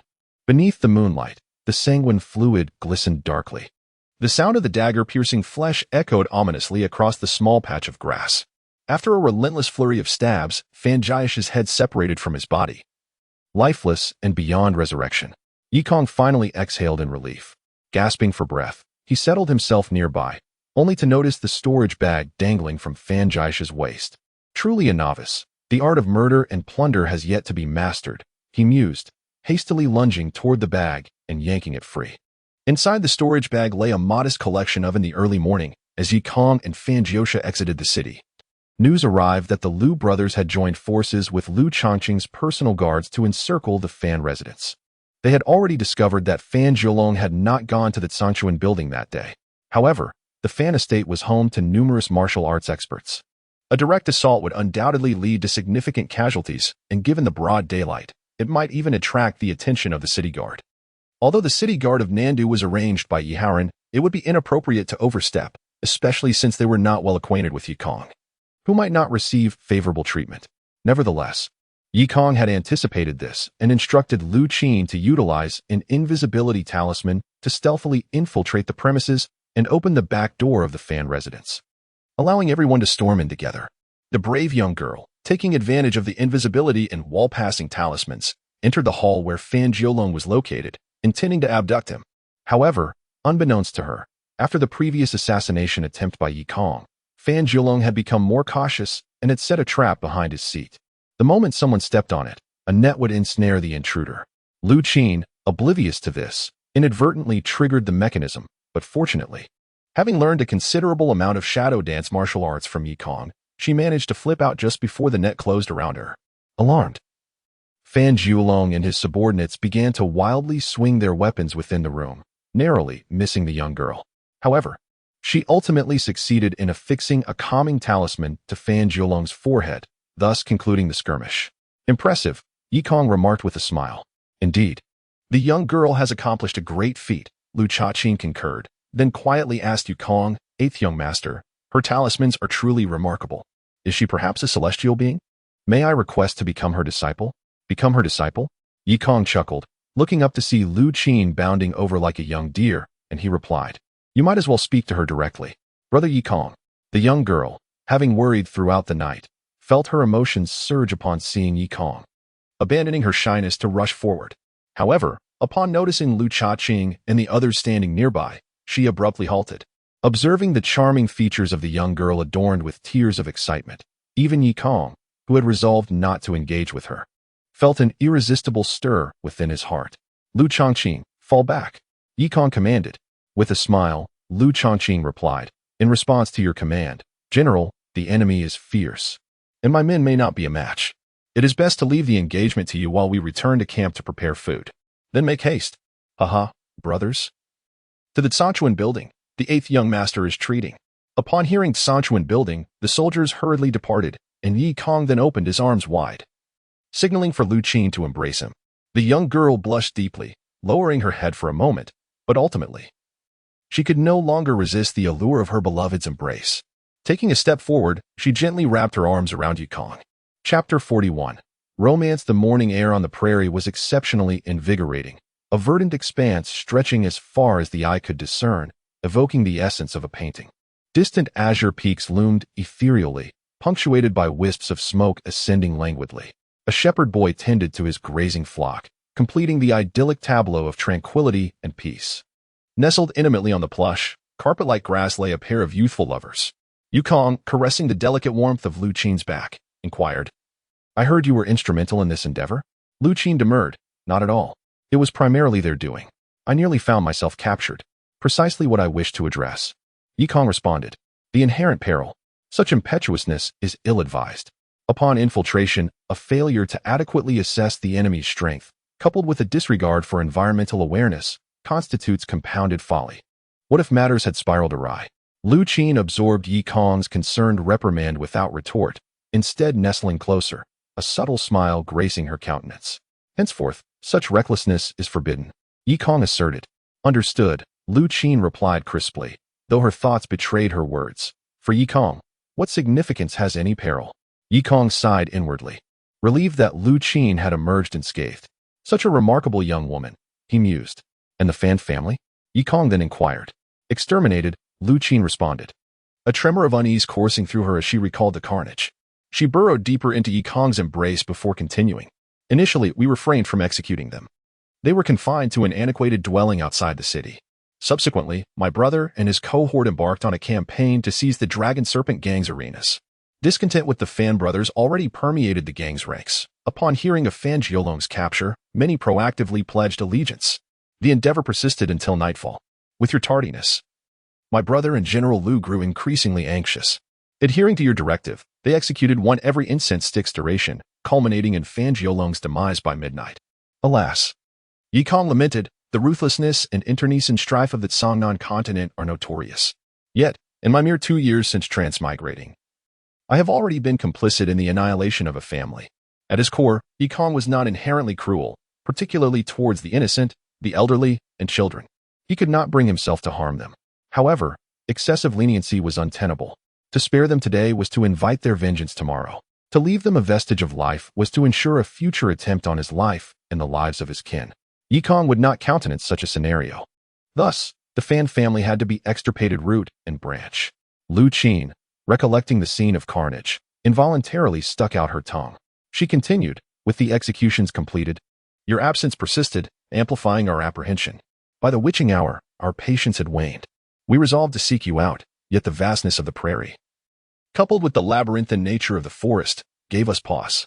General Lu advocated for a search at daybreak. The knowledge that his well-being had been a source of concern for so many assuaged Yikong's spirits.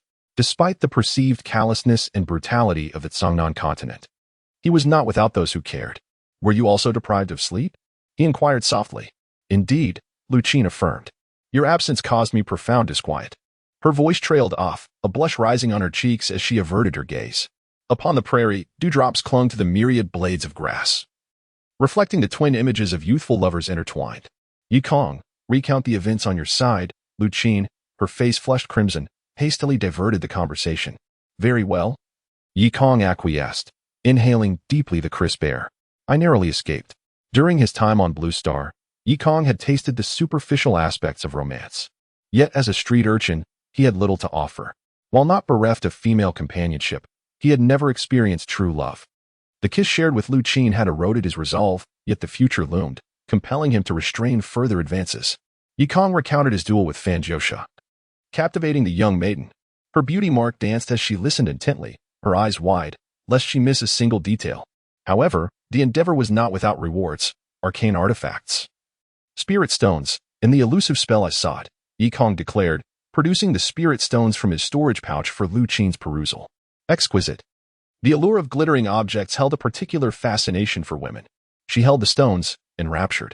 Not merely exquisite, but spirit stones of immense utility to cultivators. Yi Kong elucidated with a smile. Mounted on horseback, they ambled leisurely towards Nanda City, the sky a canvas of azure, the clouds ethereal. Yi Kong basked in the throes of nascent love, lamenting the absence of a recording device to immortalize the scene. However, their idyllic reverie was abruptly shattered. A subordinate of the Lu family intercepted them, breathless with urgency. Eighth Master, our brethren are embroiled in a confrontation with the city guard. Yi Kong's brow furrowed, sensing an anomaly. Where? What transpired? He demanded. From the subordinate's account, Yi Kong gleaned that, following a night of exertion, the Lu family had plundered a considerable sum from Fan Jiulong's lair. Under Lu Changqing's sway, a cohort of soldiers and brigands had descended upon Hidden Spring Pavilion, seeking to replenish their energy with the resident women. However, as in Blue Star, the demimonde operated primarily at night. At daybreak, the women were still abed, and Hidden Spring Pavilion remained shuttered. The soldiers, eager to avail themselves of this rare opportunity, pressed the issue, only to be met with resistance from the pavilion, who mistook them for troublemakers. Lu Changqing intervened, clarifying the misunderstanding. However, a new complication arose in the form of the city guard, led by a petty officer, who accused the Lu family and Appo's men of disturbing the peace and demanded their detention for questioning. Yi Kong frowned, surmising that the city guard was deliberately provoking conflict.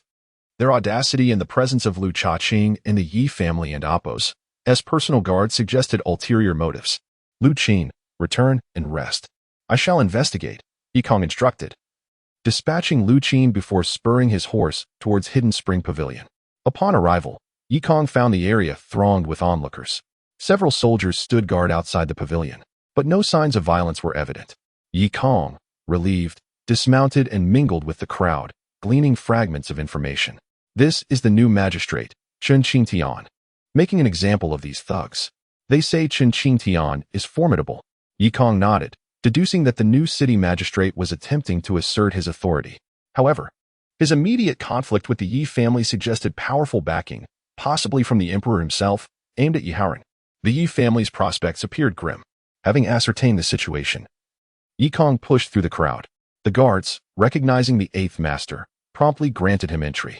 Inside, he found two opposing factions, the Yi family's soldiers and the Lu family's thugs on one side, and a phalanx of black-clad city guards on the other.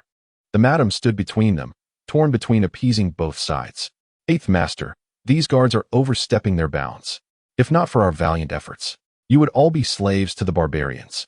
Lu Changqing exclaimed, turning to berate the guards. Enough, Yi Kong interjected, stepping forward, taking a few individuals in for questioning. I suspect the magistrate desires my presence most of all.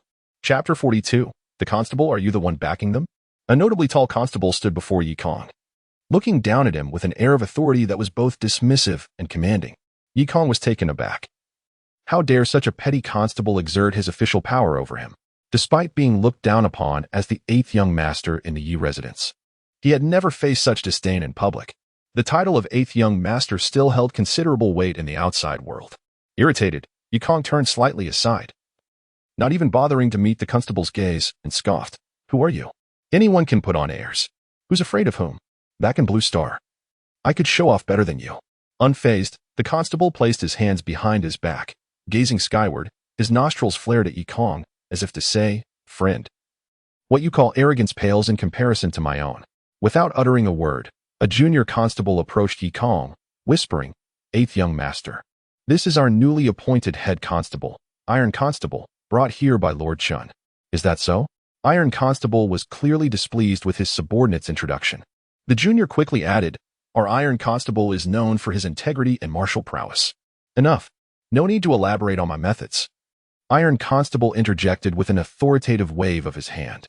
He then cast a scornful glance at Yi Kong, stating, "You are the notorious troublemaker of the Yi family in Nandu City, are you not?" Yi Kong's anger surged. How could he, having ventured outside, be branded as the villain of the Yi family? This was a gross distortion of truth. The heavy accusation delighted Iron Constable, as he had come seeking trouble, intending to reprimand the local ruffians. Spotting Yi Kong, a mere child, only fueled his condescension. Meanwhile, in a room on the second floor of the Songchuan Tower, a master and servant were peering out from behind the curtains. The master, a stout middle-aged man with an imposing demeanor, strode with an air of authority. Clearly a man of rank. Beside him stood an elderly scholar, frail and thin, fanning himself with a folding fan, chuckling, "My lord. This old iron is quite skilled at his game. He has already branded that boy as a notorious ruffian. Once word spreads, everyone will know him as such. And even if he does no wrong, he will still be seen as a villain." "Ha, Shashurya, do you think I am unaware? This strategy is one you have imparted to Iron. A splendid tactic indeed." The man observing from above was none other than the newly appointed city guard of Nandu, Chen Chi Fong, notorious for his knack for dealing with officials, many of whom have fallen from grace under his hand. The common folk cared little whether he targeted corrupt or virtuous officials. As long as an official was brought low, they felt a sense of balance and merriment. Over time, Chen Chi Fong had earned the moniker Chen Chi Tian. Sent to Nandu City, his mission was clear, to gather incriminating evidence against Yihaoran. Chen Chi Fong was adept at his craft, fully grasping the emperor's intentions, and approached Nandu City with unwavering confidence. However, he soon discovered that undermining Yihaoran was no simple task.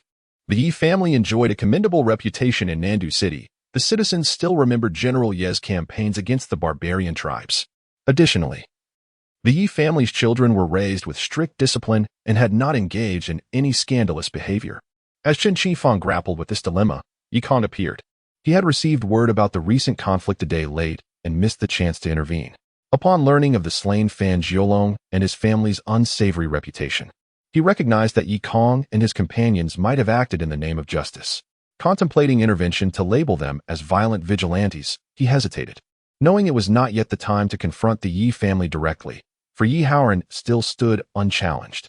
He chose to bide his time, feeling frustrated, and sought solace in the company of a woman at Songchuan Tower. However, the next morning, as he prepared to leave, he encountered the Liu brothers and Liu Cha-ching. Upon inquiring, he was delighted to find an opportunity to test the waters with the Yi family. Thus, he lingered, summoning Iron Constable and his assistant. Hearing Iron Constable label Yi Kong a scoundrel brought him joy. If all of Nandu City recognized this notorious name, he could later accuse Yihaoran of harboring a violent son in his secret reports. Yet Yi Kong was not one to let such slander go unchallenged. Raising his head, he retorted, oppressing the populace and exploiting the countryside. "Do you have any evidence for your claims, Iron Constable?"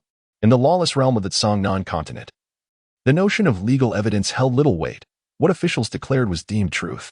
Iron Constable scoffed dismissively. "Evidence? I too have merely heard of your deeds. What will you do about it?" "What will I do?" Yi Kong chuckled darkly, his expression hardening.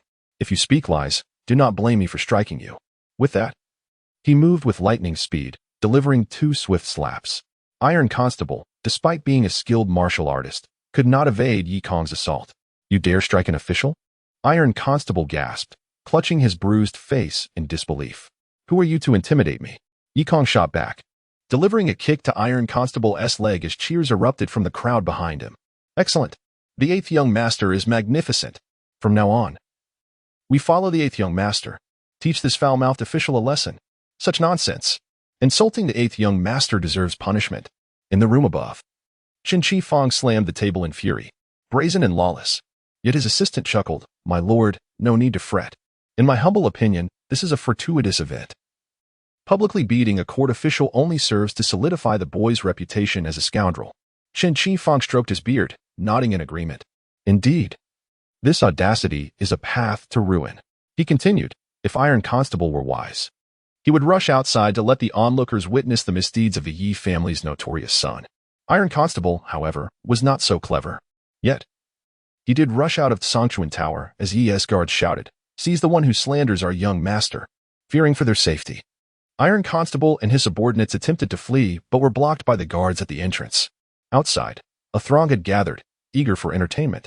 The guards and the constables clashed, and the nearby citizens flocked to witness the spectacle. The crowd was immense. The description of a sea of people was not an exaggeration. Nearby taverns and tea houses thrived with business, as patrons shared gossip and eagerly awaited the unfolding drama. "Seize him. Let us see how the city guard manages their subordinates." Yi's guards surrounded the constables, their fury palpable. The constables trembled, faces drawn. "Brothers, we are merely performing our duties. Lu General, we have shared drinks before. Let us part ways amicably today." Yi's guards were in no mood for leniency. Lu Chaqing waved his hand dismissively. "Nonsense. We heard no such claims of friendship." "Seize them all." Iron Constable, once brimming with arrogance, now felt the tables turn. As he faced capture, a thought crossed his mind. He could appeal to the crowd for assistance. "Esteemed elders, did you witness? The 8th young master Yi Kong brazenly brought his guards to this disreputable place, undermining military discipline. We constables, unable to tolerate such behavior, spoke out, only to be assaulted. This scoundrel strikes at court officials and threatens to take the law into his own hands. I implore you all to bear witness." "Excellent." Chen Chi Fong, observing from the window, applauded, his voice ringing with approval. The aforementioned remarks not only solidified the young man's reputation as a scoundrel, but also demonstrated the lax discipline within the Yi family's army. The gaunt master, fanning himself with a folding fan, shook his head, brimming with self-satisfaction. Chen Chi Fong guffawed, remarking that the young scion of the Yi family had inadvertently rendered them a significant service. Onlookers, observing the Iron Constable's face swollen to the size of a pig's head, echoed similar sentiments, lamenting the arrogance of the soldiers and disillusionment with the perceived discipline and benevolence of the Yi family's army. Rumors spread about soldiers frequenting brothels and the questionable sources of their income, igniting suspicions of embezzlement. The Iron Constable, cradling his disfigured face, gloated at Yi Kong, reveling in the repercussions of his assault. Yi Kong, finally incensed, gestured for the immediate apprehension of the constables. The soldiers, acting on Yi Kong's command, swiftly subdued the black-clad constables.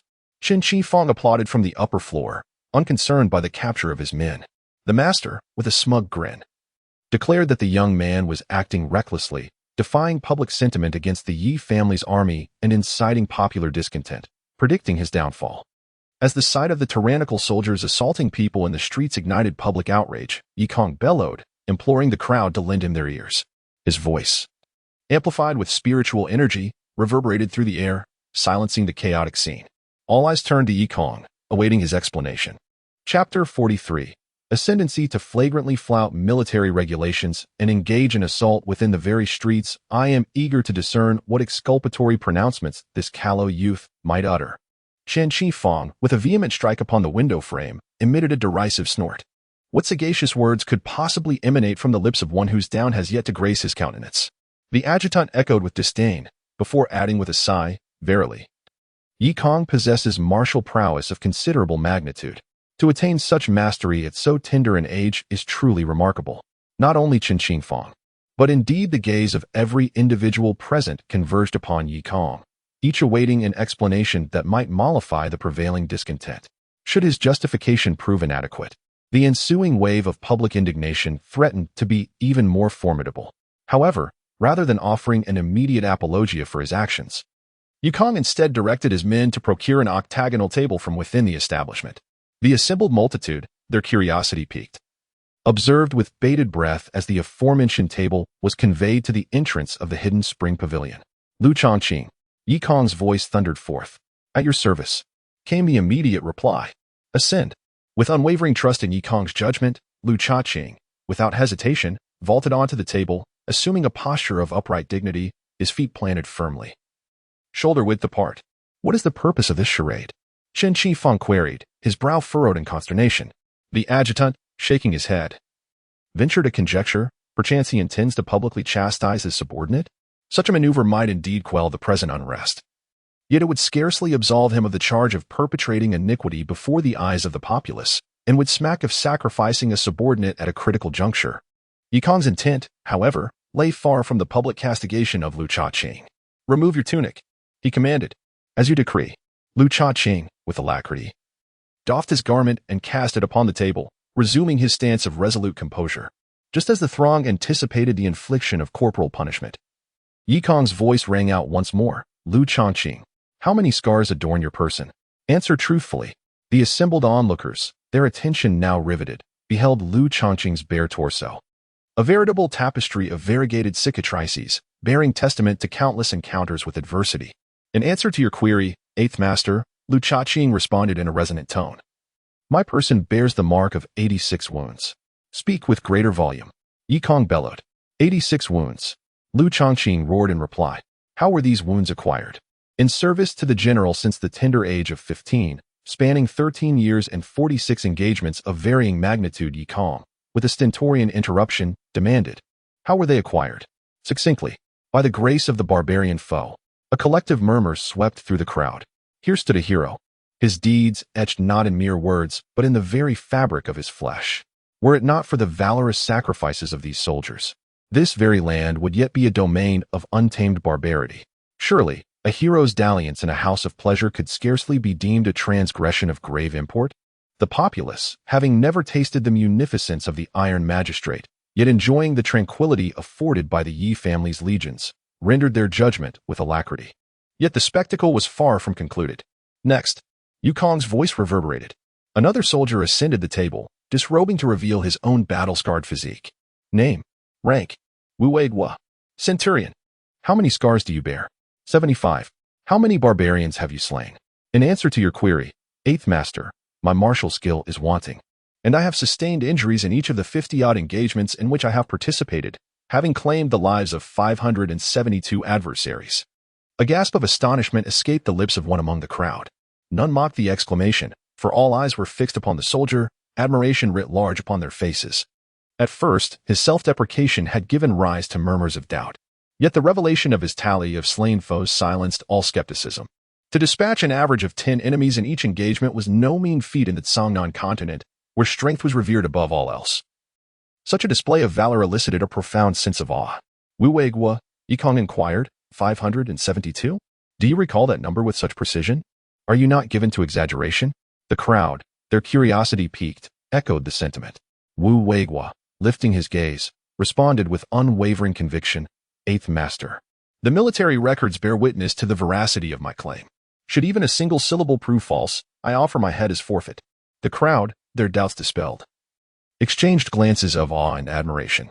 The Yi family's code dictates that none who have not slain 100 may call themselves Yi family soldiers. None who have not slain 200 may aspire to the rank of decurion, and none who have not slain 500 may be elevated to the rank of centurion. The assembled soldiers, in unison, roared, "None who have not slain 100 may call themselves Yi family soldiers. None who have not slain 200 may aspire to the rank of decurion, and none who have not slain 500 may be elevated to the rank of centurion." The resounding cry reverberated through the air, stirring the very souls of those who heard it. At Yikong's exhortation, "Long live the Yi family army!" the entire populace joined in the thunderous acclamation. With a resounding thud, Chen Chi-fong slammed the window shut, resuming his seat at the table. The adjutant, hitherto exuding an air of self-assurance, nodded in grudging acknowledgement. To seek validation through martial exploits is a stratagem of considerable ingenuity. Chen Chi-fong, taking a draught of water, concurred. The alacrity of his wit and the depth of his cunning portend future tribulations. "We must proceed with caution."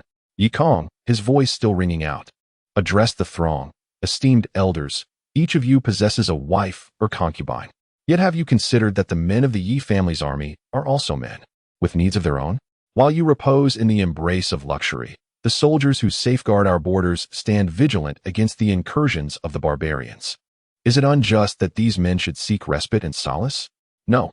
The crowd roared in unison. "Is it fitting that I should invite them to partake of the pleasures of the hidden spring pavilion? It is. And should those who seek to sow discord be condemned? Death to them. Send them to the front lines. Castrate them and send them to the palace." Mingling amidst the clamor were the voices of women, offering themselves as consorts to the valiant generals.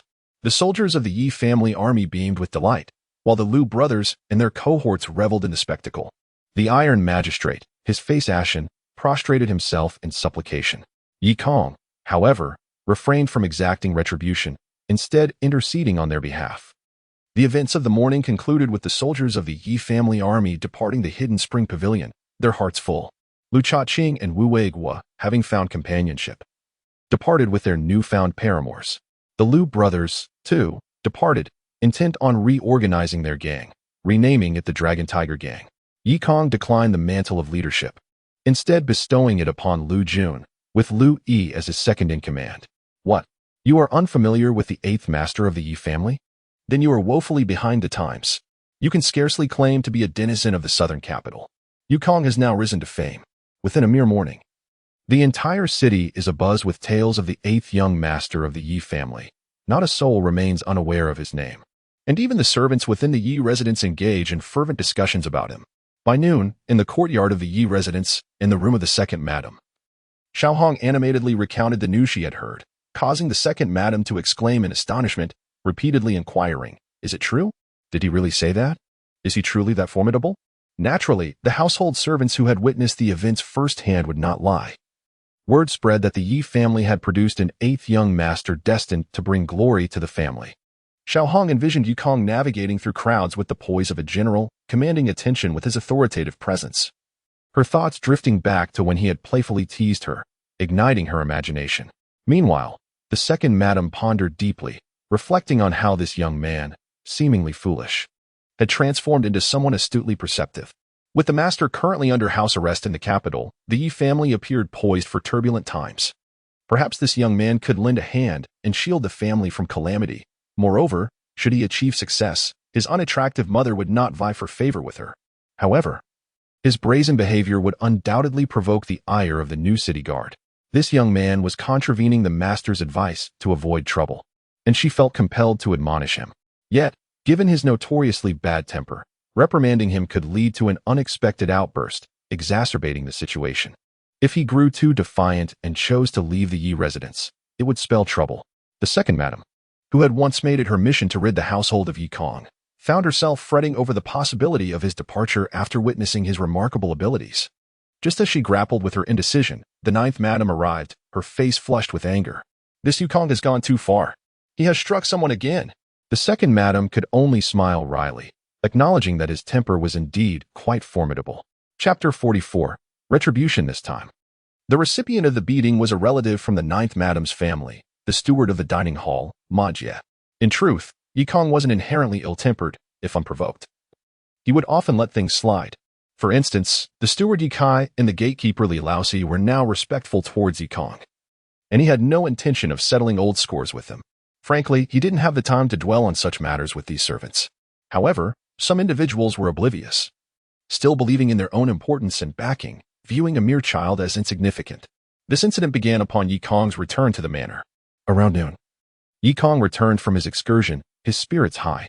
He had slain the Fan brothers, acquired treasures, stolen a kiss from Lu Qin, and taught a lesson to the Iron Magistrate, all while being lauded by the citizens of Nandu City, a string of auspicious events that warranted elation. Eager to reunite with his mother, Yi Kong declined various invitations and returned to the manor alone. The servants, who had been buzzing with discussions, greeted Yi Kong warmly, addressing him as 8th young master. 8th young master, you've become quite the sensation. 8th young master has brought honor to the Yi manor. We servants feel privileged when we go out. Naturally, Yi Kong was delighted by these remarks. After a brief exchange and a tossed silver tael, he said, "It and Apos. It's almost noon. Go and have a drink, brothers." With that, he hastened back to his courtyard. Qin Jianyang wasn't aware of Yi Kong's perilous adventures, so she wasn't overly concerned. However, she had heard about her son's commotion at the entrance of the hidden spring pavilion that morning, and she was unsure whether it was a good or bad thing, causing her some anxiety. Qin Jianyang hadn't even touched her embroidery, awaiting Yi Kong's return. Upon seeing him, she scolded, "You rascal, why do you always stir up trouble? You said you were going on a trip outside the city with friends, but how did you end up at the hidden spring pavilion? You're so young, yet you're already visiting brothels and causing such a ruckus." Hearing his mother's concern, Yi Kong quickly sat her down, massaged her shoulders, and chuckled, "Mother, you've got it all wrong. Your son didn't go to the hidden spring pavilion for pleasure. I indeed spent the night outside the city. You can ask your goddaughter, Xiaoqin, if you don't believe me." Qin Jianyang was dubious. "Really? Of course, it's true. You can ask Lu Cha-ching as well." I had just entered the city when they were confronting the Yamen officers and was dragged there against my will. Yikong spoke with such certainty that Qin Junyang no longer doubted him. However, she still nagged, "You're still young and unmarried. You shouldn't go to places like the Hidden Spring Pavilion. What if you catch a disease? If I were to go, I'd seek out an untouched virgin. How could I possibly get sick?" Of course, Yikong wouldn't say that aloud. Instead, he nodded in agreement. Qin Junyang continued, "Konger is growing up. It's time to find a wife for you. How about I arrange something for you, so you don't go astray outside?" Yikong dreaded this the most and quickly interjected, "No way. Mother, I'm only 14. It's too early. I haven't even fully developed yet." Qin Jianyang chuckled at her son's words and added, "Actually, Xiaoqin is quite a nice girl." Yikong didn't respond, changing the subject instead. "Mother, you don't know. Your son caused quite a sensation today. All of Nandu City knows me. You didn't see how glorious I was today. What's so glorious about it?" Qin Jianyang retorted. "I've heard everything. You've made a name for yourself, but do you know? You completely offended the city lord and those Yamen officers. Be careful they remember today's grudge and seek revenge in the future. Dare they? If they behave themselves in the future, all well and good. But if they want to reclaim their pride, then don't blame this young master for being ruthless, afraid that he would stir up more trouble." Qin Jianyang quickly said, Forget it. I'll be content if you live peacefully. Don't provoke any more incidents." They chatted for a while longer, and Yikong, feeling hungry, remembered it was lunchtime. Arriving at the dining hall, the servants naturally greeted him busily, their words filled with indescribable respect and flattery. This displeased Marjia, the dining hall steward. The person she once looked down upon was now receiving respect, and the servants no longer flocked around her, hoping for extra food. Instead, they hurriedly got their meals and sat next to Yikong and his mother, currying favor. Ma Jie felt a sense of loss, and her mouth didn't and oppose, remain idle. However, she knew that Yikong was now successful and had a bad temper, so she didn't dare to directly confront him. Instead, she carried a large pot of dishes to the other corner of the dining hall, adding a spoonful of food to the plates of several servants who weren't close to Yikong. Those servants were flattered and exclaimed, "Ma Jie is so generous today, proactively giving us extra food. Is there a celebration?" Ma Jie glanced at Yikong's direction and sneered, "What celebration? Unlike some people who have one celebration after another, everyone swarming around like flies." The servants realized she was dissatisfied with Yikong, and not daring to cause trouble, they remained silent. Ma Jie grew even more indignant. "Humph. Why aren't you fawning over him? My food is fragrant, but to flies, excrement is more attractive." Ma Jie's words insulted everyone. One servant couldn't help but say, "Ma Jie, how can you say that? We're eating. Talking about excrement is making me want to vomit." Ma Jie snorted and glanced at Qin Jianyang's face, sneering. "What's there to be afraid of? Is your stomach so weak? Some people are eating with relish while looking at a face as ugly as excrement. Look at that face. It's like a piece of dung stuck on it. Haha. And it's even from the previous day." Ma Jie didn't dare to raise her voice. But Yikong's hearing was exceptionally sharp. If he hadn't heard it, it would have been one thing, but he did, and that changed everything. He would never allow anyone to speak about his mother in such a way. Damn it. I haven't even settled the score for the cold steamed buns last time.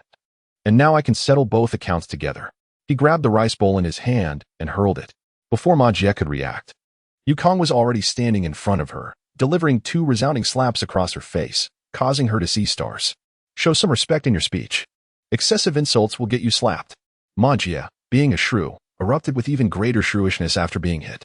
She sat on the ground, creating a scene, and yelled. "What did I say? Did I mention anyone by name? If you have the guts, say it out loud and let everyone judge." Yikong's expression turned cold. How could he repeat those words? Qin Junyang hadn't heard them, and most of the servants hadn't either. If he repeated them in front of everyone, how would his mother save face? With that thought in mind, Yikong didn't want to delve deeper. He lectured, "I hope this matter ends here. This is just a lesson for you. Think before you speak in the future. If there's a next time, it won't be this simple. If it were someone else, they might have endured it under Yikong's absolute force." But Ma Jie had no such awareness. She thought Yikong was backing down because he was afraid of her. So she yelled at Yikong's back, "Why are you running? If you have the guts, let everyone judge. I just said someone has excrement on their face. Did I say it was you? Why are you getting so agitated? Why are you feeling guilty? Could it be that your mother has a pile of excrement on her face?" As soon as these words were uttered, the dining hall fell silent. Everyone knew that this matter wouldn't end peacefully. Looking at Qin Jianyang, who had been publicly mocked, even a clay figure with loose face. She immediately covered her face and ran out of the dining hall. "Mother!" Yikong called out, turning back to look at Ma Jia. This time, he was truly enraged.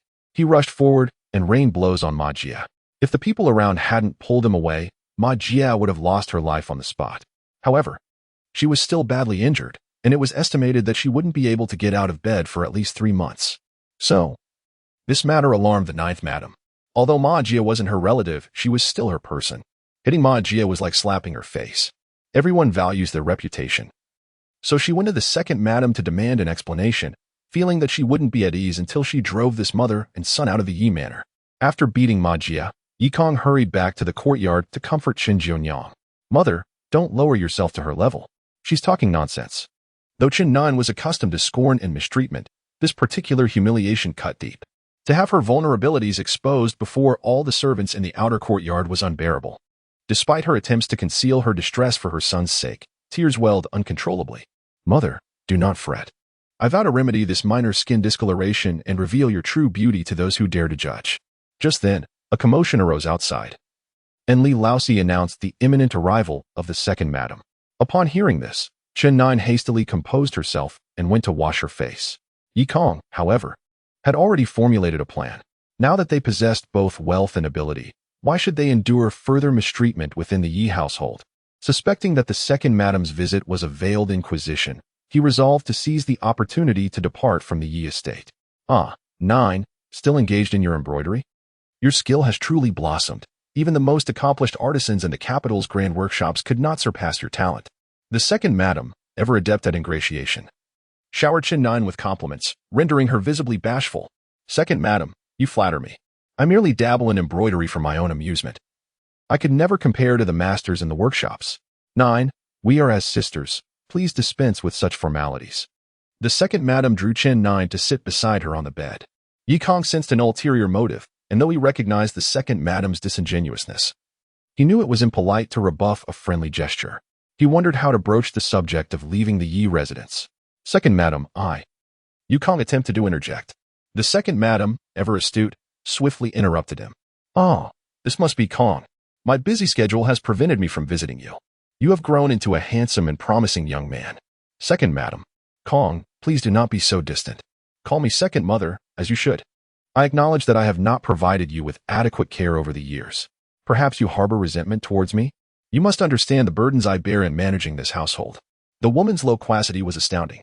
Yikong and Qin Nan found themselves unable to interject, as she launched into a relentless monologue, punctuated by trivial domestic matters and petty rivalries. Yikong grew increasingly exasperated but could find no graceful way to interrupt her torrent of words, and was left with no choice but to endure her incessant chatter. Chapter 45. Relocation. "Connor, fetch your stepmother a glass of water," Qin Nan maid suddenly interjected, seizing an opportunity. "My plan worked. As soon as she drinks, we'll have a chance to speak." Yikong hastily went to pour the water. "Allow me," a crisp voice chimed in. Little Red, standing beside the 2nd madam, hurried forward, taking the teapot from Yikong's hands. "Isn't this the lass I teased 2 years ago? She's still as comely as ever." Yikong mused inwardly, handing the tea to the 2nd madam. He stammered, managing to utter 2nd, but unable to bring himself to say mother. The 2nd madam accepted the water without any intention of drinking it, launching into a tirade. "Look at these detestable people. If these hussies aren't and oppos, disciplined, this manor will descend into chaos. Oh, and that little silk from the 7th chamber. She walked past me the other day without so much as a nod. When I questioned her, she claimed not to have seen me, even after she used to serve in my chambers." Yikong felt faint. Yi Haoran had 9 official wives, each with several maids. If she were to critique them all, it would take until tomorrow. "2nd madam." Yikong finally disregarded propriety, interrupting the 2nd madam's incessant chatter. "My mother and I wish to move out of the Yi manor. We implore you to grant our request." The 2nd madam surmised, so that's what they want, to move out. However, her expression was inscrutable as she inquired, "Why? Is it because of Sister Ma?" "You needn't worry.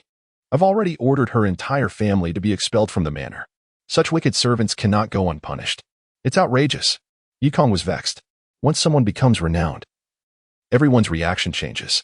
The 2nd madam, who was once eager to be rid of me, now desires to keep me here. Still, I believe we no longer belong here," Yikong stated resolutely.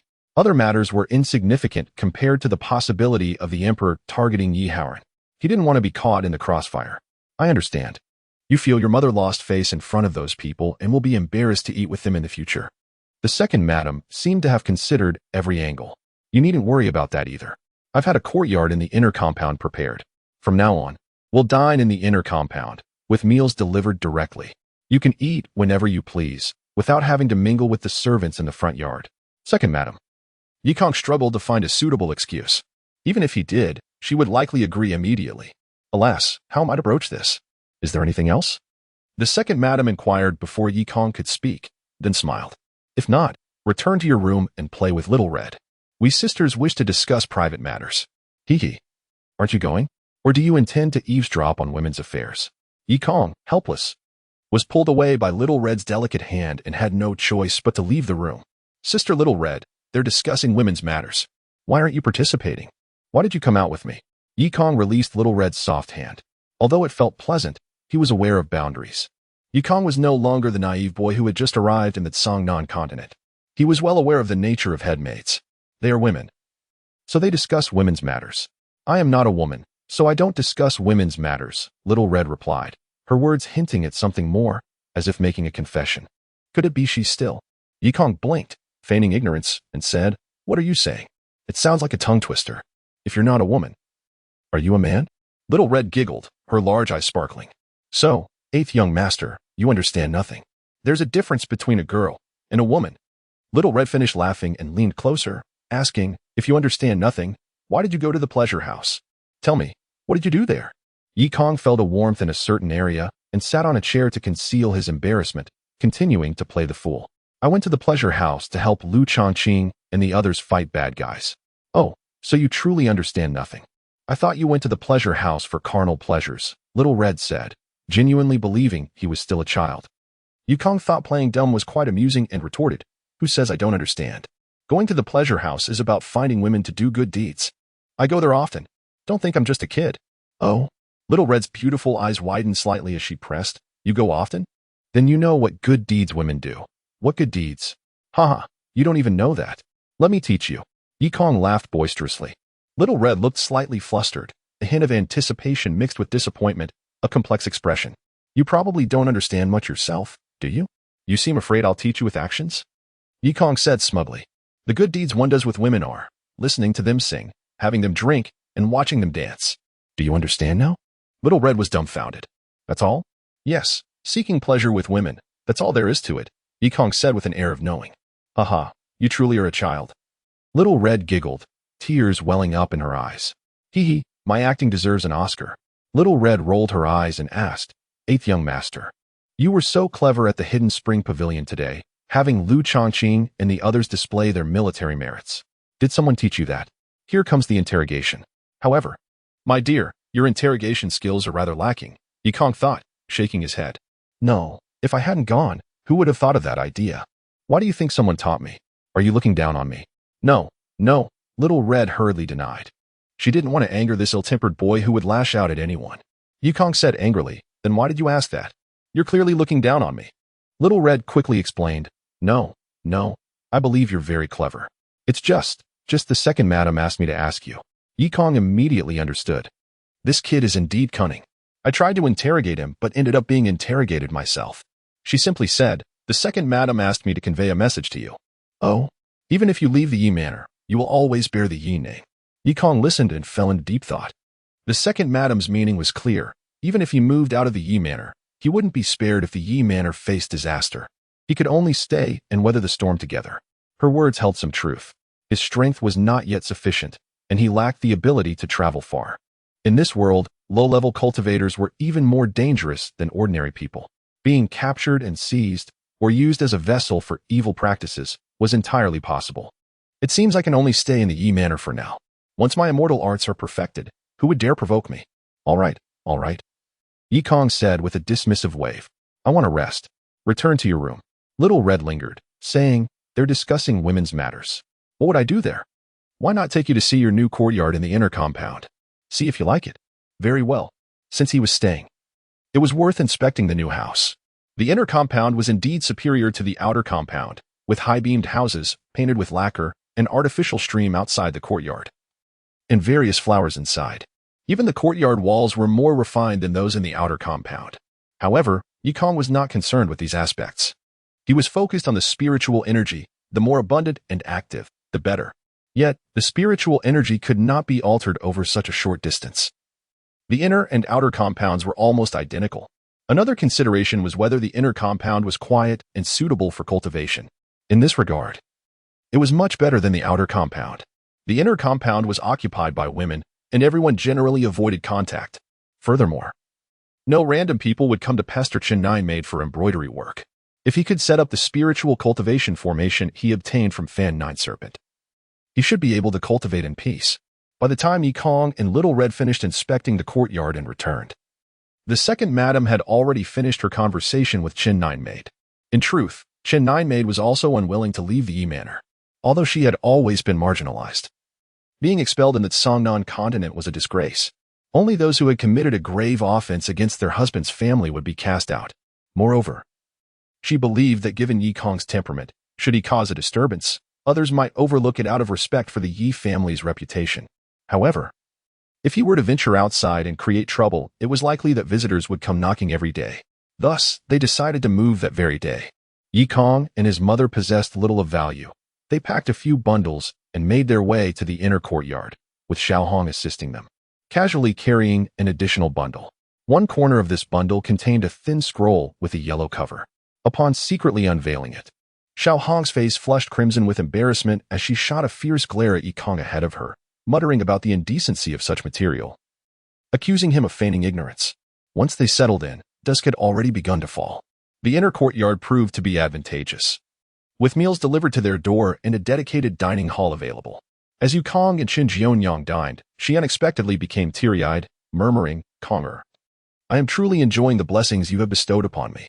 Were it not for your success, how could I ever have entered the back courtyard of the Yi residence and lived in such a spacious place? Who knows?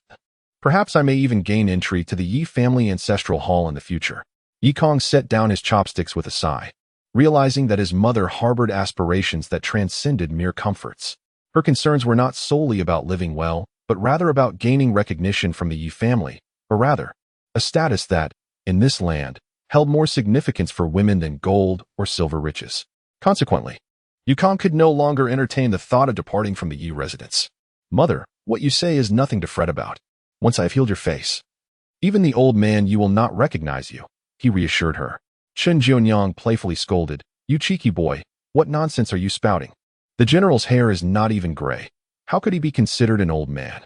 Just as they were speaking, someone approached from outside. Yikong turned to see the steward, Yi Kai, accompanied by two maidservants. Chapter 46, Array Talisman 8th Master, Madam Chun, dinner is served, Yi Kai said with a servile demeanor. Chen Jianyang's official title had long been usurped, so everyone simply referred to her as Madam. "Yes, Uncle Kai." Yikong set down his chopsticks. He was usually quite courteous, asking, "What brings you here so late?" "Please, have a seat." "I'll remain standing, 8th Master." Yi Kai knew this young master was notoriously capricious, so he dared not sit. He stood respectfully and said, "The second madam was concerned that you might lack proper service here, so she sent two maids to assist. Oh, please convey my gratitude to the second madam. But we're accustomed to managing ourselves and don't require any assistance." Yikong quickly refused.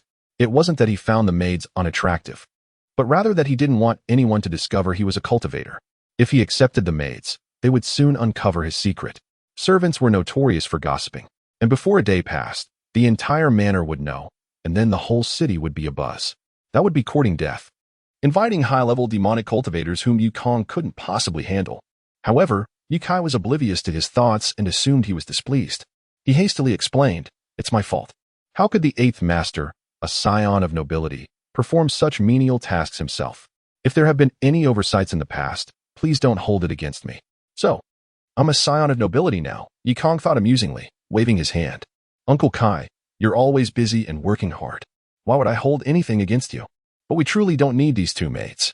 Seeing Yi Kai about to argue, Yikong's eyes narrowed. "No means no. How many times must I say it?" These people only responded to such behavior. Seeing his displeasure, Yi Kai didn't dare to breathe loudly. He thought of how Sister Ma had been beaten half to death despite her ample flesh, while he, an old man with nothing but bones, couldn't withstand 3 punches and 2 kicks. He quickly dismissed the 2 maids. These maids from affluent households held themselves in high regard, who didn't dream of rising above their station. The 8th master's reputation was soaring, and if they could catch his eye, the 2 maids weren't without their own aspirations, having dressed up before coming. Who knew this young master wouldn't even glance at them before sending them back? Naturally, they were displeased. They didn't dare to contradict him in person, but after returning, they spread rumors that the young master had no interest in women, either due to psychological or physiological deficiencies. Although these 2 maids gossiped behind his back, they inadvertently helped Yukong by dispelling many maids' fantasies and preventing them from actively pursuing him. But that's another story. As for Yukai, after sending away the 2 maids, he looked at Yikong with a fawning smile, seemingly wanting to say something. Yikong's spine tingled from his smile, and he thought, could this old fellow be waiting for a tip? Damn it, does he think I'm made of money? Wanting a tip for doing nothing. Yikong was mistaken. Yikai wouldn't dare to ask for a tip. In reality, he had come to deliver money to Yikong. Yikai carefully retrieved a large packet of silver from his pocket, placed it on the table, and said with a flattering smile, 8th Master, in the past, I feared you were extravagant, so I secretly skimmed a little from your allowance. But I was only trying to help. I've been saving it for you, and haven't touched a penny. Yikong immediately understood. This was the old fellow returning the silver he had embezzled in the past. It looked like 200 taels. The old codger was truly avaricious, and dared to claim he was saving it for him. Afraid I'm extravagant? What are you returning it for now? You might as well keep saving it, Yikong said with a displeased expression. Yikai trembled in fright, thinking, he didn't know about this. By bringing it up, aren't I asking for trouble? Incriminating myself? The old man hurriedly knelt down, pleading, 8th Master, I was momentarily foolish and succumbed to greed. Please, have mercy on me for my decades of hard work in the Yi manor. Qin Jianyang couldn't bear to watch and interjected, Conger. Uncle Kai has been good to us. Now that the silver has been returned, let's not dwell on it. Yes, thank you, Madam Qin. I won't dare to do it again. Yukong was only trying to scare him, so he nodded and lectured. There's a song that goes, what you've eaten, spit it out. What you've taken, return it. But don't be reluctant, because having the opportunity to spit it out and return it means you're still lucky. If they don't even want you to spit it out, then you're really in trouble. Yes, I'll never be greedy again. Thank you, 8th Master, for not pursuing the matter. That was close. Yikai wiped his brow after leaving Yikong's courtyard, cursing, what you've eaten, spit it out. What you've taken, return it. What kind of heartless person wrote such a song? Leaving Yikai aside, Yikong gave the silver to his mother. He had several thousand taels from Fan Jiushi in his storage pouch and didn't care about this small amount. However, Qin Jianyang was secretly delighted. Not because she was greedy, but because she had finally saved enough money for her son to marry a wife. Even if Yikong wanted to marry someone now, it wouldn't be too shabby. Unfortunately, Yikong had no intention of marrying a wife. If he were to marry, he would find a female cultivator in the future, so they could cultivate together at night and fight, rob, together during the day. Moreover, their lifespans would be similar, which would be true companionship until old age. Otherwise, if he married a mortal, he would still be young while she was already old and decrepit. Others would mistake her for his grandmother. To give another example, a cultivator at the nascent soul stage would have an 800-year lifespan. His own lifespan would only decrease slightly, while she would already be gone, then marry another. And she would pass away, and then marry another. Damn, was he running a funeral home? Therefore, cultivators generally marry fellow cultivators. Even someone like True Lord Wan Xian, who had no hope of advancing, would marry a female cultivator with no hope of advancing. Why? Because the offspring of 2 cultivators have a higher chance of possessing spiritual roots. This is why male cultivators generally don't consider marrying mortal beauties. Conversely, female cultivators are even less likely to marry mortal handsome men. Stories like the 7th Fairy and Dong Yang, or by Sujin and Su Xian, are extremely rare. The chance of such stories occurring on the Cangnan continent is close to 0. Those female cultivators would rather remain single for life than marry mortals. They wouldn't even consider male cultivators who were slightly lower in cultivation than them. But I digress. Back to the main topic. Yikong returned to his room. He knew that to survive and thrive, he had to constantly grow stronger. Only by relentless cultivation could he become stronger. Climbing one level higher meant he was a few degrees safer. However, before cultivating, he had to set up the array. Setting up an array usually required array flags, sand tables, and the like, but Yikong didn't have those things. All he had was an array talisman seized from Fan Jiushi. An array talisman is a type of spirit talisman. Its principle is to seal an array into a talisman paper. When used, it can be activated with spiritual power, making it convenient and easy for cultivators who don't understand arrays. However, array talismans also have drawbacks. Their biggest disadvantage is that they cannot be moved once set up, and they cannot be repaired if damaged. Unlike an array set up with array flags, which can be picked up and moved at any time or repaired if broken, or even fine-tuned in terms of size, range, structure, and function. Array talismans do not have these functions. Once used, the talisman disappears, and the array is fixed. Of course, the array can still be controlled to open and close. As long as it is maintained with spirit stones and not destroyed, the array can exist for hundreds of years. Yikong was now preparing to set up this spirit-gathering array in his room, so that he wouldn't be disturbed during cultivation. No one could enter without his permission. Taking out the array talisman, Yikong didn't rush to activate it with spiritual power, because this was the first time he had seen a real spirit talisman from the Tsangnan continent. As a future talisman master, he thought it would be better to study it first. Holding the array symbol, he sat under the oil lamp, carefully observing the lines and patterns on it. The creator of this array symbol was evidently a master, or at least a seasoned expert. Within the square rune, the lines were of varying thickness, intricately complex, yet none intersected, resembling a perfectly designed circuit board, elegant, concise, and orderly. Many of the silver lines twisted and spiraled, yet the craftsman had drawn them in one continuous stroke, with no discernible variation in thickness. Truly, the mysteries within are extraordinary, Yikong exclaimed in admiration. It was true that the world of cultivation was filled with bizarre and strange events, but behind these unimaginable occurrences lay certain principles. As the saying goes, there is no love without a reason, no hatred without a cause, and certainly no invincibility achieved by randomly scribbling on paper. Even the magical world of cultivation had its own unique theories, just like chemistry and physics on Blue Star, with their own rules and reasons. Take the array symbol in Yikong's hand, for example. Why was this line drawn in this way? Why was that line so thick? There were reasons for all of these, and the array could not be activated by simply drawing two random strokes with one's eyes closed. Yikong stared intently, as if in a daze, at the combination of lines that others could not understand, nodding his head and muttering, "So that's how it is." At times, he would furrow his brow for a long while, scrutinizing it from every angle, and finally, he would slap his thigh and exclaim, "Excellent." A cool breeze rustled through the trees, and only a few lights remained in the vast Yi residence. Yikong was still engrossed in staring at that circuit board. Oh, array symbol. Also still awake was second madam, in her room. Xiaohong was reporting on her daytime reconnaissance of Yikong, but she only emphasized Yikong's intelligence and shrewdness, omitting the conversation about the brothel. After listening to the report, second madam nodded thoughtfully and said, "From now on, go play in his courtyard when you have time. See what he's doing.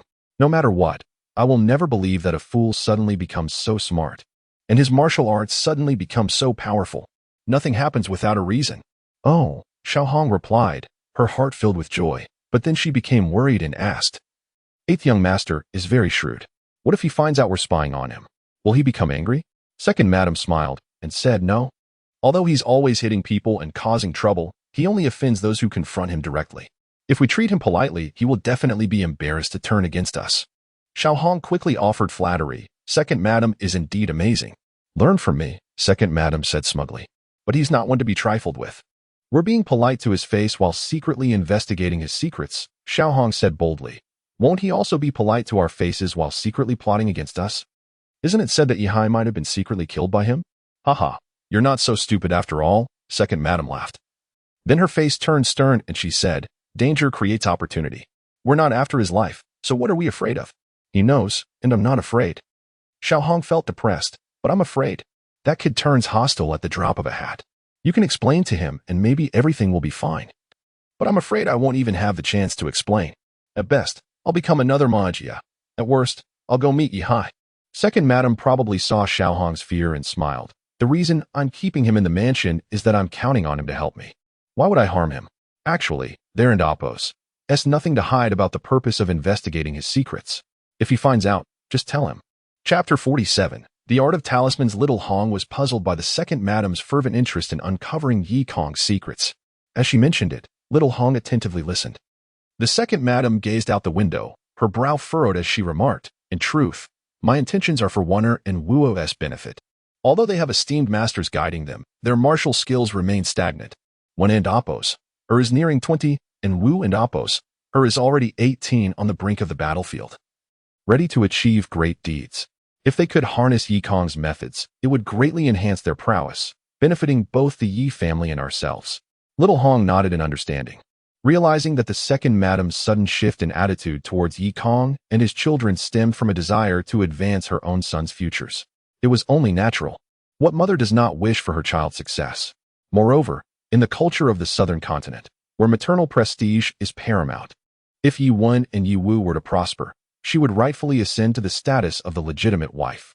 Rest assured, madam, I shall fulfill my duties diligently and not disappoint you, Little Hong promptly replied. The second madam recognized that to motivate her subordinate, she needed to offer some incentives. Patting Little Hong's shiny black hair, she smiled and said, "My dear, I am aware of your aspirations to rise above and become a phoenix. That is why I have refrained from allowing you to serve the master directly. My plan is to arrange for you to become a concubine for my son Wu. And once he establishes his own residence, you will share in his authority. If you accomplish this task well, I assure you, I will grant you everything you desire. What say you?" In the past, Little Hong would have been elated at such an offer. Yi Wu had always regarded her with keen interest. Though he was not her ideal match, being the third young master was a significant catch. Nevertheless, her thoughts had shifted. A youthful figure had unexpectedly invaded her mind, and she found herself inexplicably drawn to him. Despite his surly temperament and mischievous nature, she could not shake her feelings. "What? Are you unwilling?" the second madam inquired. Noticing Little Hong's momentary daze, her tone tinged with displeasure. "Willing. I am willing," Little Hong stammered, unable to refuse. Yet internally, she pondered what the second madam would think if she knew her affections lay with Yi Kong. And what if that boy remained clueless and oblivious to her feelings? Meanwhile, Yi Kong was blissfully unaware of the countless young maidens preoccupied with thoughts of him. He was still engrossed in deciphering the talisman, having devoted the better part of the night to it. Feeling that he had grasped its essence, he proceeded to set up the formation. Standing in the center of the room, he activated the talisman with his spiritual energy, only to be met with silence. How could this be? Is the talisman not used this way? Yi Kong mused, perplexed. After several attempts, the talisman remained unresponsive. Returning to his desk, he suddenly recalled that it was no wonder Fangio she opted to trap him with a cage plant instead of a talisman. The talisman was evidently defective and unusable. To think he had spent most of the night studying a worthless piece of junk, he could only smile bitterly.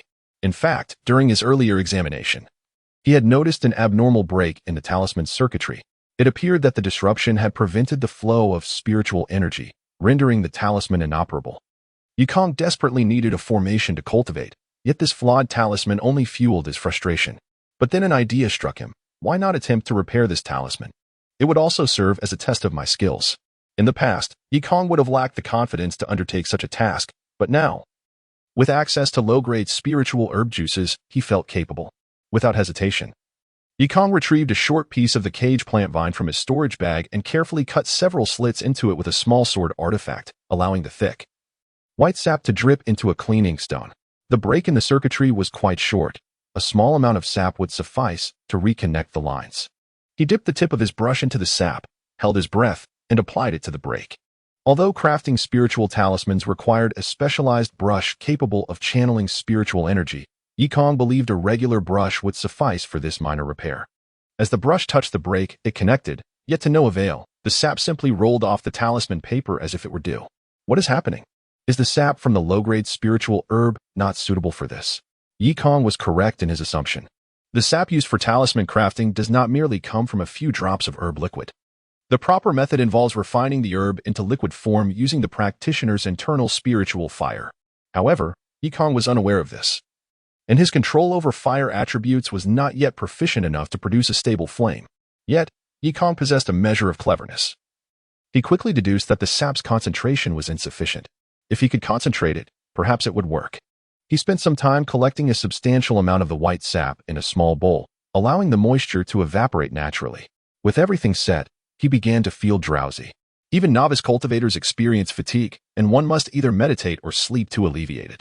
While both methods have their merits, meditation allows for the absorption of spiritual energy, whereas sleep does not. However, being jolted awake from sleep poses no danger. while being disturbed during meditation could lead to grave consequences. Having just arrived in this new place, Yikong opted not to meditate recklessly. Instead, he chose to sleep, rolling up his clothes and lying down to rest. The next morning, a young girl rose early to use the restroom. After finishing, she tidied herself before heading to see the handsome Yikong. Today, Qin Jianyang was exceptionally busy, not with embroidery, but managing the flurry of young maidens who sought to catch Yikong's attention. Despite the two maids who had been rebuffed the previous night attempting to dissuade others, their enthusiasm persisted. The maids of the grand estate were quite imaginative. Who wouldn't he wish to ascend socially, even if there was little chance of becoming a concubine? Being associated with a renowned young master like Yikong would be a source of pride. Those who considered themselves somewhat attractive had already dressed early and were seeking excuses to visit the courtyard, claiming they wished to learn embroidery and to study under Qin Jianyang. Qin Jianyang was delighted, surrounded by a chorus of laughter and chatter. It was a sight that would please any man, and even she, as a woman, felt a sense of joy. "Madam, this is the embroidery I completed last time. Please provide your guidance. I welcome your criticism," one maid said. "Madam, your embroidery is truly exquisite." The mandarin ducks appear almost alive. Another chimed in. "Alive? It is your cleverness that has come to life, I dare say. Haha, impudent girl, you'll drive me mad. Watch as I pinch you." As Qin Jianyang observed the lively atmosphere among the maids, she felt a long-lost sense of happiness. She understood their motivations well.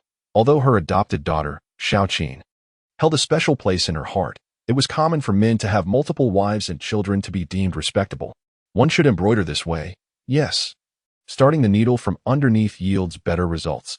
Qin Jianyang instructed while discreetly appraising the young maidens. "She is quite nice, very pretty. That one too. She looks like she could bear sons, though she is rather older. This one is around the same age as Conger, fair of face and form. But her temper is rather fierce." Qin Jianyang critiqued the maidens, her discerning eye missing even the arrival of Lu Qin, who had gone to their former residence, only to find it empty. Inquiring about their whereabouts, she discovered they had moved to the inner courtyard. Thus, the young girl made her way to the back courtyard, which was not easily accessible. Not only men, but even women could not enter without proper notification. To expedite entry, a small reward was customary. Typically a handful of copper coins would suffice. The servants stationed at the gate, although well aware of Yikong's formidable reputation, adhered to their established protocols. Moreover, it wasn't as if the esteemed eighth young master had come in person.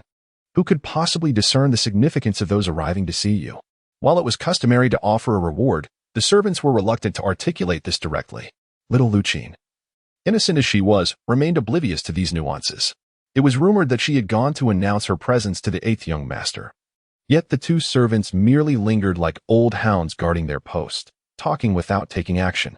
"Good sirs, might you assist in relaying my message?" Lu Qin stood there for quite a while, her legs growing weary. "You see, we are quite occupied at the moment. Once we are finished, we shall attend to you." One of the servants replied dismissively, preoccupied with counting ants at the entrance. "Dear brothers, I fail to see how you are busy at all," she retorted, her youthful candor shining through.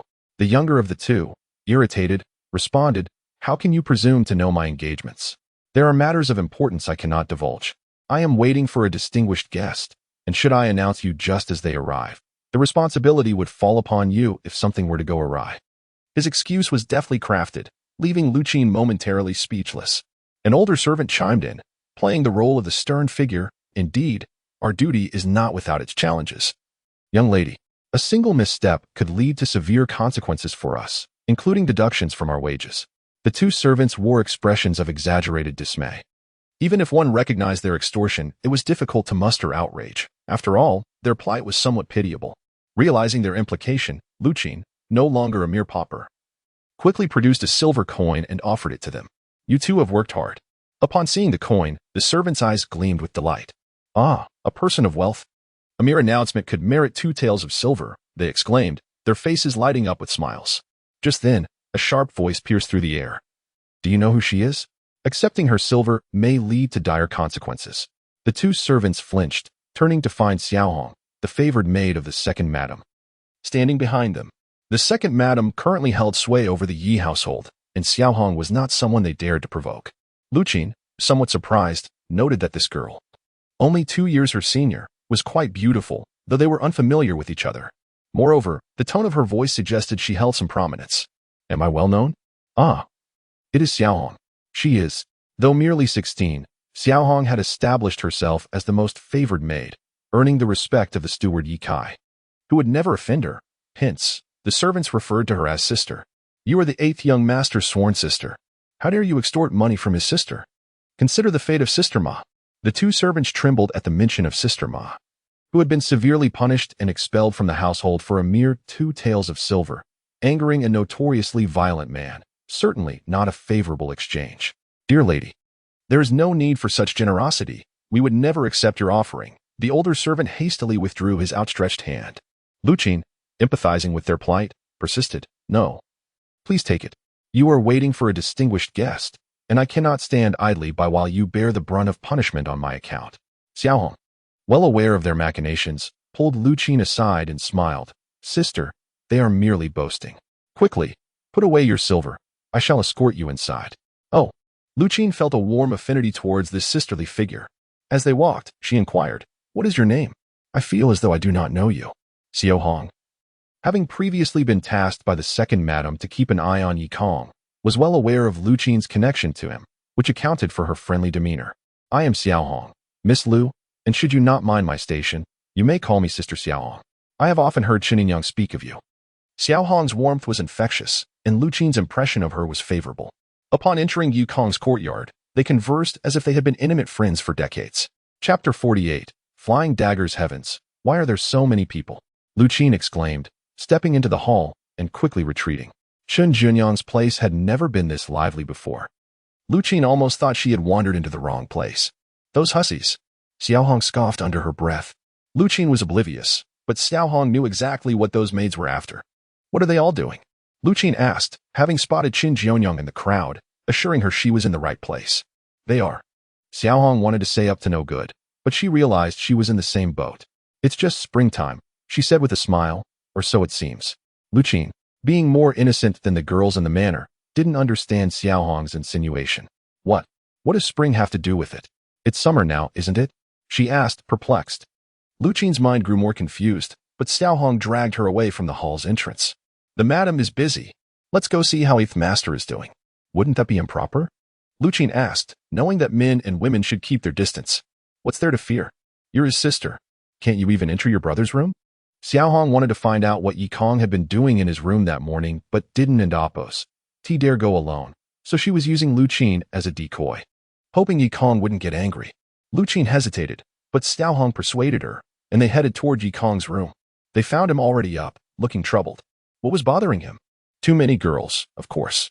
Back in his previous life on Blue Star, he would have drooled over this many attractive women and pounced on them. But here, he had transformed from a rogue into a saint.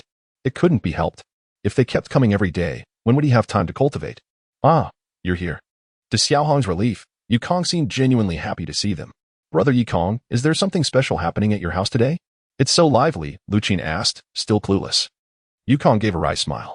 If it's like this every day, it'll drive me crazy. He regretted moving to the inner courtyard.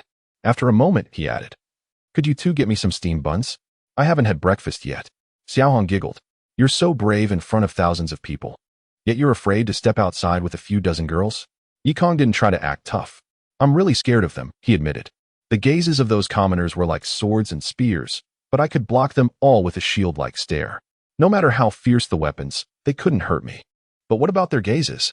The two girls widened their beautiful eyes, waiting for his novel theory. Their gazes. Yu Kong shuddered. Their seductive glances are like flying daggers, darting from every direction, impossible to defend against. They leave me utterly defenseless. The two girls giggled. Xiaohong asked, What about your shield? It's easy to dodge a spear in plain sight, but hard to guard against a hidden blade. If I block above, I can't block below, and vice versa. It's a real headache. So, who's going to get me the steamed buns? I'll go, Xiaohong volunteered, used to such tasks. As soon as Xiaohong left, Yi Kong's expression turned serious. That girl works for the second madam. Be careful what you say. Okay, Luchin replied.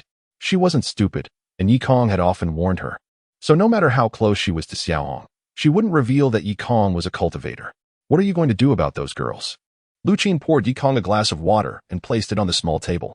I don't know. It seems I really need to keep a low profile in Songnan continent. As soon as I gain some fame, I attracted all these sparrows. If they find out I'm a cultivator, I'll attract a bunch of barbarian cultivators, and that would be terrible, Yikong said, shaking his head helplessly. They're sparrows, and you're... What? Lu Qin, since being kissed by him, had acquired a captivating girlish charm.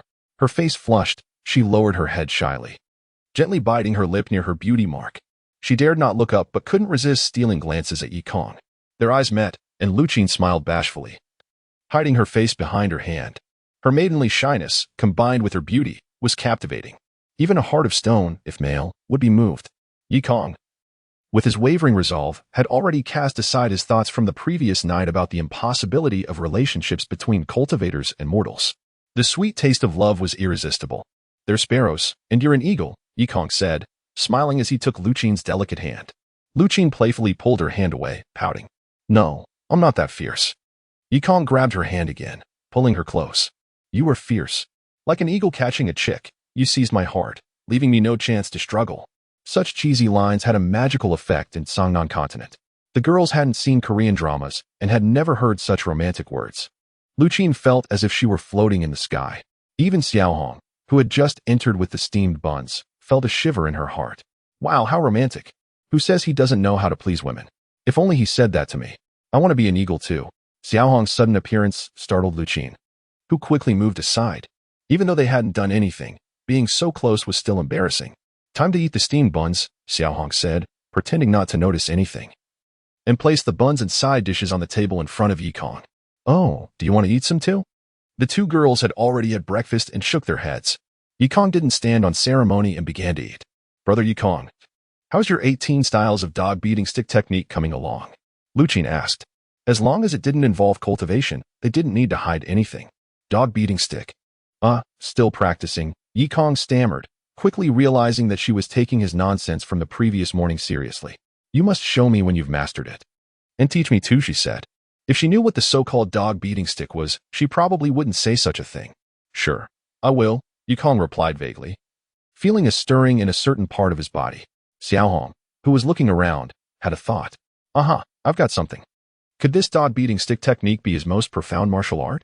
She paid attention, thinking, if I could learn even a move or two, I'd be a heroine. Dog beating stick technique sounds powerful. Unlike Xiaohong, Lu Qin didn't need to sneak around in Yikong's room. She was as comfortable as if she were in her own home. She wandered into the inner room and spotted the bowl of caged grass juice. Brother Yikong, what's this? It smells fragrant, she asked. Oh, that's the juice of a medicinal herb, Yikong said, munching on a steamed bun. Could you please take the bowl outside and put it in the sun? I want it to become more concentrated. Okay, Lu Qin said, taking the bowl outside. This time, Xiaohong wasn't as quick to move. She muttered to herself, haha. I've got something else. So, this kid knows how to heal. 8th Master, you're amazing. You even know about herbs. Did you study medicine? Yes, Yikong said, nodding after a moment's thought. Since he could use talismans to heal, it wasn't a lie. Can I come to you for treatment if I get sick in the future? Xiaohong asked, seizing the opportunity. Sure, why not? But I can't guarantee I can cure everything, Yikong said, looking at Xiaohong. The girl was well developed and didn't seem sick. 8th Master is very agreeable today, Xiaohong thought, delighted. Then can you teach me the dog beating stick technique? Yikong was on the verge of fainting. The girls from the southern continent were indeed quite forthright, each one fixated on my dog beating club. Unfortunately, this instrument is only effective against women, not dogs. Well, the pickles have run out. Let us go fetch some more. Little Hongjia, lend me a hand. Yikong deftly diverted the conversation, as his brothers had already expressed their strong discontent amidst the persistent allure of these enchanting ladies. Before long, a significant amount of time had passed. Yikong did not confine himself entirely to the room. Under the fervent insistence of the young maidens, he made an appearance and greeted the charming throng. Although these maidens lacked the exquisite beauty of Lu Qin and did not possess the fiery figure of little Hong, each had her unique charm, such as the pitifully delicate Xiao Wan, the exuberant Xiao Dai, and the affectionate Xiao Ying who loved to leap into people's arms.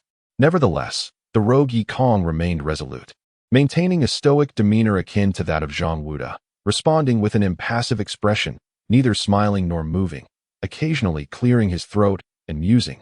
The interaction between men and women must remain decorous. This demeanor left the maidens quite displeased, returning to their quarters to deride him as a foolish, unromantic lad. Yet, in pursuit of tranquility for his future cultivation and to avoid unnecessary troubles, he bore with it. If these maidens were to engage him in such antics daily, he would indeed become ensnared in the tender embrace of distraction, abandoning his diligent practice. As evening descended and tranquility finally graced the household, Chun Junyang smiled and inquired, "So, have you found someone suitable? If not, it's no matter. Today, Yin Pe, sister's son, and Aunt Su all visited, and they have several fitting candidates as well." Yi Kong felt a surge of frustration, exclaiming internally, "Mother, please grant me some peace.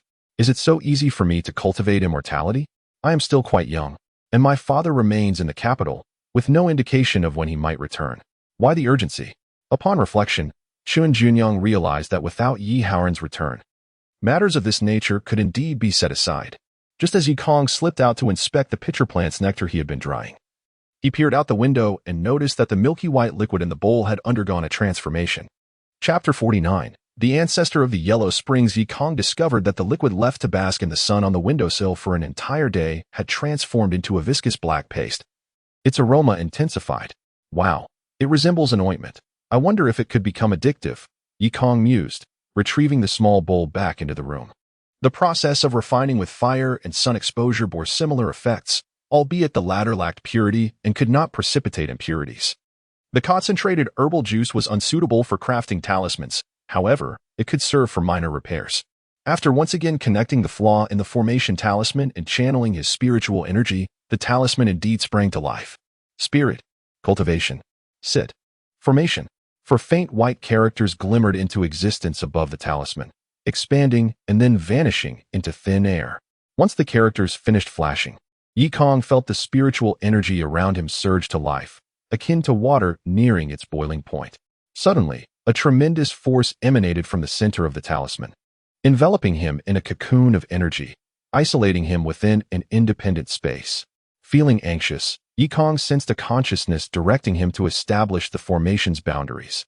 He hastily focused his thoughts to expand the formation until it encompassed the entire room, confirming its parameters. Unlike the talisman, once the formation was set, it could not be altered. Originally, he intended to leave a space at the door, allowing others to see him within the formation, but in his moment of anxiety, he inadvertently covered the entire door, meaning no one could enter without triggering the formation. As he realized this, it was too late. The parameters were fixed. The invisible protective barrier vanished, revealing a square with a groove beneath his feet. The talisman had disintegrated into fine white powder, akin to fragrant ash scattered upon the ground. "Is this the control panel?" Yi Kong pondered, gazing at the square inscribed with runes. He retrieved a spirit stone from his storage bag and placed it into the central groove. Instantly, the circle of runes flickered with a dim white light, reactivating the spirit cultivation formation. Removing the spirit stone halted the formation, reinserting it restarted it, an elegantly simple mechanism. "Aha! I, Yi Kong, now possess a dedicated cultivation space," he exclaimed within the formation, unperturbed by the thought of being overheard. This spirit cultivation formation was designed for practitioners to meditate without distraction, while their voices were insulated. The spiritual energy from outside became invigorated upon entering, facilitating absorption for the cultivators. If anyone attempted to breach the formation, Yi Kong would sense their presence even without opening his eyes, allowing him to decide whether to grant them entry. The wonders of the Tsangnan continent were truly remarkable. With this talisman, he pondered whether it could withstand the force of an atomic explosion if transported to Blue Star. With the formation at his disposal, Yi Kong's curiosity about the Tsangnan continent deepened. He settled cross-legged on the bed and retrieved a small sword-like artifact from his storage bag, lamenting, "When will I reach the 4th level of Qi refinement?"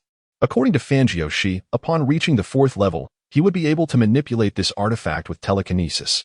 Harnessing the artifact would dramatically enhance his abilities and combat prowess, granting him the capability for self-preservation and enabling him to traverse the world. Cultivate, strive to cultivate. Although Yi Kong was resolute, a flicker of hope lingered in his mind. Perhaps he could wield the artifact even without reaching the 4th level. Unable to resist the urge, he placed the small sword on the bedside and attempted to activate it with the incantation for telekinesis. It remained still.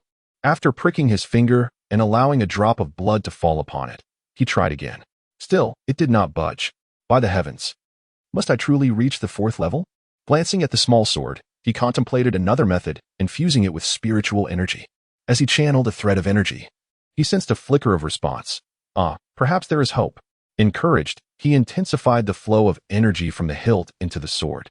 However, the energy seemed to vanish into a bottomless abyss, yielding no response whatsoever. Could it be I misjudged? Yukong pondered. Yet halting now would waste the energy he had already invested. Perhaps if he infused a bit more, the sword might respond. Clinging to this notion, he relentlessly channeled spiritual energy into the small sword. Gradually, a sense of dread settled upon him. It seemed an insatiable void, threatening to deplete all his spiritual energy without yielding any results. At that moment, Yikong had expended nearly a third of his energy, and without any elixirs or herbs. It would take at least a month of cultivation to replenish it. Yet, he felt compelled to continue. In the world of stock trading, this was akin to cutting losses. Having already incurred a deficit, he would rather accept the loss than risk greater damage. Just as he contemplated severing the flow of energy to the small sword, an unexpected event transpired. A powerful, irresistible suction emerged, drawing his energy outward at an alarming rate. Not good. Yikong cried out in terror, realizing he had lost control. He attempted to sever the link, but the sword's pull was overwhelmingly strong. Akin to a black hole, siphoning his energy like an unstoppable tide. Years of cultivation were on the verge of being lost. Panic overtook Yikong. He had no idea what lay within the small sword, nor did he wish to know. He simply wanted to break the connection, accepting any losses that might ensue. Yet the sword showed no intention of releasing him, its grip tightening as his energy dwindled, akin to a lake drying up. In a short time, his years of cultivation were being drained away, leaving him in a state of despair. As he teetered on the brink of unconsciousness, a consciousness intruded upon his spiritual realm. Invasion. Yikong swiftly directed his awareness toward the intrusion. To his astonishment, a bearded infant, exuding a formidable aura, charged toward him. Yikong lamented his situation, realizing he had unwittingly provoked this monstrosity. The entity's consciousness had manifested, likely a nascent soul, while he remained merely a ball of light, an undeniable disparity in power. And now, having been drained of energy, he appeared utterly defenseless. Aha! After 100,000 years, I have awakened. The ancestor of the Yellow Springs, exuding an air of arrogance, approached. Esteemed ancestor, congratulations on your awakening. I am Yikong. If you require assistance, please do not hesitate to command me, he stammered, forcing a smile to appease the powerful being. Yikong, is it? Haha, you are quite amusing. The ancestor chuckled. Inching closer, I must say, your aptitude is rather lacking. Your spiritual roots are exceedingly mixed. Indeed, Yikong retreated subtly, feigning humility. With my spiritual roots, I would be unwanted even in a possession.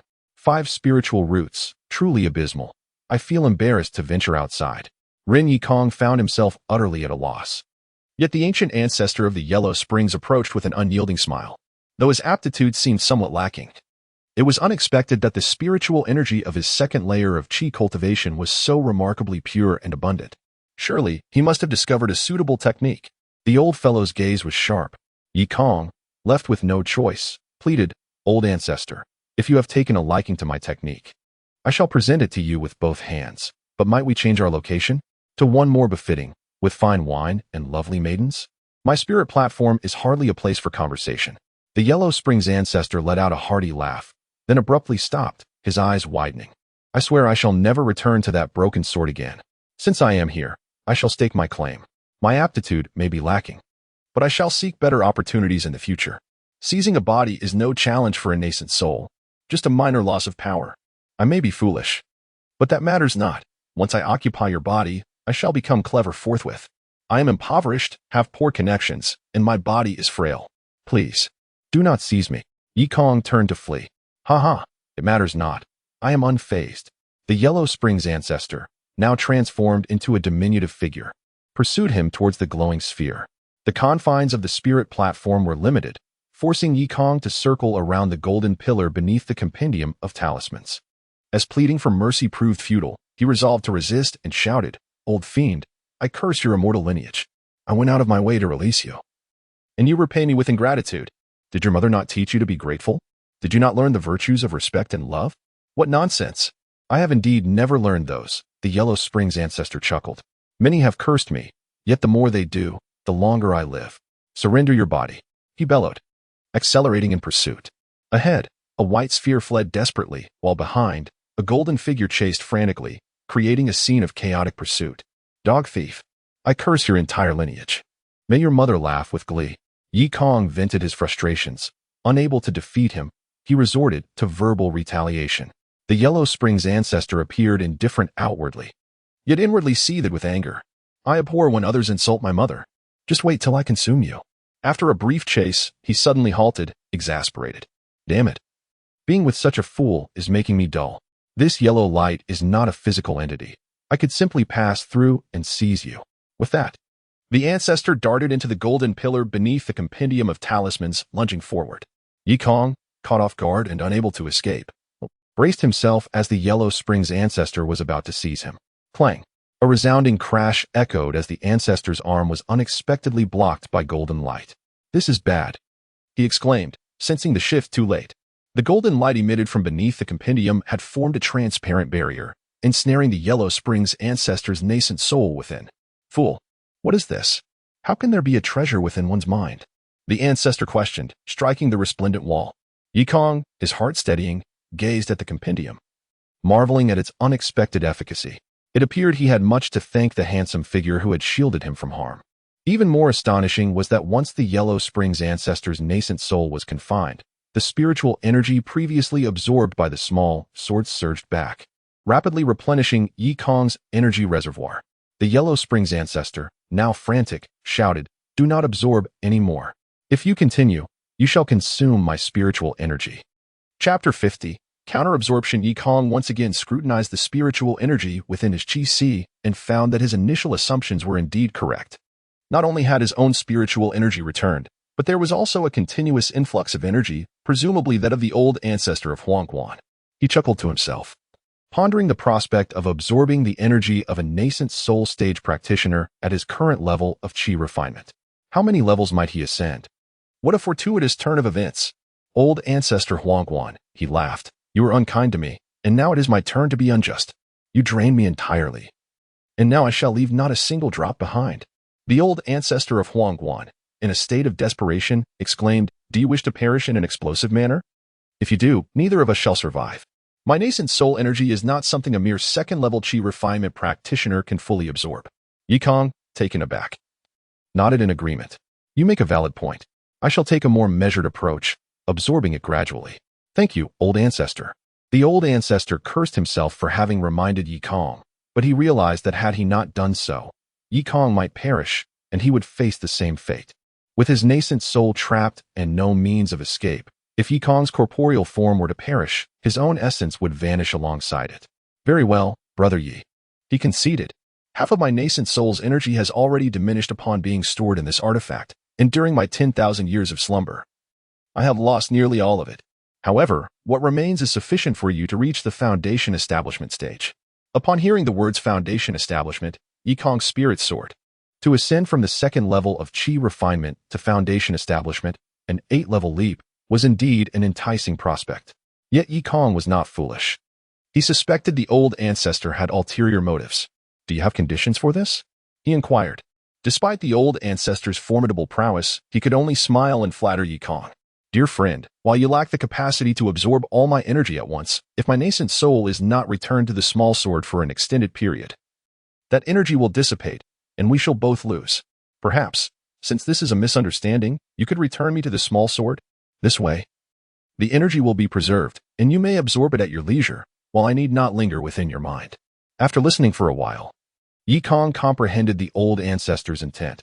He wished to be returned to the small sword artifact. Old ancestor, I seem to recall someone swearing never to return to the small sword, Yi Kong said with a cold smile. The old ancestor's expression shifted, and he laughed. Did I swear? Ha! Do you truly believe such a thing? My oaths are as insubstantial as air. Yi Kong erupted in laughter. Old thief Huangquan, do you take me for a fool? Returning you means I would be inviting disaster upon myself when I next seek to absorb your power. Furthermore, having a being of your immense power nearby would rob me of peaceful slumber. In that case, allow me to teach you another method. You can cast a spell that prevents an out-of-body nascent soul from controlling the spiritual energy, rendering me harmless. Yi Kong felt intrigued and urged him to elaborate. An hour later, Yi Kong had fully mastered the spell known as the Binding Soul spell. The old ancestor chuckled. Now can you return me? Yet Yi Kong remained unconvinced. The old ancestor, now flustered, shouted, "You are utterly shameless. Why learn my spells if you want to release me? How despicable! Do you wish to see all that spiritual energy vanish? It is enough for your foundation establishment." Yukong laughed heartily. "You are so eager to return. Yet is it truly for my benefit? If you intend for me to absorb all that energy, why the concern? When faced with a massive opportunity, one cannot help but be tempted, but I know better to forego a mouthful than to endanger my life." The old ancestor, defeated, ceased his protests and sat cross-legged within the golden light, meditating. In truth, Yikong found himself in a challenging predicament. He yearned to eliminate this old fiend. Whether the old ancestor resided in the small sword or in his mind, he posed a significant threat. Yet, with his limited strength, other than the comprehensive talisman collection that could restrain the old ancestor, killing him seemed nearly impossible. This was precisely why the old ancestor remained unconcerned about his safety.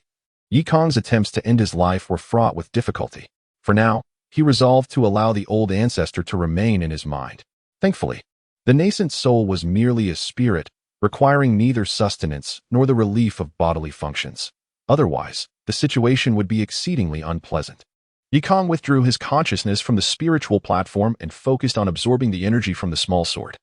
It was evident that the nascent soul stage practitioners possessed abundant spiritual energy, and even with a substantial loss, what remained was enough to nearly overwhelm him. The Chi-Si had its limits. Each breakthrough in level or realm expanded its capacity. For others, the amount of energy absorbed would not approach what he had experienced. Fortunately, due to his cultivation of the 5 elements ascension scripture, renowned for its vast spiritual energy reserves, he managed to absorb half of the energy left behind by the old ancestor, which had become almost intolerable. However, he could no longer absorb the remaining half. His Chi-Si was overfilled, swelling to its limits, even permeating his limbs and bones, making movement arduous. Prepared to waste the excess energy, he thought, better to squander it than leave it for an enemy. Continue your training. Sooner or later, I shall shatter your golden light and seize your body. All of this is for my benefit. The old ancestor's laughter echoed in his mind. Is that so? Yikong retorted with a sneer. You failed to take my body. And now you shall return to your original dwelling. The small sword artifact is your original dwelling. If I were to destroy this small sword and expel you from my spiritual platform, you would not perish. The old ancestor bellowed in fury. But you would become a wandering soul, a ghost. I have heard that many cultivators of the demonic path relish refining soul flags. And I can only imagine how ecstatic they would be to acquire a nascent soul spirit such as yours. Before Yikong could finish, the old ancestor's enraged voice erupted. You dare. You lack humanity. You are utterly relentless. Subsequently, he adopted a tone of earnest supplication, saying, Friend, in truth, retaining this old ancestor is quite beneficial. As a novice cultivator, you are unfamiliar with many aspects. If you were to explore on your own, it would consume both time and effort. However, with my assistance, you could achieve twice the result with half the effort. Yikong pondered this and realized that since he could neither expel nor eliminate the old ancestor of the Yellow Springs, he might as well utilize him. Very well, Yikong replied. If you genuinely assist me, I shall ensure you a cultivator with excellent spiritual roots for you to possess. But should you entertain any nefarious thoughts, I would rather perish than allow you to drag me down with you. The old ancestor of the Yellow Springs hastily assured him, Fear not. I would never do such a thing, I swear. Your oath is as good as a fart, Yikong retorted. The old ancestor chuckled awkwardly. Rest assured, we shall coexist peacefully in mutual affection.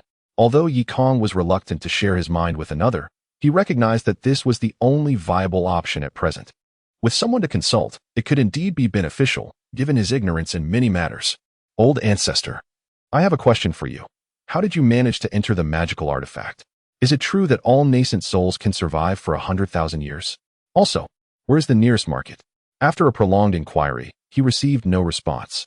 Upon returning his consciousness to the spiritual platform, he discovered that the old ancestor had already succumbed to slumber. Damn it.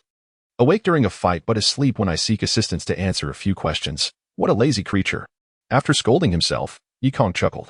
Today, he had indeed turned misfortune into fortune. If he could refine the old ancestor's spiritual energy, he would soon be able to wield his flying sword and traverse the world. Let us expedite the refinement of this energy. During this session of meditation, he did not remain seated for long. By the following dawn, he awoke of his own accord.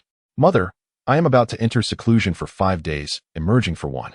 Yikong had not yet reached the state of abstaining from food, and 5 days with a meal a day suited him perfectly. Oh, very well.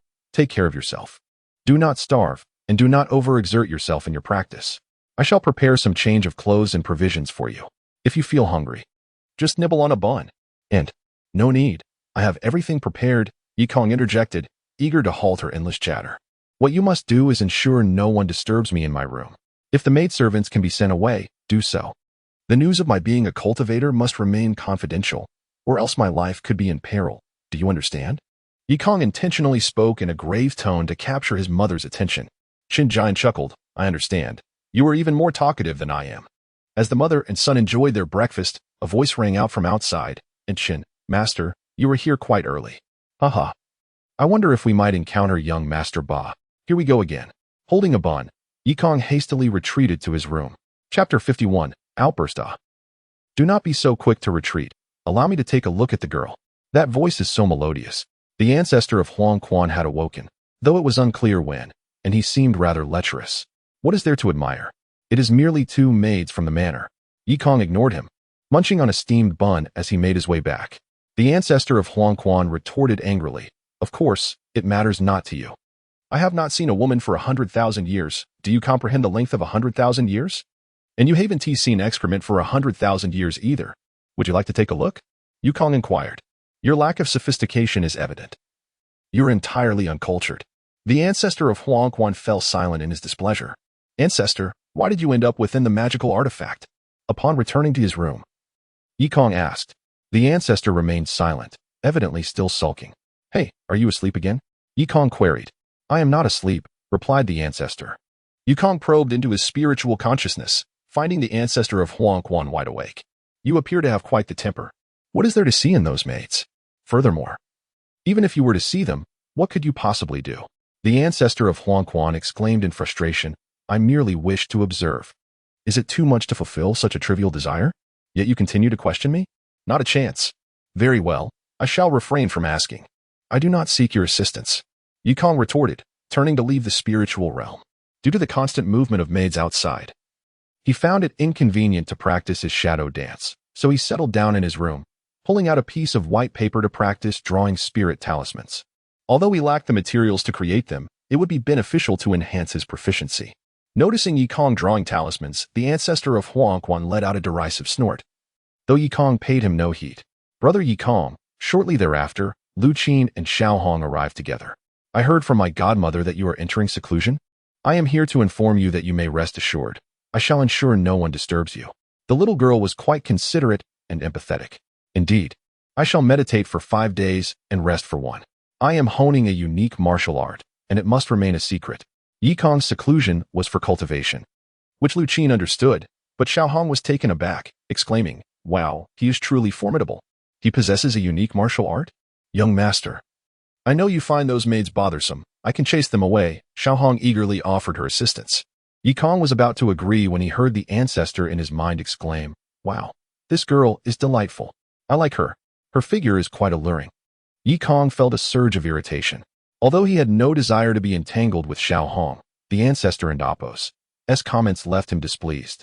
Yikong remained silent, while Xiao Hong, unaware of his thoughts, continued, Young master, if I were to chase them away, they would surely believe I share the same intentions as them and that I am competing with them. Therefore, her words were subtle. Yet the meaning was clear. If she were to drive them away, they would presume she harbored similar feelings, thus tarnishing her reputation. She would expect compensation, preferably that he teach her the infamous dog-driving stick technique. As Xiao Hong spoke, the ancestor chimed in, Wow, she is willing to offer herself. If it were me, say another word, and I will not hesitate to confront you. Yikong could no longer contain his anger and shouted. The ancestor immediately fell silent, but Xiao Hong, who had been speaking, was left horrified. I want to say anything further. Aye. Xiao Hong stammered, bewildered as to what had provoked his fury. Observing his intense anger, which seemed greater than any previous outburst, she feared her fate would be worse than that of Sister Ma today. Young master, spare me. It was Xiao Hong's folly. I should have offered to alleviate your burdens instead of attempting to extort you. The unique martial art of the young master is not something a mere servant like me could learn. I beg for your mercy. I shall never again harbor such unworthy thoughts. Terrified and flustered, Xiaohong suddenly knelt before Yi Kong, clutching his legs as she wept. What are you doing? I did not mean you, Yi Kong replied, realizing that only he, Lu Qin, and Xiaohong were present. He quickly clarified to the bewildered Lu Qin. I am not referring to you. I know you did not mean me, but Sister Xiaohong was acting out of kindness. Do not punish her, Lu Qin interjected, witnessing Yi Kong's unprecedented display of anger. Yi Kong sighed. I truly did not mean her any harm. Xiaohong, I genuinely did not mean you. His hand instinctively rested upon Xiaohong's head, feeling her soft, silky hair. Xiaohong, startled, wiped her tears and said, Young master, I was wrong. Indeed, I truly did not mean you. Yi Kong's hand lingered in her smooth hair until he remembered Lu Qin's presence nearby. He glanced at the young girl. Relieved, she seemed oblivious. Lu Qin, I assure you, I did not lose my temper. Did you not wish to learn martial arts? Not only the dog-driving stick technique, but also the 18 dragon-subduing palms or the 9 white-bone claw. I can teach you. Come, rise. Really? Xiaohong looked up, her tear-filled eyes shining with joy, but recalling Yi Kong's unpredictable temperament, she quickly lowered her head, saying, I dare not. Arise. As long as you sincerely assist young master, he will impart his knowledge to you. Lu Qin stepped forward to help Xiaohong up. Thank you, young master. Now, go and disperse those maids for me. I shall enter seclusion. Do not disturb me unless it is urgent. Have Lu Qin call for me. When I achieve significant progress, I will summon you both. Initially, Xiaohong thought young master S temper was not as fearsome as rumored. However, after today's encounter, she was decidedly more cautious. Once the two girls departed, Yi Kong inserted the spirit stone into the control panel, activating the formation, and began his meditation. No wonder you were so furious.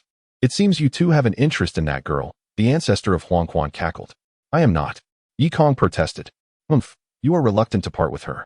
The ancestor mocked, but I must confess, I have not been with a woman in quite some time. In the past, no matter how beautiful a mortal woman was, I would not have taken notice. Let me tell you, I have even dallied with beauties of the Shadow Clan. The Shadow Clan? Yi Kong's interest was piqued as he inquired. Did they not perish 100,000 years ago? To his surprise, the ancestor of Huangquan responded incredulously. Is it true that the Shadow Clan has been extinguished? Then, with uncontained delight, he exclaimed, Wow, the Shadow Clan is gone, and no one is hunting me anymore. Haha, why were they pursuing you? Yi Kong asked, intrigued. Because I had an affair with two beauties of the Shadow Clan. The ancestor was clearly reluctant to divulge the truth. Yi Kong realized pressing him for answers would yield little, so he chuckled. You are boasting. Did you perhaps steal something from them? Look at your meager possessions. Even a nascent soul-stage cultivator like you lacks magical artifacts. All that remains are a few spirit stones and a broken sword. Huh? Do you truly believe that storage pouch belongs to me? Do you think a mid-nascent soul cultivator like me would still require such a pouch? The ancestor of Huangquan recounted proudly. At the time, I was besieged by 8 elite warriors of the Shadow Clan. In a moment of carelessness, I lost my storage ring. The battle was chaotic and ultimately outnumbered. I was forced to flee, though I managed to slay 2 Shadow Clan warriors and escape their encirclement. Who do you think is more formidable? Yi Kong ignored his boasting and inquired, and whose storage pouch was it? The ancestor replied, I happened upon a cave where a barbarian cultivator was present. I eliminated him and seized his belongings, but my physical form could no longer endure the strain. In the end, I had no choice but to seal my nascent soul and abilities within that wretched little sword. Ah, I see, Yi Kong nodded. Understanding why the ancestor of Huangquan's remains contained so little. Consider this, he asked again. Can spiritual energy be stored within magical artifacts? Furthermore, how is it that one in the nascent soul stage, with a lifespan of 800 to 1,000 years, can slumber for 100,000 years? Because I, the ancestor, am formidable. My abilities are vast. It was evident that the Yellow Springs ancestor was once again indulging in fanciful exaggerations. Yet Yi Kong found himself unable to press him for the truth. All right, having posed so many questions to me, it's now my turn to inquire. The tables had turned, and it was the Yellow Springs ancestor's moment to question. Very well, ask away. In truth, Yi Kong had only just embarked upon the path of cultivation, rendering his inquiries nearly as futile as asking a block of wood. As anticipated, he faltered at the first query. How did the Shadow Clan meet its demise? I do not know. What is the current state of the cultivation world on the Songnan continent? Well, that matter is rather intricate, difficult to summarize succinctly. The two questions of utmost concern to the Yellow Springs ancestor remained unanswered, provoking his ire. Surely you must know the nations that currently exist on the Songnan continent. Which nation you reside in, the cultivation sect that supports you, and the number of nearby cultivation families. Oh, I know a little about that, Yikong quickly replied. The nation we inhabit is called a nation, with an emperor named in Russian. There is also a neighboring country known as Wu Nation. As for the supporting cultivation families, I am not privy to that information, though I do know that to the north lies Huangzhou, home to a cultivation family called the Wan clan. And what else? Yikong's face flushed as he admitted, that is all I know. I have only just begun my cultivation journey and am overwhelmed with daily tasks. How could I possibly have the time to delve into such matters? As a lowly loose cultivator, I dare not make inquiries recklessly. I am even unaware of where the nearest market is located. Pathetic, and you still have the audacity to defend yourself, the Yellow Springs ancestor scoffed, then sighed. Gazing up at the golden tome above. Ultimately, the Shadow Clan was annihilated by the Northern Clan. How do you know this? When you were in slumber. The Shadow Clan had not yet been extinguished, had it? What leads you to assert that the Shadow Clan was vanquished by the Northern Clan? Yikong inquired with curiosity. From the words of Zhang Wuda, I learned that the Shadow Clan's population dwindled due to their battles with the Demon Clan, compounded by the difficulty of childbirth within their ranks, leading to their gradual extinction in the annals of history. Yet the Yellow Springs ancestor insists that the Shadow Clan was eradicated by the Northern Clan. Chapter 52, The Past. Although I, the ancestor of Huangquan, have not witnessed it, I can easily deduce the situation. The ancestor of Huangquan continued in a mocking tone, stating that the Northern Clan has usurped the territory of the Shadow Clan, inevitably leading to conflict between the two. Moreover, Shadow Clan women are stunning and skilled in music. Who among the capable would not desire to take a beauty from the Shadow Clan home? Additionally, the flamboyant nature of the Shadow Clan, coupled with their penchant for meddling in others' affairs, has, without a doubt, offended many. Given all these factors, how could they possibly avoid annihilation? Yet, the Shadow Clan aided the Northern Clan in their struggle against the demons. Huangquan ancestor scolded, naive. Human nature is to hold grudges, not to remember kindness. After a passage of 10,000 years, who would still recall their benevolence? Furthermore, the Shadow Clan acted out of fear of demonic invasion into Songnan. Their very nature compels them to seek the spotlight and involve themselves in such matters. Who can they blame? Yikong found it difficult to align with the ancestor of Huangquan's sentiments and countered, your reasoning is flawed. A friend assists you in confronting an enemy, yet this is deemed a lowly act. Once you attain peace, you covet the beauty of another's daughter, exterminating the family of the friend who helped you. What rationale is this? Is there no sense of justice remaining? Justice? Huangquan ancestor scoffed. It seems you are truly naive. The justice of this world operates thus. One must continually grow stronger. It is either I consume you, or you consume me. If you lack power, then you should remain low-key. Notions of friendship, gratitude, and camaraderie are utterly meaningless. As long as you possess something desirable, anyone would resort to murder for treasure. The law of the jungle prevails, devoid of any compassion. This is the immutable truth of the cultivation world. Indeed, this is the essence of Songnan continent. This reflects the stark reality of the cultivation realm. Here, human sentiment is frigid, and apart from strength, all other bonds of affection and righteousness are worth less than mere paper. This is precisely why Master Wan Xian and Zhang Wuda consistently emphasize the importance of humility. Yikong had already steeled himself against the heartlessness of this continent. Yet Huangquan ancestors' words still left him feeling unsettled. He suddenly recalled a phrase left by the Five Elements Wanderer in the Five Elements Ascension scripture. This world is truly a wretched place. Yikong remarked with a hint of resignation. Indeed, it is undeniably a wretched world. Huangquan ancestor nodded. Have you ever heard of the Five Elements Wanderer? Yikong inquired further. The Five Elements Wanderer? A wanderer? Typically, only loose cultivators are referred to as wanderers. I have not heard of him. Was he particularly renowned? Huangquan ancestor pondered and shook his head. How could one not know? He has ascended. Huangquan ancestor contemplated but still remained unaware, speculating. Perhaps it was an event within the last 100,000 years. Very well, I shall refine your spiritual energy now. In terms of Songnan continent's reasoning, I owe you no gratitude. Once I grow powerful enough, I could easily eliminate you. Huangquan ancestor chuckled. Indeed, as long as you possess that capability. He then stifled a yawn, stretching lazily. Lamb upon stepping outside, I noticed that the lights in Xiaohong's room were aglow. Driven by an irrepressible curiosity, I stealthily approached, circumnavigating the house until I arrived at the back window. Just then, I caught sight of the slightly ajar window, revealing a stunning beauty cradling Yuan Run's chin with both hands, gazing skyward, lost in her thoughts of an unknown person. The moonlight shimmered like silver, and a gentle breeze caressed the air. Beneath the light, the young woman furrowed her brow in contemplation, her eyes shimmering with a delicate mist, her hands supporting her chin, accentuating the allure of her rosy lips, captivating Yi Wu entirely. Alas, having encountered her during the day, I found myself yearning for her once more in the night. Could this be what they call infatuation? Suddenly, Xiaohong mumbled something incomprehensible, and then noticed the shadow outside the window, exclaiming, "Who goes there?" Startled, Yi Wu turned and fled, thinking to himself, "Yi Kong, how could you have inspired such unwarranted feelings in Xiaohong? Just wait until I find an opportunity to humiliate you." Xiaohong, recognizing him from his fleeing silhouette, let out a long sigh. "Ah, third young master. Must I marry such a tedious and trivial man who peeks at me like a thief?" Young ladies possess a profound sense of heroism. In contrast, Yi Kong confronts the masses with composure, earning the utmost respect from the Yi family's soldiers, much like a general. Meanwhile, Yi Wu, caught in the act of spying, fled like a stray dog, nearly tripping in his haste, naturally inciting Xiaohong's disdain. However, as the primary maid of the second madam, what choices did she have? She had already pledged her servitude to the Yi family, with all authority resting in the hands of the second madam. Though she could reprimand the servants and footmen, she remained a captive soul, devoid of freedom, unable to even determine to whom she might offer her heart. Extending her fair arm, Xiaohong closed the window and sighed. "Eighth young master, do you not know that your servant longs for you?" Chapter 53. The lucky charm. To my astonishment, the cultivation technique you practice is remarkably powerful.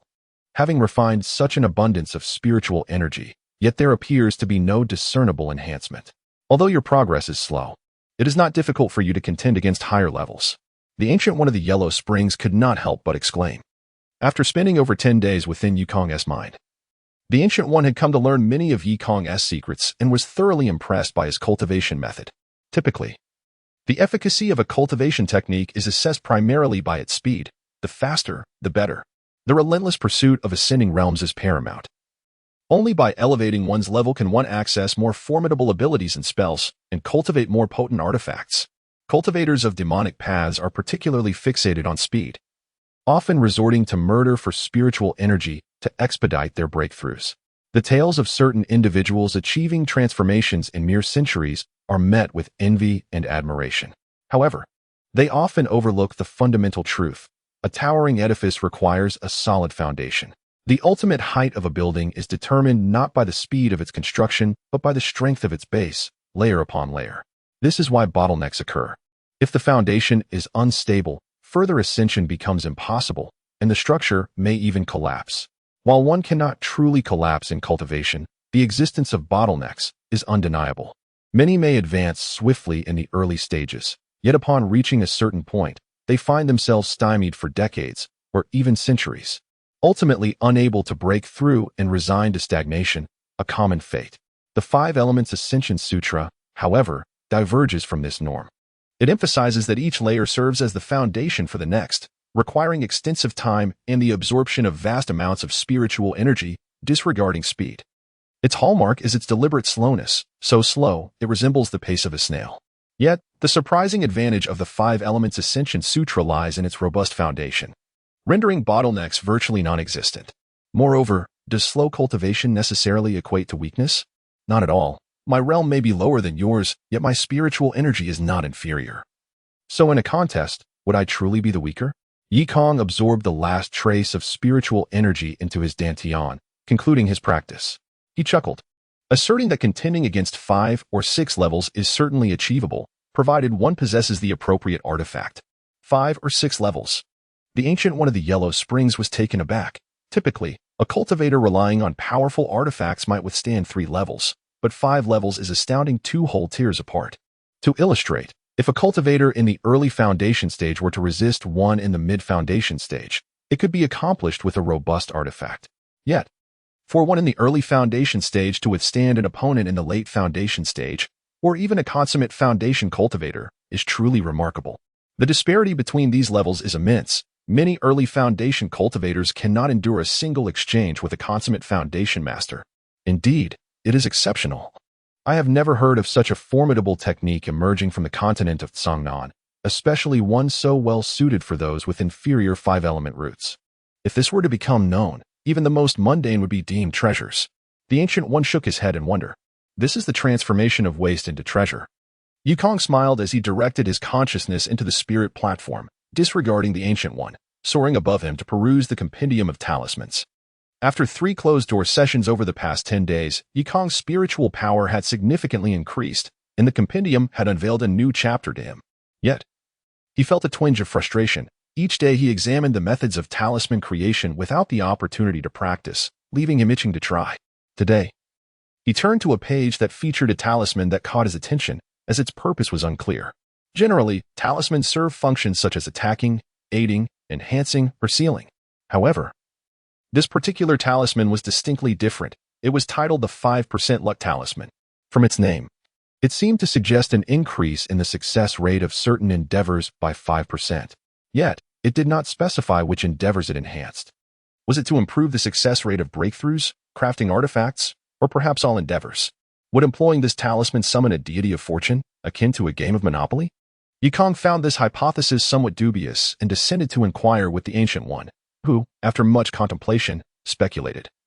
It likely enhances the success rate of artifact crafting or alchemy. I am not well versed in those matters and have never encountered such a luck talisman. Upon finishing, the Ancient One earnestly advised Yukong, I urge you to focus on cultivating and elevating your realm, lest you squander time on trifles. Do you know how many prodigies and formations or artifact crafting ultimately ascend? They waste their time on such pursuits.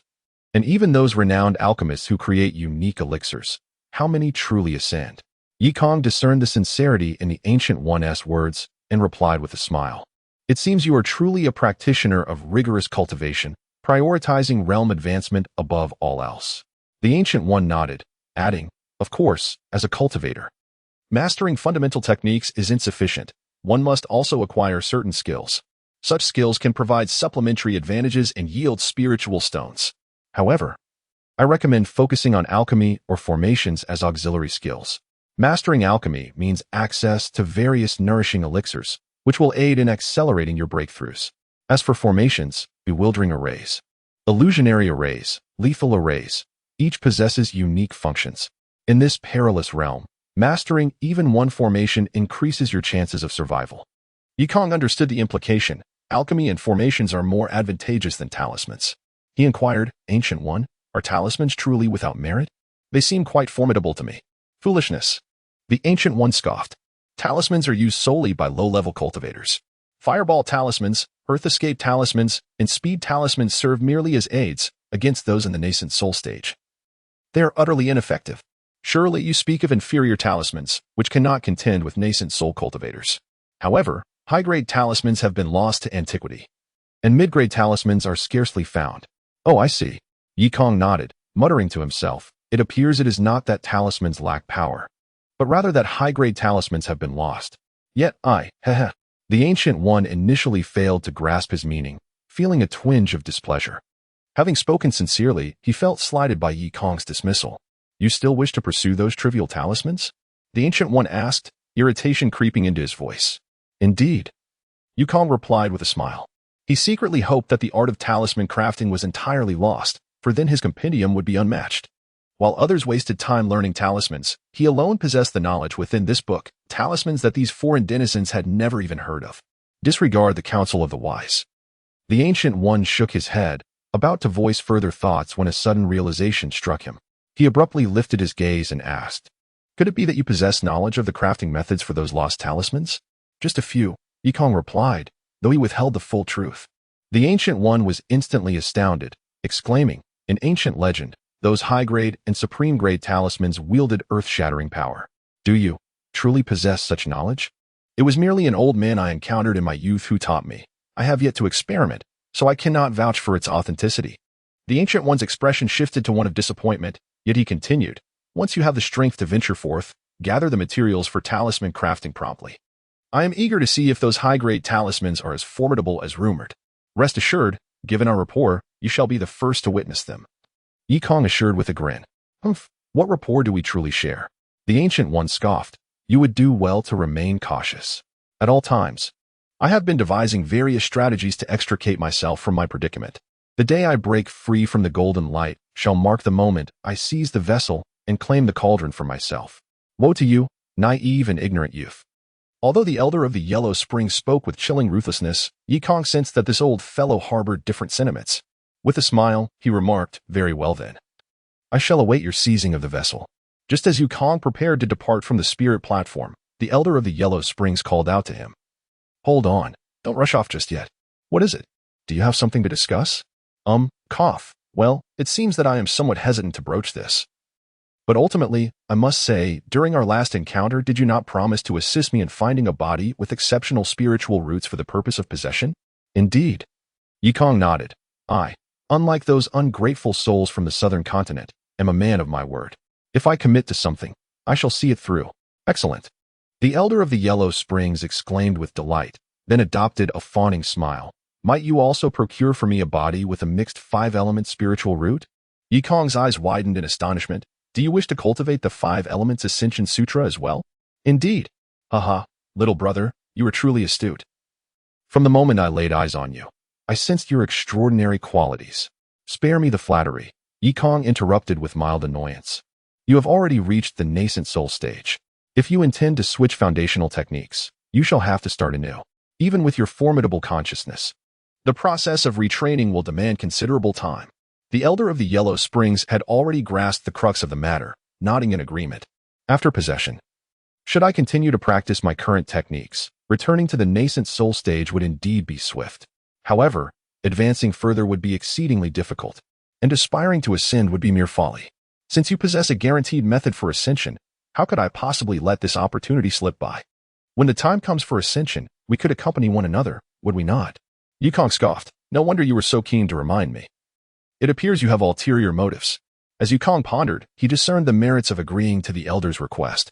If he consented, the elder would undoubtedly exert himself to aid Yikong, and the 5 Elements Ascension Sutra was comprehensible solely to him. Ensuring the elder would no longer entertain thoughts of terminating his life. Having made up his mind, Yikong chuckled. It is not impossible for me to acquiesce to your request. However, let me be clear. The text is comprehensible only to me. Should I perish, your hopes of ascension will be forever dashed. Of course, the elder of the Yellow Springs responded, his joy evident as he nodded vigorously. I shall devote myself wholeheartedly henceforth. Little brother, you are akin to my rebirth parents, and my life is yours. Enough. After living so long, you still can't flatter properly. Yikong departed from the spirit platform, his eyes opening. Although he had acquiesced to the elder of the Yellow Springs, he would not hastily fulfill his promise. He intended to wait until he surpassed the elder's realm and possessed the means to safeguard himself before committing to such an undertaking. For dealing with the cultivators of the southern continent required utmost caution. Rising, Yikong retrieved the spirit stone from the erase core, causing the spiritual formation to dissipate immediately. Upon exiting his chamber to seek sustenance, he was met with distressing news. Lu Qin had fallen ill. Chapter 54. The Chill of the Wind. Cough, brother Yikong. I'm fine. Lu Qin lay on the couch, coughing as she spoke. Did I disturb your training? I truly don't mind. It's just a slight chill from the wind. Lu Qin's complexion was not good. Her lips were pale and dry, with an unusual flush on her cheeks. Yikong touched her forehead and found it to be warm. It seemed she had caught a chill.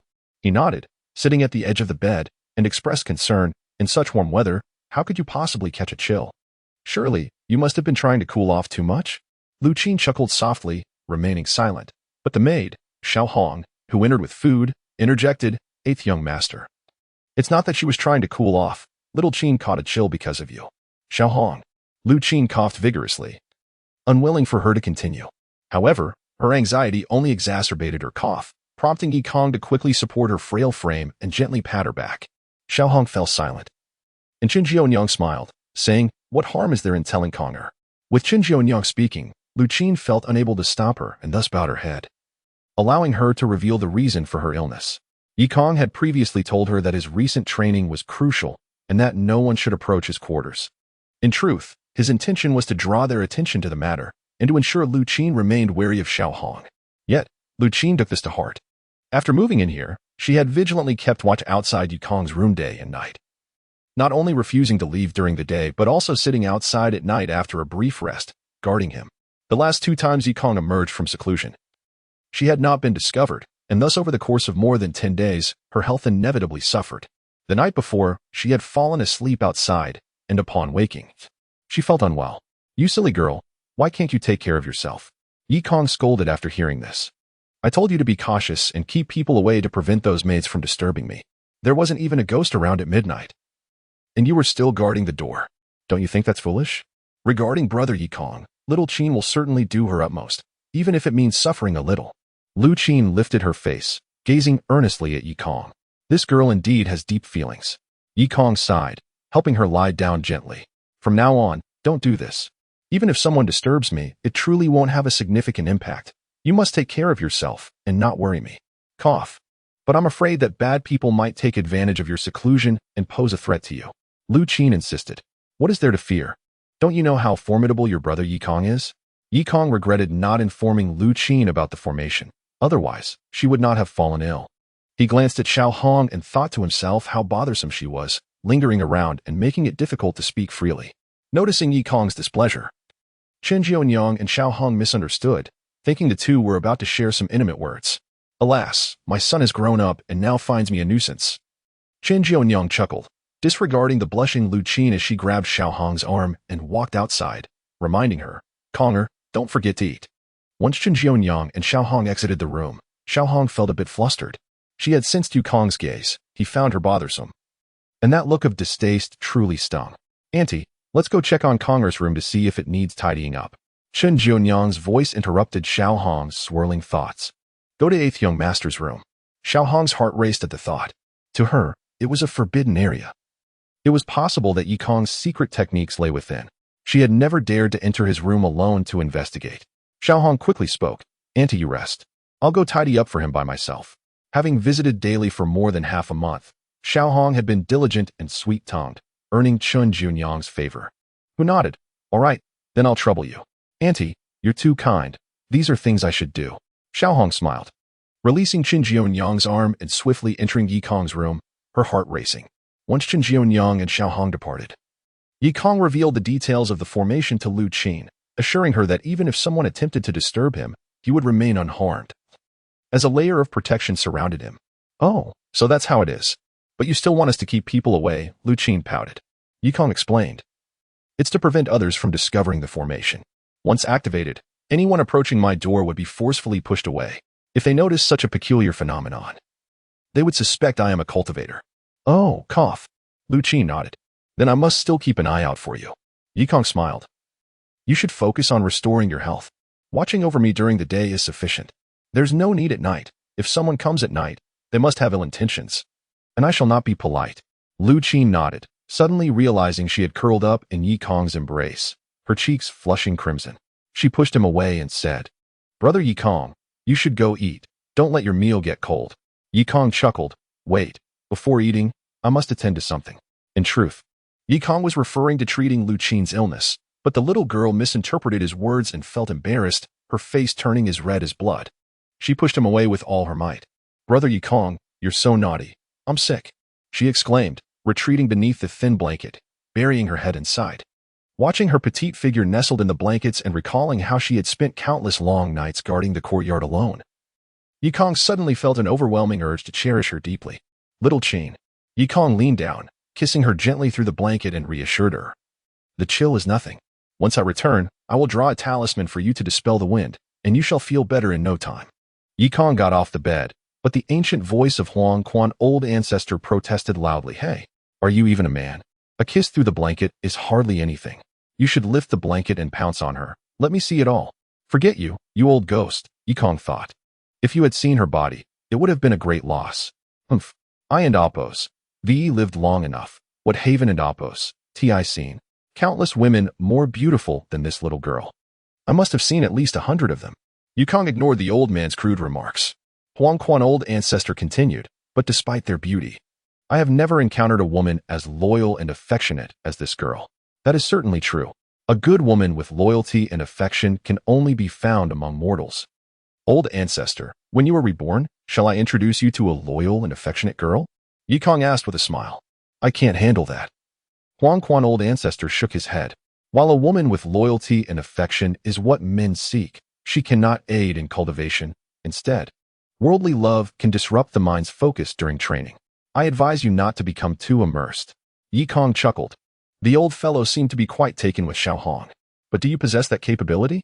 Meanwhile, Xiao Hong, who was being discussed, was currently rummaging through Yi Kong's room, hoping to discover techniques, secrets, or any hidden mysteries. However, all she found was a pile of incomprehensible sketches scattered across the table. Could the secret lie within these unintelligible patterns? Xiao Hong stared at the talisman drawings Yi Kong had practiced, pondering if she could glean any insights. What are you doing here? Yi Kong's sudden return startled Xiao Hong, causing her to tremble slightly. Eighth young master. It was your mother who asked me to tidy your room, she stammered. Yi Kong frowned. My room does not require tidying. Oh, Xiao Hong, still frightened, lowered her head and stood to the side. She felt guilty. The voice of Huang Quan old ancestor echoed in Yi Kong's mind. She simply wants to learn more about your newfound strength and is curious about any hidden secrets. Yi Kong responded. The old ancestor of the Yellow Springs continued, in truth, this girl holds an interest in you as well. Why not simply seize her? She would then be utterly devoted to you, without the need for caution. Yi Kong smiled wryly. What do you know, old ancestor of the Yellow Springs? You are nothing short of a schemer, an instigator. Very well. I shall heed your suggestion or not as I please. The old ancestor grumbled. Hurry and draw the talisman. I am eager to see what this wind-dissipating talisman is about. A talisman for healing? In my 100,000 years of existence, this is the first I have ever heard of it.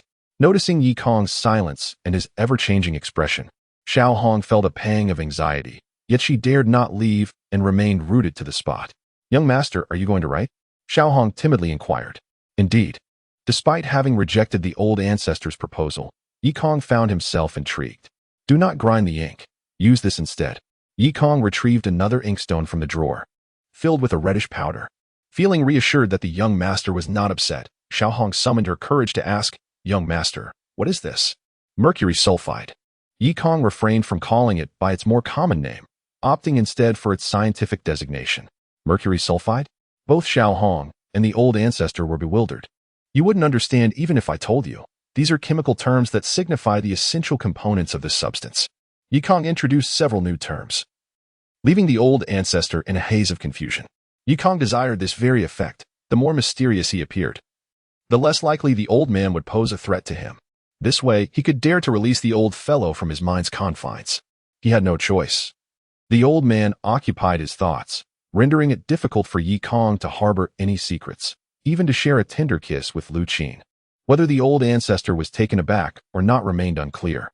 However, Xiao Hong felt an increased admiration for this younger man, who seemed to possess an impressive wealth of knowledge that left her bewildered.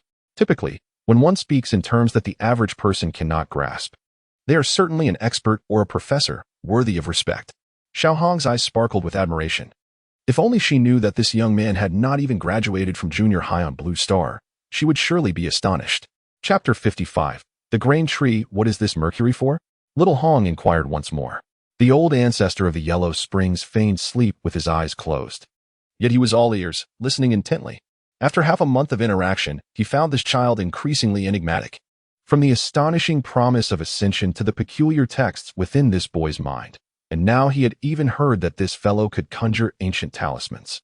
One shock after another deepened the old ancestor's interest in the young lad. How could this little rascal harbor so many secrets? With a smile, Yi Kong picked up his brush. Little Hong, did I not tell you last time that I could heal? He declared.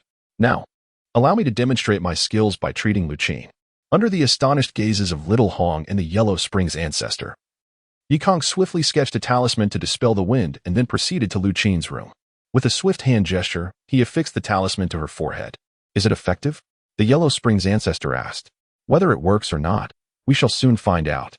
Yi Kong replied with a grin as he took a seat at the table and began to eat. Both the Yellow Springs ancestor and Little Hong were skeptical. The eighth young master neither prepared medicine nor performed acupuncture. He merely drew on paper and then burned it on the patient's face. Could this truly cure an illness? Such a method was unheard of. If it worked, it would indeed be absurd. To everyone's surprise, the talisman proved remarkably effective.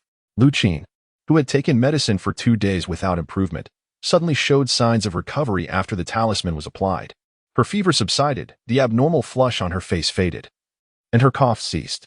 Eighth young master, it truly works. Little Hong exclaimed, her eyes sparkling as she gazed at Lu Qin. Once Lu Qin felt better. She yearned to rise, but Yi Kong gently urged her to lie back down. Xiao Qin, though you have recovered, your body is still quite weak. Please ensure you rest adequately. After persuading Lu Qin to sleep, Yi Kong exited her room. The Yellow Springs ancestor incessantly buzzed in his mind. What method is this?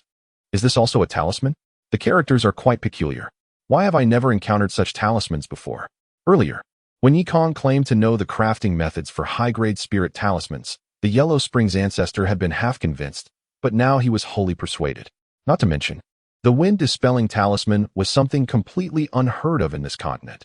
It was only natural that other miraculous talismans existed as well. Little brother, Yi Daoyu, dear disciple, haha. Please teach this old ancestor. The Yellow Springs ancestor shamelessly implored to learn. Yi Kong, feeling exasperated, replied, why would a cultivator need to learn this? You'll never fall ill. The Yellow Springs ancestor chuckled. Understanding the basics is essential before grasping more profound concepts. I must start from the beginning. It seemed this old fellow had a rather shrewd side. Yi Kong, growing impatient, declared, I want to teach you. I gain nothing from it. The Yellow Springs ancestor retorted angrily. Who says there is no benefit? I'll provide you with some advantages right now. Yi Kong, intrigued, inquired, oh, what advantages? Do tell. You frequently retreat for 5 days only to emerge once. It's quite troublesome. Allow me to concoct some fasting pills for you. And you won't have to worry about meals anymore. Fasting pills? That sounds splendid. Are they difficult to prepare? Yi Kong thought this idea quite favorable. With fasting pills, he could cultivate for extended periods. The Yellow Springs ancestor cackled. Not difficult at all. Just prepare some millet seeds and find some fruit from the grain tree. And I can help you concoct the pills. A grain tree? What on earth is that? Yi Kong asked. The Yellow Springs ancestor chuckled. You don't know? You, young one, are quite something. You know things others do not. Yet you're oblivious to what everyone else knows. Everyone knows? Yi Kong turned to Little Hong, who followed behind. What is a grain tree? Do you know? A grain tree? Little Hong paused and then covered her mouth, chuckling. It's just the grain flower. We have those flowers in the back garden of our estate. After speaking, her expression dimmed slightly, and she lowered her head, saying, You wealthy young masters certainly wouldn't understand the hardships of the common folk. Oh, why is that? Yi Kong pressed on. Little Hong explained. The fruits of the grain tree can be consumed as food. They are exceedingly hard and tough. After soaking them in water for a few days, they can be eaten. And just a small amount can satiate one's hunger. Yi Kong exclaimed, Ah, what a good thing. It must taste wonderful, yet I have never tried it. Little Hong laughed. That is precisely why you, the rich young master, are unaware of the suffering of the common people. The fruit of the grain tree is truly unpalatable, extremely coarse, and gets stuck in the throat, making it nearly impossible to swallow. It has a bitter taste. Although it can stave off hunger, it is difficult to ingest. And even pigs refuse to eat it. Generally, only during years of famine do the starving resort to such fare. No wonder it's called grain. Is it poisonous? Yi Kong inquired again. It's not poisonous. Yi Kong was somewhat doubtful. If it were not poisonous, how could it be so unpleasant? It must be dense and fibrous, making it easy to fill up, but chewing should suffice. After saying this, Yi Kong waved his hand. Take me to see it. I want to taste this for myself. Certainly. Little Hong led the way. As they traversed a long corridor, they soon beheld a magnificent array of vibrant colors, a breathtaking sight. A gentle breeze wafted by, carrying with it a faint floral fragrance. What are you laughing at? Yi Kong suddenly noticed Little Hong giggling as she walked. Just laughing at how the wealthy young master is oblivious to the struggles of the poor, wanting to try the grain tree for himself. Soon you'll know just how dreadful it is. Little Hong covered her mouth and chuckled. Am I really a wealthy young master? Yi Kong pointed at himself, innocently saying. It would be understandable if outsiders said this, but you have witnessed the hardships my mother and I have endured. How can you claim I am a wealthy young master? Little Hong countered. Although you have endured hardship in the past, have you ever truly experienced hunger and cold? The desolation of barren fields, the sight of corpses everywhere, and the inability to find food, that is true suffering. Yi Kong intended to retort, have you experienced it? However, looking at Little Hong's expression, it seemed she had, as her feelings were too profound to be mere hearsay. Soon, Yi Kong spotted the grain tree. Indeed, it was tall, resembling a coconut tree from Blue Star. It was no wonder they planted such a tree in the garden. It stood tall and straight, visually appealing, adorned with large, red flowers. A cluster of grain trees together appeared like a billowing red cloud from a distance. How tall? Yikong stood beneath the tree, gazing up and seeing round. Green fruit nestled among the red blossoms. Indeed, it's quite difficult to reach them. Little Hong also looked up, her posture accentuating her graceful figure. Young man, it's better not to gaze any longer. Without magic, you won't be able to reach those fruits. Let us wait until tonight when I can pick them. The Yellow Springs ancestor finally spoke after remaining silent. Huh, do you think I'm just a fool? Yukong scoffed, taking a deep breath. Then suddenly letting out a sharp whistle. He leaped into the air with the grace of a soaring dragon, moving with tremendous agility. With another burst of energy, he spun sideways, soaring an additional yard. With his robe billowing, Yikong landed firmly on a high branch of the grain tree. Wow, how impressive! Little Hong gazed up at Yikong, who appeared divine, her large eyes filled with admiration. In contrast, the Yellow Springs ancestor gasped, Shadow Dance. This is Shadow Dance. Who exactly are you? Yikong, aware that the Yellow Springs ancestor had been pursued by the Shadow Clan, explained, Do not worry. I am not a member of the Shadow Clan. I merely comprehended a martial art from a piece of shadow jade by chance. Oh, is that so? The Yellow Springs ancestor nodded, finally feeling somewhat relieved. Eighth young master, may I come up? Little Hong shouted from below, cupping her hands around her mouth. Of course. Yikong smiled slightly, and, with a wave of his hand, summoned a long, azure vine into his grasp. The ancient ancestor of the underworld scoffed and scolded. You truly intend to use the vine of the prison cage to woo a maiden? Young master ate. I cannot climb, Little Hong exclaimed, holding her green skirt and circling around the vines, ultimately too timid to ascend. Foolish, Yikong shouted, just sit in the middle of the vines, and I shall pull you up. Hearty laughter bubbled from Little Hong as she lifted her skirt and perched upon the vines, her hands gripping the verdant tendrils, feeling them rise ever higher. Haha, it's just like swinging. I've never swung so high before. Her melodious laughter echoed like chimes in the air. Her little feet in white shoes joyfully kicking at the hem of her skirt, radiating the pure joy of a child. Wow, how high! Little Hong stood upon a branch, gazing down at the distant ground, her face paling and her calves trembling uncontrollably. Fear not. Hold on to me, and all shall be well. Yikong reached out to clasp her wrist. Little Hong, you have come to know many of my secrets today, haven to you? Yikong suddenly inhaled sharply, his voice deepening. Little Hong seemed oblivious to any sense of danger. She nestled her face in Yikong's embrace and whispered, Young Master 8. Little Hong harbors no ill intentions towards you. Yikong's gaze softened considerably as he replied, If you continue in this manner, you will inevitably uncover more of my secrets. I suggest you report back to your master and refrain from inquiring further. I am willing to keep young Master 8's secrets, what Shaoqin can do. I can do as well. Little Hong whispered, her words akin to a dream, yet filled with genuine emotion. Very well. Yikong released Little Hong, assisting her to sit down, then plucked a large flower from the grain tree and placed it atop her head, resembling a red cap. Hee, young Master 8. Does it look good? Today is the happiest day of my life. It looks lovely, Yikong replied with a gentle smile, then added, Little Hong. Since you are so intent on keeping my secrets, I shall confide in you that I am, in fact, a cultivator. Chapter 56. To test your cunning and malice exceed my imagination, the old ancestor of the Yellow Springs remarked within Yikong's mind. It is merely a small test. Yikong smiled and inquired. If it were someone from the Tsangnan continent, they would surely be far more venomous than I, would they not? However, through our interactions, I perceive that you are not one to set traps for others.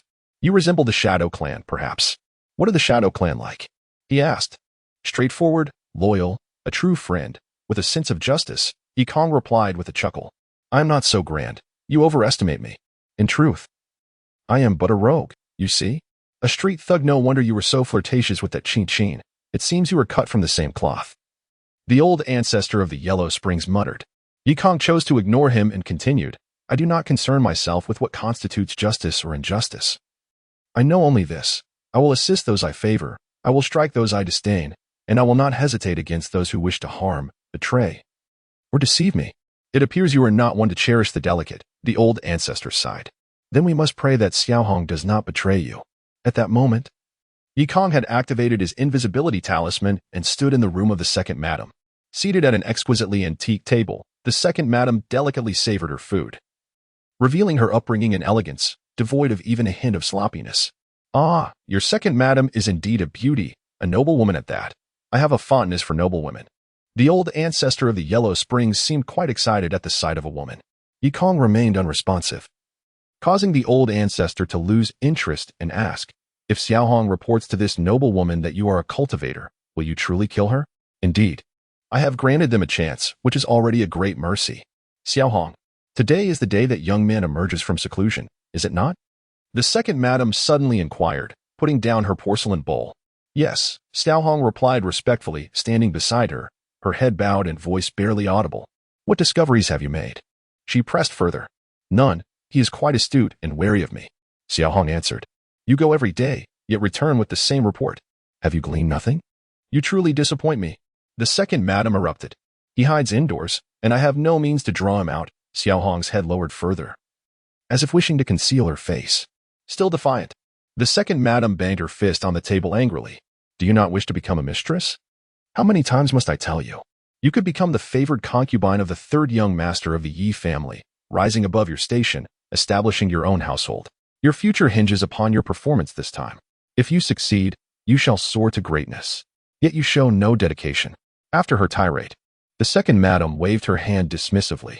If you truly desire none of this, then cease your visits. Do you not see that they now think I am currying favor with their mother and son? It is infuriating. Yikong stood quietly in the corner, observing the two.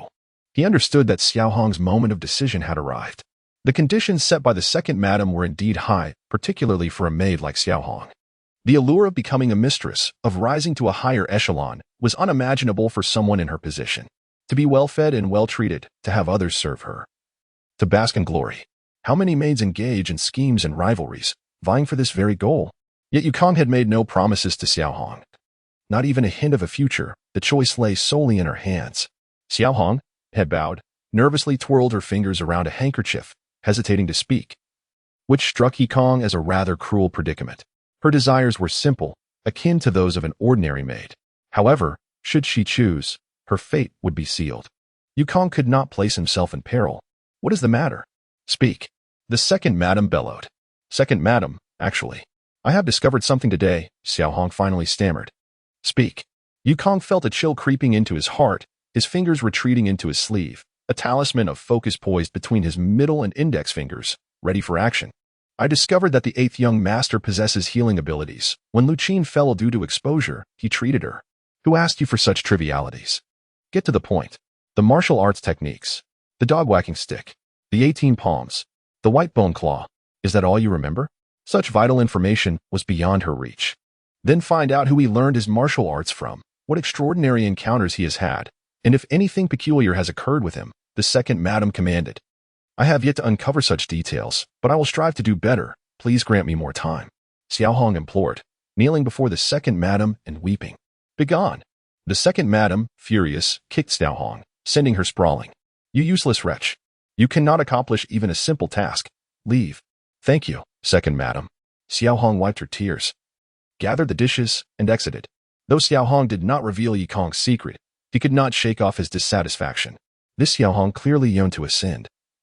And though she had not spoken of it today, there was no guarantee she would remain silent in the future. Her resolve was too weak. Upon hearing the second madam's rebuff, she could not resist revealing even a fragment of the secret. What she disclosed about his healing abilities today could easily morph into revelations about his cultivation tomorrow. Today she remained silent. But who could predict if she would speak in days to come? He could not follow her every step. What troubles you? Are you in a dilemma? The old ancestor of the Yellow Springs cackled once more. To kill or not to kill?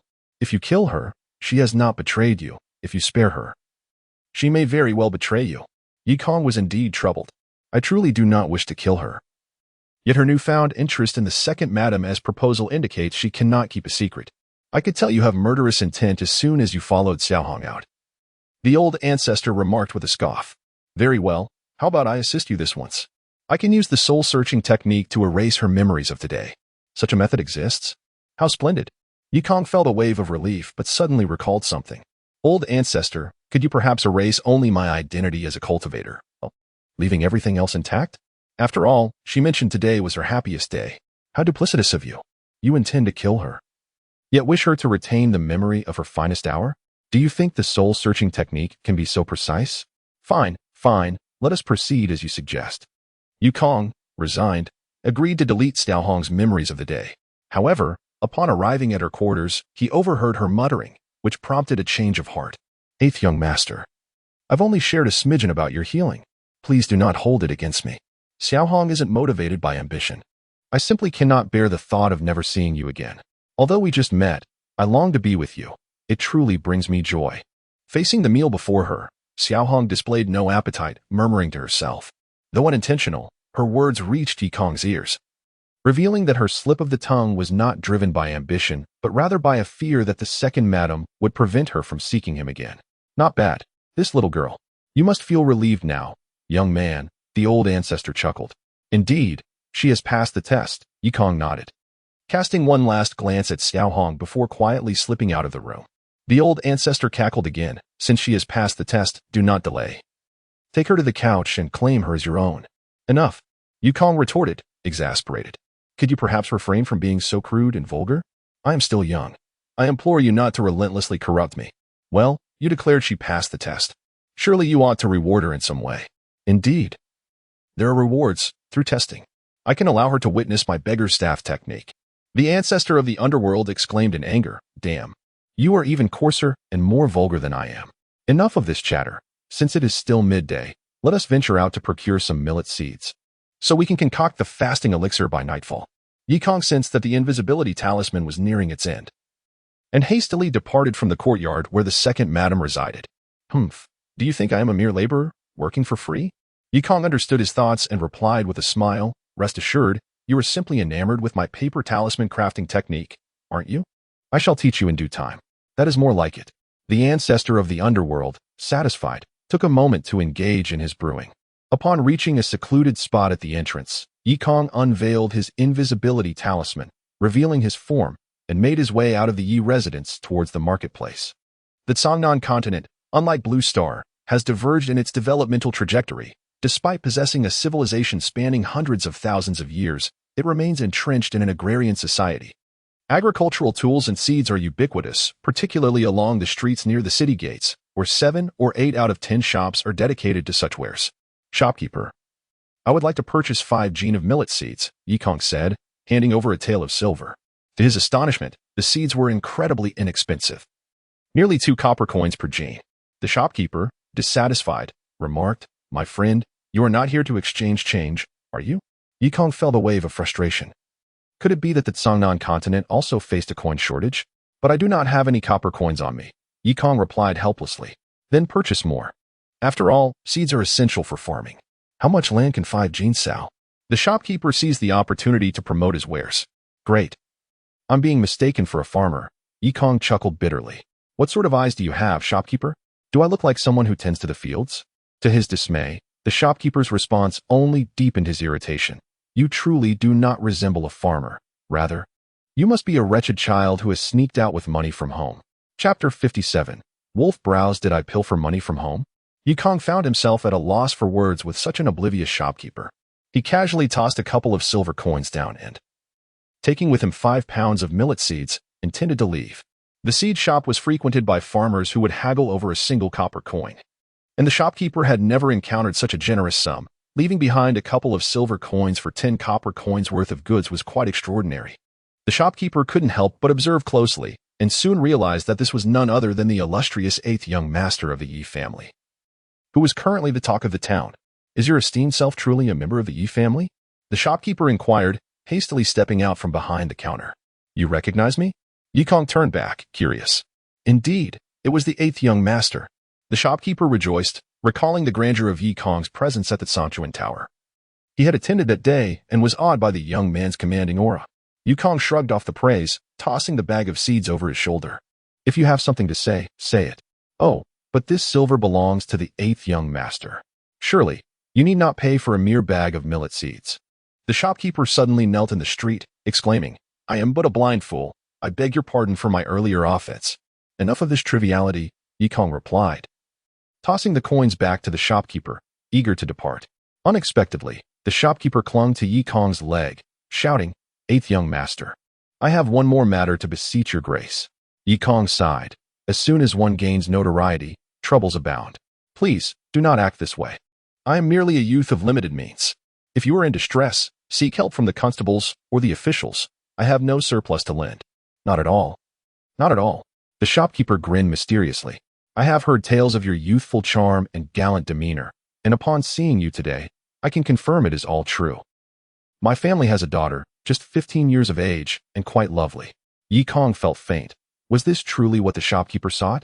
He had his own matters to attend to at home. Shaking off the man, he strode away, while the shopkeeper called after him, "Eighth young master. I would serve as a slave or concubine, even as a mere mistress, if only you would allow it." Yi Kong quickened his pace, leaving the shopkeeper far behind. The man mused, perplexed. How curious. It is said that the eighth young master is a notorious rake, a frequent visitor to the Tsangchuan Tower since the age of 14. Why would he refuse such an offer, unaware of his burgeoning reputation? Yi Kong found a secluded corner to stow the bag of seeds into his storage pouch. In Blue Star, marrying a wife was a laborious endeavor. Yet here in the southern continent, women seemed to be offered freely. If only he could establish a frequent rapport, how many marriage problems for older youths could be resolved. Truly, this young man possessed a heart for the welfare of humanity. As he stepped onto the bustling street, he was approached not by an annoyance but by a young man. "Eighth young master, I am Lu Xuebin of the Longhu gang. It is an honor to meet you." He had noticed someone bowing in the street and, upon recognizing Yi Kong, recalled his leader and Appos' instructions to greet him and offer his services. Yi Kong had no tasks to assign to him, but after realizing he had not seen Lu Jun and Lu Yi for quite some time, he decided to visit them. After confirming their whereabouts, Yi Kong made his way to their location. The Lu brothers were still at the tavern, indulging in food and boasting, as was their custom, often lingering for several hours over a meal. Upon seeing Yi Kong, they hurried to welcome him and pay their respects.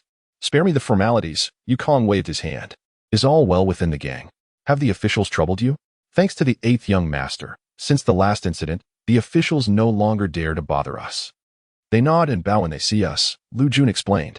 The gang's cordial treatment by the authorities was indeed due to Yi Kong's formidable reputation. Without his backing, the officials would have surely taken action against them. Lu Yi added, "The morale within the gang is strong. Everyone knows you stand behind us, and we are all energized." Energized for what? To drink, chase women, and indulge in debauchery? Yi Kong often enjoyed teasing them, a habit he retained from Blue Star. This line of work requires intellect. You both should spend more time reading instead of drinking away entire afternoons. Have you made any progress on the script I asked for? It's essential to improve your public image. We are working on it. The scholars are currently drafting the script. When it's ready, we would be honored to have the eighth young master attend the premiere, Lu Jun replied. Premiere? Yes, indeed. You are quite astute, Lu Yi chimed in. Indeed. You lack culture, yet dare to call me cunning. You are the one who is cunning. Yi Kong playfully rapped Lu Jun's head, saying, "Continue with your efforts.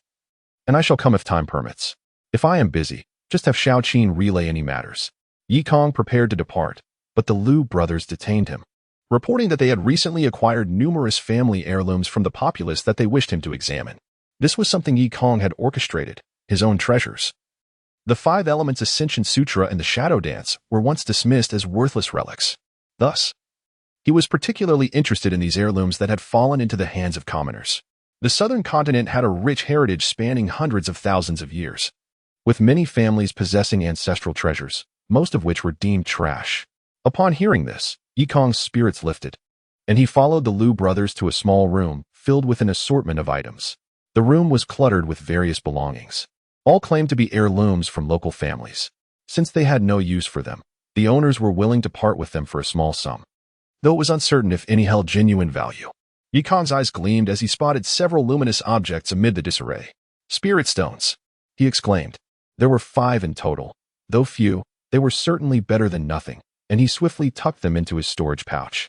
However, as he continued to sift through the items, he became perplexed. There were pots, jars, wooden sticks, grass roots, fans, books, mirrors, and an array of other objects. A veritable treasure trove of the bizarre, many of which he could not even name.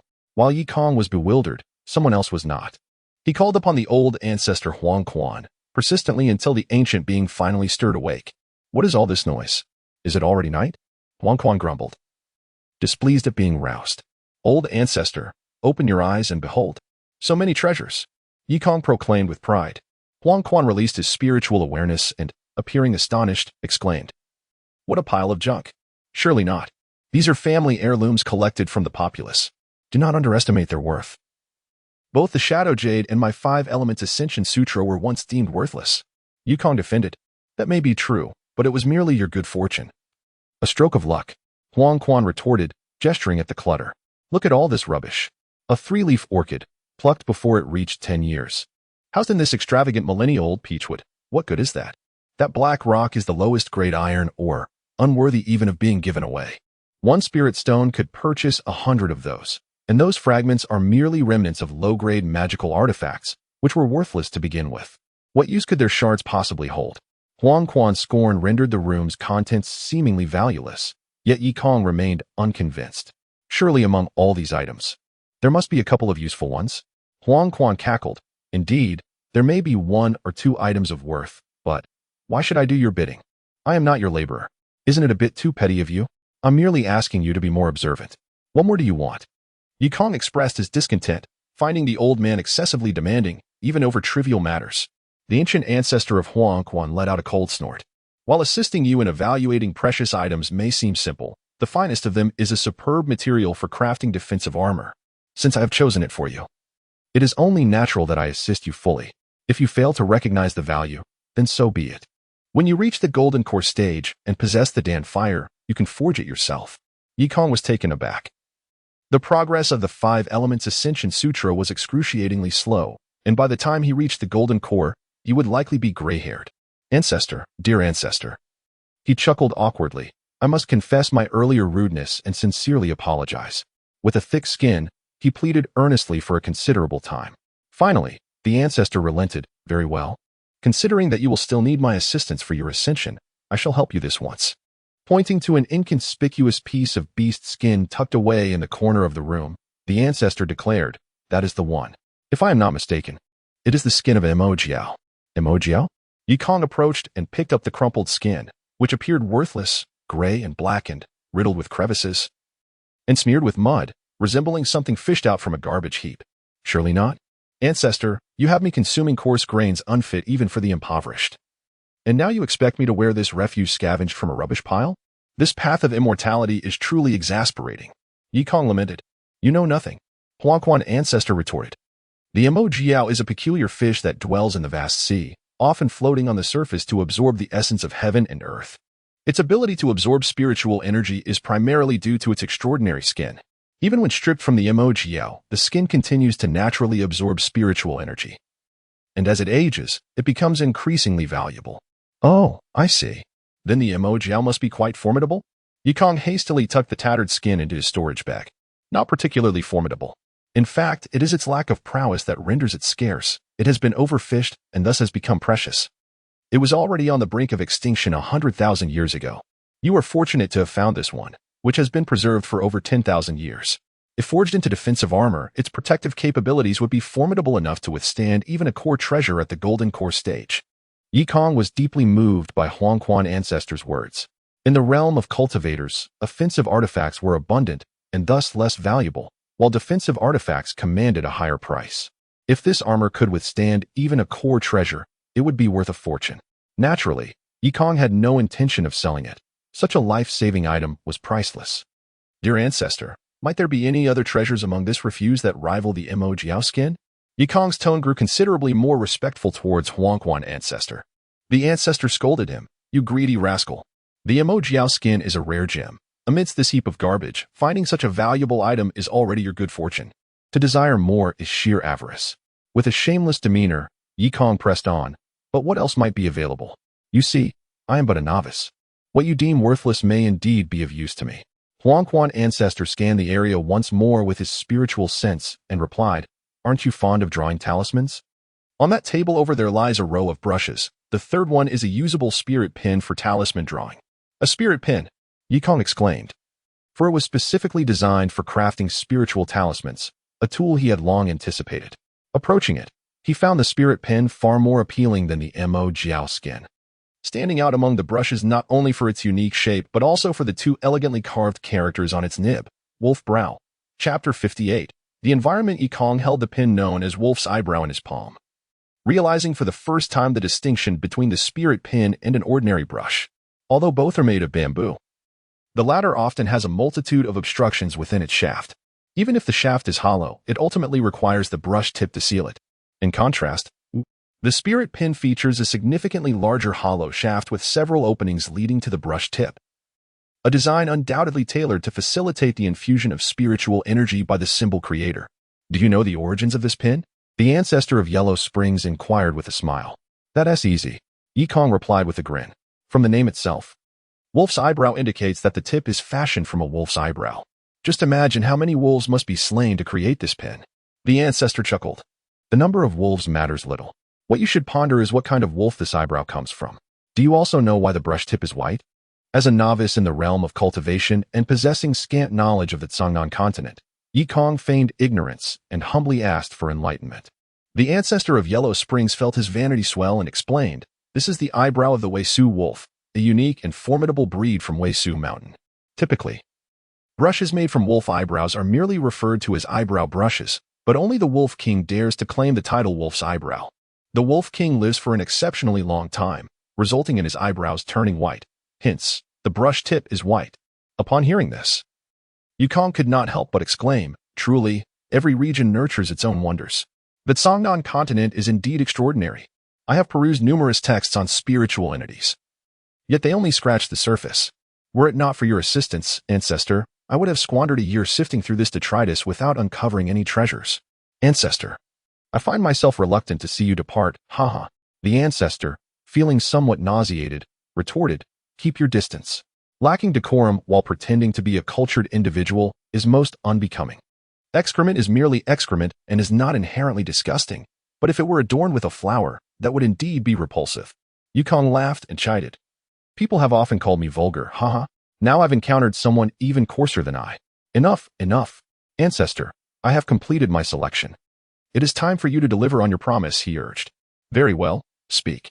But let me make it clear, if I cannot fulfill your request, I shall owe you one." The ancestor cackled. "You will surely be able to manage this. It's a trivial matter, merely a few taels of silver." "Such a simple affair for a few taels of silver is hardly a significant issue," Yikong mused. "So, what is it you desire? Take me to stroll through the brothels, the taverns, the hidden doors, anything. I seek the company of women." Yikong nearly fainted. No wonder the ancestor was called Yellow Springs. He was as indecisive as a flowing spring, ceaselessly restless. "That request is entirely reasonable," Yikong nodded, adding, "but it must be at night. It is not feasible now." The ancestor, understanding his intent, replied curtly, "I already told you everything else is rubbish. If you wish to waste time, then waste away. I shall retire for the night. Do not disturb me." What the ancestor deemed beneath him did not mean it was worthless. Some refuse could still yield treasures. Yikong, an orphan during his childhood on Blue Star, often rummaged through trash and frequently found a bounty of scrap metal that he could sell for pocket change. First, he stored away the three-leaf orchid the ancestor had mentioned. Although the ancestor claimed it was too young, the outer packaging was crafted from thousand-year-old peach wood. In this world, peach wood serves little purpose beyond ornamentation, yet Yikong knew that practitioners on Blue Star utilized peach wood swords and talismans for exorcising spirits. Whether he would encounter spirits in the future remained uncertain, but it was prudent to be prepared. After securing the peachwood box, Yikong continued to rummage through the refuse for a considerable time. Finding treasures amid such debris proved far more challenging than salvaging scrap metal. Many items were unfamiliar to him, and even if he recognized them as a mirror or a fan, who could say if they were suitable for a cultivator? "What? Should I use spiritual energy to activate them?" Yikong grimaced. Having previously summoned the ancestor of Yellow Springs, he dared not act recklessly again. Such formidable beings were beyond his reach. Remaining in the small room until dusk, Yikong fortuitously discovered 2 martial arts manuals among the refuse. They were not mystical arts, but rather profound and rare secular martial techniques. A spark of inspiration struck him, and he called upon Lu Jun to send someone to take the manuals to the framing shop and replace their covers. "Eighth young master, it is getting late, and our banquet is prepared. Would it not be preferable to dine before returning to your residence?" Louis respectfully suggested. "At your house?" Yikong expressed dissatisfaction. Do those 2 fellows not typically enjoy reveling in brothels? Why are they acting so serious today? Am I to suggest we visit the Songchuan Tower? Yikong had never taken the initiative to visit brothels himself, so it was only natural for him to find it difficult to broach the subject. Much like the girl who had turned away countless times outside the salon during long nights, ultimately never stepping inside. Could it be that the 8th young master fears my household's culinary skills are inadequate? Fear not, the chef from Xiangman Tower will be assisting. Having heard that the 8th young master is dining here, Lu Yi quickly clarified. Yikong waved his hand, stating, while the quality of food is indeed important, do you not realize that the dining environment is equally significant? Environment? Yikong's novel terminology was somewhat lost on Lu Yi, who was diligently learning but struggled to keep pace with the 8th young master. The surrounding elements of the venue are crucial. Dining in an elegant and comfortable atmosphere allows one to open their heart and indulge freely, Yikong elaborated. The Lu brothers exchanged glances, their expressions seemingly conveying a singular thought. We do not understand. I shall rephrase. Yikong acknowledged that speaking elegantly to these coarse individuals was futile, so he bluntly stated. For instance, if you were to relieve yourself on a bustling street, would you be able to do so comfortably? Being simple folk. They grasped the concept immediately upon hearing it in plain terms. Lu Jun nodded. Of course, it would be much more pleasant to go to the restroom. So the 8th young master is telling us the principle of doing things in appropriate places. Oh, this is what you mean by environment. Louis exclaimed, scratching his head. You could have simply said that we should dine at a restaurant instead of talking about environments. How could we possibly know these things? Then let us dine at Xiangman Tower, Lu Jun chuckled. After much discussion, Yikong still failed to achieve his objective and bluntly stated. The ambience at Xiangman Tower is quite nice, but if there were 2 beautiful women present, The Lu brothers' eyes widened in surprise. And then they broke into knowing smiles. Haha, so the 8th young master wishes to indulge in flower wine. You should have said so earlier. In fact, we were also hoping to go, but after your earlier admonition, Louis chuckled. 8th young master, you need not feign propriety. We are all men here. However, I too was once bewildered by women. Lu Jun scoffed. 8th young master, you are far too mature for your age. How can you compare with him? Then let us be on our way. Yikong shot them a stern look, delivering a kick to each of the brothers. Half an hour later, several palanquins arrived at the back door of Sanchuan Tower. Yikong was already aware of his notorious reputation but wished to avoid being seen by more people, thereby solidifying this scandalous label. Several attendants in blue clothing rushed forward as the palanquin curtains were lifted, their faces registering shock upon recognizing the 8th young master and the Lu family elders. Quickly, please come inside. The attendant pondered. No wonder the rumors of the 8th young master's flirtatious nature circulated. He began his escapades at the tender age of 14. It seemed imperative to find him a young maid. They proceeded through the back entrance, a quieter route than the last time they were harassed at the front. Following a cobblestone path leading into Sanchuan Tower, ascending the staircase adorned with crimson lacquer, I encountered a woman in her 30s, still possessing a graceful demeanor. She was the proprietress of the Sanchuan building, her face illuminated by a warm smile as she welcomed us. Ah, it is the 8th young master and his 2 esteemed guests. Please come inside. Today, the 8th young master graces us with his presence. All expenses will be graciously covered by me, Feng Xiyang. Understanding the adage of receiving wealth to ward off calamities, Yikong was reluctant to become embroiled in any troublesome affairs. With a cold smirk, he retorted, Do you presume I, Yikong, am incapable of settling my dues? Feng Xiyang indeed had intentions of seeking Yikong's assistance. Previously, the Iron Yamen had suffered greatly at his hands, and they dared not provoke the 8th young master again, yet their grievances lingered. The Longhu gang, a domain under Yikong's purview, was not to be trifled with. But the Iron Yamen sought an outlet for their frustrations, ultimately turning their ire towards the Sanchuan building. As the saying goes, if one cannot peel a cucumber, one will resort to a gourd. Thus, the Iron Yamen repeatedly sought out the establishment under various pretexts. The Sanchuan building found itself beleaguered, as these officials chose the busiest times to disrupt operations, frightening away patrons and even dragging a few guests away for a brutal thrashing, which deterred many loyal customers from returning. Feng Xiang was acutely aware of the Iron Yamen's motivations, but felt powerless. She contemplated enlisting the help of the Lu brothers. However, the dichotomy of power between the underworld and the official realm meant that the authorities refrained from antagonizing the Longhu gang out of respect for Yikong.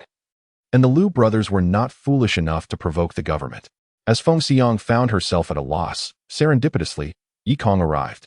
The reputation of the Yi family was indisputable, and this eighth young master was a figure that instilled fear in the Iron Yamen.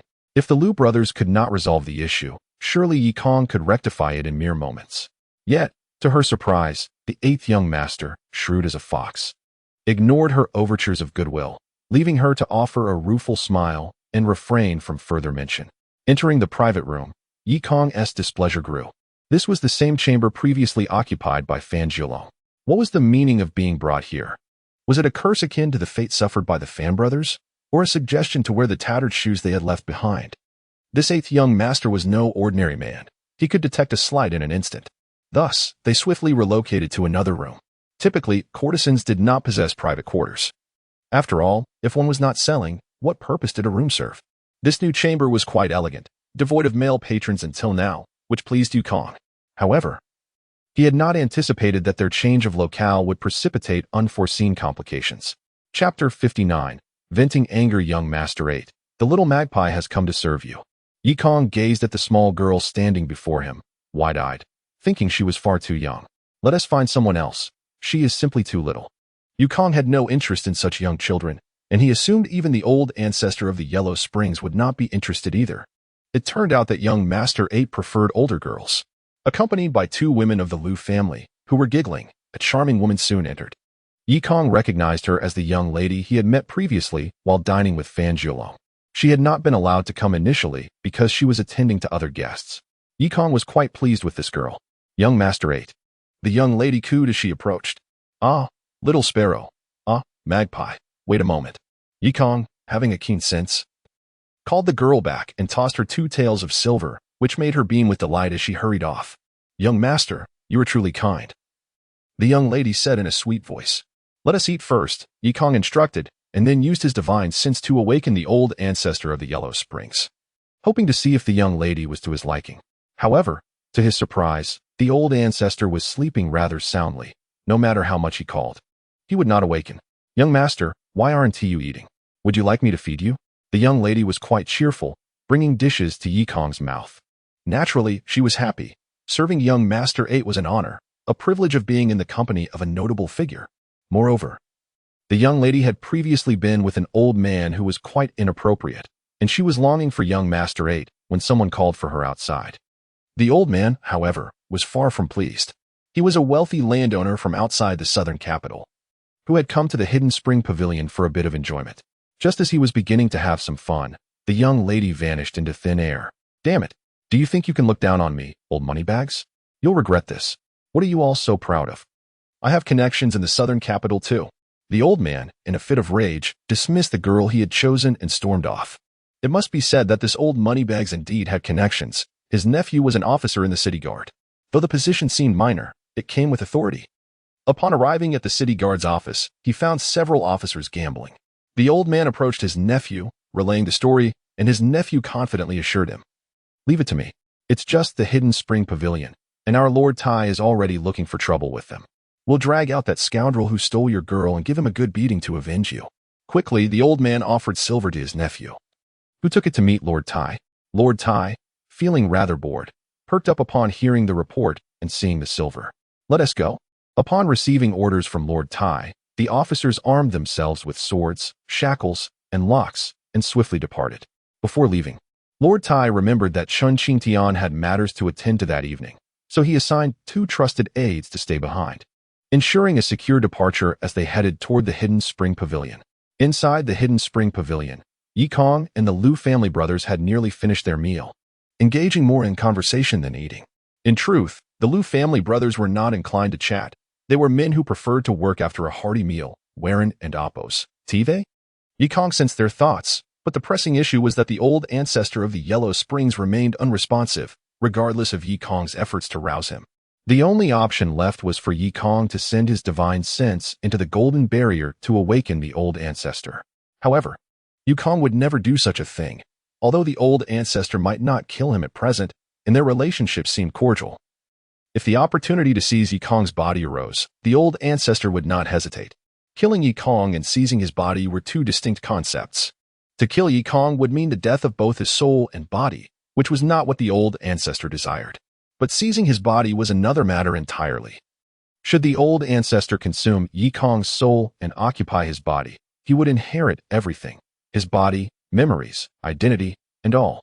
The old ancestor would even master the Chinese language. Therefore, the old ancestor would never kill Yi Kong, yet he would not pass up the chance to seize his body. Yi Kong had no intention of granting him that opportunity. Thus he remained outside the barrier, attempting to communicate with the old ancestor's soul, but to no avail.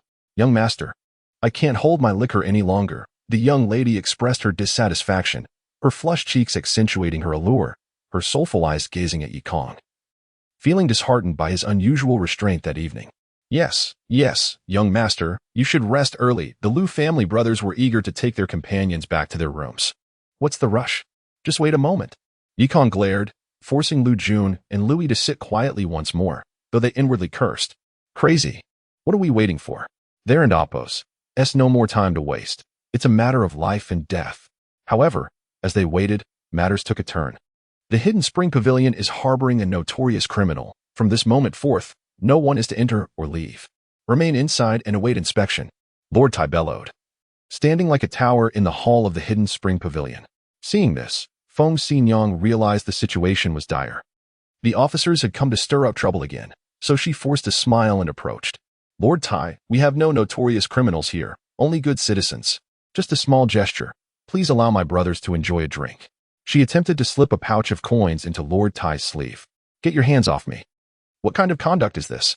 Lord Tai scolded, shaking off Feng Xinyang's hand and continuing to direct his men to seal the doors. Feng Xinyang's temper flared slightly, and she replied coldly, "Lord Tai, every time you come, you claim to be seeking notorious criminals, but have you ever captured one? If you can't find any, I shall accuse you of disturbing the peace." Lord Tai chuckled. "The government has its duties, and we cannot let a woman like you dictate terms. We have received credible reports, which is why we are here to apprehend someone. If there is truly a criminal, you may find yourself implicated as well." "Lord Tai, the criminal is in a room upstairs," the old moneybags interjected opportunistically, thinking to himself, "Let us see how you handle this, young man, for daring to snatch my girl. Today, I will show you my might." Feng Xinyang, not recognizing the old moneybags, grew uneasy at the sight of a potential informant. If a criminal was indeed dragged out from her establishment, she would not be spared either. "Upstairs. Search," Lord Tai commanded. And like a pack of wolves, the officers rushed upstairs. Had Yi Kong and his companions remained in the inner room drinking, this incident would not have occurred, as the Lu family brothers had previously occupied that space, and Lord Tai would not have dared to provoke them. However, as Yi Kong and his companions had changed rooms, Lord Tai was unaware and charged directly in, leading to this unfortunate turn of events. Feng Xinyang, witnessing the officers storm toward that room, felt a wave of relief wash over her. She was no longer anxious but rather pleased, thinking, "This is your own misfortune, Lord Tai. You have kicked against an iron plate. Don't blame me for it." "Stop," Feng Xinyang exclaimed, stepping in front of the doorway. She had to put on a show. She couldn't let Yi Kong think she had led the officers to disrupt their evening. "Lord Tai, I told you the Hidden Spring Pavilion would harbor no criminals. This room contains esteemed guests of our establishment. You must think this through," Feng Xinyang said with a bright smile. "Esteemed guests? Are you deliberately sheltering criminals?" Lord Tai thought to himself, "In the southern capital, the only person we dare not provoke is the 8th young Master Yi. Even if he were here, he wouldn't be in this room. What I have to fear?" Having made up his mind, he waved his hand with authority, commanding, "Drag this meddlesome woman away and lock the doors." At that moment, all eyes were fixed on the delicate pink door, and the young ladies of the Hidden Spring Pavilion anxiously watched, fearing that a notorious criminal might indeed be pulled from within. They already suffered enough as it was, and if they attracted the attention of the authorities, things could turn dire. The old moneybags, however, felt quite pleased, thinking, "Young man, you dared to compete with me for a girl. You have truly stepped on an iron plate." With that, he took the opportunity to admire the young ladies, eager to see just how many beauties the Hidden Spring Pavilion had to offer. "Charge in at once." With a commanding roar, the Iron Yasi waved his hand. If a common individual was inside, they would be coerced into confessing and dragged off to the Sanchuan building. If a person of wealth was present, they would be extorted and subsequently released, ensuring no loss on their part. The officer's eyes gleamed with avarice. If the Sanchuan building were implicated, all those courtesans would become prisoners, allowing them to do as they pleased without any payment. How delightful.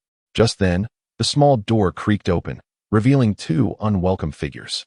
Who dares to seize us? Lu Jun and Louis stepped forth. Upon seeing them, the Iron Yassi's heart boiled with rage, exclaiming, "Why are these two here?" He shot a furious glare at Qian Laokai, who was peering down the staircase at the young women. It turned out to be the Lu brothers. "Apologies, gentlemen. We've received reports of a wanted criminal inside. It is challenging for us, as officers, to ignore such claims," the Iron Yassi stated. His tone a mix of firmness and concession. After all, as a representative of the law, fear of ruffians was unacceptable, even if their effort proved fruitless today. Maintaining their reputation was paramount. Otherwise, word would spread that officials feared thugs, making their profession untenable. So, does this mean the Iron Yassi intends to search? Lu Jun was seething inwardly, recalling how this scoundrel had once fallen into their hands before, seemingly lacking in wisdom. Although his words were stern, Lu Yi understood that their esteemed guest preferred discretion and quickly interjected, "Iron Yassi, my brother is hosting a distinguished guest today. Since this is merely a misunderstanding, shall we let this matter rest?" Seeing Louis capitulate brought a sense of satisfaction to the Iron Yassi, yet he pondered the implications. This rascal was not one to relent easily.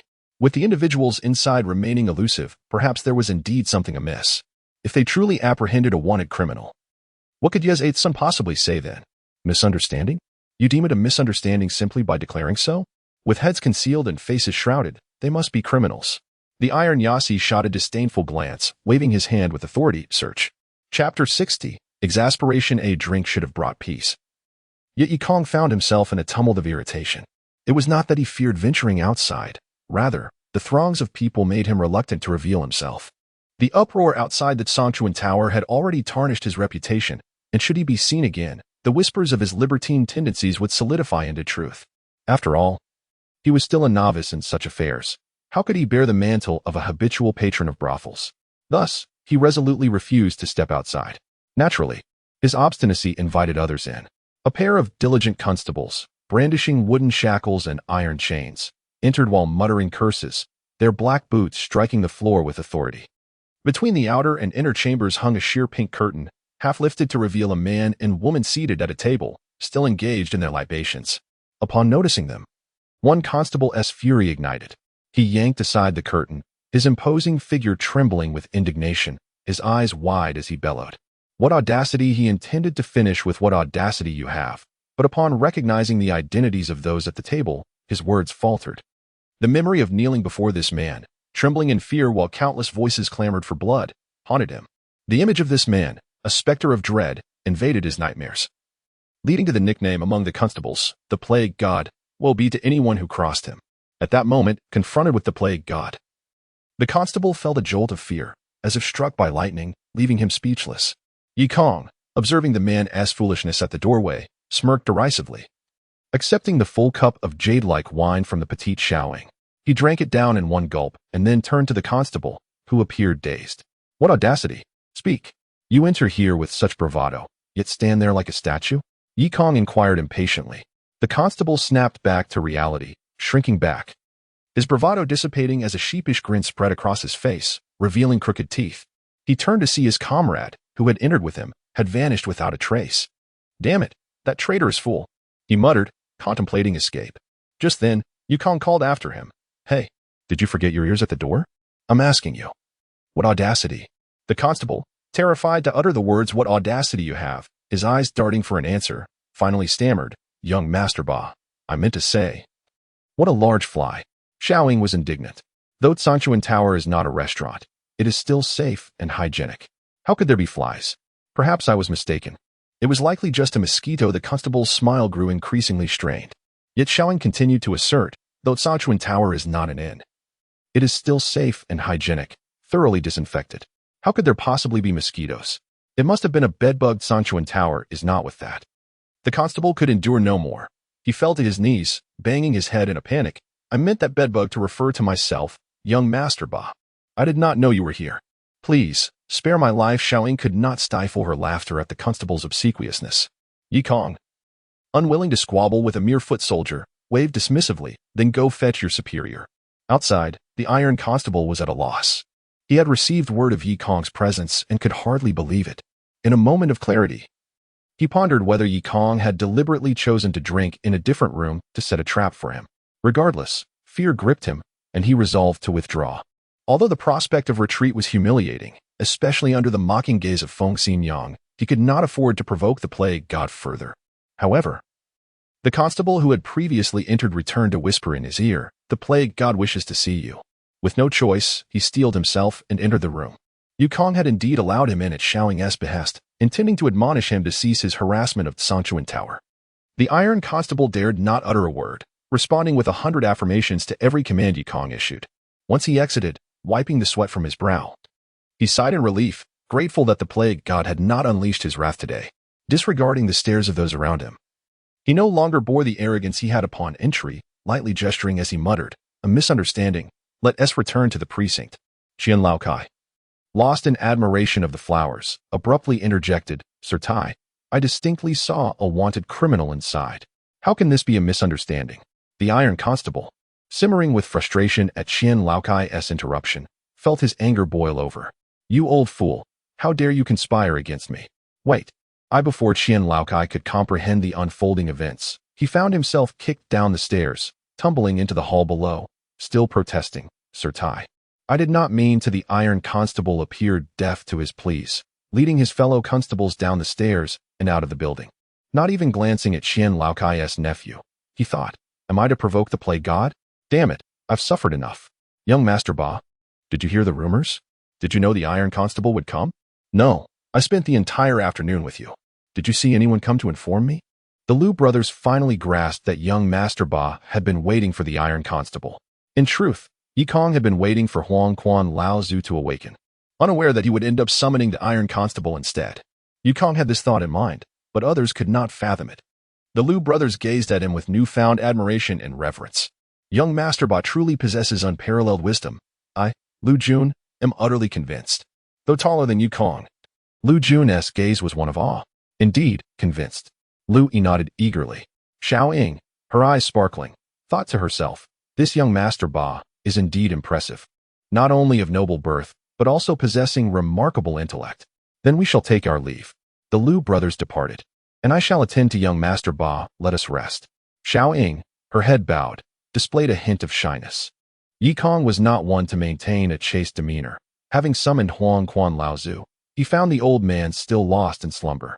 Disinterested in waking him, he followed Xiaoying to the edge of the bed. Yikong felt his heart race, while Xiaoying gazed at him with a flushed face. Knock, knock, knock. Just then, the door was rapped again. "By the heavens! Who is it now?" Yikong fumed. "I've come to enjoy a rare visit to the brothel. Why must there be so many interruptions?" "Ah, young Master Ba, good things often come with trials," Xiaoying teased with a playful smile, revealing that even the young master was but an ordinary man, eager for more. "I swear, I shall flay him alive." Yikong stormed from the bed to open the door. Upon opening it, he found the proprietress accompanied by a throng of maidens. The earlier scene had not gone unnoticed by the ladies of Sanchuan Tower, although Yikong had remained in the shadows. The sight of the Iron Constable's retreat hinted at his presence within. With their business disrupted, the maidens banded together to express their gratitude to young Master Ba for upholding justice. "We thank young Master Ba for his fairness."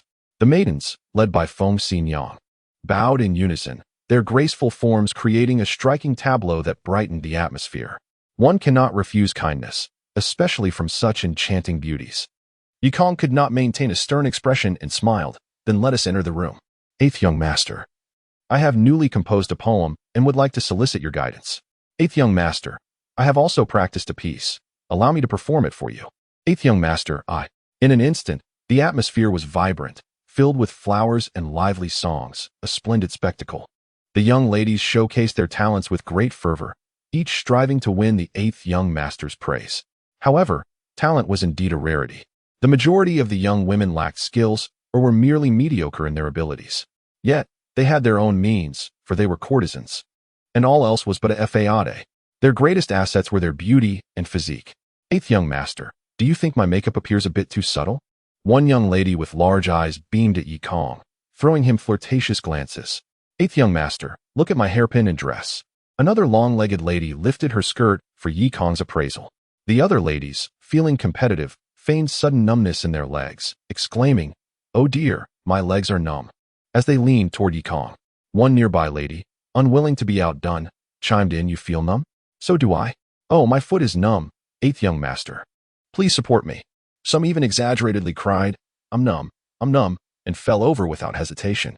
Yukong hurried to catch them, chuckling wryly, "Sister, which part of you is numb?" "My fingers are numb." The crowd burst into laughter. "Your fingers are numb, and yet you fall?" Chapter 61. Utilizing alchemy, Yikong was not one to be overly concerned with trivialities. His eyes sparkled with charm as he welcomed all who approached him, offering embraces and support. As for poetry and lyrics, he could easily draw upon his superficial knowledge acquired on Blue Star to respond. The women surrounding him were all exquisite selections made by Feng Xinyang, each one a captivating beauty who required a man to lavish them with riches. Today, they gathered before Yikong, vying to showcase their allure. Indeed, Yikong found himself fending off the ladies' advances, akin to the thousand-armed Avalokiteshvara, using his hands to shield himself from their enthusiastic pursuits. "Dear sisters, your kindness is duly noted. Today is merely a small effort on my part, and no gratitude is necessary. However, the hour is late. I suggest you return to your quarters for rest, as I must also depart." In truth, he intended to leave the enchanting company behind and return home. The reason was straightforward. He felt overwhelmed by the attention. Upon hearing his words, the women reluctantly began to disperse, and once they had all departed, Yikong prepared to take his leave. "Young master," a soft voice called from behind, belonging to the sorrowful Xiaoying, whose eyes glistened with unshed tears.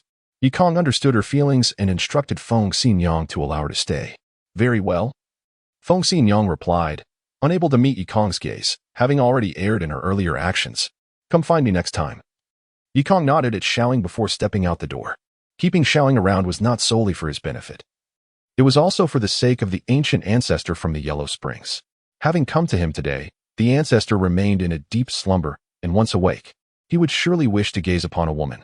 Yikong hastened down the stairs, with Feng Xinyang following cautiously behind. "You have quite a bit of nerve," Yikong remarked coldly. "When the Iron Yaman arrived, why didn't you inform them I was inside enjoying a drink? You clearly intended to drag me down with you." Feng Xinyang found herself speechless, standing at the rear exit, unable to utter a word as she contemplated how perceptive he was. This young man was as cunning as an old fox, she mused silently. "Lost your voice," Yikong scoffed, stepping out of the wooden building and onto the pebble path of the courtyard. His anger towards the proprietress stemmed from this very incident. If she had approached him sincerely for assistance, he would have obliged. Yet, her actions felt exploitative, as if she considered him a fool to be taken advantage of. The moon shone brightly, casting a serene and cool light on the path, where Yikong walked alone beside a gentle, artificial stream whose surface mirrored the luminous orb above. A small dragonfly momentarily landed on the water, causing ripples to disrupt the moon's reflection, creating a mesmerizing dance of light. The beauty of the night compelled Yikong to pause, gazing at the lake with a sigh. He resolved to avoid this place in the future. Amidst the alluring fragrances and delicate forms, it was all too easy to become entranced, rendering him careless in his cultivation. "Young master," Feng Xinyang called out, catching up to him. To his surprise, she suddenly knelt before him, saying, "Young master, it was my fault. Please forgive me. You have not only refrained from reproach, but also shielded the Zhongchuan Tower from misfortune. I implore you to punish me." Hearing her sincere apology and her self-deprecating words, Yikong felt a weight lift from his heart. He stepped forward. "Very well, just ensure this does not happen again. Rise. Please, young master, punish me." Feng Xinyang persisted, remaining on her knees before him. The stream returned to tranquility, the surroundings peaceful and devoid of others. Laughter echoed distantly, while a faint floral scent wafted nearby, enhancing the ethereal scene of the kneeling beauty under the moonlight. Yet, with the moonlight illuminating Feng Xinyang's elegant features, and the tranquil environment lending itself to intimacy, she remained in her position. Once a celebrated courtesan, she was not yet past her prime at 32, her figure rivaling that of any young maiden. If she were in Blue Star, she would undoubtedly captivate the hearts of many young men. The moonlight reflected off her elegantly coiled hair, which shimmered with hints of silver, adorned with a jade hairpin that accentuated her grace. "No need for punishment. I merely wish to remind you." Yikong's tone softened considerably, his hand unconsciously brushing against her silky hair. "Young master," Feng Xinyang gazed up at him, her eyes filled with admiration, perceiving a regal aura despite his youth. Yikong met her gaze, but found himself momentarily speechless, swallowing hard before turning away. "I have matters to attend to this evening. I must take my leave." In the future, do not hesitate to speak plainly should you require my assistance. As he departed, Feng Xinyang rose unsteadily, the pebbled ground having taken a toll on her knees. Her thoughts dwelled on Yikong, who, at that moment, was seated in a small sedan chair, lifting the curtain to gaze outside, though his mind lingered on her. Young man, return home. I have just awakened, and my spirit is invigorated. The voice of the ancient ancestor from the Yellow Springs echoed in Yikong's mind. Why did you awaken just now? Yikong muttered, lowering the curtain with a huff. I have already visited the Zanchuan Tower. Do not blame me for your slumber. Since you are now alert, it is time for you to assist me in alchemy. Are you serious? You have been there, but I have not, the ancient ancestor grumbled, clearly displeased. Time waits for no one. Yikong gazed out of the small window of the sedan chair. As night deepened, the sedan moved away from the bustling district towards the rear gate of Ye's residence. Since taking up residence in the inner courtyard, Yikong always entered and exited through the back gate. As they approached the rear entrance, a modest sedan was seen approaching from the opposite direction. As the two sedan chairs brushed past each other, the night breeze lifted the green curtain of the oncoming chair, and in that fleeting moment, Yikong caught sight of a familiar face. Second Madam. Yikong's heart stirred, his eyes widening as he thought. Fortunately, she did not see me. Otherwise, there would be unnecessary chatter. Just as this thought crossed his mind, another arose. Where could she possibly be going at this hour? She must be off to meet a lover, the ancient ancestor's sardonic voice chimed in. Do not speak nonsense. Who would dare to put a green hat on Yihaoran? They must be courting death. Yikong retorted, skeptical. The ancient ancestor scoffed. What do you know? I have lived for 100,000 years. You are but a child. Yikong, already weary of the ancestor's exaggerated claims, replied, Yes, I know. You are an ancient tortoise, a super old turtle. Your father is the ancient turtle. The ancestor snapped back, irritated. Did you not notice how Second Madam dressed up today? She painted her face, and her appearance is quite flirtatious. She is undoubtedly off to meet a man. Enough. Women always dress up before going out, Yikong dismissed, though doubts began to creep into his mind. His father had been away in Andu for over 2 years, and Second Madam still possessed a certain charm. Perhaps something truly was afoot. Shall we follow her to see? The ancient ancestor proposed. Enough. Return and assist me in alchemy, Yikong replied, deciding against confronting Second Madam about her possible indiscretions. Even if she were to meet a man, it was of no concern to him. Though she had not treated his mother well in the past, she had been relatively kind of late, and despite her sending Xiao Hong to gather information, her intention seemed to stem from a desire for Yiwan and Yi Wu to succeed. There was no need for a bitter feud. Upon returning to the Yi residence, Yikong alighted from the sedan chair, which had been carried by the servants of the Liu family, who were not permitted to enter the estate. Therefore, he instructed them to return on their own. The back courtyard of a large household was also under guard, though it lacked the grandeur of the front gate. The guardian, an elderly man, opened the door upon hearing Yikong announce his name. Yikong contemplated inquiring whether the Second Madam often left the estate at night, but ultimately refrained, realizing that the gatekeeper was likely a confidant of hers, rendering the question futile. Brother Yikong, why have you returned so late? Lu Qin, having fully recovered after a day's rest, was lively and energetic, still awake at this late hour. I was discussing some matters with your brothers. Yikong replied vaguely. Discussing matters? More like indulging in debauchery. Huang Quan, the old ancestor, sarcastically interjected. Get lost. You were the one who wanted to go.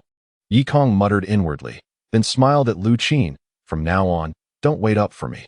I often have matters to attend to when I go out. So you should sleep early. All right, brother Yikong, you should also get some rest. Lu Qin waved and trotted back to her room. You little rascal. Off to visit the brothels again? You reek of perfume. Qin Jianyang remarked, her nose keen. Of course not, mother. You should return to sleep.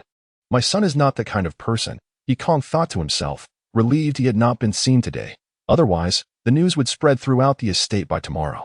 As the night wind began to pick up, it whistled sharply through the cracks of the vermilion window. Yikong returned to his chamber, retrieved a spirit stone, and activated his meditation formation. With a flick of his storage bag, a sack of millet, and over a dozen round dark grains from the grain tree appeared on the bed. All right, old ancestor, it's time for you to get to work. Yikong seated himself cross-legged on the bed. Have you really thought this through? Huang Quan, the old ancestor, languidly replied.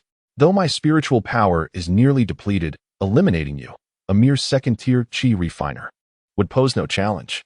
If you truly intend to release me, you must consider the consequences. Yukong chuckled softly. Old ancestor, I've mentioned before, I am a rogue. Despite their seemingly reckless nature, true rogues value loyalty.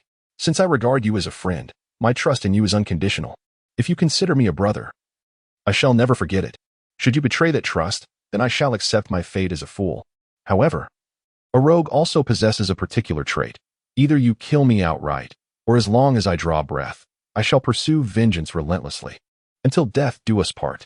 Huang Quan, hearing this, revealed no change in expression, still languidly retorting, your threats hold no weight.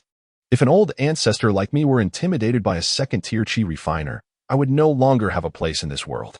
Yukong laughed. I am not threatening you. I genuinely consider you a friend. You might call me naive, but I sense you will not kill me or betray my trust. Yes, it's just a feeling. You truly are naive. One day, your feelings may lead to your demise. Huang Quan warned, his eyes wide. He waved his hand. Release me. I am still waiting for your 5 Elements Ascension Sutra, and for now, I shall spare your life. Yi.